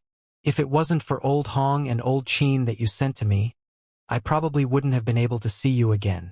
If those 2 old men hadn't been present, it could be imagined how it would be impossible for Duanling Tian to survive Shui Yun. What happened? The old man's face sank when he heard this, and his pair of muddy eyes lit up with a bright light as killing intent shot out from within them. Little Tian, who's so bold to dare to touch you? Nieyuan had a face full of rage as well. Grandpa Nye, Uncle Nye, don't worry, he's already dead. That person was called Shui Yun, and he seemed to be the father of the City Guard Army's commander, Shui Lu. Duanling Tian slowly said. Shui Yun? According to my knowledge, he's a specter guard. However, serves him right that he's dead, because he dared touch you. The old man's face had a casual expression. It was as if he didn't take Shui Yun's death to heart in the slightest. Nye Yuan was almost the same. Uncle Nye, you haven't consumed the Monkey King wine? Duanling Tian looked at Nye Yuan and changed the topic. I intend to consume it in another few days. At that time, I'll temporarily leave the Imperial City and find a place to greet the 6-9 lightning tribulation. Nye Yuan lightly smiled. Duanling Tian blinked his eyes and said with a smile, looks like Uncle Nye is extremely confident in stepping into the void-prying stage in a short amount of time. Haha. If Uncle Nye steps into the void-prying stage, that would still be thanks to your contribution. If I didn't have your Monkey King wine, I don't know how long it would be before I'd be able to break through, even to the extent I might not be able to break through in my lifetime. As he finished speaking, Nye Yuan shook his head and sighed. Although he only needed one more step to reach the void-prying stage, many half-step void stage martial artists like him had appeared within the history of the Crimson Sky Kingdom. In the end, more than 90% among those martial artists weren't able to break through to the void-prying stage and just died of old age. If one wanted to step into the void-prying stage, then one must possess an extraordinary natural talent. Of course, it wasn't impossible for one with ordinary natural talent to break through to the void-prying stage. As long as one possessed a void advancement pill, or other external sources of assistance such as the Monkey King wine, one could still smoothly break through to the void-prying stage as well. Uncle Nye, you're exaggerating. Grandpa Nye was able to break through to the void-prying stage. How could you possibly have any problems? Duanling Tian shook his head and laughed. However, Nye Yuan hadn't spoken yet when the old man spoke first. Little Tian, there's something you don't know. Grandpa Nye was able to break through to the void-prying stage because of the void advancement pill as well. If I didn't have the void advancement pill, then it would have probably been difficult for me to break through to the void-prying stage in my lifetime. Duanling Tian was stunned, as he never thought that the old man had broken through to the void-prying stage by relying on the void advancement pill. After leaving the Divine Might Marquis estate, Duanling Tian directly returned home and summoned Xianxia. Young master! Xianxia respectfully bowed to Duanling Tian. Xianxia, take this. Duanling Tian didn't waste time and directly withdrew 3 grade 8 spirit cleansing pills from his spatial ring and passed them to Xianxia. Young master, this is? Although Xianxia could vaguely guess what it was, he still couldn't help himself from asking for confirmation. Duanling Tian lightly smiled as he said, these are grade 8 spirit cleansing pills. Consume them separately over 3 months just like the previous grade 9 spirit cleansing pills. In 3 months, your cultivation will once again recover another 1/3, so you ought to be able to recover to the void prying stage. Xianxia's breathing became hurried when he heard this. His cultivation could finally recover to the void prying stage. All through this time, he'd always been depressed. He was in existence at the 6th level of the void prying stage, but now because of the origin sealing parasite, his cultivation suffered an extreme restriction. If he could recover to the void prying stage, even if it was only the 1st level of the void prying stage, it still far surpassed his current situation. After all, he had many formidable skills that could only be executed when relying upon the strength of the void prying stage. Subsequently, Duanling Tian spent half an hour and refined a medicinal pill that looked simple and dull right before Xianxia's eyes and passed it to him. Besides that, this is the antidote for the past half year. When he gave Xianxia the grade 9 spirit cleansing pill to consume that day, he'd mixed a special poison within. That poison was something even the spirit cleansing pill was helpless against. Xianxia had to consume the antidote every half year, or else he would undoubtedly die. This was also a method Duanling Tian used to control Xianxia. "Thank you, young master." Xianxia's gaze shone, and he hurriedly received it before consuming it.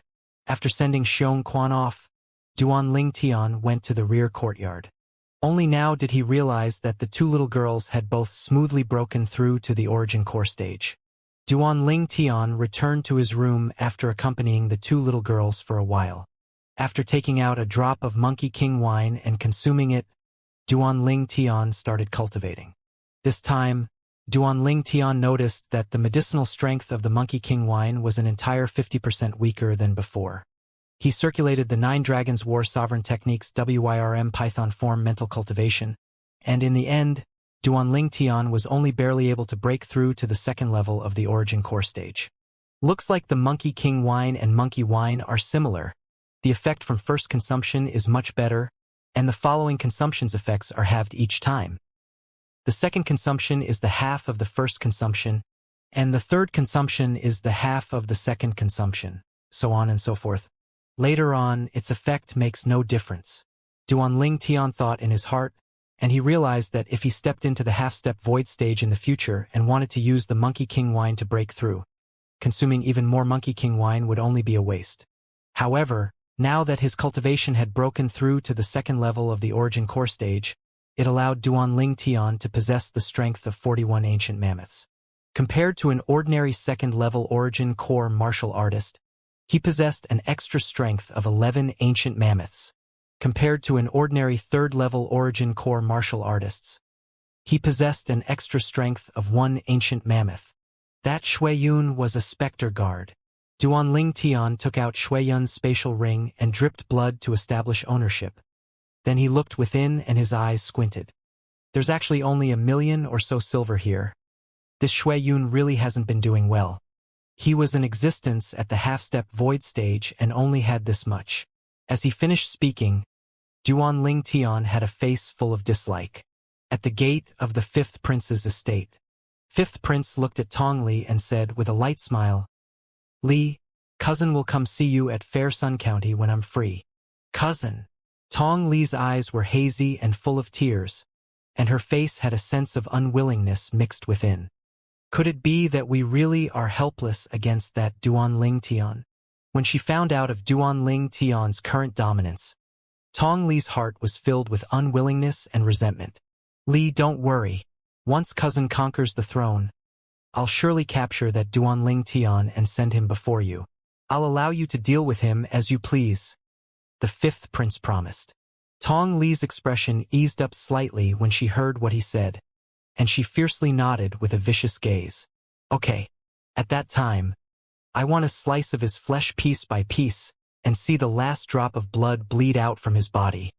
Subsequently, Tong Li and the old woman beside her left the 5th prince's estate to return to Fair Sun County. 5th prince brought along the white-browed old man and turned to return to the estate after Tong Li's carriage disappeared before his eyes. "Li, don't worry. That old goat doesn't have long to live." On the way back to the estate, the 5th prince muttered to himself. Since killing Shuiyu, Duanling Tian's life slowly calmed down. The third prince and fifth prince seemed to have vanished from the world. The Prime Minister Gu Yuting seemed to have completely quieted down as well. Nowadays, besides occasionally going to the Paladin Academy, Duanling Tian would normally stay at home and accompany the two little girls and his mother. Occasionally, he would head to the embroidered uniform guard's residence to investigate who it was that poisoned the emperor. As time flowed by, he had more and more clues. Duanling Tian was confident that it wouldn't be long before he would be able to find out the truth and find the true culprit. Meanwhile, Duanling Tian had turned 19 and stepped into the ranks of young men, and the immaturity on his face completely vanished. Replacing it, he had sword-shaped eyebrows and starry eyes, and he was handsome and extraordinary with a graceful bearing. In the blink of an eye, 3 months passed by. Within a spacious room, swoosh, the violet-clad young man abruptly opened his eyes, and above him, 51 ancient mammoth silhouettes condensed into form. "I've finally broken through." Fortunately, the Monkey King wine and Monkey wine didn't clash with each other. Duanling Tian's face revealed a smile. Since he'd consumed the Monkey King wine for the second time and noticed that the effects weren't great, he didn't waste the Monkey King wine anymore and instead drank the monkey wine. As a result, he noticed that the medicinal strength of the monkey wine didn't weaken due to him having consumed the Monkey King wine. Relying on the medicinal strength of the monkey wine, and coupled with the assistance of the origin strengthening pill, he'd smoothly broken through to the third level of the origin core stage after 3 months. The origin strengthening pill is the upgraded version of the origin increasing pill, and it's also the medicinal pill that origin core martial artists cultivate with because it is able to increase their cultivation speed. Duanling Tian had refined quite a few of these over the past 3 months. They were all origin-strengthening pills of high purity and were far from something the origin-strengthening pills sold outside could compare to. The two little girls at home, Ku Er and Li Fei, both stepped into the second level of the origin core stage in succession after consuming the second drop of Monkey King wine, and their cultivations was something that only Duanling Tian could firmly surpass within the younger generation of the Crimson Sky Kingdom.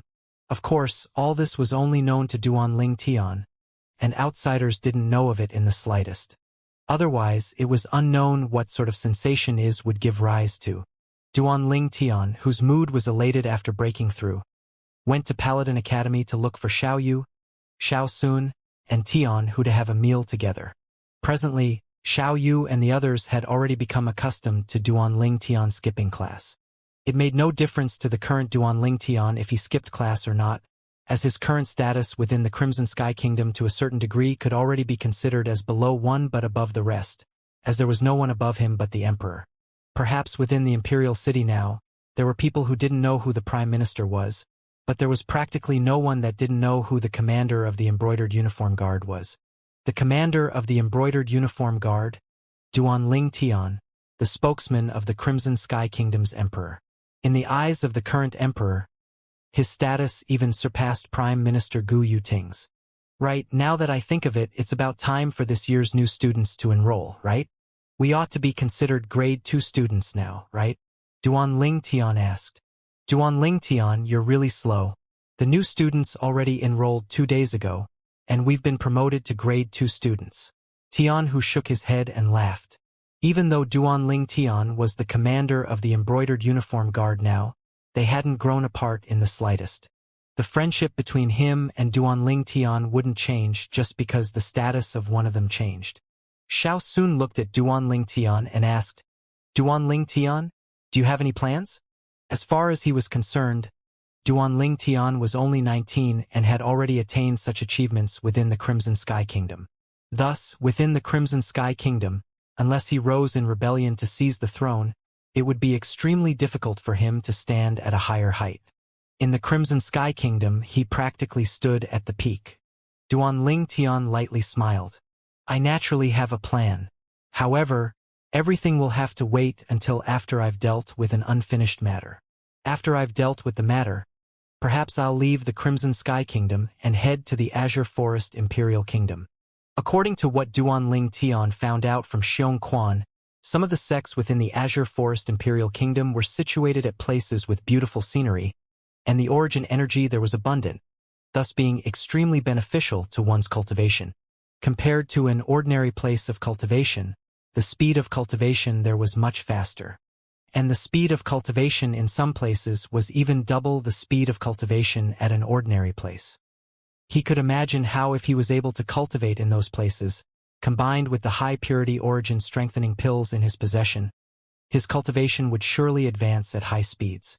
So he had already planned to enter one of the top sects within the Azure Forest Imperial Kingdom just for the sake of an extremely good place of cultivation. However, no matter whether it was the Paladin Academy he was currently in, or the top sects in the Azure Forest Imperial Kingdom that he would enter in the future, they were all just stepping stones for him. His aspirations weren't in the Crimson Sky Kingdom. Not were his aspirations within the Azure Forest Imperial Kingdom. Azure Forest Imperial Kingdom. Xiaoyu, Xiaosun, and Tian, who all had faces full of yearning when they heard what Duanling Tian said. After having a meal with the three of them, Duanling Tian left Paladin Academy and went to the embroidered uniform guard's residence with Xiong Quan. Xiong Quan's cultivation recovering to the void-prying stage was a huge help to him. Commander, our investigation has bore fruit. Duanling Tian had only just entered through the gates when he saw Zhang Qian and Zhao Gang coming over to greet him. It has. Duanling Tian's gaze shone. Who bought those medicinal materials? Zhang Qian took a few steps forward and closed the gate of the courtyard house. Only then did he come to Duanling Tian's side and say, in a low voice, Commander, it was someone from the 5th Prince's estate. 5th Prince's estate? Duanling Tian's eyes squinted. Are you sure? This isn't a joke. It said that even a vicious tiger wouldn't eat its cubs, so a vicious tiger ought to not eat its father, right? Commander, we've caught the person that purchased the medicinal materials and confirmed it. Those medicinal materials were something the manager that followed beside the 5th Prince, White Brow, asked him to buy. Zhao Gang added. Looks like this matter is related to the 5th Prince. I need to make a trip to the palace. Duanling Tian nodded and was slightly shocked in his heart. The 5th Prince was really extremely cruel and merciless, even being so ruthless towards his own father. Duanling Tian brought Xiong Quan along as he hurried into the palace to see the emperor. Commander Duan, is it because you have a lead that you came here in such a hurry? The emperor guessed Duanling Tian's reason for coming. Your Majesty, I really don't know how to speak about this matter. Duanling Tian had a face full of a bitter smile. Surely he couldn't directly tell the emperor your son wants to kill you. Right? Speak. The emperor's gaze was calm as he slowly spoke. Duanling Tian looked at the emperor. According to the clues from my investigation, everything points towards the 5th Prince. 5th Prince. The emperor's breathing became hurried when he heard what Duanling Tian said. Only after a long time did he take a deep breath and a trace of gloominess flashed within his eyes. Duanling Tian was gazing at the emperor, and he could clearly feel the rage within the emperor's heart. He could understand the emperor's current feelings. Commander Duan, the emperor spoke with an icy-cold voice that revealed a coldness that was chilling to the bone. Your Majesty, Duanling Tian replied. Take the embroidered uniform guard under your command and bring that unfilial son here right now. I will summon the Prime Minister and Divine Might Marquis to enter the palace immediately. I want that unfilial son to be executed in this throne room as a warning to others. The emperor's voice seemed to come from the depths of hell and was incomparably gloomy. He was completely enraged. Duanling Tian let out a breath of cold air. It was said that emperors were heartless, and today he could be considered to have completely experienced it. However, when he thought about the 5th Prince's deeds, Duanling Tian came to an understanding. The 5th Prince only had himself to blame. Yes. Duanling Tian received the orders and left the imperial palace with Xiong Quan. Then he gathered the 12 embroidered uniform guard under his command to directly head to the 5th Prince's estate. When the guards at the 5th Prince's estate's main gate saw Duanling Tian coming over with his subordinates, their faces all went pale. Commander Duan. They recognized the embroidered uniform guard's Valader robes and respectfully bowed to Duanling Tian, not daring to block his path. Duanling Tian paid no attention to these guards and brought Xiongquan and the 12 embroidered uniform guards to directly gallop their horses into the fifth prince's estate. Duanling Tian, you're being presumptuous. Before long, the fifth prince came out, and behind him the white-browed old man followed. Presumptuous. Duanling Tian's gaze focused as he looked at the fifth prince and indifferently said, "Fifth prince, this time I'm following the orders of His Majesty to invite you to the palace, so I hope fifth prince can cooperate." "Humph. If my imperial father wanted to summon me, why would he need you to come here?" "Duanling Tian, what exactly do you want to do?" The fifth prince's face sank, as he obviously didn't believe what Duanling Tian said. "Fifth prince, if you don't cooperate, then don't blame me for using force. Men, invite the fifth prince." As Duanling Tian finished speaking, he abruptly ordered with a voice that was like exploding thunder. Instantly, besides Xiongquan, who was behind Duanling Tian, Old Hong, Old Qin, and the 10 embroidered uniform guards moved forward, wanting to capture the fifth prince. Presumptuous. The face of the white-browed old man behind the fifth prince sank as he shouted out explosively and protected the fifth prince behind him. "If anyone obstructs, kill them." Duanling Tian continued to order with a cold and indifferent voice. Instantly, the 10 embroidered uniform guards attacked, and their embroidered spring sabers whistled out with piercingly cold lights as if transforming into poisonous snakes that bit towards the old man. The old man's figure trembled, and 1,200 ancient mammoth silhouettes appeared above him. A 9th-level nascent soul martial artist. However, even though he was a 9th-level nascent soul martial artist, before the tacit joint attack of 10 7th and 8th-level nascent soul martial artists, he didn't gain the slightest advantage, even to the extent he was in a slightly sorry state when being enveloped by the net of sabers from the combined attacks of the embroidered spring sabers. Right at this moment, a burst of whistling echoed out. It was precisely the fifth prince who blew it. Whoosh! Whoosh! Whoosh! Whoosh! Whoosh! Instantly, incomparably swift figures flew over one after the other from all over the estate. These people were led by an old man. This old man wore azure clothes, and his movements brought along a shocking aura from his extraordinary cultivation. Behind the old man, another 5 old men followed close behind, and besides that there was another group of middle-aged men with frosty expressions following close behind the old man. These middle-aged men were precisely the death soldiers that the fifth prince trained, death soldiers that only lived for slaughter. The old man in the lead dashed out, and above him, 1,500 ancient mammoth silhouettes condensed into form. Half-step void stage. Old Pooh. I want that Duanling Tian dead. The fifth prince's gaze shone when he saw the old man, and he abruptly ordered as if he was filled with confidence in the old man. "Don't worry, your highness. None of them will survive." The old man's voice spread out in the air, and he seemed to transform into a great rock as he enveloped Duanling Tian's location. "Xiongquan, kill him." Duanling Tian's gaze was calm when faced with this half-step void stage powerhouse that was flying towards him, and he had a carefree expression. "Yes, young master." Xiongquan's body moved at the moment he heard what Duanling Tian said. Whoosh! Along with an awe-inspiring sound of rushing wind was a clear and melodious sword howl. Then the sounds stopped abruptly. Instantly, a pillar of eye-piercing blood bloomed from the throat of the old man that was approaching in fully fury. He'd only approached halfway when his head drooped and his entire body crashed onto the floor. His body was fiercely hurtled out by momentum and was completely devoid of signs of life. Dead. Besides Old Hong and Old Qin, who spurred their horses to follow by Duanling Tian's side, no one present was able to see Xiongquan's movements clearly. In their eyes, Xiongquan had always been sitting on his horse and had never moved. Void prying stage. Old Hong and Old Qin's hearts shook, as they never imagined that the middle-aged man that had been following the commander lately was actually a void-prying stage powerhouse. Moreover, he seemed to not simply be a first-level void-prying martial artist. They felt their scalps go numb. No! The fifth prince's pupils constricted when he saw this scene, and he wasn't willing to believe that all this was true. His biggest reliance and existence at the half-step void stage had died just like that. The other 5 old men that followed behind the half-step void stage old man now had stopped their footsteps and were all shocked to the point that they were dumbstruck. The white-browed old man's figure moved to avoid the joint attack of the group of embroidered uniform guards. Then he stood far away and was stunned for a moment.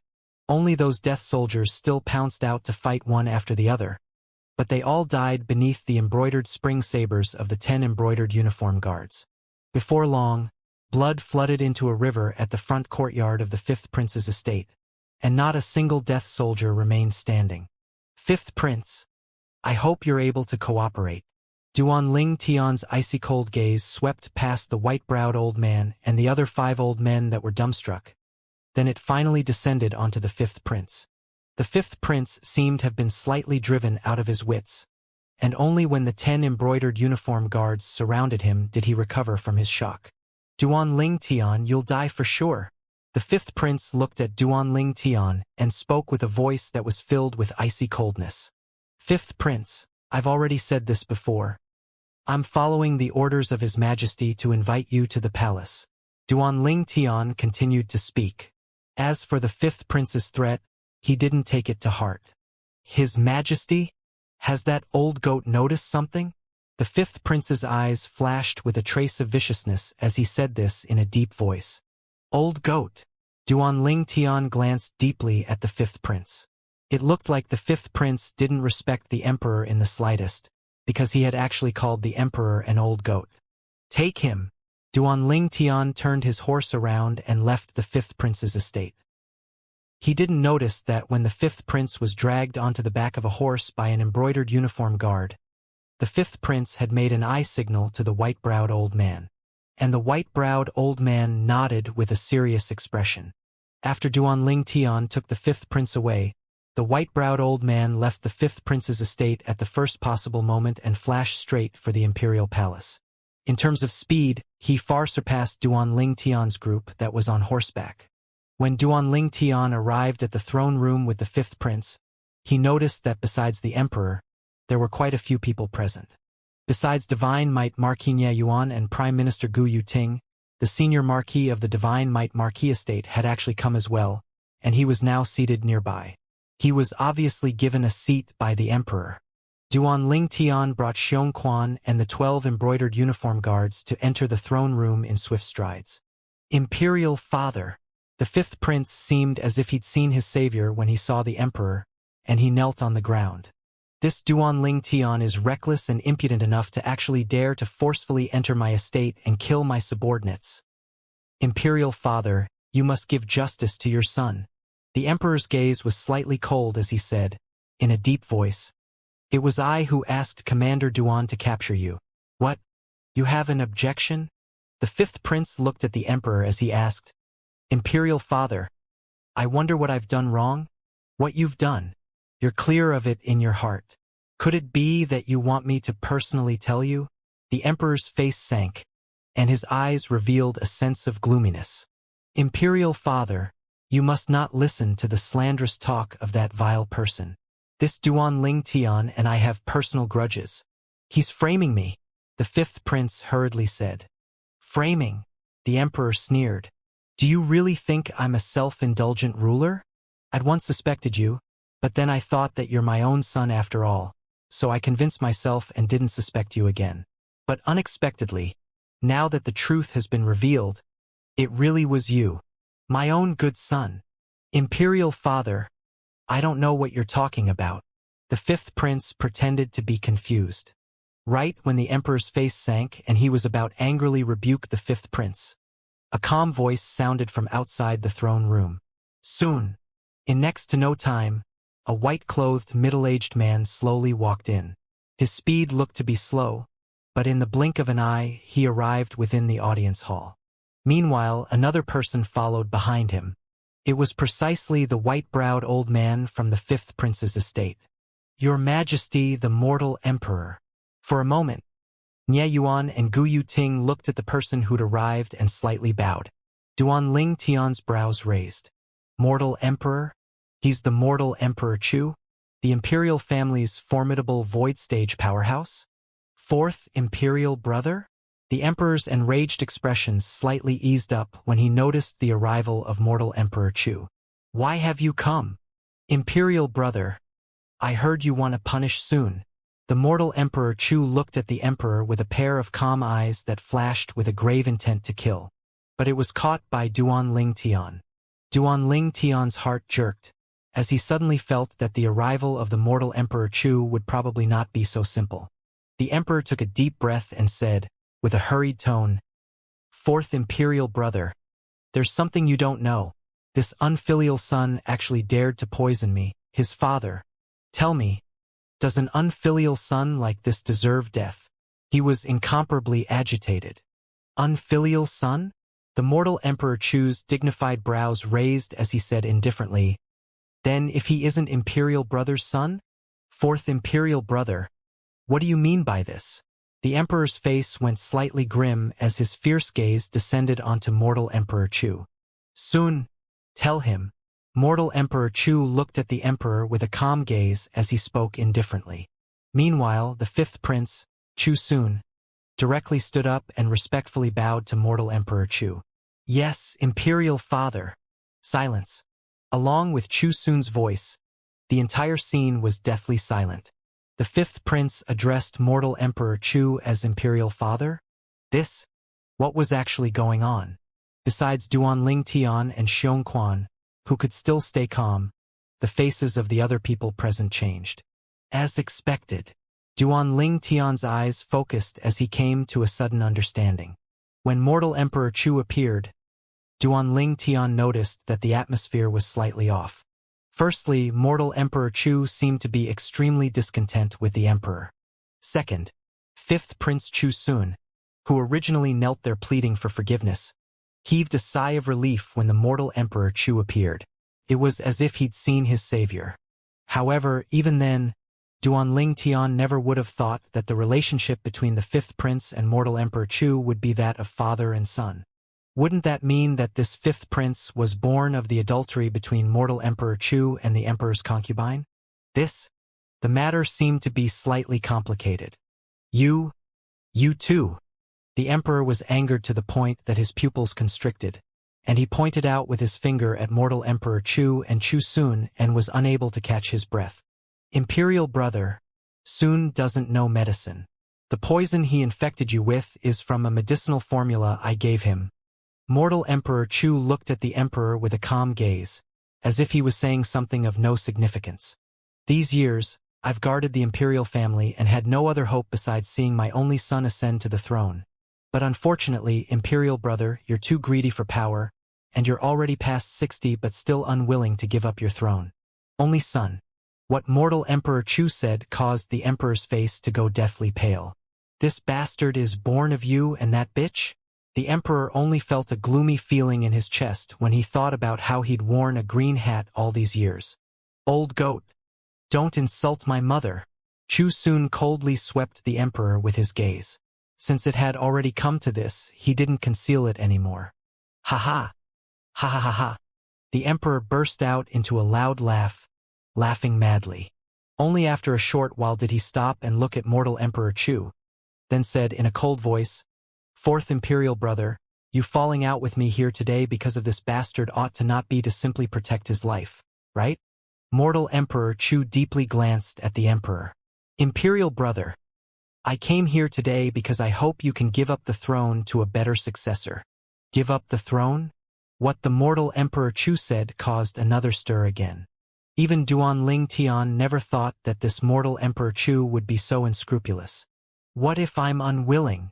The emperor asked, in a low voice, and his eyes were filled with a piercingly cold light. Imperial brother, you're an intelligent person, mortal Emperor Chu said indifferently, and his calm tone, however, had a coercive meaning mixed within. What? Fourth imperial brother wants to force me to abdicate the throne. The emperor abruptly started laughing, and the coldness on his face grew stronger as if his face was covered in a layer of ice. So what if I am? Mortal Emperor Chu had a carefree expression. He didn't regard the emperor with respect in the slightest. Presumptuous. The emperor's face sank and he shouted out coldly. Right at this moment, the mortal emperor paid no attention to the emperor, as he seemed to have noticed something and looked towards the outside of the throne room. Moreover, at the same time that he noticed Xianxia, who was beside Duanling Tian, looked towards the outside as well. Subsequently, the Divine Might Marquis Estate's senior marquis and marquis both looked towards the outside. An unrestrained figure slowly walked in. The figure wore a silk headdress and held a feather fan in his hand. The person was a middle-aged scholar, and he slowly walked in to stand behind the emperor. The emperor heaved a sigh of relief when he noticed the arrival of the scholarly middle-aged man. Dean Sima, those who adjust their actions to the times are wise. Could it be that you think that it is sufficient to rival me merely by yourself?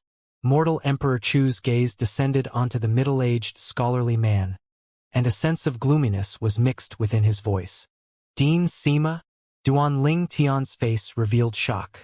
The middle-aged man that appeared currently was no one else but precisely the teacher of Paladin Academy's Star Mastermind Department, Sima Changfeng. Just now, this mortal Emperor Chu had called Sima Changfeng Dean. Could it be that this teacher Sima of his was the elusive dean of Paladin Academy? If it really was so, then this dean had really concealed himself too deeply. Your Majesty the mortal emperor, give up. Sima Changfeng looked at mortal Emperor Chu and said indifferently, His Majesty the Emperor is the legitimate ruler from the Crimson Sky Kingdom's imperial family. If you want to forcefully make him abdicate his throne, then not to mention me, even the senior marquis would probably not stand idly by. Senior marquis? Mortal Emperor Chu's gaze descended onto the old man that sat nearby, and the corners of his mouth curled into a sneer. Not to mention the fact that the senior marquis is now infected with the poison of the dark nether mink and is unable to utilize his origin energy. Even if the senior marquis wasn't poisoned, so what? Could it be that you think that you two joining hands would be sufficient to match me? As he spoke up to this point, mortal Emperor Chu's face revealed a sense of arrogance and conceit. Ha ha ha ha. You Majesty the mortal emperor, as expected of one who's worthy of being called the rare talent in the martial Tao of the imperial family. The old man who sat nearby couldn't help but start laughing. Senior Marquis, I hope your Divine Might Marquis estate won't interfere in today's matter. Otherwise, don't blame this mortal emperor for showing no mercy. Mortal Emperor Chu looked at the senior marquis and spoke with a tone that didn't lack a threatening intent. Humph! The senior marquis hadn't spoken when Divine Might Marquis Yuan had already taken a step forward. Your Majesty the mortal emperor, the Divine Might Marquis estate only respects the legitimate ruler from the imperial family. If you really want to force the emperor to abdicate his throne, then it's committing high treason. I, Yuan, will be the first to stand up and help His Majesty get through the difficulties and kill the traitors. Good. Divine Might Marquis, it wasn't a waste that I trusted you all these years. Seeing the Divine Might Marquis's attitude, the Emperor couldn't help but emit a gratified smile. Although I, Duanling Tian, am incapable, I'm indebted to His Majesty's favor, and thus am willing to offer my services to His Majesty. Duanling Tian stated his position as well. You're Duanling Tian? Mortal Emperor Chu's gaze descended onto Duanling Tian, and the corners of his mouth curled into a sneer. You don't have the qualifications to choose. I won't trouble your Majesty the mortal emperor to worry about whether I have the qualifications to choose, Duanling Tian said indifferently. Duanling Tian, you're presumptuous. Chu Sun's face sank as he shouted in a low voice. Duanling Tian looked at Chu Sun and laughed. Fifth Prince. Oh no, you aren't the fifth prince anymore. You! Chu Sun's face went grim, and his eyes were filled with piercingly cold killing intent. Duanling Tian, you'll surely lose today. I'll capture you and send you to my cousin's sister, and let her personally tear you into thousands of pieces. What? Fifth Prince? Are you so sure that you two will surely win? Duanling Tian's eyes narrowed as he lightly smiled. You'll know really soon. After today, I, Chu Sun, will become the Emperor of the Crimson Sky Kingdom. Chu Sun's gaze became filled with fanaticism. It was as if he'd already seen the scene of himself reigning supreme over the lands. Wishful thinking, the Emperor sneered. Imperial brother, you'll know very soon if it's wishful thinking. Mortal Emperor Chu's gaze swept past everyone present before descending onto Prime Minister Gu Yuting. Prime Minister Gu, you're wise and astute, so I'll give you two choices. 1. Die with the old goat. 2. Serve my son and assist my son in governing the Crimson Sky Kingdom. When Gu Yuting saw Mortal Emperor Chu coming, he knew that he would have to make a choice. Now he could discern that the Emperor's gaze was looking at him as well. For a moment he was in a difficult position. Whoosh, whoosh, whoosh, whoosh, whoosh. Right at this moment, black figures flashed in from outside the throne room one by one and descended behind Mortal Emperor Chu. A total of 8 people. They were all old men who wore black clothes, and each one of them had cold and indifferent gazes. It was precisely Mortal Emperor Chu's Spectre Guard. You Majesty the Mortal Emperor, those thick-head half-step void stage martial artists have already been dealt with. One of the Spectre Guards reported to Mortal Emperor Chu. Prime Minister Gu, what's your choice? Mortal Emperor Chu looked at Gu Yuting and asked once again, with a tone that contained an extra sense of impatience. Gu Yuting didn't hesitate anymore when he saw the Spectre Guards arrive. Your Majesty, I'm sorry, he said to the Emperor, before flying towards Mortal Emperor Chu. His speed was fast, but someone was even faster. Bang! Sima Chanfeng, who was behind the Emperor, raised his hand to condense a palm print from origin energy that carried along a trace of a terrifying aura, and it instantly descended onto Gu Yuting, killing him. Sima Changfeng, Mortal Emperor Chu's face sank. The white robe on his body fluttered without wind, and his long hair waved about. He was utterly enraged. Whoosh! Sima Changfeng moved to flash straight towards Mortal Emperor Chu with an imposing manner that could pierce through the sky. Above Sima Changfeng, 3,000 ancient mammoth silhouettes condensed into form and moved out with immense force. Second level of the void-prying stage. Duan Ling Tian was surprised, as he never thought that the strength of this teacher Sima would be so strong. Humph! Mortal Emperor Chu's face revealed disdain when faced with Sima Changfeng flashing over. Then his body lightly trembled and 4,000 ancient mammoth silhouettes condensed into form above him. Third level of the void-prying stage. Duan Ling Tian's pupils constricted when he saw this scene. Worthy of being publicly acknowledged as the strongest void-prying stage powerhouse in the Crimson Sky Kingdom, this Mortal Emperor Chu was actually a third-level void-prying stage powerhouse. Dean Sima, this old man will come assist you. The old man that had sat at the side since the beginning revealed his second-level void-prying stage cultivation. Father, be careful. Nie Yuan's body moved and entered into the battle. Above him, 2,000 ancient mammoths condensed into form.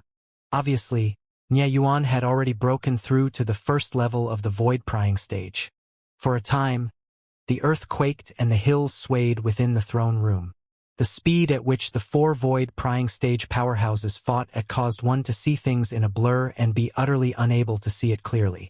At least Duan Ling Tian couldn't see it clearly in the slightest.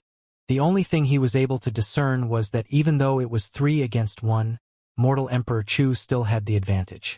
Senior Marquis, looks like your dark nether minx poison has been cured. Nie Yuan, I really never thought that you would have stepped into the void-prying stage.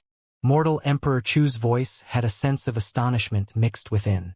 The feather fan in Sima Changfeng's hand flashed out quickly and revealed the strength of a grade 7 spirit weapon. The father and son divine might Marquis pair took out their grade 7 spirit weapons as well. Humph! So what if you use spirit weapons?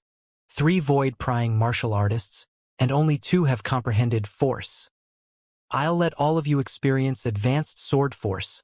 A dark blue 3-foot-long blade appeared in Mortal Emperor Chu's hand. Whoosh! Everywhere the 3-foot-long blade passed, the attacks of Sima Changfeng and the others were directly disintegrated as easily as breaking dry branches. Everyone was shocked the moment he swung his sword. Advanced sword force! The senior Marquis exclaimed in surprise. Then he shouted out explosively, "Retreat!" Instantly, the 3 of them flashed backwards in panic, avoiding Mortal Emperor Chu's sword. They didn't dare go head-on against it, Spectre guards, heed my command. Capture Duan Ling Tian alive and kill everyone else without exception, Chu soon ordered. Instantly, the 8 Spectre guards pounced towards Duan Ling Tian and the group of embroidered uniform guards under his command. The 8 Spectre guards were 8 half-step void stage powerhouses, and now they seemed like a group of starved wolves pouncing on food as they pounced at Duan Ling Tian's group. Humph! A light, cold grunt sounded, and a strand of green sword light flashed out swiftly. Whoosh! Merely a strand of sword light flashed by and the 8 Spectre guards that rushed over died before they could even carry out their slaughter. In the sky above, 3,000 ancient mammoth silhouettes flashed before disappearing. Besides Duan Ling Tian and the group of embroidered uniform guards behind him, the gazes of the other people present descended onto Xianxia, who stood beside Duan Ling Tian, as they'd never thought that there was actually a void-prying stage powerhouse at Duan Ling Tian's side. Moreover, it was a second-level void-prying stage powerhouse. 3 second-level void-prying martial artists and a first-level void-prying martial artist. Very good. All of you, come at me together.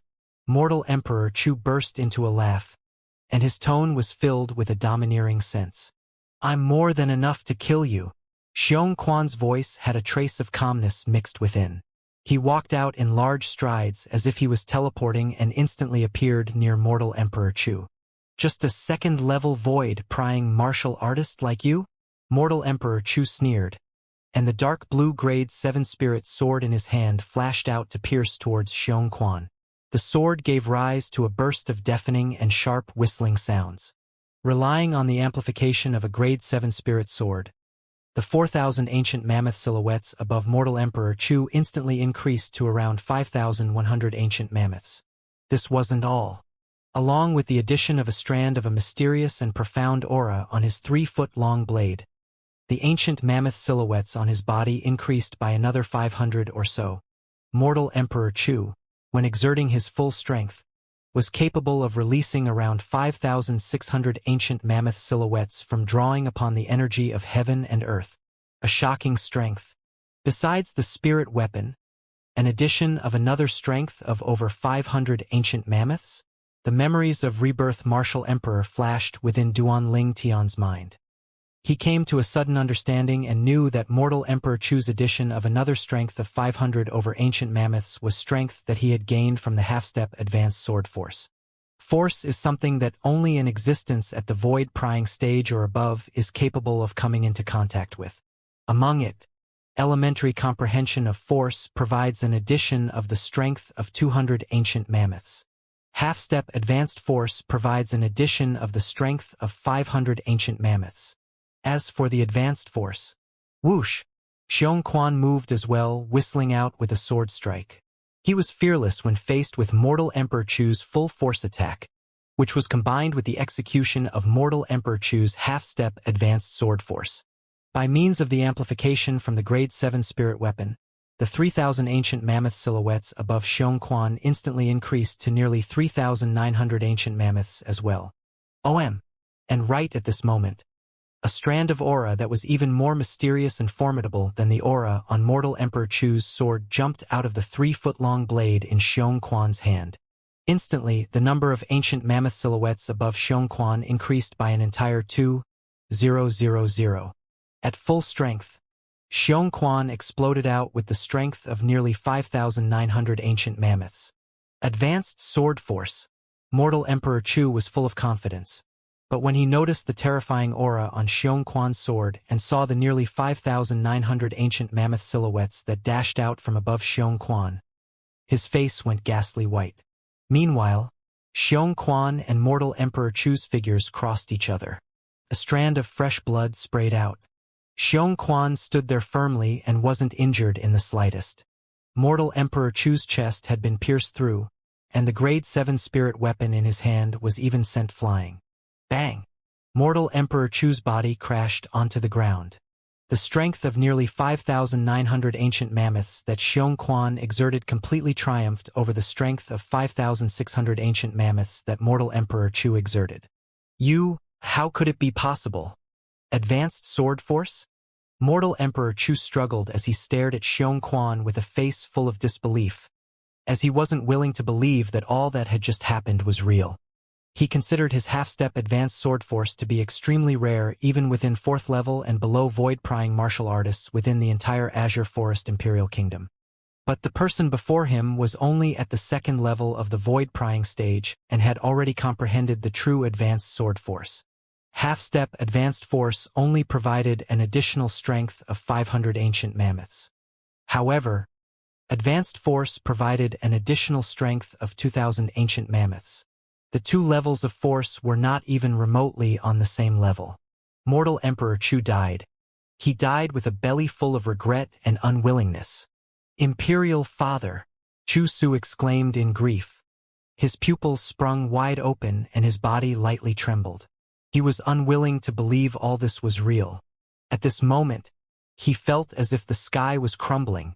The path before him had become dull and lightless. Only the sound of Chu Sun's grievous exclamation remained within the throne room, as besides Duan Tian, the gazes of everyone else descended onto Xianxia. After a long time, May I ask, is Mortal Emperor Chu's sword force not at the level of advanced sword force? Sima Changfeng looked at Xianxia. He was rather afraid of this expert who could kill Mortal Emperor Chu with a single sword strike. Of course not. Xianxia glanced at Sima Changfeng with a calm gaze and slowly said, his sword force is only at the level of half-step advanced force. Although the half-step advanced force and advanced force are only separated by a single level, the difference is like the difference between heaven and earth. The sword force I executed earlier was precisely the true advanced sword force. Sima Changfeng nodded and was enlightened. The difference was indeed like the difference between heaven and earth. A difference of an entire strength of 1,500 ancient mammoths. This is the strength of the void stage. Although all of this was nothing within the memories of rebirth Martial Emperor, Duan Tian was still slightly excited in his heart, and a trace of yearning was revealed from his eyes. Imperial Father, that Chu Sun now lay his head on Mortal Emperor Chu's body with a dejected expression. Duan Tian walked over with large strides. He paid no attention to Chu Sun, who retreated out of terror, and directly put away the spatial ring and grade 7 spirit weapon on Mortal Emperor Chu's body. Then he put away the spatial rings of the 8 specter guards. After putting away all of the spoils of the battle into his spatial ring, Duan Tian laughed slyly and looked at Sima Changfeng and the Emperor. Teacher Sima, Your Majesty, both of you don't mind that I keep these spoils, right? Sima Changfeng shook his head and angrily said, Kid, you've already put it all away. Would we saying we mind be of any use? Duan Tian laughed embarrassedly. These spoils were all from the contribution of this expert by your side, so it ought to be yours. After the Emperor recovered from his shock, his gaze flickered with a dazzling bright light and didn't leave Xianxia's vicinity. Humph! Only after Xianxia snorted coldly and swept the Emperor with his cold gaze did the Emperor withdraw his gaze. He was slightly embarrassed. Commander Duan, I'm really envious of you, having such an expert following by your side. The Emperor looked at Duan Tian and lightly smiled. Your Majesty is too kind. I wonder, how should we deal with these two people? Duan Tian's gaze descended onto Chu Sun, who had a dejected expression, and the white-browed old man, who had a deathly pale face. Whoosh! At almost the exact moment Duan Tian finished speaking, the Emperor moved. In the blink of an eye, Chu Sun and the white-browed old man were killed by the Emperor with his own 2 hands. Duan Tian's pupils constricted, as he never imagined that the Emperor was actually in existence at the half-step void stage. Duan Tian's gaze shone when he saw the Emperor return to the throne, and his shining gaze descended onto Chu Sun and the white-browed old man's spatial rings. Your Majesty, there. Take them. The Emperor shook his head. Commander Duan, are you in need of money? After Duan Tian put away the spatial rings of Chu Sun and the white-browed old man, he nodded and said, Yes, extremely. The Emperor nodded, and his gaze flashed before he slowly said, Commander Duan, the today's matter was all thanks to your contribution. If you weren't present, I, this Emperor, might not exist anymore. I'll bestow 10 million gold to you. How about it? 10 million gold? Duan Ling Tian's breathing became hurried. 10 million gold was equivalent to 1 billion silver. Thank you, Your Majesty. Duan Ling Tian hurriedly thanked. Kid, you're really a money grubber. The senior marquis shook his head and laughed. His gaze occasionally flashed past Xianxia, as he was extremely surprised that Duan Ling Tian had such a formidable existence by his side. Although Nie Yuan didn't say anything, he was shocked as well. Alas! Suddenly, the emperor sighed. From the incident of today, I finally realized that it's time I give up the throne. Senior Marquis, Dean Sima, Divine Might Marquis, who do you think I should allow to inherit the command of the imperial family and become the new emperor of the Crimson Sky Kingdom? Your Majesty, this is something that's better to be decided by yourself, Sima Chongfeng hurriedly said. It's exactly as Dean Sima says. If Your Majesty is truly unsure of who to give the throne to, then Your Majesty can test the princes. The person that passes the test will inherit command of the imperial family, the senior marquis slowly said. Regardless of who inherits the throne, Nie Yuan will surely be ready to die for him. Nie Yuan stated his position. Divine Might Marquis, I haven't congratulated you for successfully breaking through to the void prying stage. Alas, I wonder if I will be able to break through to the void prying stage in my lifetime. After I give up the throne, I should properly study the martial Tao. After the incident today, the emperor seemed as if he had suddenly been enlightened and was able to get over many things. Before long, Duan Ling Tian's group took their leave. Teacher Sima, I never imagined that you'd actually be the dean of Paladin Academy. After leaving the throne room, Duan Ling Tian looked at Sima Chongfeng with an emotional expression. As far as he was concerned, Sima Chongfeng ought to be the concealed fourth void stage powerhouse within the Crimson Sky Kingdom. As for Divine Might Marquis Nie Yuan, he had only broken through recently. I never would have imagined that you had such a formidable existence by your side. Today, if it wasn't for him, even if I, the senior marquis, and the Divine Might Marquis joined hands, it would still be difficult to subdue mortal Emperor Chu. Sima Chongfeng glanced at Xianxia, who was beside Duan Ling Tian, and sighed emotionally. Little Tian, he is? Nie Yuan glanced at Xianxia and asked Duan Ling Tian curiously. Duan Ling Tian hadn't even spoken when Xianxia spoke first. I'm the young master's servant. Servant? Nie Yuan? Sima Chongfeng and the senior marquis were all dumbstruck when they heard what Xianxia said. This second-level void-prying stage expert that has comprehended the advanced sword force and was able to defeat an existence at the third stage of the void-prying stage actually called himself the servant of Duan Ling Tian? Has this world gone mad? Even the group of embroidered uniform guards couldn't help but feel ashamed. Although they had experienced how terrifying Xianxia was earlier in the fifth prince's estate and knew that Xianxia referred to Duan Ling Tian as young master, they'd never thought that Xianxia would be Duan Ling Tian's servant. Is there a need to be so surprised? Duan Ling Tian looked at the expressions of the group of people present and rubbed his nose. This caused them to be speechless. The imperial family finally returned to peace after the death of mortal Emperor Chu. As for the remaining matters, they didn't have anything to do with Duan Ling Tian. The incident this time was too shocking, so the emperor sealed off the information flow and didn't let the news spread out. The imperial city was peaceful as usual. Since returning from the imperial palace that day, Duan Ling Tian returned all 12 embroidered uniform guards, including Zhang Qian and Zhao Gang, to the Divine Might Marquis estate. Zhang Qian and Zhao Gang had followed Duan Ling Tian for such a long time, and Duan Ling Tian had already taught them everything he could teach them. Thus he could be considered to have fulfilled the promise he made to the Divine Might Marquis that day. Half a month later, the emperor summoned Duan Ling Tian once again. When Duan Ling Tian saw the large stack of gold bills before him, his eyes shone. These gold bills were all of the 10,000 denomination, a total of 1,000 bills. 10 million gold. Duan Ling Tian put away all the gold without the slightest bit of hesitation. Then he looked at the emperor. Thank you, Your Majesty. Commander Duan, I heard from the Divine Might Marquis that you've returned all 12 of the embroidered uniform guard members to him. You are? The emperor looked curiously at Duan Ling Tian, as he didn't know why Duan Ling Tian would act in such a way. Your Majesty, actually, when I asked you to establish the embroidered uniform guard for me that day, I only had the intention of having some fun. Now I've had my fun, so Your Majesty, please disband this organization.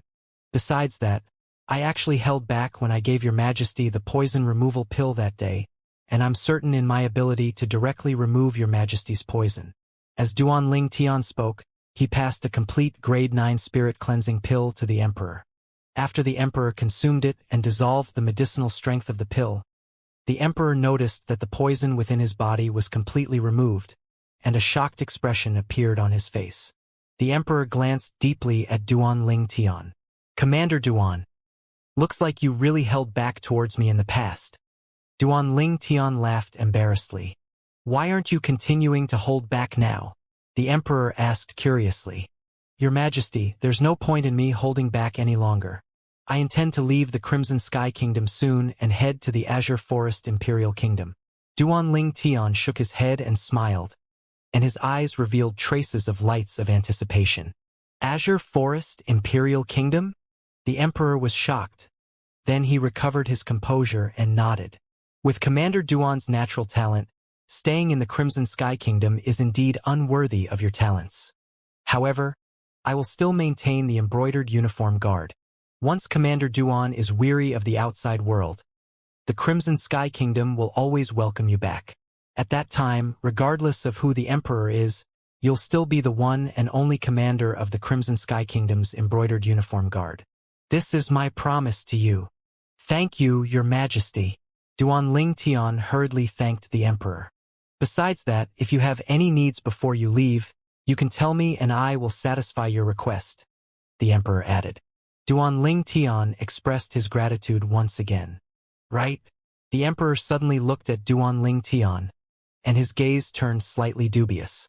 Commander Duan, I wonder what you think of my daughter, Bai Yao?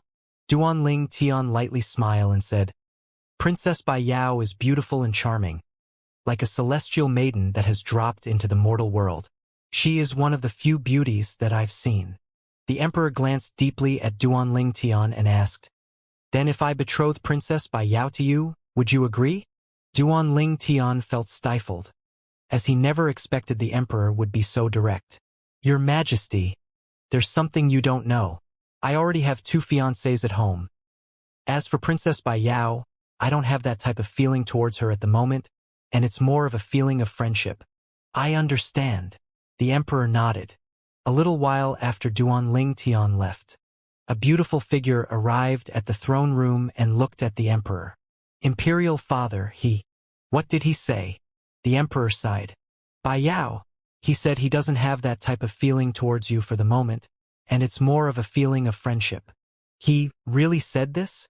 The beautiful figure lightly trembled, and within the clear and melodious voice was a sense of bitterness mixed within. After Duan Ling Tian left the palace, he bought 5 Fergana horses. At noon that day, Duan Ling Tian, Li Ro, Li Fei, Ku Er, and Xiong Quan each rode a Fergana horse and left the imperial city, heading straight towards the direction of Swallow Mountain County. This time, Duan Ling Tian intended to leave the Crimson Sky Kingdom to head to the Azure Forest Imperial Kingdom and didn't know when he'd be able to return. So Duan Ling Tian planned to return to visit Fresh Breeze Town Li family, which could be considered a homecoming. After that, he'd accompany Li Fei to the Aurora City Li clan to see her grandfather. The Fergana horses only spent 2 months completing a journey that riding a normal horse would require half a year's time to complete. After 2 months, Duan Ling Tian's group rode on the public road outside of Aurora City but didn't enter Aurora City and instead continued forward towards Fresh Breeze Town. He wouldn't stay long in Fresh Breeze Town. At most he would stay a night. Thus, it would be the same if they returned to Aurora City tomorrow. This was also the first time Li Fei had returned to the Fresh Breeze Town with Duan Ling Tian, and Li Fei's heart was filled with curiosity and yearning towards the place that Duan Ling Tian grew up in. Fresh Breeze Town was the same Fresh Breeze Town from before. Duan Ling Tian's group of 5 rode their horses into Fresh Breeze Town, and they attracted the gazes of everyone from everywhere they passed. After all, 5 Fergana horses were too shocking. 5 Fergana horses were equivalent to 50,000 gold, or 5 million silver. This little amount of money was nothing in Duan Ling Tian's eyes currently. But towards the people of Fresh Breeze Town, it was a sky-high amount. Who's he? The crowd of Fresh Breeze Town residents' hearts were filled with surprise. That seems to be Duan Ling Tian. Before long, someone recognized Duan Ling Tian. Even though 3 years had passed and the immaturity from Duan Ling Tian's face had completely vanished, Duan Ling Tian's appeared hadn't changed greatly. It's really Duan Ling Tian. I never expected him to return again. Yeah, the last time he returned, he annihilated the Fong family. This time, he wouldn't think of annihilating the Qin family and allow the Li family to monopolize the town, right? It's possible. The Li family is really lucky to actually have such an extraordinary disciple like Duan Ling Tian, and he's even gone to Aurora City's Li clan. For some time, the crowd of Fresh Breeze Town residents discussed animatedly. However, they didn't relate Duan Ling Tian to the Duan Ling Tian, whose name was spread around and gave rise to much discussion lately. After all, in their opinion, it was considered to be not bad that Duan Ling Tian was able to go to Aurora City. And they'd never once thought that the Duan Ling Tian from the Imperial City would be the same Duan Ling Tian that came from Fresh Breeze Town. The corners of Duan Ling Tian's mouth twitched when he heard what the Fresh Breeze Town residents said. Annihilate the Chun family? Was he such a savage person in the eyes of these people? Ku Er and Li Fei, who spurred their horses to ride beside Duan Ling Tian, had long since covered their mouths and started laughing lightly. Let's go home. Duan Ling Tian spurred his horse forward, directly towards the Li family estate. The Li family members all came out to greet him when they found out that Duan Ling Tian had returned. From Patriarch Li Nanfeng to all the elders that stayed within the Li family estate, everyone had come. Patriarch, elders. Duan Ling Tian greeted the Patriarch and the elders. It's good that you're back, come in. Li Nanfeng and the other elders welcomed Duan Ling Tian in. Along with Duan Ling Tian's return, the entire Li family estate was decorated with lanterns and decorations. It was as if it was the new year. Fifth elder, where's Li Xian?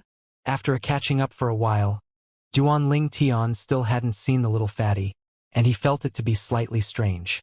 Logically speaking, that little fatty ought to have run over at the first possible moment when he found out he'd returned. Fifth elder Li Ting said with a smile, Li Xian went to the Aurora City Li clan 2 years ago. What? You all didn't come from there? Duan Ling Tian shook his head and smiled. No. We returned from the Imperial City and directly returned to Fresh Breeze Town.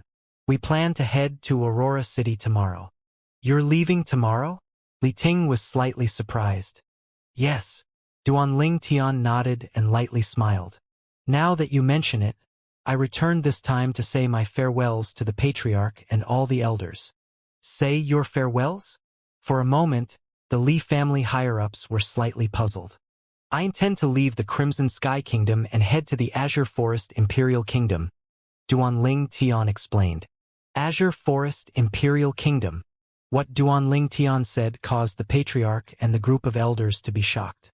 This kid that started revealing his natural talent 3 years ago was now about to leave the Crimson Sky Kingdom and head to the vast stage called the Azure Forest Imperial Kingdoms? Duan Ling Tian, your current cultivation level. Li Nanfeng looked at Duan Ling Tian and asked, slightly hesitantly. Duan Ling Tian lightly smiled and slowly said, 3rd level of the Origin Core stage. Instantly, the Li family higher-ups present were all dumbstruck, and they only recovered from their shock after a long time. Li Nanfeng didn't know what to say. Then he deeply glanced at Duan Ling Tian. Duan Ling Tian, you're the same Duan Ling Tian whose name's been spread and gave rise to much discussion within the Crimson Sky Kingdom. Yes. Duan Ling Tian nodded. A tossed stone raises 1,000 ripples. What Duan Ling Tian said raised a large reaction within the Li family higher-ups, causing them to be stunned once again. The Duan clan's direct descendant disciple. The number 1 genius within the Crimson Sky Kingdom's younger generation. The embroidered uniform guards commander. It was actually the youth that left their Fresh Breeze Town. They were all excited in their hearts. In other words, your father is that Duan Rufeng? Li Nanfeng sighed. No wonder I've never heard your mother mention your father. So your father is the peerless genius that was once famous throughout the entire Crimson Sky Kingdom like you are now. However, you're even more abnormal than your father. Duanling Tian shook his head and smiled. Then he took out a large stack of silver from his pocket and passed it to Li Nanfeng. Patriarch, there's 10 million silver here. It's a small gift from me to the Li family. Li Nanfeng, however, didn't accept it.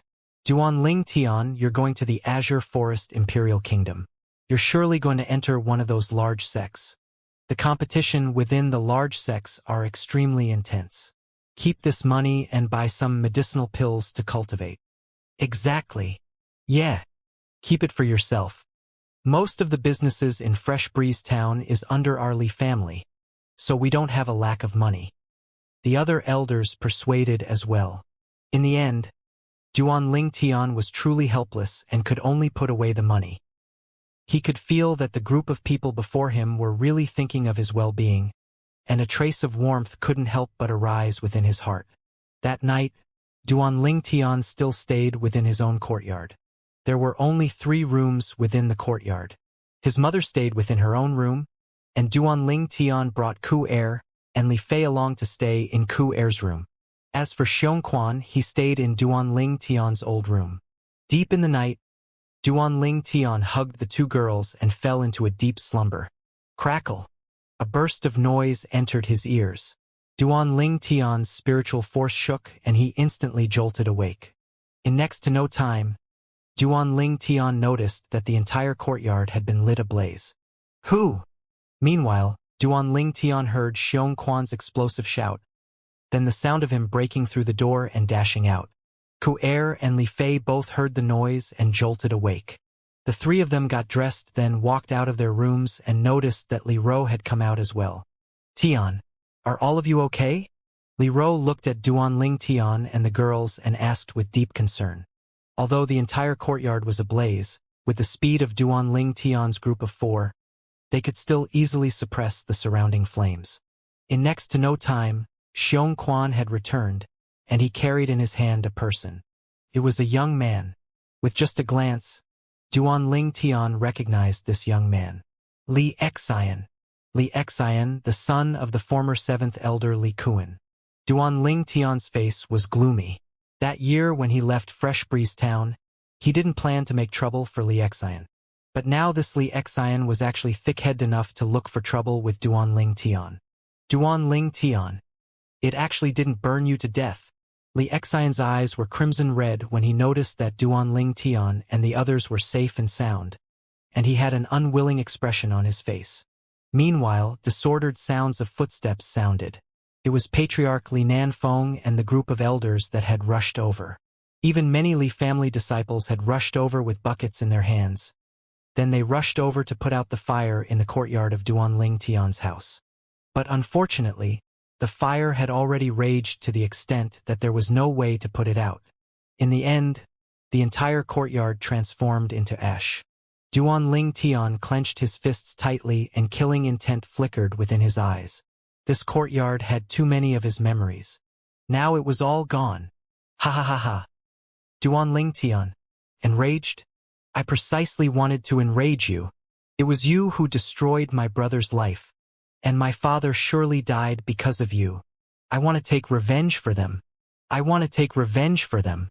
Li Xian burst out into laughter when he saw Duanling Tian's expression. Li Xian, you're courting death. Duanling Tian's gaze went cold as he stared at Li Xian and spoke with an icy cold voice. Tian, let the Patriarch handle this matter, Li Ro said to Duanling Tian. Duanling Tian let out a long breath. Only now did he realize that Patriarch Li Nanfeng and the elders were present. Duanling Tian, don't worry. The Li clan will give you an explanation. Li Nanfeng's face was extremely unsightly. With Duanling Tian's current status, Duanling Tian still being able to return to visit them showed that he still considered himself a member of the Li clan. Now that Duanling Tian had returned and stayed a night, Li Xian had actually set fire to Duanling Tian's house. This touched Li Nanfeng's bottom line. Right, Duanling Tian, we will give you an explanation. The Li clan elders all stated. and their gazes were filled with chilly killing intent when they looked at Li Exan. Duan Ling Tian nodded. After a short moment, Duan Ling Tian and his family moved into the courtyard that Li Nanfeng arranged for them. As for the matter with Li Exan, he trusted that the patriarch would be able to handle it well, so he didn't think about it anymore.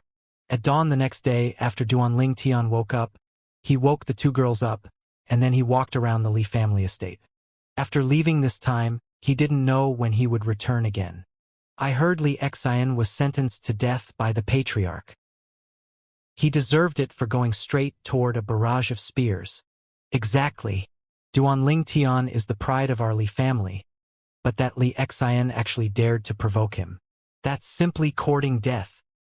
Duan Ling Tian was slightly surprised when he heard the discussion of the Li family disciples, as he never expected the patriarch and the elders to give him such a straightforward explanation. After having their breakfast, Duan Ling Tian said his farewells to the Li family higher-ups. Patriarch Li Nanfeng and the elders personally sent Duan Ling Tian's group out of Fresh Breeze Town. After seeing Duan Ling Tian off, they turned around and returned. Traveling by Fergana horse, Duan Ling Tian's group arrived at Aurora City within 2 hours. They hadn't been at Li Fei's house for long when Duan Ling Tian saw Patriarch Li Ao bring along a group of elders as he came over. Duan Ling Tian. Li Ao saw Duan Ling Tian once again and had a face full of smiles. At the same time that he was shocked, he was also rather gratified towards the achievements Duan Ling Tian had attained. After all, Duan Ling Tian was from their Li clan. When they found out that their Li clan had a figure such as Duan Ling Tian, the other great clans from the nearby cities all intentionally got on friendly terms with the Li clan. And the Li clan also gained many benefits from this. As far as Li Ao was concerned, all of this was the contribution of Duan Ling Tian. Patriarch. Duan Ling Tian smiled to Li Ao. Then he greeted the other elders, even though he wasn't quite familiar with them. Scoundrel. Something has happened to Grandpa. Right at this moment, Li Fei's anxious voice that carried a trace of sobbing sounded out. What happened? Duan Ling Tian's face slightly focused as he looked at Li Fei. Li Fei passed the letter in her hand to Duan Ling Tian. Duan Ling Tian opened it and read, Fei, if you see this letter that Grandpa left for you when you return, then Grandpa should be dead. Actually, I'd long since wanted to help do something for my teacher. But because of your existence, Grandpa was always unable to make this decision. Now you have Ling Tian to take care of you, so Grandpa can be at ease. I want to go to a place and find the person that once had a life wager by weapon refinement with my teacher and caused my teacher to die tragically. I will make him wager his life by weapon refinement with me to take revenge for my teacher. This is the only thing I can do for my teacher. That year, if it wasn't for my teacher saving me, I would have died long ago. If you see this letter, don't be sad. Grandpa died for something and it's worth it. After finishing, Duan Ling Tian's expression was incomparably gloomy. Li Ao sensed that something was off as well, and he asked, What happened? Duan Ling Tian took a deep breath. Then he passed the letter to Li Ao. After he finished reading, Li Ao's face went gloomy. Elder Li De left a year ago. At that time, he only said that he was going on a long journey. I never thought that. 1 year ago. Duan Ling Tian's face went grim, and he looked at Li Fei with a worried gaze. Scoundrel! Li Fei threw herself into Duan Ling Tian's embrace and started wailing. Duan Ling Tian lightly patted Li Fei's back, and his eyes went cold as he looked at Li Ao. Patriarch, do you know where Elder Li De went? Li Ao shook his head. I don't know. I didn't even know Elder Li De had a teacher. However, wagering their life by weapons refinement is a clue. After all, something like this doesn't happen often.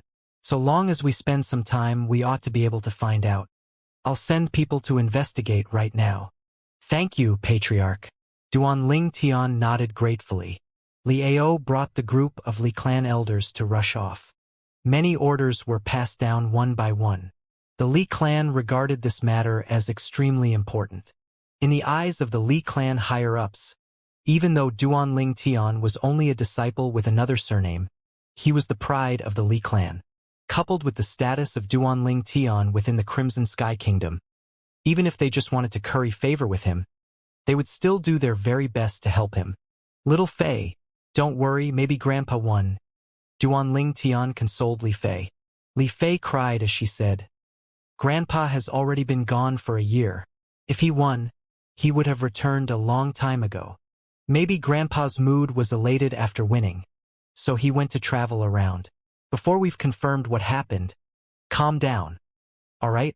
Under Duanling Tian's consoling, Li Fei's expression finally eased up. Scoundrel, if Grandpa lost, you must help me take revenge for Grandpa. Li Fei's beautiful eyes squinted and killing intent flickered within. Don't worry. Duanling Tian's eyes flashed with a trace of killing intent, and he fiercely nodded. Li Fei's grandfather was also his grandfather. Duanling Tian brought Li Fei back to his own courtyard, and when Li Ro and Ku Er heard of the matter regarding Li Fei's grandfather, they started consoling Li Fei as well. Duanling Tian told the three women something. Then he left the Li clan estate with Xiong Quan. He directly headed to the trade market and went to the medicine store to see Tang Ying, the person in charge of Ghastly Shadow in Aurora City. Kid, you've finally returned. Tang Ying was slightly surprised as well when he saw Duanling Tian. However, he quickly noticed that Duanling Tian's expression was extremely unsightly. What? With your current status, what can make you vexed?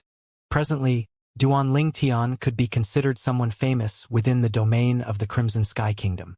Tang Ying, I came to look for you this time because I have something I need your help with. Duanling Tian spoke of his reason for coming. Speak. Tang Ying nodded. Duanling Tian spoke of Lida's matter to Tang Ying. Then he said, I want you to investigate through the information network of Ghastly Shadow. Find out if there's been an incident of a life wager by weapons refinement anywhere in the last year. No problem, Tang Ying promised. I'll be troubling you. After leaving the medicine store, Duanling Tian went to the Lin clan estate to look for Lin Qi. Duanling Tian, you're a fellow that's famous throughout the entire Crimson Sky Kingdom. Lin Qi once again looked at Duanling Tian with an extremely complicated gaze. The former youth had now grown to such a degree that he was too far behind to catch up to. Lin Qi, I came here this time because I have something I need your help with. Duanling Tian spoke of why he came.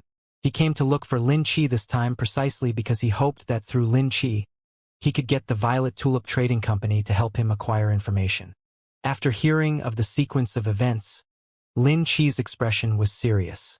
This is naturally not a problem. I'll go look for the person in charge of the Violet Tulip Trading Company in Aurora City right now. I'm confident that with your current status and identity, my uncle and aunt will be happy to help you. I'll be troubling you. Duanling Tian nodded. He wasn't in the Imperial City anymore, so besides the Li clan, the powers that he could use were only Ghastly Shadow and the Violet Tulip Trading Company. However, Duanling Tian was confident that with the involvement of the Violet Tulip Trading Company and Ghastly Shadow, there ought to be a result very soon. Only after he left the Lin clan estate did Duanling Tian let out a long breath and returned to the Li clan estate. Heading straight towards him was a familiar face. Lian. Before Duanling Tian arrived at the Li clan, this Lian was once in existence in the younger generation of the Li clan that was only inferior to Li Qing. Later, he even wanted to try and obtain Ku Er. However, after Duanling Tian revealed his formidable strength, Li insensibly vanished. Duanling Tian. Lian was slightly embarrassed when he saw Duanling Tian. With Duanling Tian's current status and identity, even if he had any ideas, he still wouldn't dare do anything in front of Duanling Tian. A slight mistake could lead to him falling into a bottomless abyss. Duanling Tian nodded indifferently. He didn't have any friendly relationship with Lian, and instead had some conflicts with him. However, he wasn't in the mood to fuss about, so he directly returned home. Lian couldn't help but heave a sigh of relief when he saw Duanling Tian leave. He was really worried that Duanling Tian would get even with him for old grudges. Now it would seem that it was he who was too narrow-minded. When Duanling Tian returned home, he noticed a fat figure sitting and chatting with his mother. Li Xian. Duanling Tian walked into the courtyard and was slightly hesitant when he spoke. Li Xian ought to be around this age now. Ha ha! Boss! The fatty turned around. Compared to before, his fat face's immaturity had vanished. However, his pair of eyes were still so wretched. Li Xian, you've grown up. Duan Tian looked at the fatty and couldn't help but laugh. Subsequently, he replaced his mother and started chatting with the fatty. Boss, you're really formidable now. The moment I said you're my boss, no one in the Li clan dared offend me. Li Xian boasted, and his fat face was filled with a complacent expression. Duan Tian shook his head. You little fatty. When did you learn how to take advantage of someone else's influence? Boss, you've fought so hard outside to become so renowned. If I don't utilize it properly, wouldn't it be a waste of your hard work? Li Xian said in all seriousness. Can you be more shameless? Duan Tian rolled his eyes at Li Xian. This damned fatty was still as wretched as he was that year, and it caused Duan Tian to feel as if he'd retuned to the days in Fresh Breeze Town all those years ago. He could still remember the son of Second Elder, who was given such a hard time by Li Xian that he would run the moment he saw Li Xian. Boss, tell me about what happened in the Imperial City. Li Xian was obviously extremely interested in Duan Tian's experiences in the Imperial City. Along with Duan Tian's narration, Li Xian's small eyes flickered with a bright light. Boss, why don't you take me along to the Imperial City when you leave this time? At that time, with you protecting me, wouldn't I be able to do whatever I wanted? As he finished speaking, Li Xian's face was full of yearning. Duan Tian shook his head. I'm afraid I can't grant your wish. Once I've dealt with the matter here, I won't stay long after I return to the Imperial City. Seeing Li Xian bewildered, Duan Tian continued, I intend to head to the Azure Forest Imperial Kingdom. Li Xian's fat face dropped when he heard what Duan Tian said. Then I can only continue to stay in Aurora City. In the following days, Duan Tian stayed in the Li clan as he waited for news. Finally, after a month, Lin Qi brought back good news. Duan Tian, I've found it. Lin Qi was out of breath when he arrived, as he had obviously ran over straight after he obtained the information. You've found it. Duan Tian's eyes shone. Duan Tian, according to the information the Violet Tulip Trading Company found, a grade 8 weapons craftsman and another person had a life wager by weapons refinement 1 year ago in the county city. In the end, the quality of the spirit weapon crafted by the grade 8 weapons craftsman surpassed that of the other person, and thus that person lost his life because of this. Lin Qi finished saying with a single breath. At that time, this incident gave rise to much discussion within the county city, so even my aunt knew of it. When she found out you were investigating this matter, she sent someone on a Fergana horse at the first possible moment to notify me. Do you know that weapons craftsman's background? Duan Tian's face sank, and a trace of a cold light flashed within his eyes as he asked. It seems to be a member of the county city's Zhu clan. Lin Qi continued. Zhu clan? Duan Tian's gaze flashed. Then he smiled gratefully to Lin Qi. Lin Qi, thank you. Don't mention it. We're friends after all. Lin Qi shook his head and then said, Duan Tian, my aunt said that if you need any help, you can look for her after you've arrived in the county city. Don't worry. If I really do require it, I won't be courteous. Duan Tian nodded. After Lin Qi left, Li Fei came out of her room and was slightly agitated. Scoundrel, is there any news? Yes, there's news. But it isn't confirmed to be your grandfather, so I intend to make a trip to the county city and personally confirm it. Duan Tian nodded, and as he finished speaking, his gaze went slightly cold. If it's really your grandfather, then that Zhu clan's grade 8 weapons craftsman will surely die. I'll follow you, Li Fei said. Duan Tian didn't refuse, as he knew that he couldn't refuse her, nor did he have a reason to. The person that was most concerned about the matter now was Li Fei without a doubt. Okay. I'll tell Ku-er and my mother. We'll leave in a moment with Xiong Quan, Duan Tian said.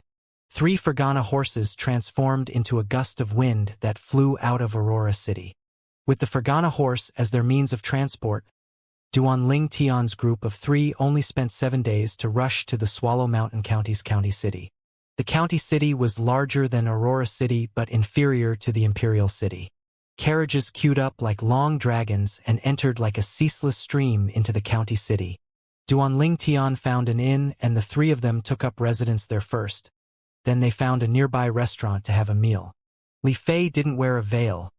Thus she attracted many burning gazes everywhere she passed. However, although these people were envious, they didn't dare act rashly. This was because they could discern that the violet-clothed young man that walked with the girl had an extraordinary bearing and obviously was no ordinary person. Besides that, the middle-aged man that followed behind seemed to not be simple with just a glance. In next to no time, an attendant arrived before Duanling Tian's table and respectfully asked, "Customer, what are you having?" Slap. Duanling Tian raised his hand and smashed down a silver ingot. "I want to ask you for information about something. If you provide me with what I need, this is yours." The eyes of the attendant lit up when he heard what Duanling Tian said. "I can get so much silver by just talking?" Just this silver ingot was worth his salary for a month. "Customer, what do you want to know? Ask away." The attendant smiled in a flattering manner. Duanling Tian looked at the attendant and asked, "I'm not interested in anything else. I just want to ask you, 1 year ago, was there a grade 8 weapons craftsman of the Zhu clan that had a conflict with another grade 8 weapons craftsman from outside the county city? Even to the extent they competed for supremacy by weapons refinement and conducted a life wager. Customer, I was wondering what you wanted to ask. So it's this. I know this." The attendant instantly smiled when he heard Duanling Tian's question. "The grade 8 weapons craftsman of the Zhu clan you're speaking about it, the Zhu clan's second elder. Now that I mention it, this Zhu clan's second elder is a famous grade 8 weapons craftsman in our Swallow Mountain County's county city. He's even capable of refining a grade 8 spirit weapon capable of providing a 19% amplification. 19%. That's top quality amongst grade 8 spirit weapons. Allegedly, he once had a life wager by weapons refinement with another grade 8 weapons craftsman many years ago. At that time, he was only able to refine a grade 8 spirit weapon that could provide an 18% amplification, but he still defeated the other weapons craftsman. Allegedly, that overconfident grade 8 weapons craftsman from 1 year ago was precisely the disciple of that grade 8 weapons craftsman from many years ago. These two master and disciple lost their lives at the hands of the same person. They can considered to be misfortunate as well." As he finished speaking, the attendant couldn't help but sigh. Li Fei's beautiful eyes were lightly red when she heard what the attendant said. Now she could almost be certain that the grade 8 weapons craftsman that had a life wager by weapons refinement with the Zhu clan's second elder was precisely her grandfather, Li De. "Do you know the appearance of the grade 8 weapons craftsman that had a life wager by weapons refinement with the Zhu clan's second elder?" Duanling Tian looked at the attendant and confirmed a step further. "Customer, now that I mention it, it's really a coincidence. That day I happened to be on leave, and I had a friend who was a servant in the Zhu clan. He snuck me in and I watched the life wager with my own 2 eyes. That grade 8 weapons craftsman was an old man around the age of 70. And above the left brow of the old man was a crescent equals shaped scar." The attendant slowly said word for word. "Unfortunately, even though he had refined a spirit weapon with 18% amplification, he still lost." "Grandfather!" Li Fei's heart trembled, and she raised her head as if wanting to stop the tears that were about to flow. "This silver is yours. Give us some of your signature dishes." Duanling Tian took a deep breath. Now he could be sure that the old man was indeed Li De. "All right." The attendant received the silver and left jubilantly. As far as he was concerned, it was a great profit that he was able to speak a few sentences to earn a silver ingot. "Scoundrel!" Li Fei's eyes held tears that were about to fall and were slightly agitated. "Little Fei, we've traveled an entire day. When the food comes in a while, you eat properly. After you're full, we'll go to the Zhu clan estate and make the Zhu clan's second elder pay with his life. Doesn't he like wagering his life by weapons refinement? Then I'll play with him nicely." As Duanling Tian finished speaking, his eyes went cold. Li Fei lightly nodded, seeming obedient and cute. Xiong Quan's eyes squinted as he said, with a cold and indifferent voice, "Young master, it's only a county city clan. You only have to say the word and I'll go annihilate him now. Xianxia, it'll be too easy for him if you kill him right away. Duan Tian shook his head. Right at this moment, two figures walked into the restaurant. The person in the lead was a young man over the age of 20, and an old man followed behind him. The young man's complexion seemed pale and his footsteps light. Obviously, he had just excessively indulged himself in the bedroom. In next to no time, the young man's gaze descended onto the table Duan Tian sat at and descended onto Li Fei. So beautiful! The young man's breathing became hurried, and he quickly walked over. He then looked at Li Fei with a burning gaze. Young lady, may I know your name? From the beginning until the end, he completely ignored the nearby Duan Tian and Xianxia. Fuck off! Li Qing's mood was already bad. Now that she was annoyed by such a hateful fellow, her face sank and she shouted coldly. Oh, quite ferocious. This young master likes it. The young man didn't get angry and instead was even more interested. Young lady, how about we be friends? Didn't you hear her ask you to fuck off? Duan Tian's face sank, and he hadn't glanced at the young man all this time. Only now did the young man notice Duan Tian, and he instantly emitted a sneer. Kid, do you know who you're talking to? Didn't you even find out if I, Zhu Zhao, the third young master of the Zhu clan, was someone you could offend? Zhu clan's third young master? Duan Tian's eyes narrowed into a line when he heard what the young man said. You're a member of the Zhu clan? Exactly. This young master's father is the second master of the Zhu clan, and the Zhu clan's patriarch is my uncle. How about it, kid? Afraid? If you're afraid, then hurry up and fuck off. Zhu Zhao held his chin high and looked down at Duan Tian with a condescending gaze and a face full of arrogance and complacency. He didn't notice, however, that an indistinct smile had appeared on the corners of Duan Tian's mouth. It was the smile of joy a hunter would make he found his prey. I'll give you one more chance. Fuck off. Duan Tian's eyes went slightly cold, and he directed them straight at Zhu Zhao as he spoke with a tone that had an extra bit of oppressive force. You know this young master's identity, and you still dare ask this young master to fuck off? Zhu Zhao was stupefied. Then he revealed a savage expression and extended his hand, directly grabbing at Duan Tian. Since you aren't fucking off, then let this young master assist you. When Zhu Zhao made his move, 10 ancient mammoth silhouettes appeared above him. 7th level of the core formation stage. You're overestimating yourself. Duan Tian sneered. Then he casually swung his arm.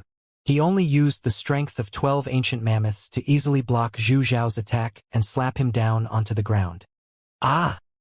Zhu Zhao's body that was weak from excessive venting of lust crashed onto the ground, and he emitted a shrill, sad, and miserable cry. Zhu Zhao looked at the old man that followed behind him. Then his face revealed a savage expression as he howled, Uncle G, I want him dead. The old man looked at Duan Tian and his eyes went cold. Then he walked out in large strides. Young man, there are some people that you can't afford to offend. Once you do offend them, you have to pay the price.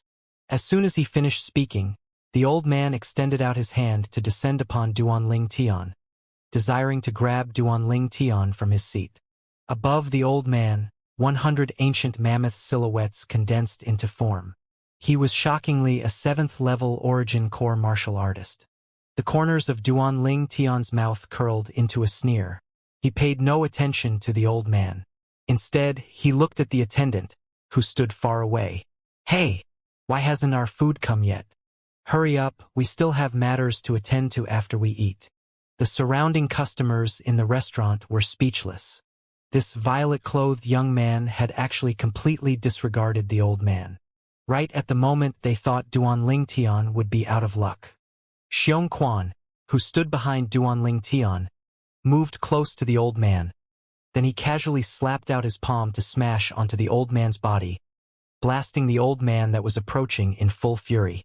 The old man fiercely collided with the wall and then fainted. Above Xianxia, ancient mammoth silhouettes flashed before instantly vanishing, and no one clearly saw how many there actually were. So formidable. This middle-aged man is at least an existence at the 9th level of the origin core stage. No wonder the violet-clothed young man was so composed. So it turned out that he had such a powerhouse by his side. A powerhouse that could blast away a 7th-level origin core martial artist with a single strike. Such ability is something that even an 8th-level origin core martial artist is incapable of doing. He's surely an existence at the 9th level of the origin core stage. The surrounding customers couldn't help but exclaim in surprise. "Customer, your food is here." Meanwhile, the attendant placed steaming hot dishes on Duan Ling Tian's table. The attendant slightly trembled with fear, as he never imagined that this generous young man would actually be so terrifying, even daring to bash the Zhu clan's 3rd young master. Zhu Zhao was lying on the ground, struggling trying to stand up, but the aching pain that came from his body caused it to be difficult for him to do so. Noticing the burning gazes cast at him from the surroundings, embarrassment arose within his heart. When had he ever lost face like this? For a time, his gaze had a sense of coldness and fierceness mixed within when he looked at Duan Ling Tian. "Kid, you're dead. Lying down as you mouth threatens, aren't you tired?" Duan Ling Tian calmly glanced at Zhu Zhao. Then he paid no further attention to him and put some food onto Li Fei's plate as he said, with a light smile, "Little Fei here, eat more." Li Fei lightly nodded, and her pair of beautiful eyes were tender and soft as water when she looked at Duan Ling Tian. Being able to obtain this man's care in this lifetime, she could die without regrets. "Xiong Quan, sit down and eat together." Duan Ling Tian called Xiong Quan. "Yes, young master." Xiong Quan replied respectfully before sitting down. Zhu Zhao was angered to the point that his face flushed when he saw this scene. Then he looked at the old man who had fainted by the wall, and he had the desire to faint. "Whoever goes to the Zhu clan and helps this young master notify the clan, this 1,000 silver is yours." Zhu Zhao gritted his teeth and withdrew 1,000 silver from his pocket. Then he looked at the crowd of customers in the restaurant. Many customers had burning gazes when they heard what he said, but they glanced at Duan Ling Tian and gave up any thoughts of helping Zhu Zhao. What a joke! This violet-clothed young man had an existence that might be at the 9th level of the origin core stage by his side. If they were to help Zhu Zhao and make the violet-clothed young man unhappy, they'd surely land themselves in serious trouble. So, even though they coveted the 1,000 silver in Zhu Zhao's hand, they didn't dare make any moves. Although money was good, it wasn't important as one's life. "You all are a bunch of pussies." Zhu Zhao's face was gloomy, and even his breathing became hurried. "If you make another sound, that's what will happen to you." Duan Ling Tian coldly swept Zhu Zhao with his gaze. Then he extended his hand to point at the old man that had fainted by the wall.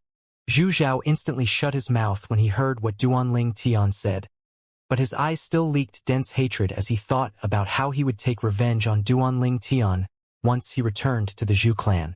Although no one dared to take Zhu Zhao's money, some of the customers left the restaurant after their meals, so the matter of Zhu Zhao biting off more than he could chew had still spread out. Duan Ling Tian had only just finished his meal and was about to leave when he heard hurried footsteps echoing out from outside the restaurant, and a total of 4 people arrived in a threatening manner. Duan Ling Tian's brows raised and he glanced at Zhu Zhao. "Xiong Quan, grab him." "Yes, young master."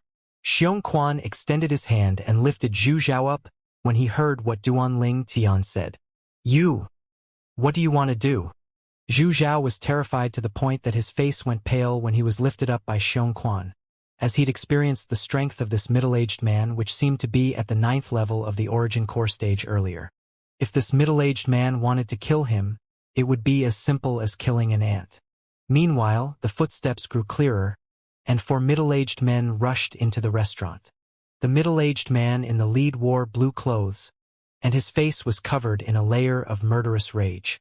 Zhu Zhao seemed as if he had seen his savior when he saw the blue-clothed middle-aged man, and he hurriedly shouted, "Father, save me!" The blue-clothed middle-aged man took a deep breath. Then his gaze flashed past the old man that had fainted by the wall and his eyes flashed with a trace of fear. Next he looked at Duan Ling Tian. "Little brother, I'm the Zhu clan's second master, Zhu Qi. If my son has offended you, I hope you can forgive him." He was completely clear of the strength of the old man that followed by his son's side. Thus he could easily imagine the strength of the middle-aged man by Duanling Tian's side, just from the middle-aged man being able to knock out the old man. Ninth level of the origin core stage.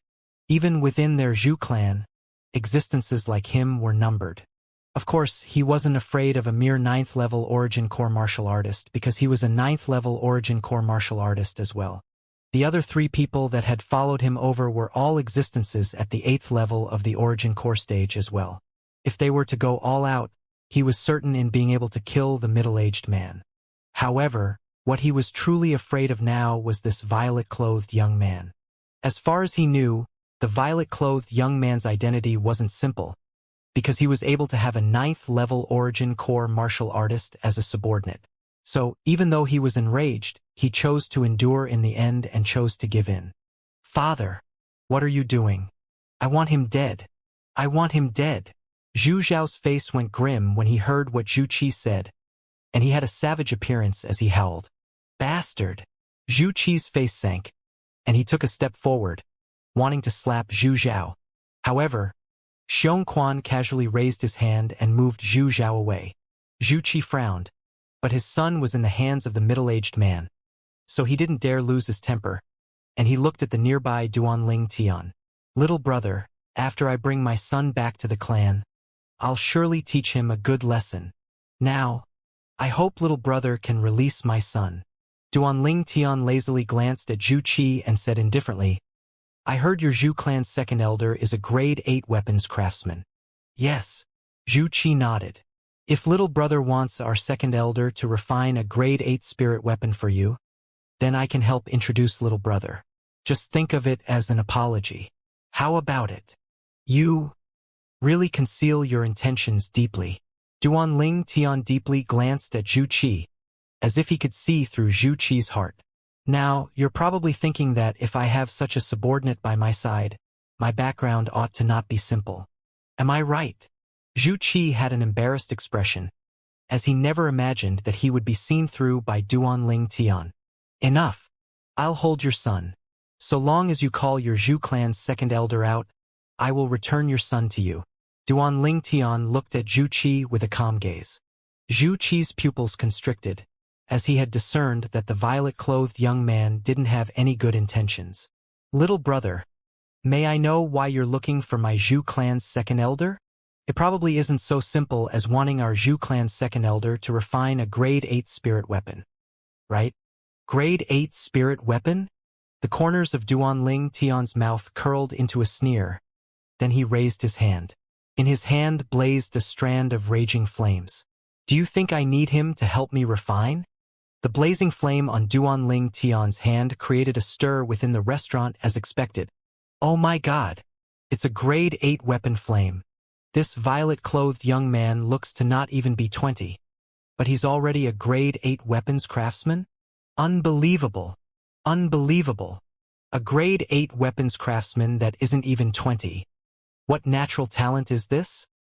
The faces of the customers in the restaurant were filled with shock, and they couldn't help but exclaim. Some people seemed to have recalled something and their pupils abruptly constricted. A grade 8 weapon flame can only be condensed by a martial artist at the origin core stage. In other words, this young man is an origin core martial artist. An origin core martial artist that's not even 20? Grade 8 weapons craftsman. The faces of the 3 middle-aged men that Zhu Qi brought over went grim. The violet clothed before their eyes was far more terrifying than they originally imagined. "Little brother, may I know who you actually are?"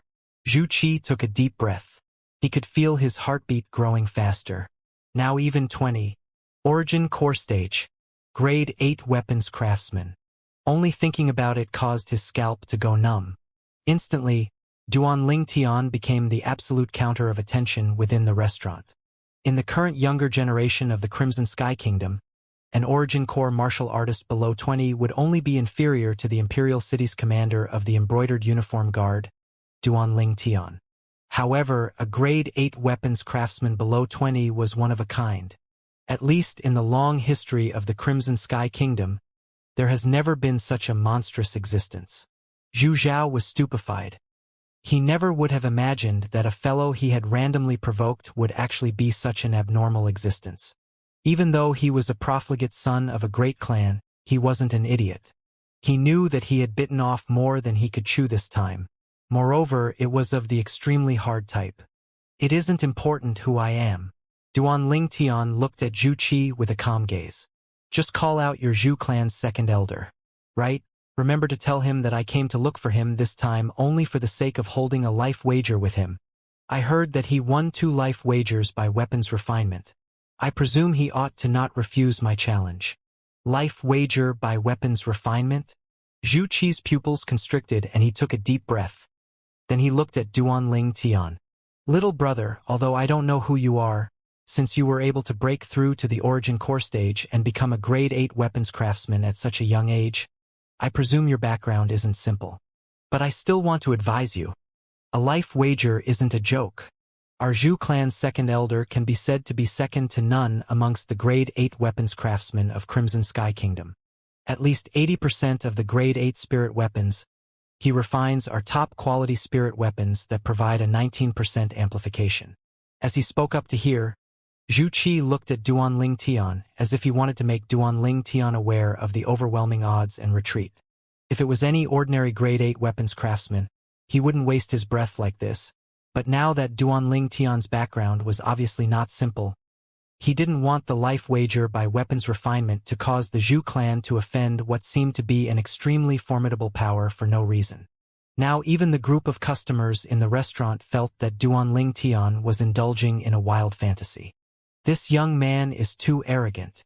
Yeah, although he became a grade 8 weapons craftsman at such an age, in terms of experience, how could he possibly compare to the Zhu clan's second elder? Exactly. The Zhu clan's second elder has done life wagers by weapons refinement with others twice, and he hasn't lost once. Young people truly are arrogant. It's like how a newborn calf isn't afraid of tigers. No one amongst the present customers looked favorably at Duan Ling Tian. Little brother, you've heard them as well. If you really wager your life with our Zhu clan's second elder, the loser would surely be you. So let's just forget it. Zhu Qi persuaded further when he saw Duan Ling Tian remain indifferent. Duan Ling Tian swept Zhu Qi with a calm gaze and slowly asked, "Where's the biggest trade market in your Swallow Mountain County's county city?" Although he didn't know why Duan Ling Tian asked this, Zhu Qi still said, "In the middle area of the county city." Duan Ling Tian nodded. Then he put down the money for the food, grabbed Li Fei's hand, and glanced at Xiong. "Xiong, let's go to the trade market in the middle area of the city." As he spoke, Duan Ling Tian held on to Li Fei's hand and walked out. Xiong held Zhu Zhao and followed. "Little brother, my son." Zhu Qi's face went slightly grim, and he was somewhat anxious. "Provided that I meet your Zhu clan's second elder, provided that he agrees to a life wager by weapons refinement with me, I will return your son to you safe and sound." Duan Ling Tian's voice drifted over from afar, causing Zhu Qi's expression to become gloomy. "Second master, what should we do now?" One of the middle-aged men behind Zhu Qi asked, somewhat fearfully. "Return to the clan." Zhu Qi took in a deep breath and left the restaurant. The group of customers in the restaurant all paid their bills and left. Then they headed to the trade market at the middle area of the city because they knew that there would be a spectacle to see in a short while. Within the Zhu clan estate's audience hall. From the Zhu clan's patriarch and below, all the higher-ups of the Zhu clan were gathered together. A Zhu clan elder noticed that Zhu Rong's expression was unsightly and couldn't help but ask, "Patriarch, has some important matter occurred that you were so anxious to get us all here?" The other elders all looked over at Zhu Rong as well.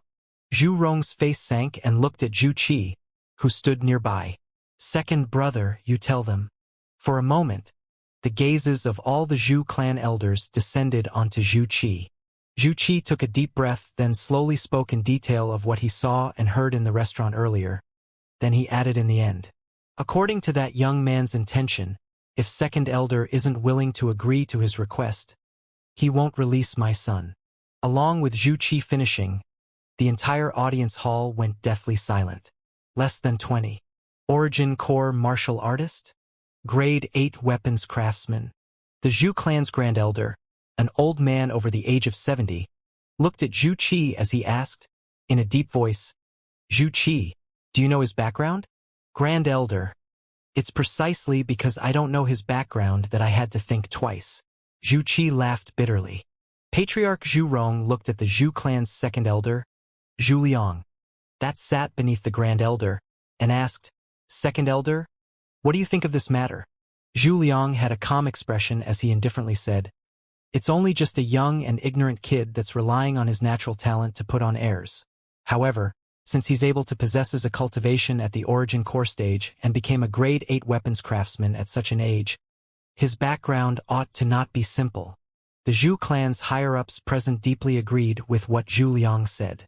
I think so too. However, he's already declared that if I want to save my son, then there's no other way. Zhu Qi nodded, and as he finished speaking, he had a bitter smile on his face. A Zhu clan elder who looked like he had a bad temper directly said, Humph, it's only an ignorant kid. Second elder could just agree to his life wager declaration. Agreeing to his life wager is easy. Winning against him in the life wager is easy as well. Zhu Liang's muddy eyes flickered with a trace of a bright light, and he extended his hand to lightly tap the table. However, we still don't know his background now. If we win and he dies, we'll surely offend the power that's standing behind him. The Zhu clan's higher-ups all went silent. This was precisely the most troublesome part. Zhu Rong pondered for a moment, then slowly said, Second elder, how about this? You agree to the life wager. When you win, reveal your magnanimity and allow him to not fulfill the life wager. In this way, we can both save Zhu Zhao and avoid offending him. This method works. I think so too. Instantly, the group of Zhu clan elders expressed their agreement one by one. Everyone's gazes descended onto the Zhu clan's second elder, Zhu Liang. Zhu Liang's eyes flashed. Then he nodded. It's good this way. Once I win against him and allow him to not fulfill the life wager, I can get a good reputation for myself as well. The Swallow Mountain County's county city was undoubtedly bustling with noise and excitement today. Today, a mysterious young man that was below the age of 20 had arrived in the county city. Allegedly, this young man had bashed the Zhu clan's third young master, Zhu Zhao, when he had only just arrived. Not only that, but when the Zhu clan's second master brought along some clan members to get revenge, the mysterious young man even revealed his cultivation and natural talent as a weapons craftsman, an origin core stage martial artist and grade 8 weapons craftsman below the age of 20. After that, this young man even boasted about wanting to hold a life wager with the Zhu clan's second elder, Zhu Liang, a life wager by weapons refinement. Moreover, he'd chosen the most bustling trade market in the center of the city to hold the life wager. For some time, the entire county city was stirred. The trade market at the center of the city already had streams of people surging about, and now it was difficult to even take a single step. The county governor's estate. A dignified middle-aged man sat within the pergola in the front courtyard and savored fragrant tea with a pleased expression. Suddenly, a house servant ran before the dignified middle-aged man in a flurried manner. The dignified middle-aged man was precisely the Swallow Mountain County's county governor, Pei Yuan, and his brows raised as he asked, in a deep voice, What are you so flurried about? County governor, a young man has come to our county city, and he wants to hold a life wager by weapons refinement with the Zhu clan's second elder. Under the detailed narration of the house servant, Pei Yuan found out of the ins and outs of the matter, and the corners of his mouth curved lightly. An origin core martial artist below the age of 20? Grade 8 weapons craftsman. Pei Yuan abruptly stood up, and his eyes lit up. Interesting. Come with me to join in the excitement. Alchemists Guild. Since becoming a grade 7 alchemist 3 years ago and leaving Aurora City, Su Mo had returned to the county city's Alchemists Guild, and even became the vice guild master of the Alchemists Guild. What? An origin core martial artist below the age of 20? Grade 8 weapons craftsman. After Su Mo heard of the rumors that gave rise to much discussion in the city, he was slightly surprised. Could it be that there's an existence within the Crimson Sky Kingdom's younger generation that can compare with that little freak? Suemo muttered. In this lifetime, he would never forget that violet-clothed youth from that year. That year, it was precisely because of that youth that he was able to smoothly become a grade 7 alchemist and was able to leave that remote Aurora city and return to the bustling county city. Later on, even though he was in the county city, he'd heard many rumors of that youth from all those years ago. The number 1 genius in Paladin Academy. The Duan clan's direct descendant disciple. The embroidered uniform guard's commander.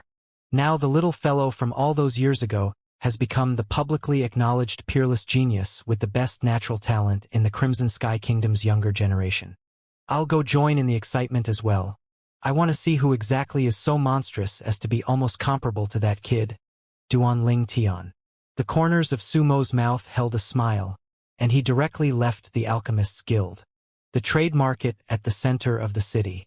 A special sign hung outside a luxurious building. The sign of the Violet Tulip Trading Company. At the highest point of the building was a pavilion. Right now, a dignified, graceful, and beautiful woman sat there within the pavilion and looked from afar at the area of the trade market that was emptied. A violet-clothed young man stood there with a beautiful girl. Behind the two, a middle-aged man held a pale-faced young man like he was holding a chick. I never imagined that he would cause such a stir the moment he arrived. At an unknown time, a middle-aged man with extraordinary bearings and a firm expression arrived beside the beautiful woman and lightly smiled. Duan Ling Tian held Li Fei's hand, and at this moment, he could clearly feel the fluctuation in Li Fei's mood. Don't worry, I'll surely take revenge for Grandpa. Duan Ling Tian gave Li Fei a gaze that said, Don't worry. I believe you. Li Fei lightly nodded. She trusted this man without condition. Her grandpa had died, and in the world, this man was her biggest reliance. In the future, she would only live for this man. They're here. Suddenly seeming to have noticed something, Duan Ling Tian's brows raised and he looked into the distance. The dense crowd seemed as if they had discussed it earlier as they moved to open up a path. It's the Zhu clan's second elder. The Zhu clan's second master has come. The Zhu clan's patriarch, grand elder, and third elder have come as well. Oh my God, the Zhu clan's higher-ups have practically all swarmed out. The crowd surged and was incomparably clamorous. And on the path that the crowd opened up, a group of people approached in a formidable array. Among these people, Duan Ling Tian only recognized Zhu Qi, the Zhu clan's second master. In next to no time, Duan Ling Tian and the Zhu clan's group confronted each other in the emptied area. Duan Ling Tian wasn't afraid in the slightest when faced with the group of existences at the nascent soul stage and origin core stage. His gaze was calm. It was as if he was looking at a group of ordinary people. Moreover, while Duan Ling Tian sized up the group of Zhu clan members, the Zhu clan members were sizing him up as well. Their first thought was surprise. Such a young man would definitely not be above 20, but he had actually achieved such shocking achievements. It was truly shocking. The Zhu Qi took a step forward and looked at Duan Ling Tian. Then he said, in a deep voice, "Little brother, my Zhu clan's second elder has arrived. Now, can you release my son?" "Which one is the Zhu clan's second elder?" Duan Ling Tian's gaze flashed past the group of people behind Zhu Qi. "I'm the Zhu clan's second elder, Zhu Liang." An old man behind Zhu Qi took a step forward and stood shoulder to shoulder with Zhu Qi. He looked at Duan Ling Tian with a gaze that had a sense of disdain mixed within. "Kid, when it's possible to let someone off, one should spare them. When it's possible to let someone off, one should spare them." Duan Ling Tian couldn't help but burst out laughing when he heard what Zhu Liang said. Right when Zhu Liang frowned, Duan Ling Tian's laughter stopped abruptly, and his cold and indifferent gaze descended onto Zhu Liang. "Zhu clan's second elder, I won't waste time. Now, let's set a life wager agreement and decide the outcome in a single round. Whoever refines the grade 8 spirit weapon with the lowest quality dies. Do you dare?" Duan Ling Tian looked at Zhu Liang and a smile appeared on the corners of his mouth. "Humph." Zhu Liang's voice was cold like ice. "Why not? I'll agree to your life wager right now. If he didn't dare, he wouldn't have appeared here right now. Duan Ling Tian nodded. Good, straightforward enough. Xiong Quan, let him go. As soon as Duan Ling Tian finished speaking, Xiong Quan tossed out Zhu Zhao, who was in his hand, directly at Zhu Qi as if he was throwing out trash. Zhu Qi glanced angrily at Xiong Quan. Then he extended his hand to catch his son. Father! Zhu Zhao had a face full of shame. Zhu Qi grunted coldly. Stand at the back. I'll deal with you when we get back. At this moment, the surrounding crowd went silent, and everyone stared fixedly at the violet-clothed young man and green-clothed old man. They held their breaths, as they knew that the most exciting moment was about to arrive. Zhu Liang looked at Duan Ling Tian and said, with a calm voice that had a slight condescending tone mixed within, You're the junior, so you can put forth the requirements? What weapon will we refine? Zhu Liang's current tone was like a senior teaching a junior a lesson. The crowd surged with excitement. As expected of the Zhu clan's second elder, the publicly acknowledged #1 Grade 8 weapons craftsman in our Swallow Mountain County. His bearing is extraordinary. Yeah, although this young man's natural talent in weapons refinement can be called monstrous, in terms of experience, it's surely impossible to compare to the Zhu clan's second elder. Him wagering his life by weapons refinement with the Zhu clan's second elder is definitely courting death. A newborn calf isn't afraid of a tiger. Today, this weapons refining genius will probably die here. No one within the surrounding crowd looked favorably upon Duan Ling Tian. Duan Ling Tian was naturally able to hear the discussion of the crowd. A trace of worry appeared on Li Fei's face, and her hand gripped Duan Ling Tian's hand slightly tighter. Don't worry. Duan Ling Tian nightly kneaded Li Fei's palm, and after he let go of her hand, he took a step forward and looked at Zhu Liang. I don't mind. Then let's refine a sword. Sword? A trace of a smile appeared on the corners of Zhu Liang's mouth. In his lifetime, the weapon he refined the most was the sword. If it was refining a spirit sword, he was at least 90% confident that he would be able to refine a grade 8 spirit sword that provided an amplification of 19%. Then let's begin. Zhu Liang's gaze focused. Then he withdrew a pile of materials from his spatial ring with a wave of his hand and started refining the grade 8 spirit sword. Zhu Liang's technique was extremely complex and extremely practiced, causing the surrounding spectators to burst out with astonishment. The Zhu clan's second elder's technique is too swift. This is a true weapons craftsman. In next to no time, the surrounding spectators looked at Duan Ling Tian, but they quickly noticed that Duan Ling Tian stood there on the spot, without the slightest intention to start refining. Could it be that he's giving up like that? Isn't this deliberately courting death? Many people were speechless. Time flew by and 2 hours quickly passed by. The pile of materials on the weapon flame on Zhu Liang's hand had now completely merged together and shaped into the form of a sword. According to this speed, he would surely complete the refinement of the grade 8 spirit sword after an hour. Duan Ling Tian still hadn't made a move. In a restaurant near the place the life wager was being held, within 2 rooms that neighbored to each other, 2 pairs of eyes descended onto Duan Ling Tian. Could it be that this young man has given up? Within one of the rooms, the Swallow Mountain County's county governor, Pei Yuan, frowned and had a dumbfounded expression. Within the other room, Su Mo watched this scene, and the corners of his mouth curled into a smile. This kid looks to be very confident.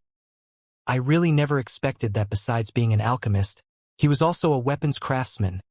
When Su Mo had just arrived in the room, he noticed that the young man that was intending to wager his life with the Zhu clan's second elder was actually the former youth, Duan Ling Tian. After he found out about this fact, his heart was filled with shock. In next to no time, however, he came to an understanding. As far as he was concerned, Duan Ling Tian was a little freak, and any wonder appearing on Duan Ling Tian wasn't strange. I wonder how this Zhu clan's second elder offended this little freak. I really want to see how he winds up the matter. The corners of Sumo's mouth had a smile, as he had extremely high confidence towards Duan Ling Tian. Although he knew as well that the Zhu clan's second elder, Zhu Liang, could refine spirit weapons that provided a 19% amplification, when he thought about how Duan Ling Tian had refined that medicinal pill with a purity of over 90% that day. He was once again filled with confidence towards Duan Ling Tian. Moreover, he knew that since Duan Ling Tian dared to so arrogantly wager his life with the Zhu clan's second elder, he'd surely be confident. Duan Ling Tian wasn't a rash person. Within the pavilion atop the luxurious building right opposite the restaurant. Why do you think he hasn't started refining? A middle-aged man with an imposing appearance lightly smiled as he asked the beautiful woman beside him, with a voice that was gentle like water. The beautiful woman's beautiful, watery eyes condensed strands of complicated lights as she gathered her sight onto the violet-clothed young man. Maybe he doesn't need that much time to refine a grade 8 spirit weapon. Don't forget, he's Duan Ling Tian. Yeah, he's Duan Ling Tian. The middle-aged man lightly nodded and spoke with a tone that had an emotional sigh mixed within. When you mentioned him to me 3 years ago, I still slightly disagreed. Even to the extent that after he refused your good intentions, he still felt he didn't know what was good for him. Who would have known? The beautiful woman continued the discussion. Who would have known that in a short 3 years' time, he would become renowned throughout the entire Crimson Sky Kingdom? Now it seems that it's not only our Violet Tulip Trading Company, but even the Crimson Sky Kingdom can't hold him. Then let's witness him create a miracle once again. The middle-aged man lightly smiled as he nodded, and his gaze then descended onto the violet-clothed young man. The group of Zhu clan members couldn't help but reveal disdain on their faces when they saw that Duan Ling Tian still hadn't made a move. He actually hasn't started refining the grade 8 spirit weapon. Could it be that he intends to admit defeat? A Zhu clan elder sneered. Probably not. The Zhu clan's patriarch, Zhu Rong, shook his head. Since he initiated the life wager, it's impossible for him to admit defeat. I have this feeling, was it bad for us to have asked the second elder to agree to this life wager so hastily? As he finished speaking, Zhu Rong frowned.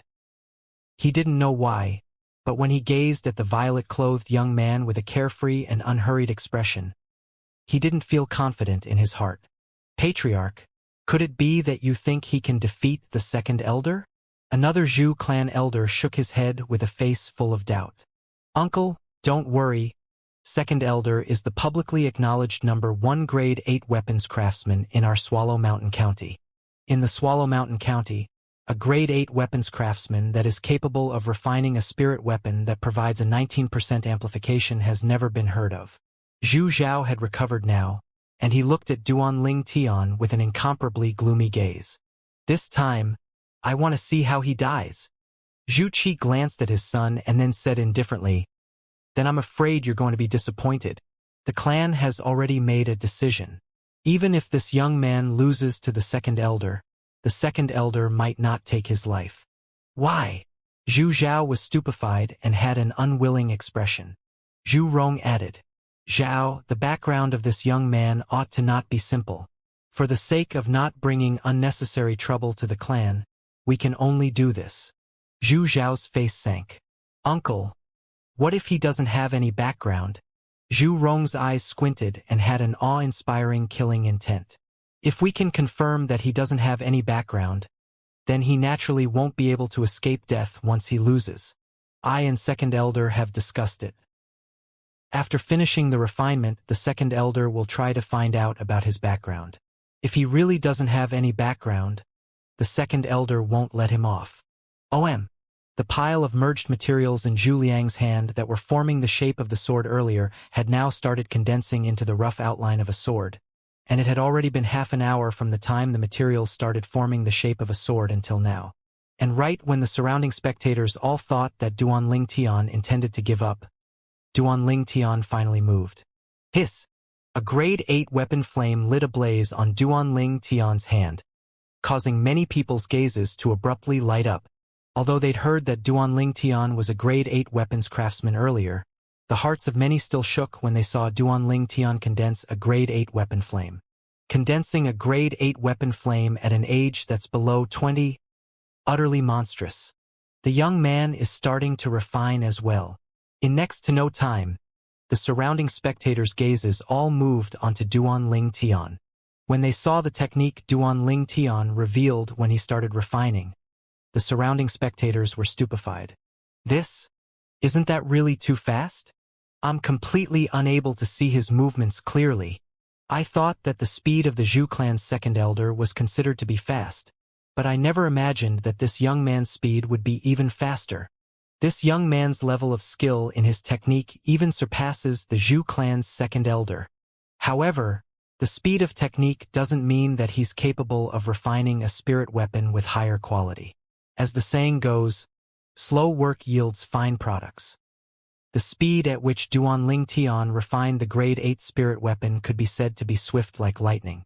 Profound weapons refinement techniques flowed freely in his hands without hesitation, with a speed that far surpassed Zhu Liang. After 20 minutes passed, all of the materials in Duan Ling Tian's hands merged to start forming the shape of a sword. Oh my god! The step which took the Zhu clan's second elder 2 hours to complete was completed by him in 20 minutes. Abnormal. Too abnormal. Does he think that a spirit weapon refined at such a speed would really be a match for the spirit weapon refined by the Zhu clan's second elder? It might be slightly dangerous. The surrounding spectators were dumbstruck as they saw the forming shape of a sword above the weapon flames on Duan Ling Tian's hand. After another 10 minutes. Sword complete. Duan Ling Tian and Zhu Liang stopped at almost the exact same time, and on each of their hands was a sword respectively. A grade 8 spirit sword. The grade 8 spirit sword in Duan Ling Tian's hand assumed a jade green color. These materials were those that Duan Ling Tian had bought that time when he refined the embroidered spring swords, and after completing the refinement of the 13 swords, the remaining materials had now come to use. The grade 8 spirit sword in Zhu Liang's hand assumed an emerald color and matched well with his green clothes when grasped in his hand. Zhu Liang was slightly surprised when he saw the grade 8 spirit sword Duan Ling Tian had finished refining. He originally thought that with Duan Ling Tian's age, it would at least require 3 to 4 hours for him to refine a grade 8 spirit sword. But never had he imagined that Duan Ling Tian's speed could follow his. When Zhu Liang started refining, he put his heart and soul into it and knew nothing of what happened in the outside world while he was refining the spirit sword. In next to no time, the discussions that entered into his ears caused his face to go grim. Half an hour? Zhu Liang's gaze descended onto Duan Ling Tian. Only now did he realize that Duan Ling Tian had only taken half an hour to refine the grade 8 spirit sword, whereas he spent 3 hours. Duan Ling Tian had only started refining half an hour ago. This caused him to be extremely shocked. If he was given half an hour, he wouldn't be capable of refining a grade 8 spirit weapon within that time even if his life depended upon it. On the other hand, 1 hour wouldn't be a problem. However, the grade 8 spirit weapon that was refined within an hour would be a substandard product that was not presentable. No wonder you're so arrogant. So it turned out to be that you know such a profound weapons refinement technique. However, do you really think a grade 8 spirit sword you spent half an hour to refine can compare to the spirit weapon I painstakingly refined for 3 hours? Zhu Liang looked at Duan Ling Tian in disdain.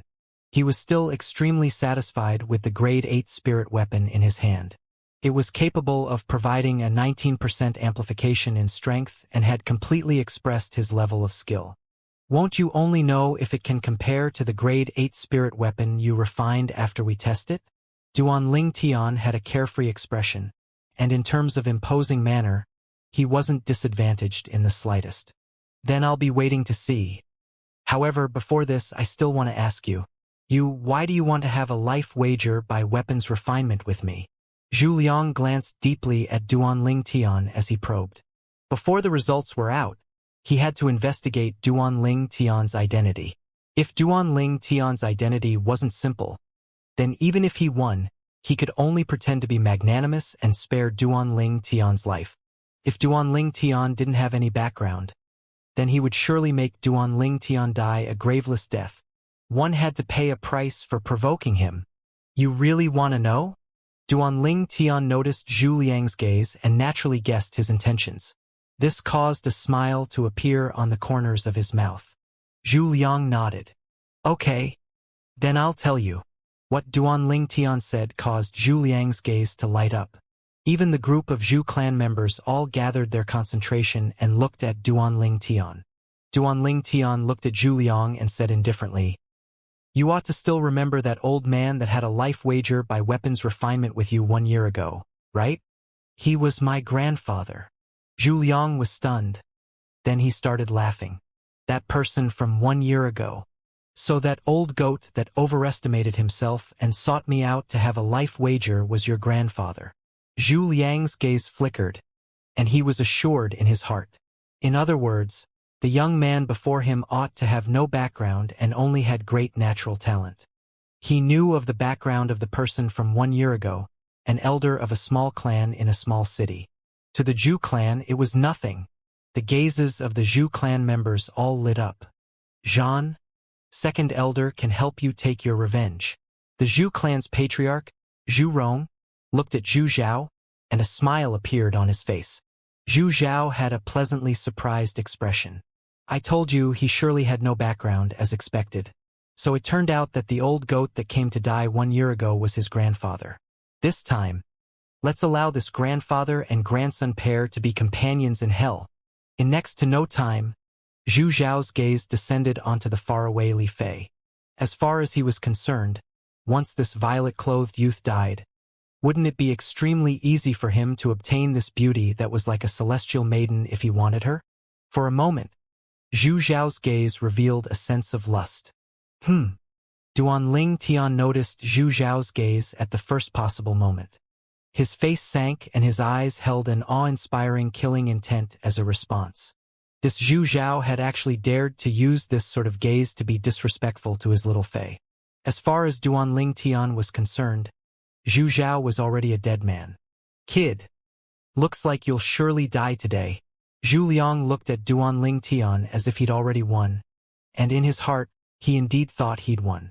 Even though Duanling Tian's refinement technique was profound, as far as he was concerned, how could a spirit weapon that was refined within half an hour compare to the spirit weapon he refined for 3 hours? Moreover, in his opinion, this violet-clothed youth was only the grandson of a defeated opponent and amounted to nothing. "Second Elder Zhu, don't speak so fast all the time." Duanling Tian smiled indifferently, as if he didn't take what Zhu Liang had said to heart in the slightest. "What?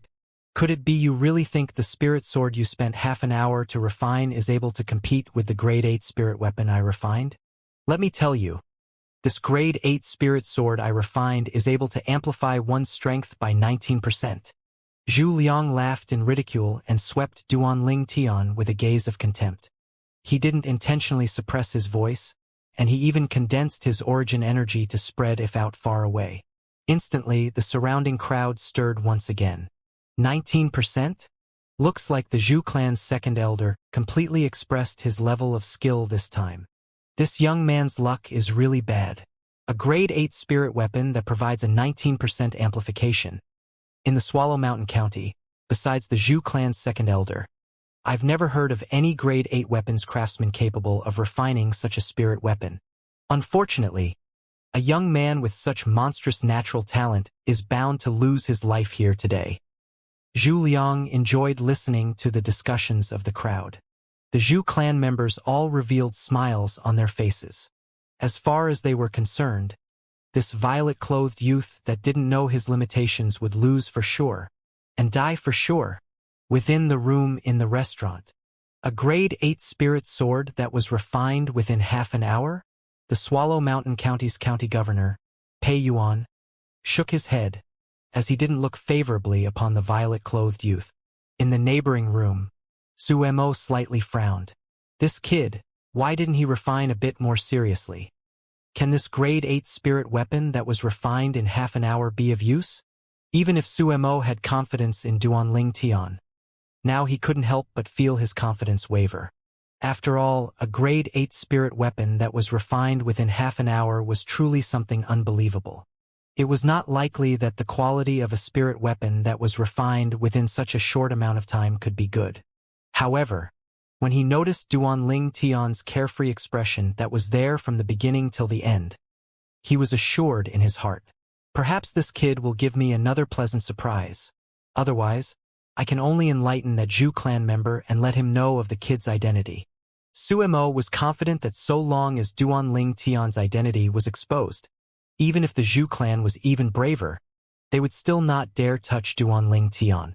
At least they wouldn't dare touch Duanling Tian in public. On the pavilion on the luxurious building. We will know the final result very soon. The beautiful woman lightly smiled, as if she was filled with confidence towards the violet-clothed youth in the distance. Can a grade 8 spirit sword that was refined within half an hour possibly surpass the grade 8 spirit sword that provides a 19% amplification that Zhu Liang refined?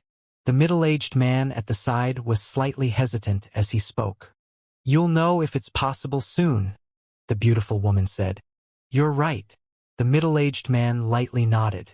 Duanling Tian's gaze descended onto Zhu Liang's figure. Second Elder Zhu. How are we testing the grade 8 spirit swords we've refined? Zhu Liang grunted coldly. Let's test each other's spirit swords ourselves. Of course, if we doubt the judgment of the other, we can find another to test it. Now, there's so many people in the surrounding, is there a need to fear there being no one to test it? All right, then let's test each other's spirit swords first. Duanling Tian nodded, as he didn't have any objections. Then he casually tossed the grade 8 spirit sword in his hand to Zhu Liang. Zhu Liang also tossed the grade 8 spirit sword in his hand to Duanling Tian. Although there were many people spectating, when they saw Duanling Tian and Zhu Liang exchange the grade 8 spirit swords they had refined, they all gathered their attention and stared fixedly. They knew that the results of today's life wager was about to be revealed. Duanling Tian's origin energy fused with the grade 8 spirit sword in his hand, and instantly, ancient mammoth silhouettes flashed above him one by one. Right, it amplifies strength by 19%. Duanling Tian nodded to Zhu Liang with a calm gaze. He had to admit in his heart, this Zhu Liang was indeed skilled. However, Zhu Liang could only blame his own misfortune. After all, Duanling Tian's refinement technique and experience all came from the memories of rebirth Martial Emperor, and even in the entire Cloud continent it was a top-notch technique. This Zhu Liang wasn't just miles apart from him. However, he still held back when he refined the spirit sword this time. As far as he was concerned, it was sufficient as long as he firmly won against Zhu Liang.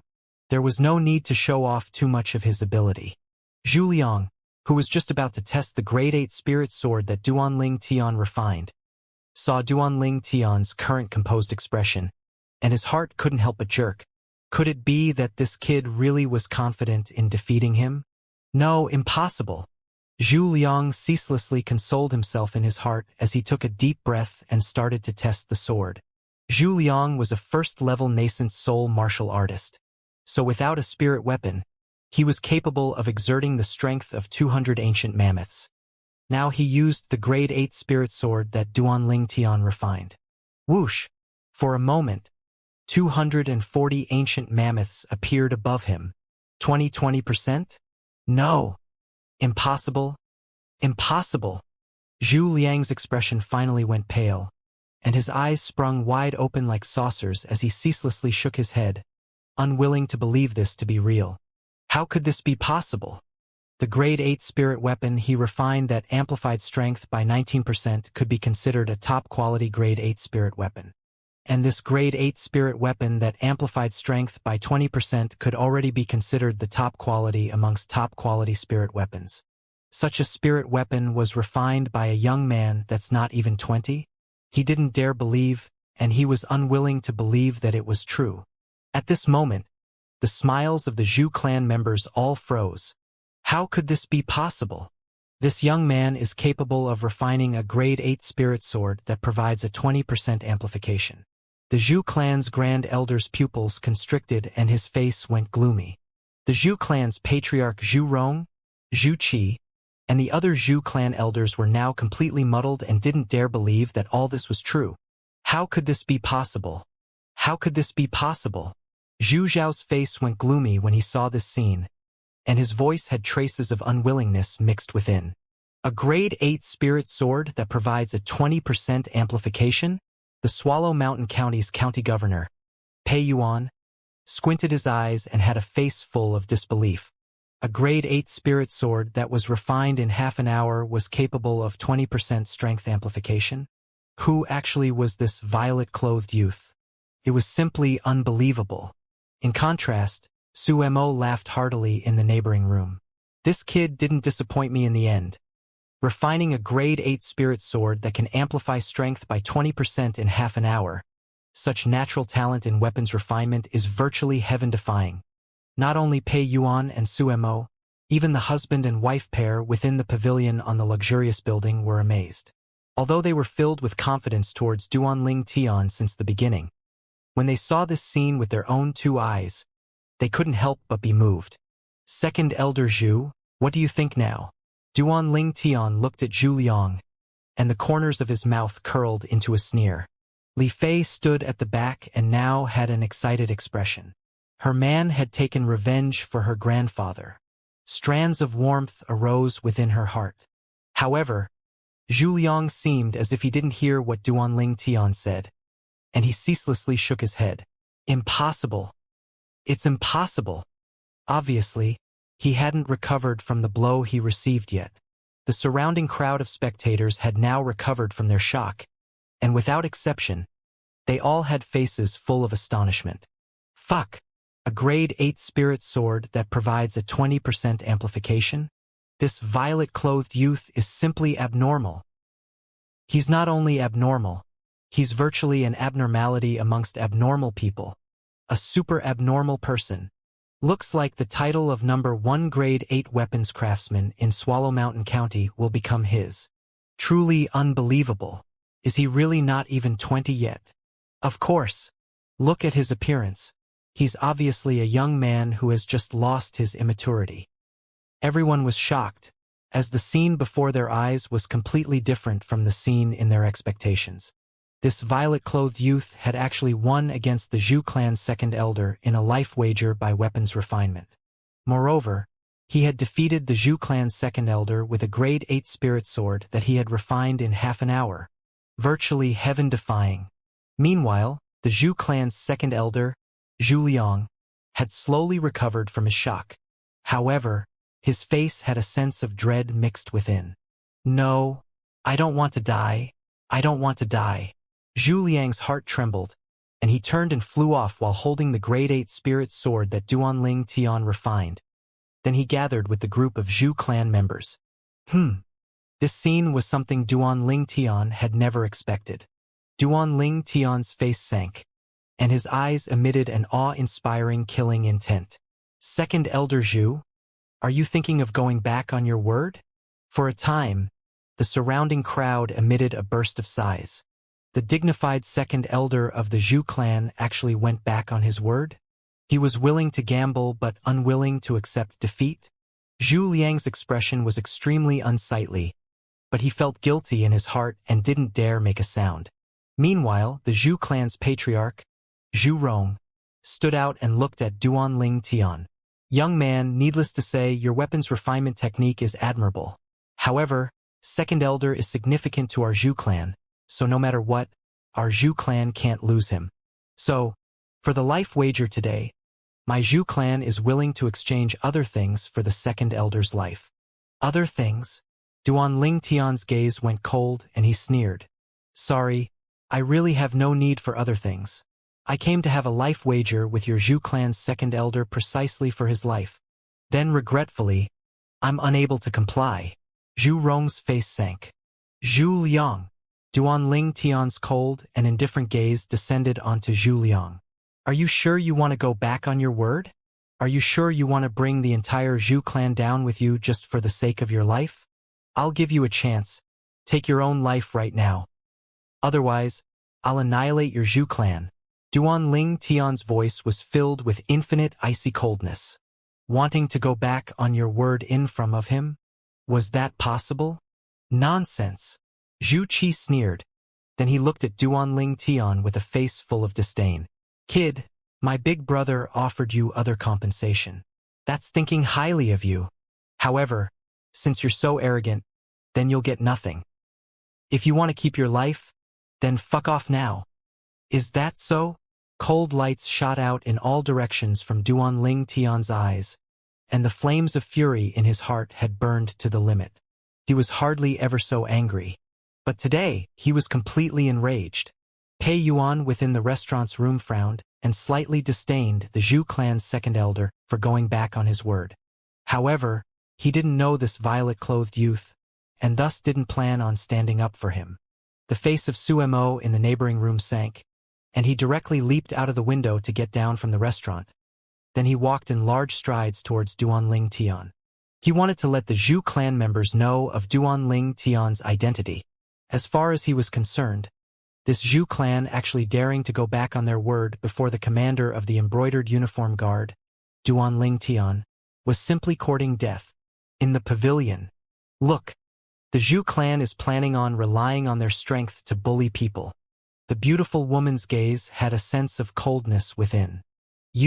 Let's go over. The middle-aged man brought along the beautiful woman as he descended from the pavilion and walked towards Duanling Tian as well. The surrounding crowd sighing had never stooped. The Zhu clan is too shameless. Yeah, when this young man's grandfather wagered his life with Zhu Liang last year, Zhu Liang directly took his life after winning. Now that it's Zhu Liang's turn, he goes back on his word. Too shameless. I've decided not to spend money in the businesses under the Zhu clan in the future, even if it's just a copper coin. Me too. Even if I throw my money in the ditch, I still won't let the Zhu clan earn it. A man is nothing without his word, and the Zhu clan has indeed gone too far this time. The Zhu clan's actions now had caused public outrage. Thursday Zhu clan members, from Patriarch Zhu Rong to the elders, they all had unsightly expressions.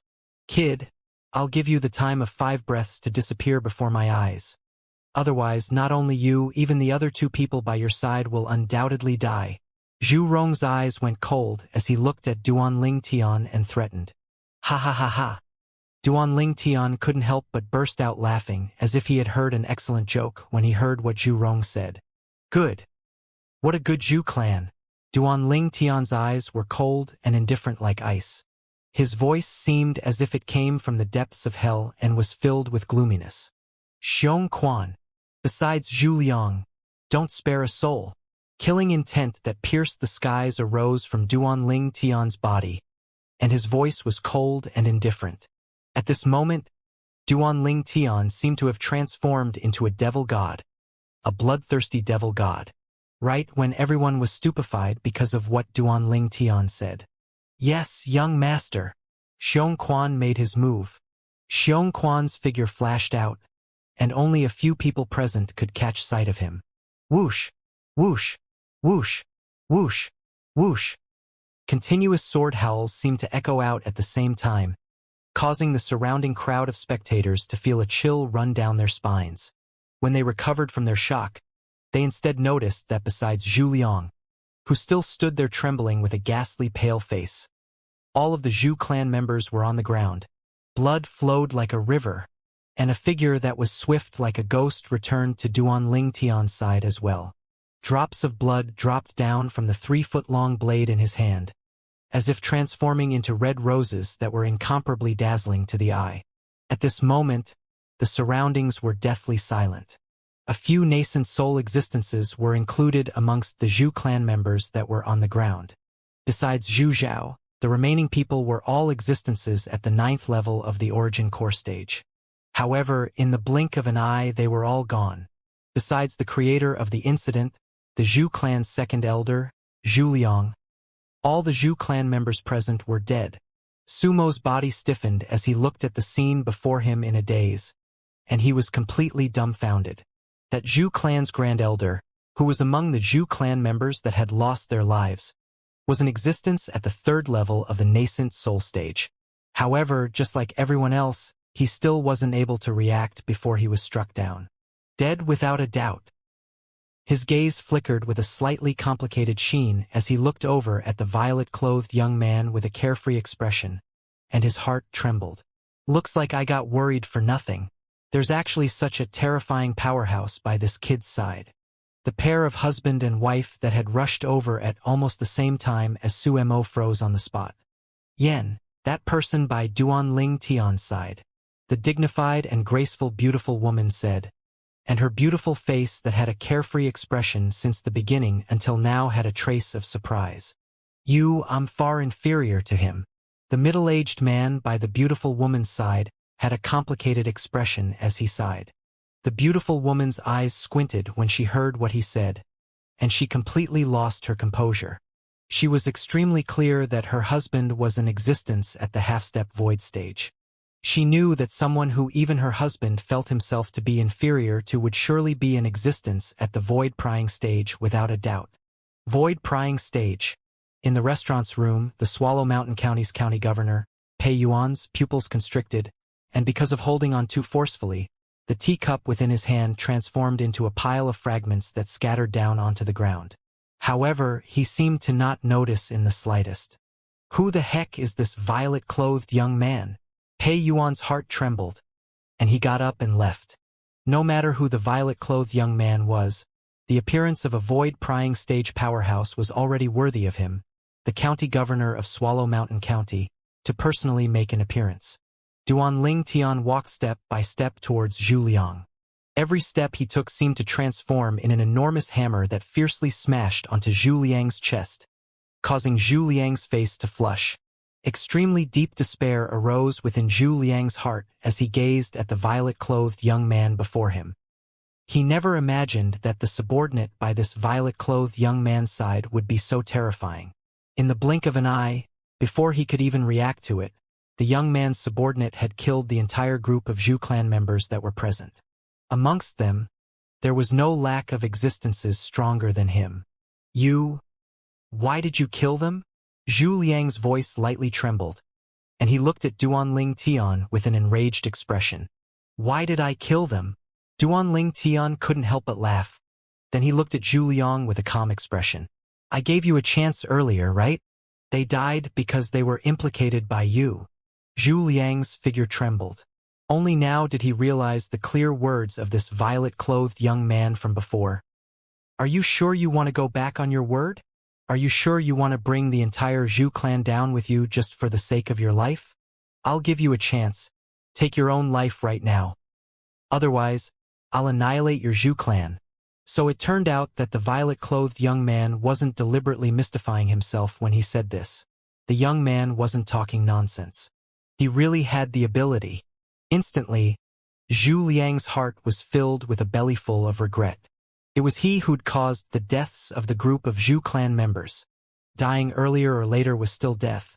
But now, even though he could live on for a while longer, he had caused the Zhu clan to pay an extremely enormous price. Who the heck are you? Zhu Liang looked at Duan Ling Tian with a face full of unwillingness. When Zhu Liang finished speaking, the surrounding crowd of spectators turned their gazes onto Duan Ling Tian. They were similarly curious about who the heck was this young man who had a subordinate that possessed such shocking strength was.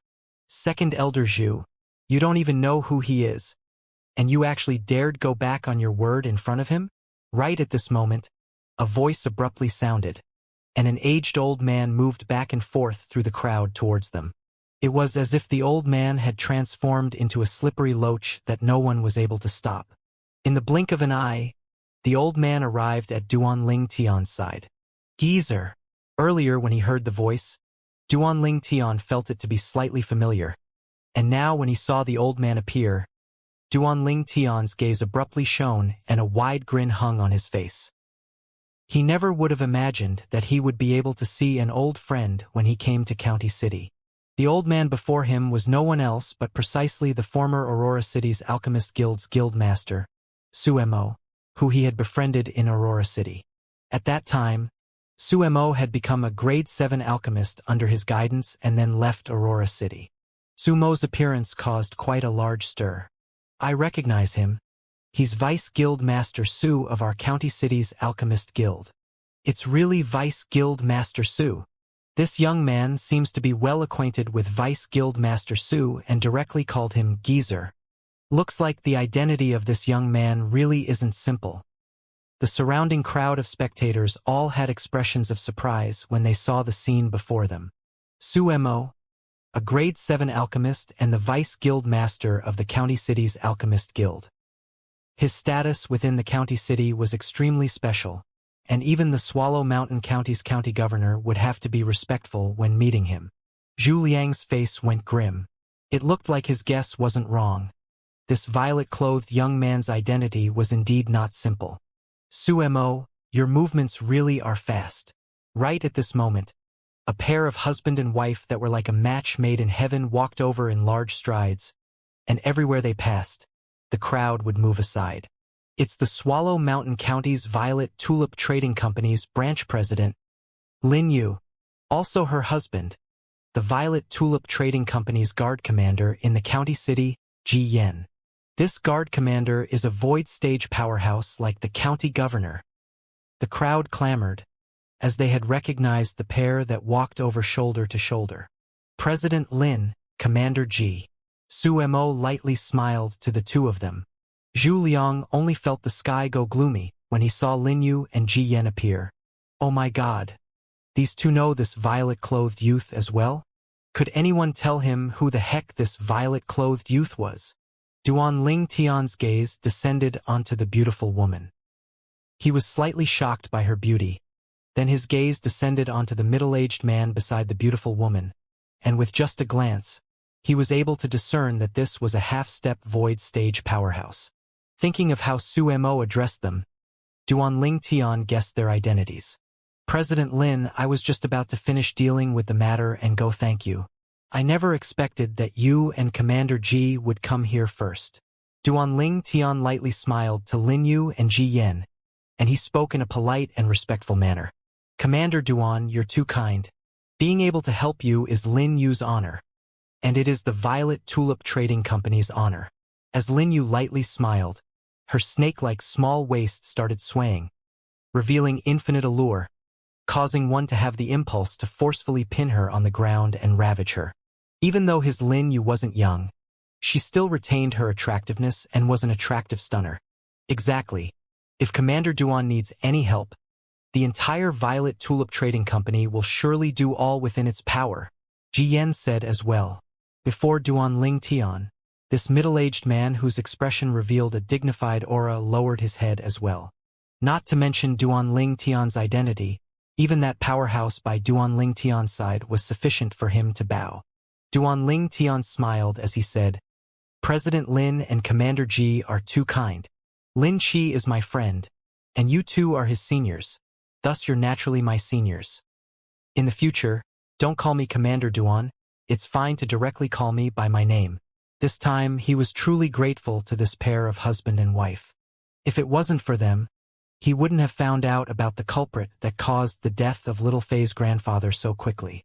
Duan Ling Tian, Lin Yu, and her husband talked animatedly here, but the content of their chat instead caused a commotion in the surrounding crowd of spectators. Commander Duan?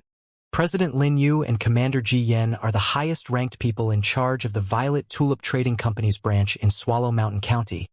But when they face this young man, they seem to reveal a heartfelt modesty. Even if they meet the county governor, they still would be unlikely to be like this, right? Commander Duan, Duan surnamed, and so young. Could it be that he's the commander of the embroidered uniform guard, Duan Ling Tian? The crowd burst into discussion, and before long, someone had guessed Duan Ling Tian's identity correctly. Instantly, the crowd was stirred once again. What? He's Duan Ling Tian. I should have thought of this a long time ago. Within our Crimson Sky Kingdom, besides the commander of the embroidered uniform guard, Duan Ling Tian, who else would be able to break through to the origin core stage before 20? However, I really never imagined that Commander Duan was actually a Grade 8 weapons craftsman as well. To be precise, he's a Grade 8 weapons craftsman that is capable of refining a Grade 8 spirit weapon that provides a 20% amplification in strength. This time, the Zhu clan really bit off more than they can chew. Look at the expression of the Zhu clan's second elder. It's as unsightly can be. Now infinite regrets have probably arisen within his heart. The crowd clamored, and gaze after gaze that contained a sense of laughing at Zhu Liang's misfortunes descended onto Zhu Liang's figure. Zhu Liang's actions of going back on his words earlier had touched their bottom lines. So, no matter how tragic Zhu Liang's end was, they still wouldn't pity him in the slightest. Zhu Liang had brought all of this onto himself. Duan Ling Tian, He's Duan Ling Tian. Zhu Liang was scared out of his wits as he looked at the violet-clothed young man that was talking animatedly with Su Mo, Lin Yu, and Ji Yen. And infinite regret arose within his heart. If he knew earlier that this violet-clothed young man was the commander of the embroidered uniform guard that was famous throughout Crimson Sky Kingdom, even if he was any braver, he still wouldn't dare go back on his word. He only felt a bellyful of regret as he looked at the pile of corpses beside his feet. It almost felt as if his regret would blast him into pieces. No, so many people of the clan have died for me. I must live. I must live. The desire for survival arose within Zhu Liang's heart. He glanced at Duan Ling Tian vigilantly. Then his leg jerked as origin energy exploded out. He directly rushed into the crowd, desiring to flee. Want to flee? Duan Ling Tian's gaze went cold. Humph! Coldness appeared within Xianxia's eyes and his body jerked. He was going to capture Zhu Liang and bring him back. It was impossible for Zhu Liang to flee before him. However, Xianxia hadn't even rushed into the crowd when he noticed a figure that was like a great rock whistling over, and he had Zhu Liang in his hand. The person that appeared now was a middle-aged man in luxurious clothing and with an imposing appearance. County Governor. Su Mo was slightly surprised when he saw the person that had arrived. The Swallow Mountain County's County Governor? Duan Ling Tian's gaze descended onto the middle-aged man in luxurious clothing as well. Swallow Mountain County's County Governor? Pei San's father? Duan Ling Tian sized up the middle-aged man in luxurious clothing with interest. Commander Duan. Pei Yuan warmly greeted Duan Ling Tian. Then he greeted Su Mo, Lin Yu, and Ji Yen. In the next moment, his hand descended and directly crippled Zhu Liang's dantian. Pei Yuan. Instantly, Zhu Liang exclaimed out in grief, and his eyes were crimson as he stared angrily at Pei Yuan. Pei Yuan instead paid no attention to Zhu Liang, and he casually threw Zhu Liang beneath Duan Ling Tian's feet. Commander Duan, you've come to my Swallow Mountain County's county city for the first time. Consider this untrustworthy scum as my meeting gift to you, even though he wouldn't have been able to flee even if I didn't make a move. As he finished speaking, Pei Yuan's gaze descended onto Xianxia, who was beside Duan Ling Tian, and he was slightly afraid. Then thank you, County Governor Pei. Duan Ling Tian nodded with a smile to Pei Yuan, then raised his leg before fiercely stomping on Zhu Liang's body. Bang! Instantly, Zhu Liang's body was stomped into the ground. Little Fei. Duan Ling Tian called Li Fei over and seized back the Grade 8 Spirit Sword in Zhu Liang's hand. Then he passed it to Li Fei, who had walked over in large strides. No. Don't. After Zhu Liang noticed Li Fei's beautiful eyes emitting killing intent, coldness arose within his heart, and he hurriedly shouted out in alarm. Whoosh! Li Fei's gaze was cold as she lifted her hand. Her origin energy bloomed out. Then the sword in her hand descended to pierce through Zhu Liang's body, impaling Zhu Liang's body to the ground. Blood splattered all around, dazzling and resplendent. After seeing Zhu Liang breath his last breath, the hatred on Li Fei's face finally vanished. But when she recalled her grandfather, she felt a burst of sadness and threw herself into Duan Ling Tian's embrace as she sobbed without restraint. It's all right, you've taken revenge for grandfather. If grandfather is aware in the afterworld, he will be able to rest in peace. Duan Ling Tian lightly patted Li Fei's back and consoled her in a gentle voice. Meanwhile, the people present came to a sudden understanding. So it turned out that Duan Ling Tian wasn't taking revenge for his own grandfather and instead was taking revenge for the grandfather of his girlfriend. What a beautiful girl! It's the first time I've seen such an unrivaled beauty in my lifetime. I'm afraid only a talent such as Commander Duan would deserve her. The surrounding crowd of spectators was stirred once again. Traces of admiration arose within their hearts towards Duan Ling Tian's actions of getting enraged because of his girlfriend and assisting her in seeking revenge. A good man ought to be like Commander Duan of the Embroidered Uniform Guard, destroying the Zhu clan in rage for the sake of his girlfriend. Commander Duan, you've come over from a great distance. No matter what I, this county governor of the Swallow Mountain County, must perform the duties of a host. I hope Commander Duan can do me the honor and come to my county governor's estate. Pei Yuan was an intelligent person, so only after Duan Ling Tian finished consoling Li Fei did he invite Duan Ling Tian.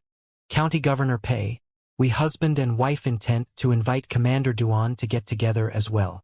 Ji Yen smiled lightly.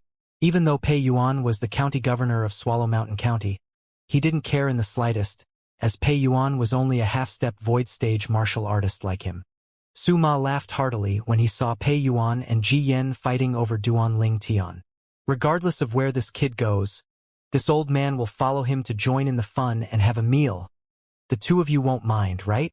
Vice Guild Master Su, you're kidding. It's an honor, Pei Yuan and Ji Yen said, at almost the exact same time. Meanwhile, Duan Ling Tian had already put away all the spatial rings of the Zhu clan members, as well as those 2 grade 8 spirit swords.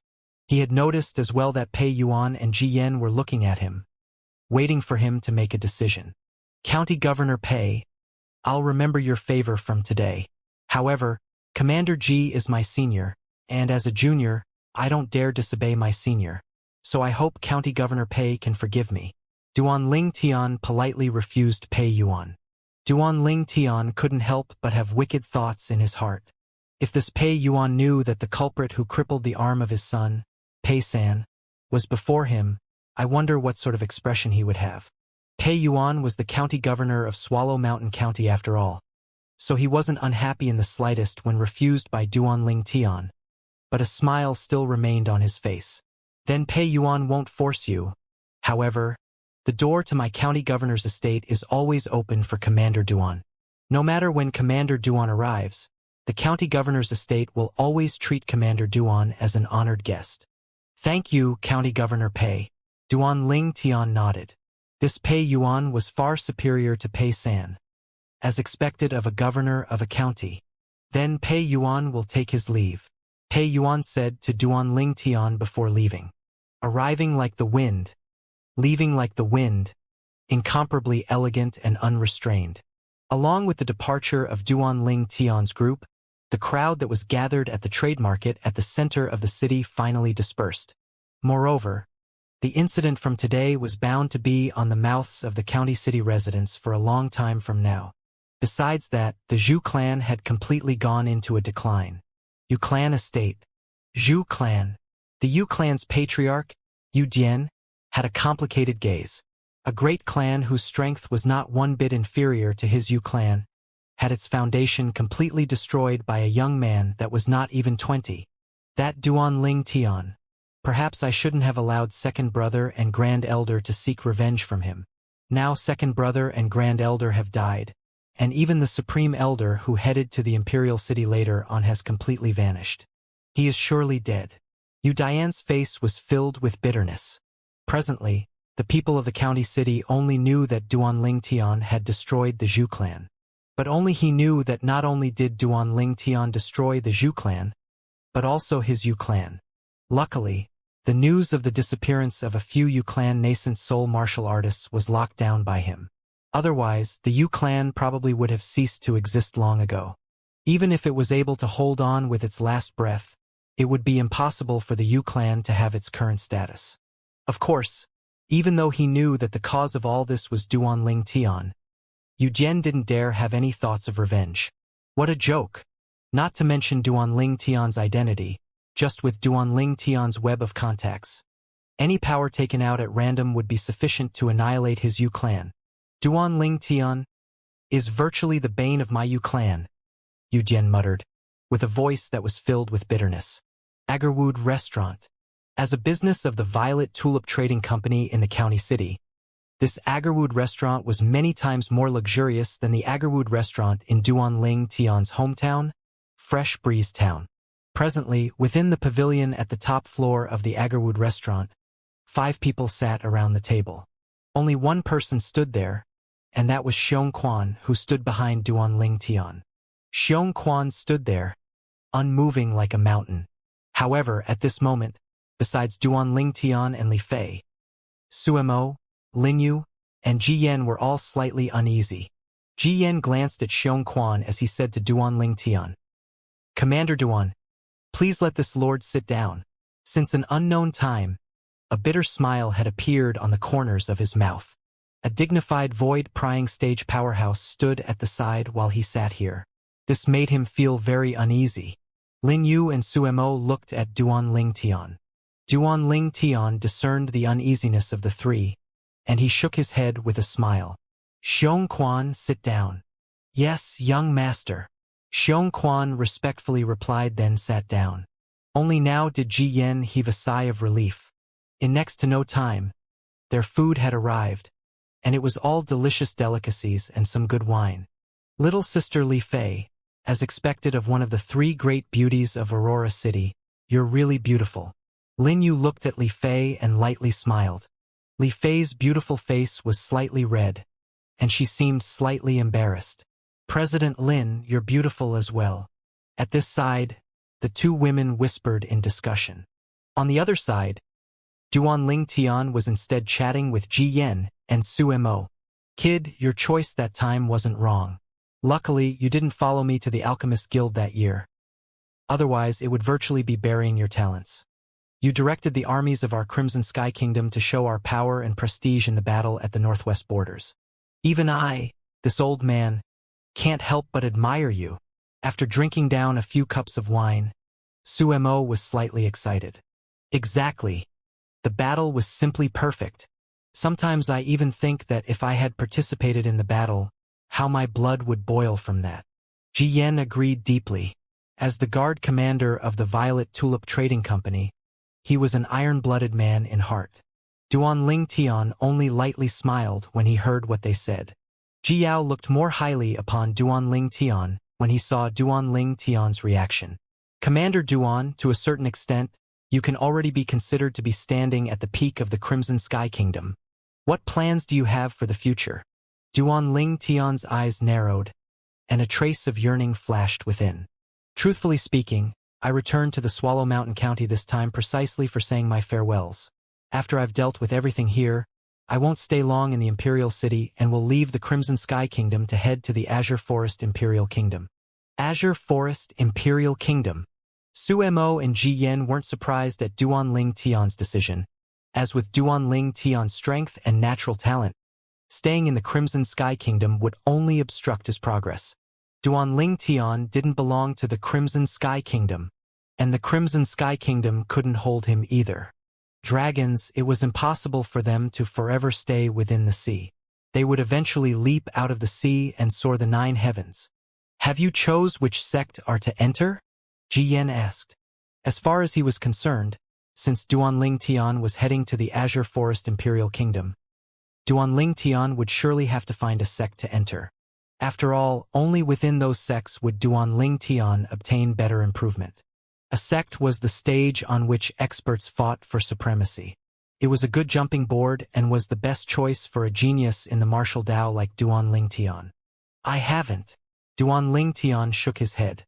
His knowledge of the Azure Forest Imperial Kingdom was merely restricted to the Boundless Sect and the Black Fiend Sect.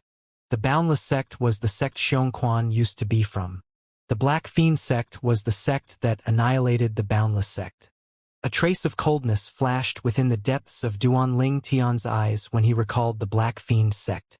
That year, the scene within Misty Forest was something he wouldn't forget in his lifetime. Kid, remember that in front of me? You're just an ant. If I desired to kill you, it would be no different than killing an ant. I disdain to kill you. This was what the Black Fiend Sect's void stage powerhouse, Sun Rue, said to him. Words that trampled upon his pride. At that time, just a little bit more and he would have died at Sun Rue's hands. He wouldn't forget that suffocating feeling in his lifetime. Disdain. Traces of rage arose within Duan Ling Tian's heart.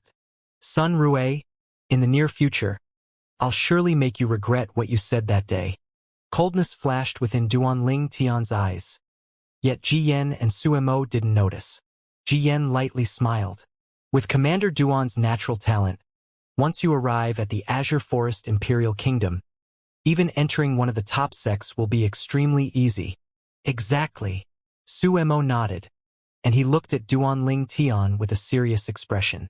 In the Azure Forest Imperial Kingdoms, Sects stand in great numbers.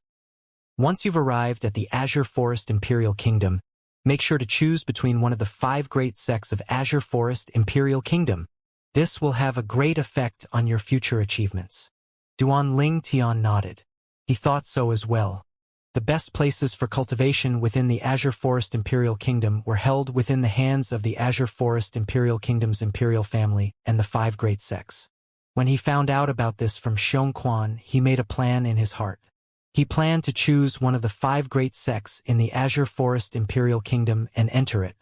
After their meal, the sun had set in the west.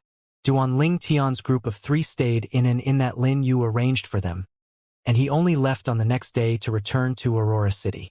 After spending another 7 days traveling, Duan Ling Tian's group of 3 returned to Aurora City. Up and down, coupled with the day spent in the county city, they had spent an entire half-month. Get ready, we're leaving in 2 days. Duan Ling Tian set the date of departure. At dawn the next day, Duan Ling Tian brought Ku Er and Li Fei out to the Shao clan to see Luo Qian, the sister of Luo Chang, Duan Ling Tian's friend from the Iron Blood Army's genius camp long ago. Compared to that time, Luo Qian's complexion was much better, and she had completely merged into the Shao clan. Duan Ling Tian, you're so impressive now. The commander of the embroidered uniform guard. Xiao Lan and Xiao Yun were both with Luo Qian right now. Xiao Yun smiled as she looked at Duan Ling Tian and blinked her pretty eyes. Xiao Yun, the daughter of the Shao clan's patriarch. Duan Ling Tian shook his head and smiled.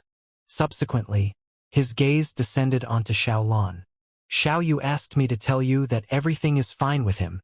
Xiao Lan nodded, and there seemed to be a trace of embarrassment mixed within her beautiful eyes. However, when her gaze inadvertently descended onto the 2 girls by Duan Ling Tian's side, her gaze became slightly dim, and a bitterness that was difficult to notice appeared on the corners of her mouth. I came here this time to say my farewells to all of you. After Duan Ling Tian told them of his reason for arriving here, they casually chatted for some time. Then Duan Ling Tian left with Ku Er and Li Fei. He had naturally noticed Xiao Lan's gaze. He never expected that after 2 years had passed, Xiao Lan still hadn't let go. Let fate decide. Duan Ling Tian sighed in his heart. Xiao Lan only withdrew her gaze after seeing Duan Ling Tian's group of 3 disappear into the distance, and she faintly sighed. She originally thought that once he left, she could forget him. But who knew that news of him would spread to hear one after the other, plucking at her heartstrings and causing her to be immersed within, unable to free herself.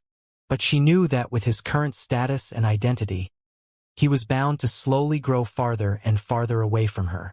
However, in her heart, there was always a slight unwillingness. Big Sister Lan, some things have to be fought for by yourself.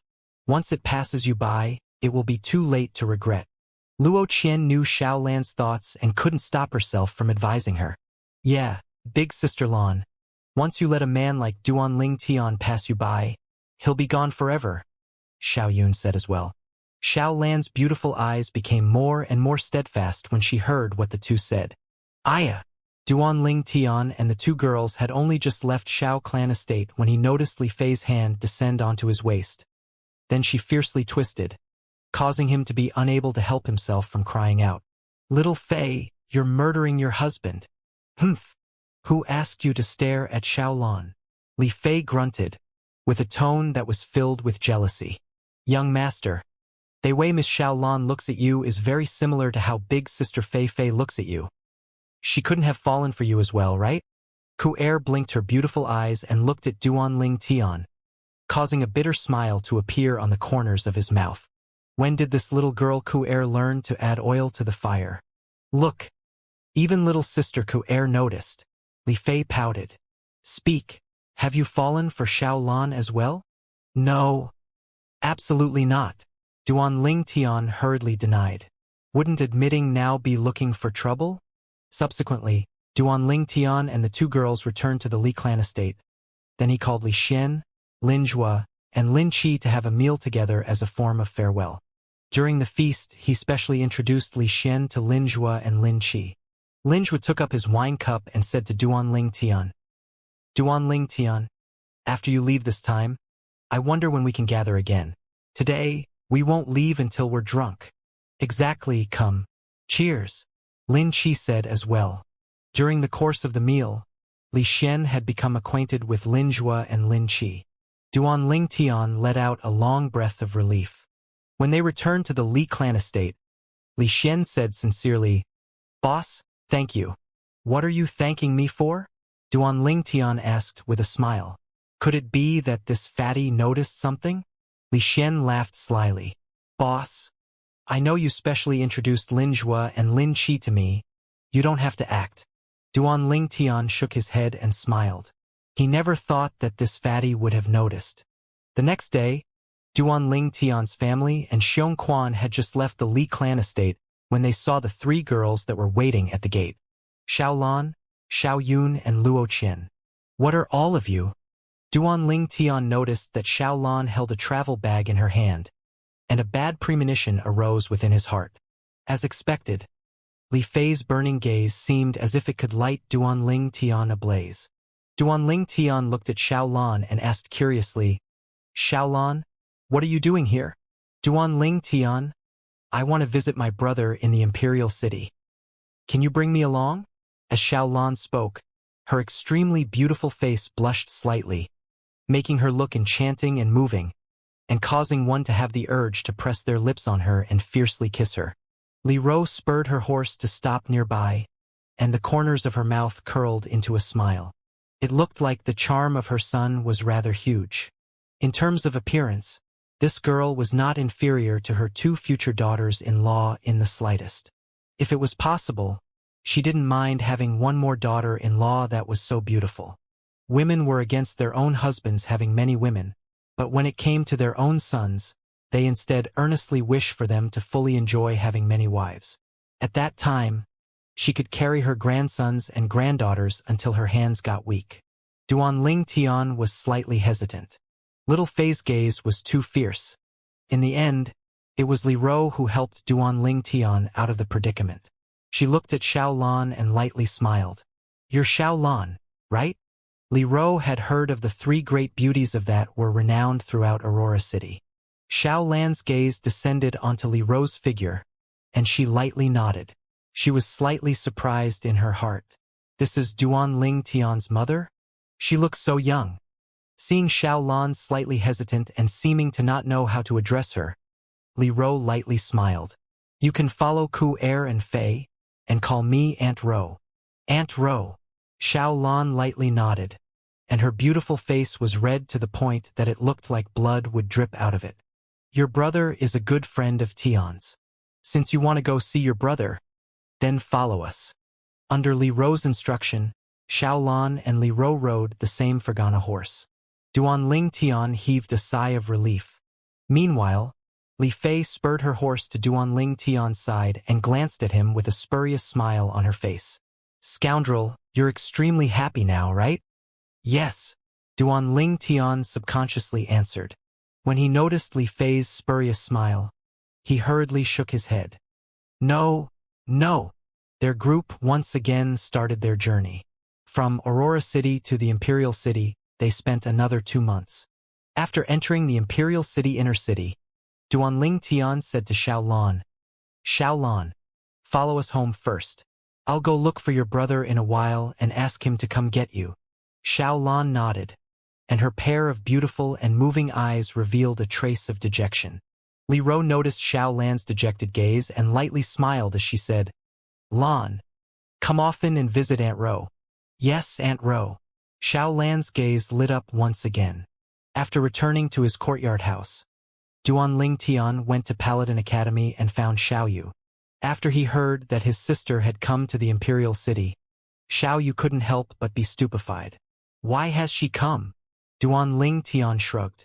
"She said she wanted to visit you." Xiao Yu laughed bitterly. Find him? He didn't believe it.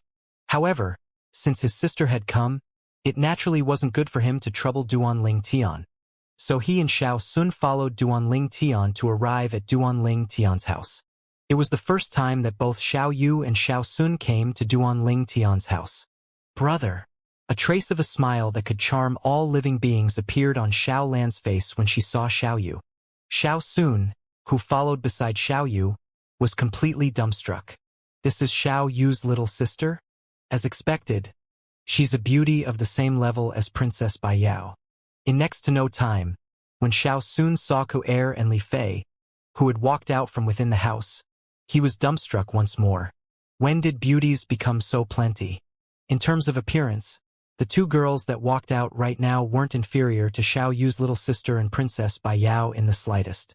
Xiao Sun suddenly felt that he had probably used all his chances of seeing beauties in this lifetime.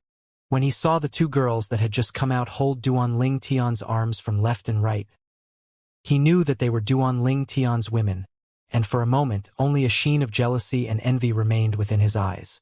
As the saying goes, a friend's wife is out of bounds. So he hurriedly withdrew his gaze and once again moved it onto Xiao Lan. I won't look at my friend's women, but looking at Xiao Yu's little sister should be fine, right? In next to no time he was dumbstruck again.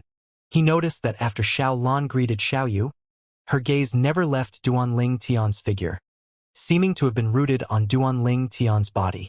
He could only look at Duan Ling Tian as well. Duan Ling Tian's fortune in romance caused Xiao Sun to feel admiration toward him. Xiao Sun. Duan Ling Tian didn't know of Xiao Sun's current thoughts. He withdrew a brush and paper, then he wrote down a pile of materials. Ask your Xiao clan's patriarch to help me gather these materials. In a month, pass these materials to me, and at that time I'll pay you. 1 month from now was also the time Duan Ling Tian intended to leave the Crimson Sky Kingdom and head to the Azure Forest Imperial Kingdom. He gave himself a month to use to gather various materials for weapons refinement, pill refinement, and inscribing. No problem. Xiao Sun received the piece of paper from Duan Ling Tian and nodded. With Duan Ling Tian's current identity and status, their Xiao clan's patriarch wouldn't refuse Duan Ling Tian's request.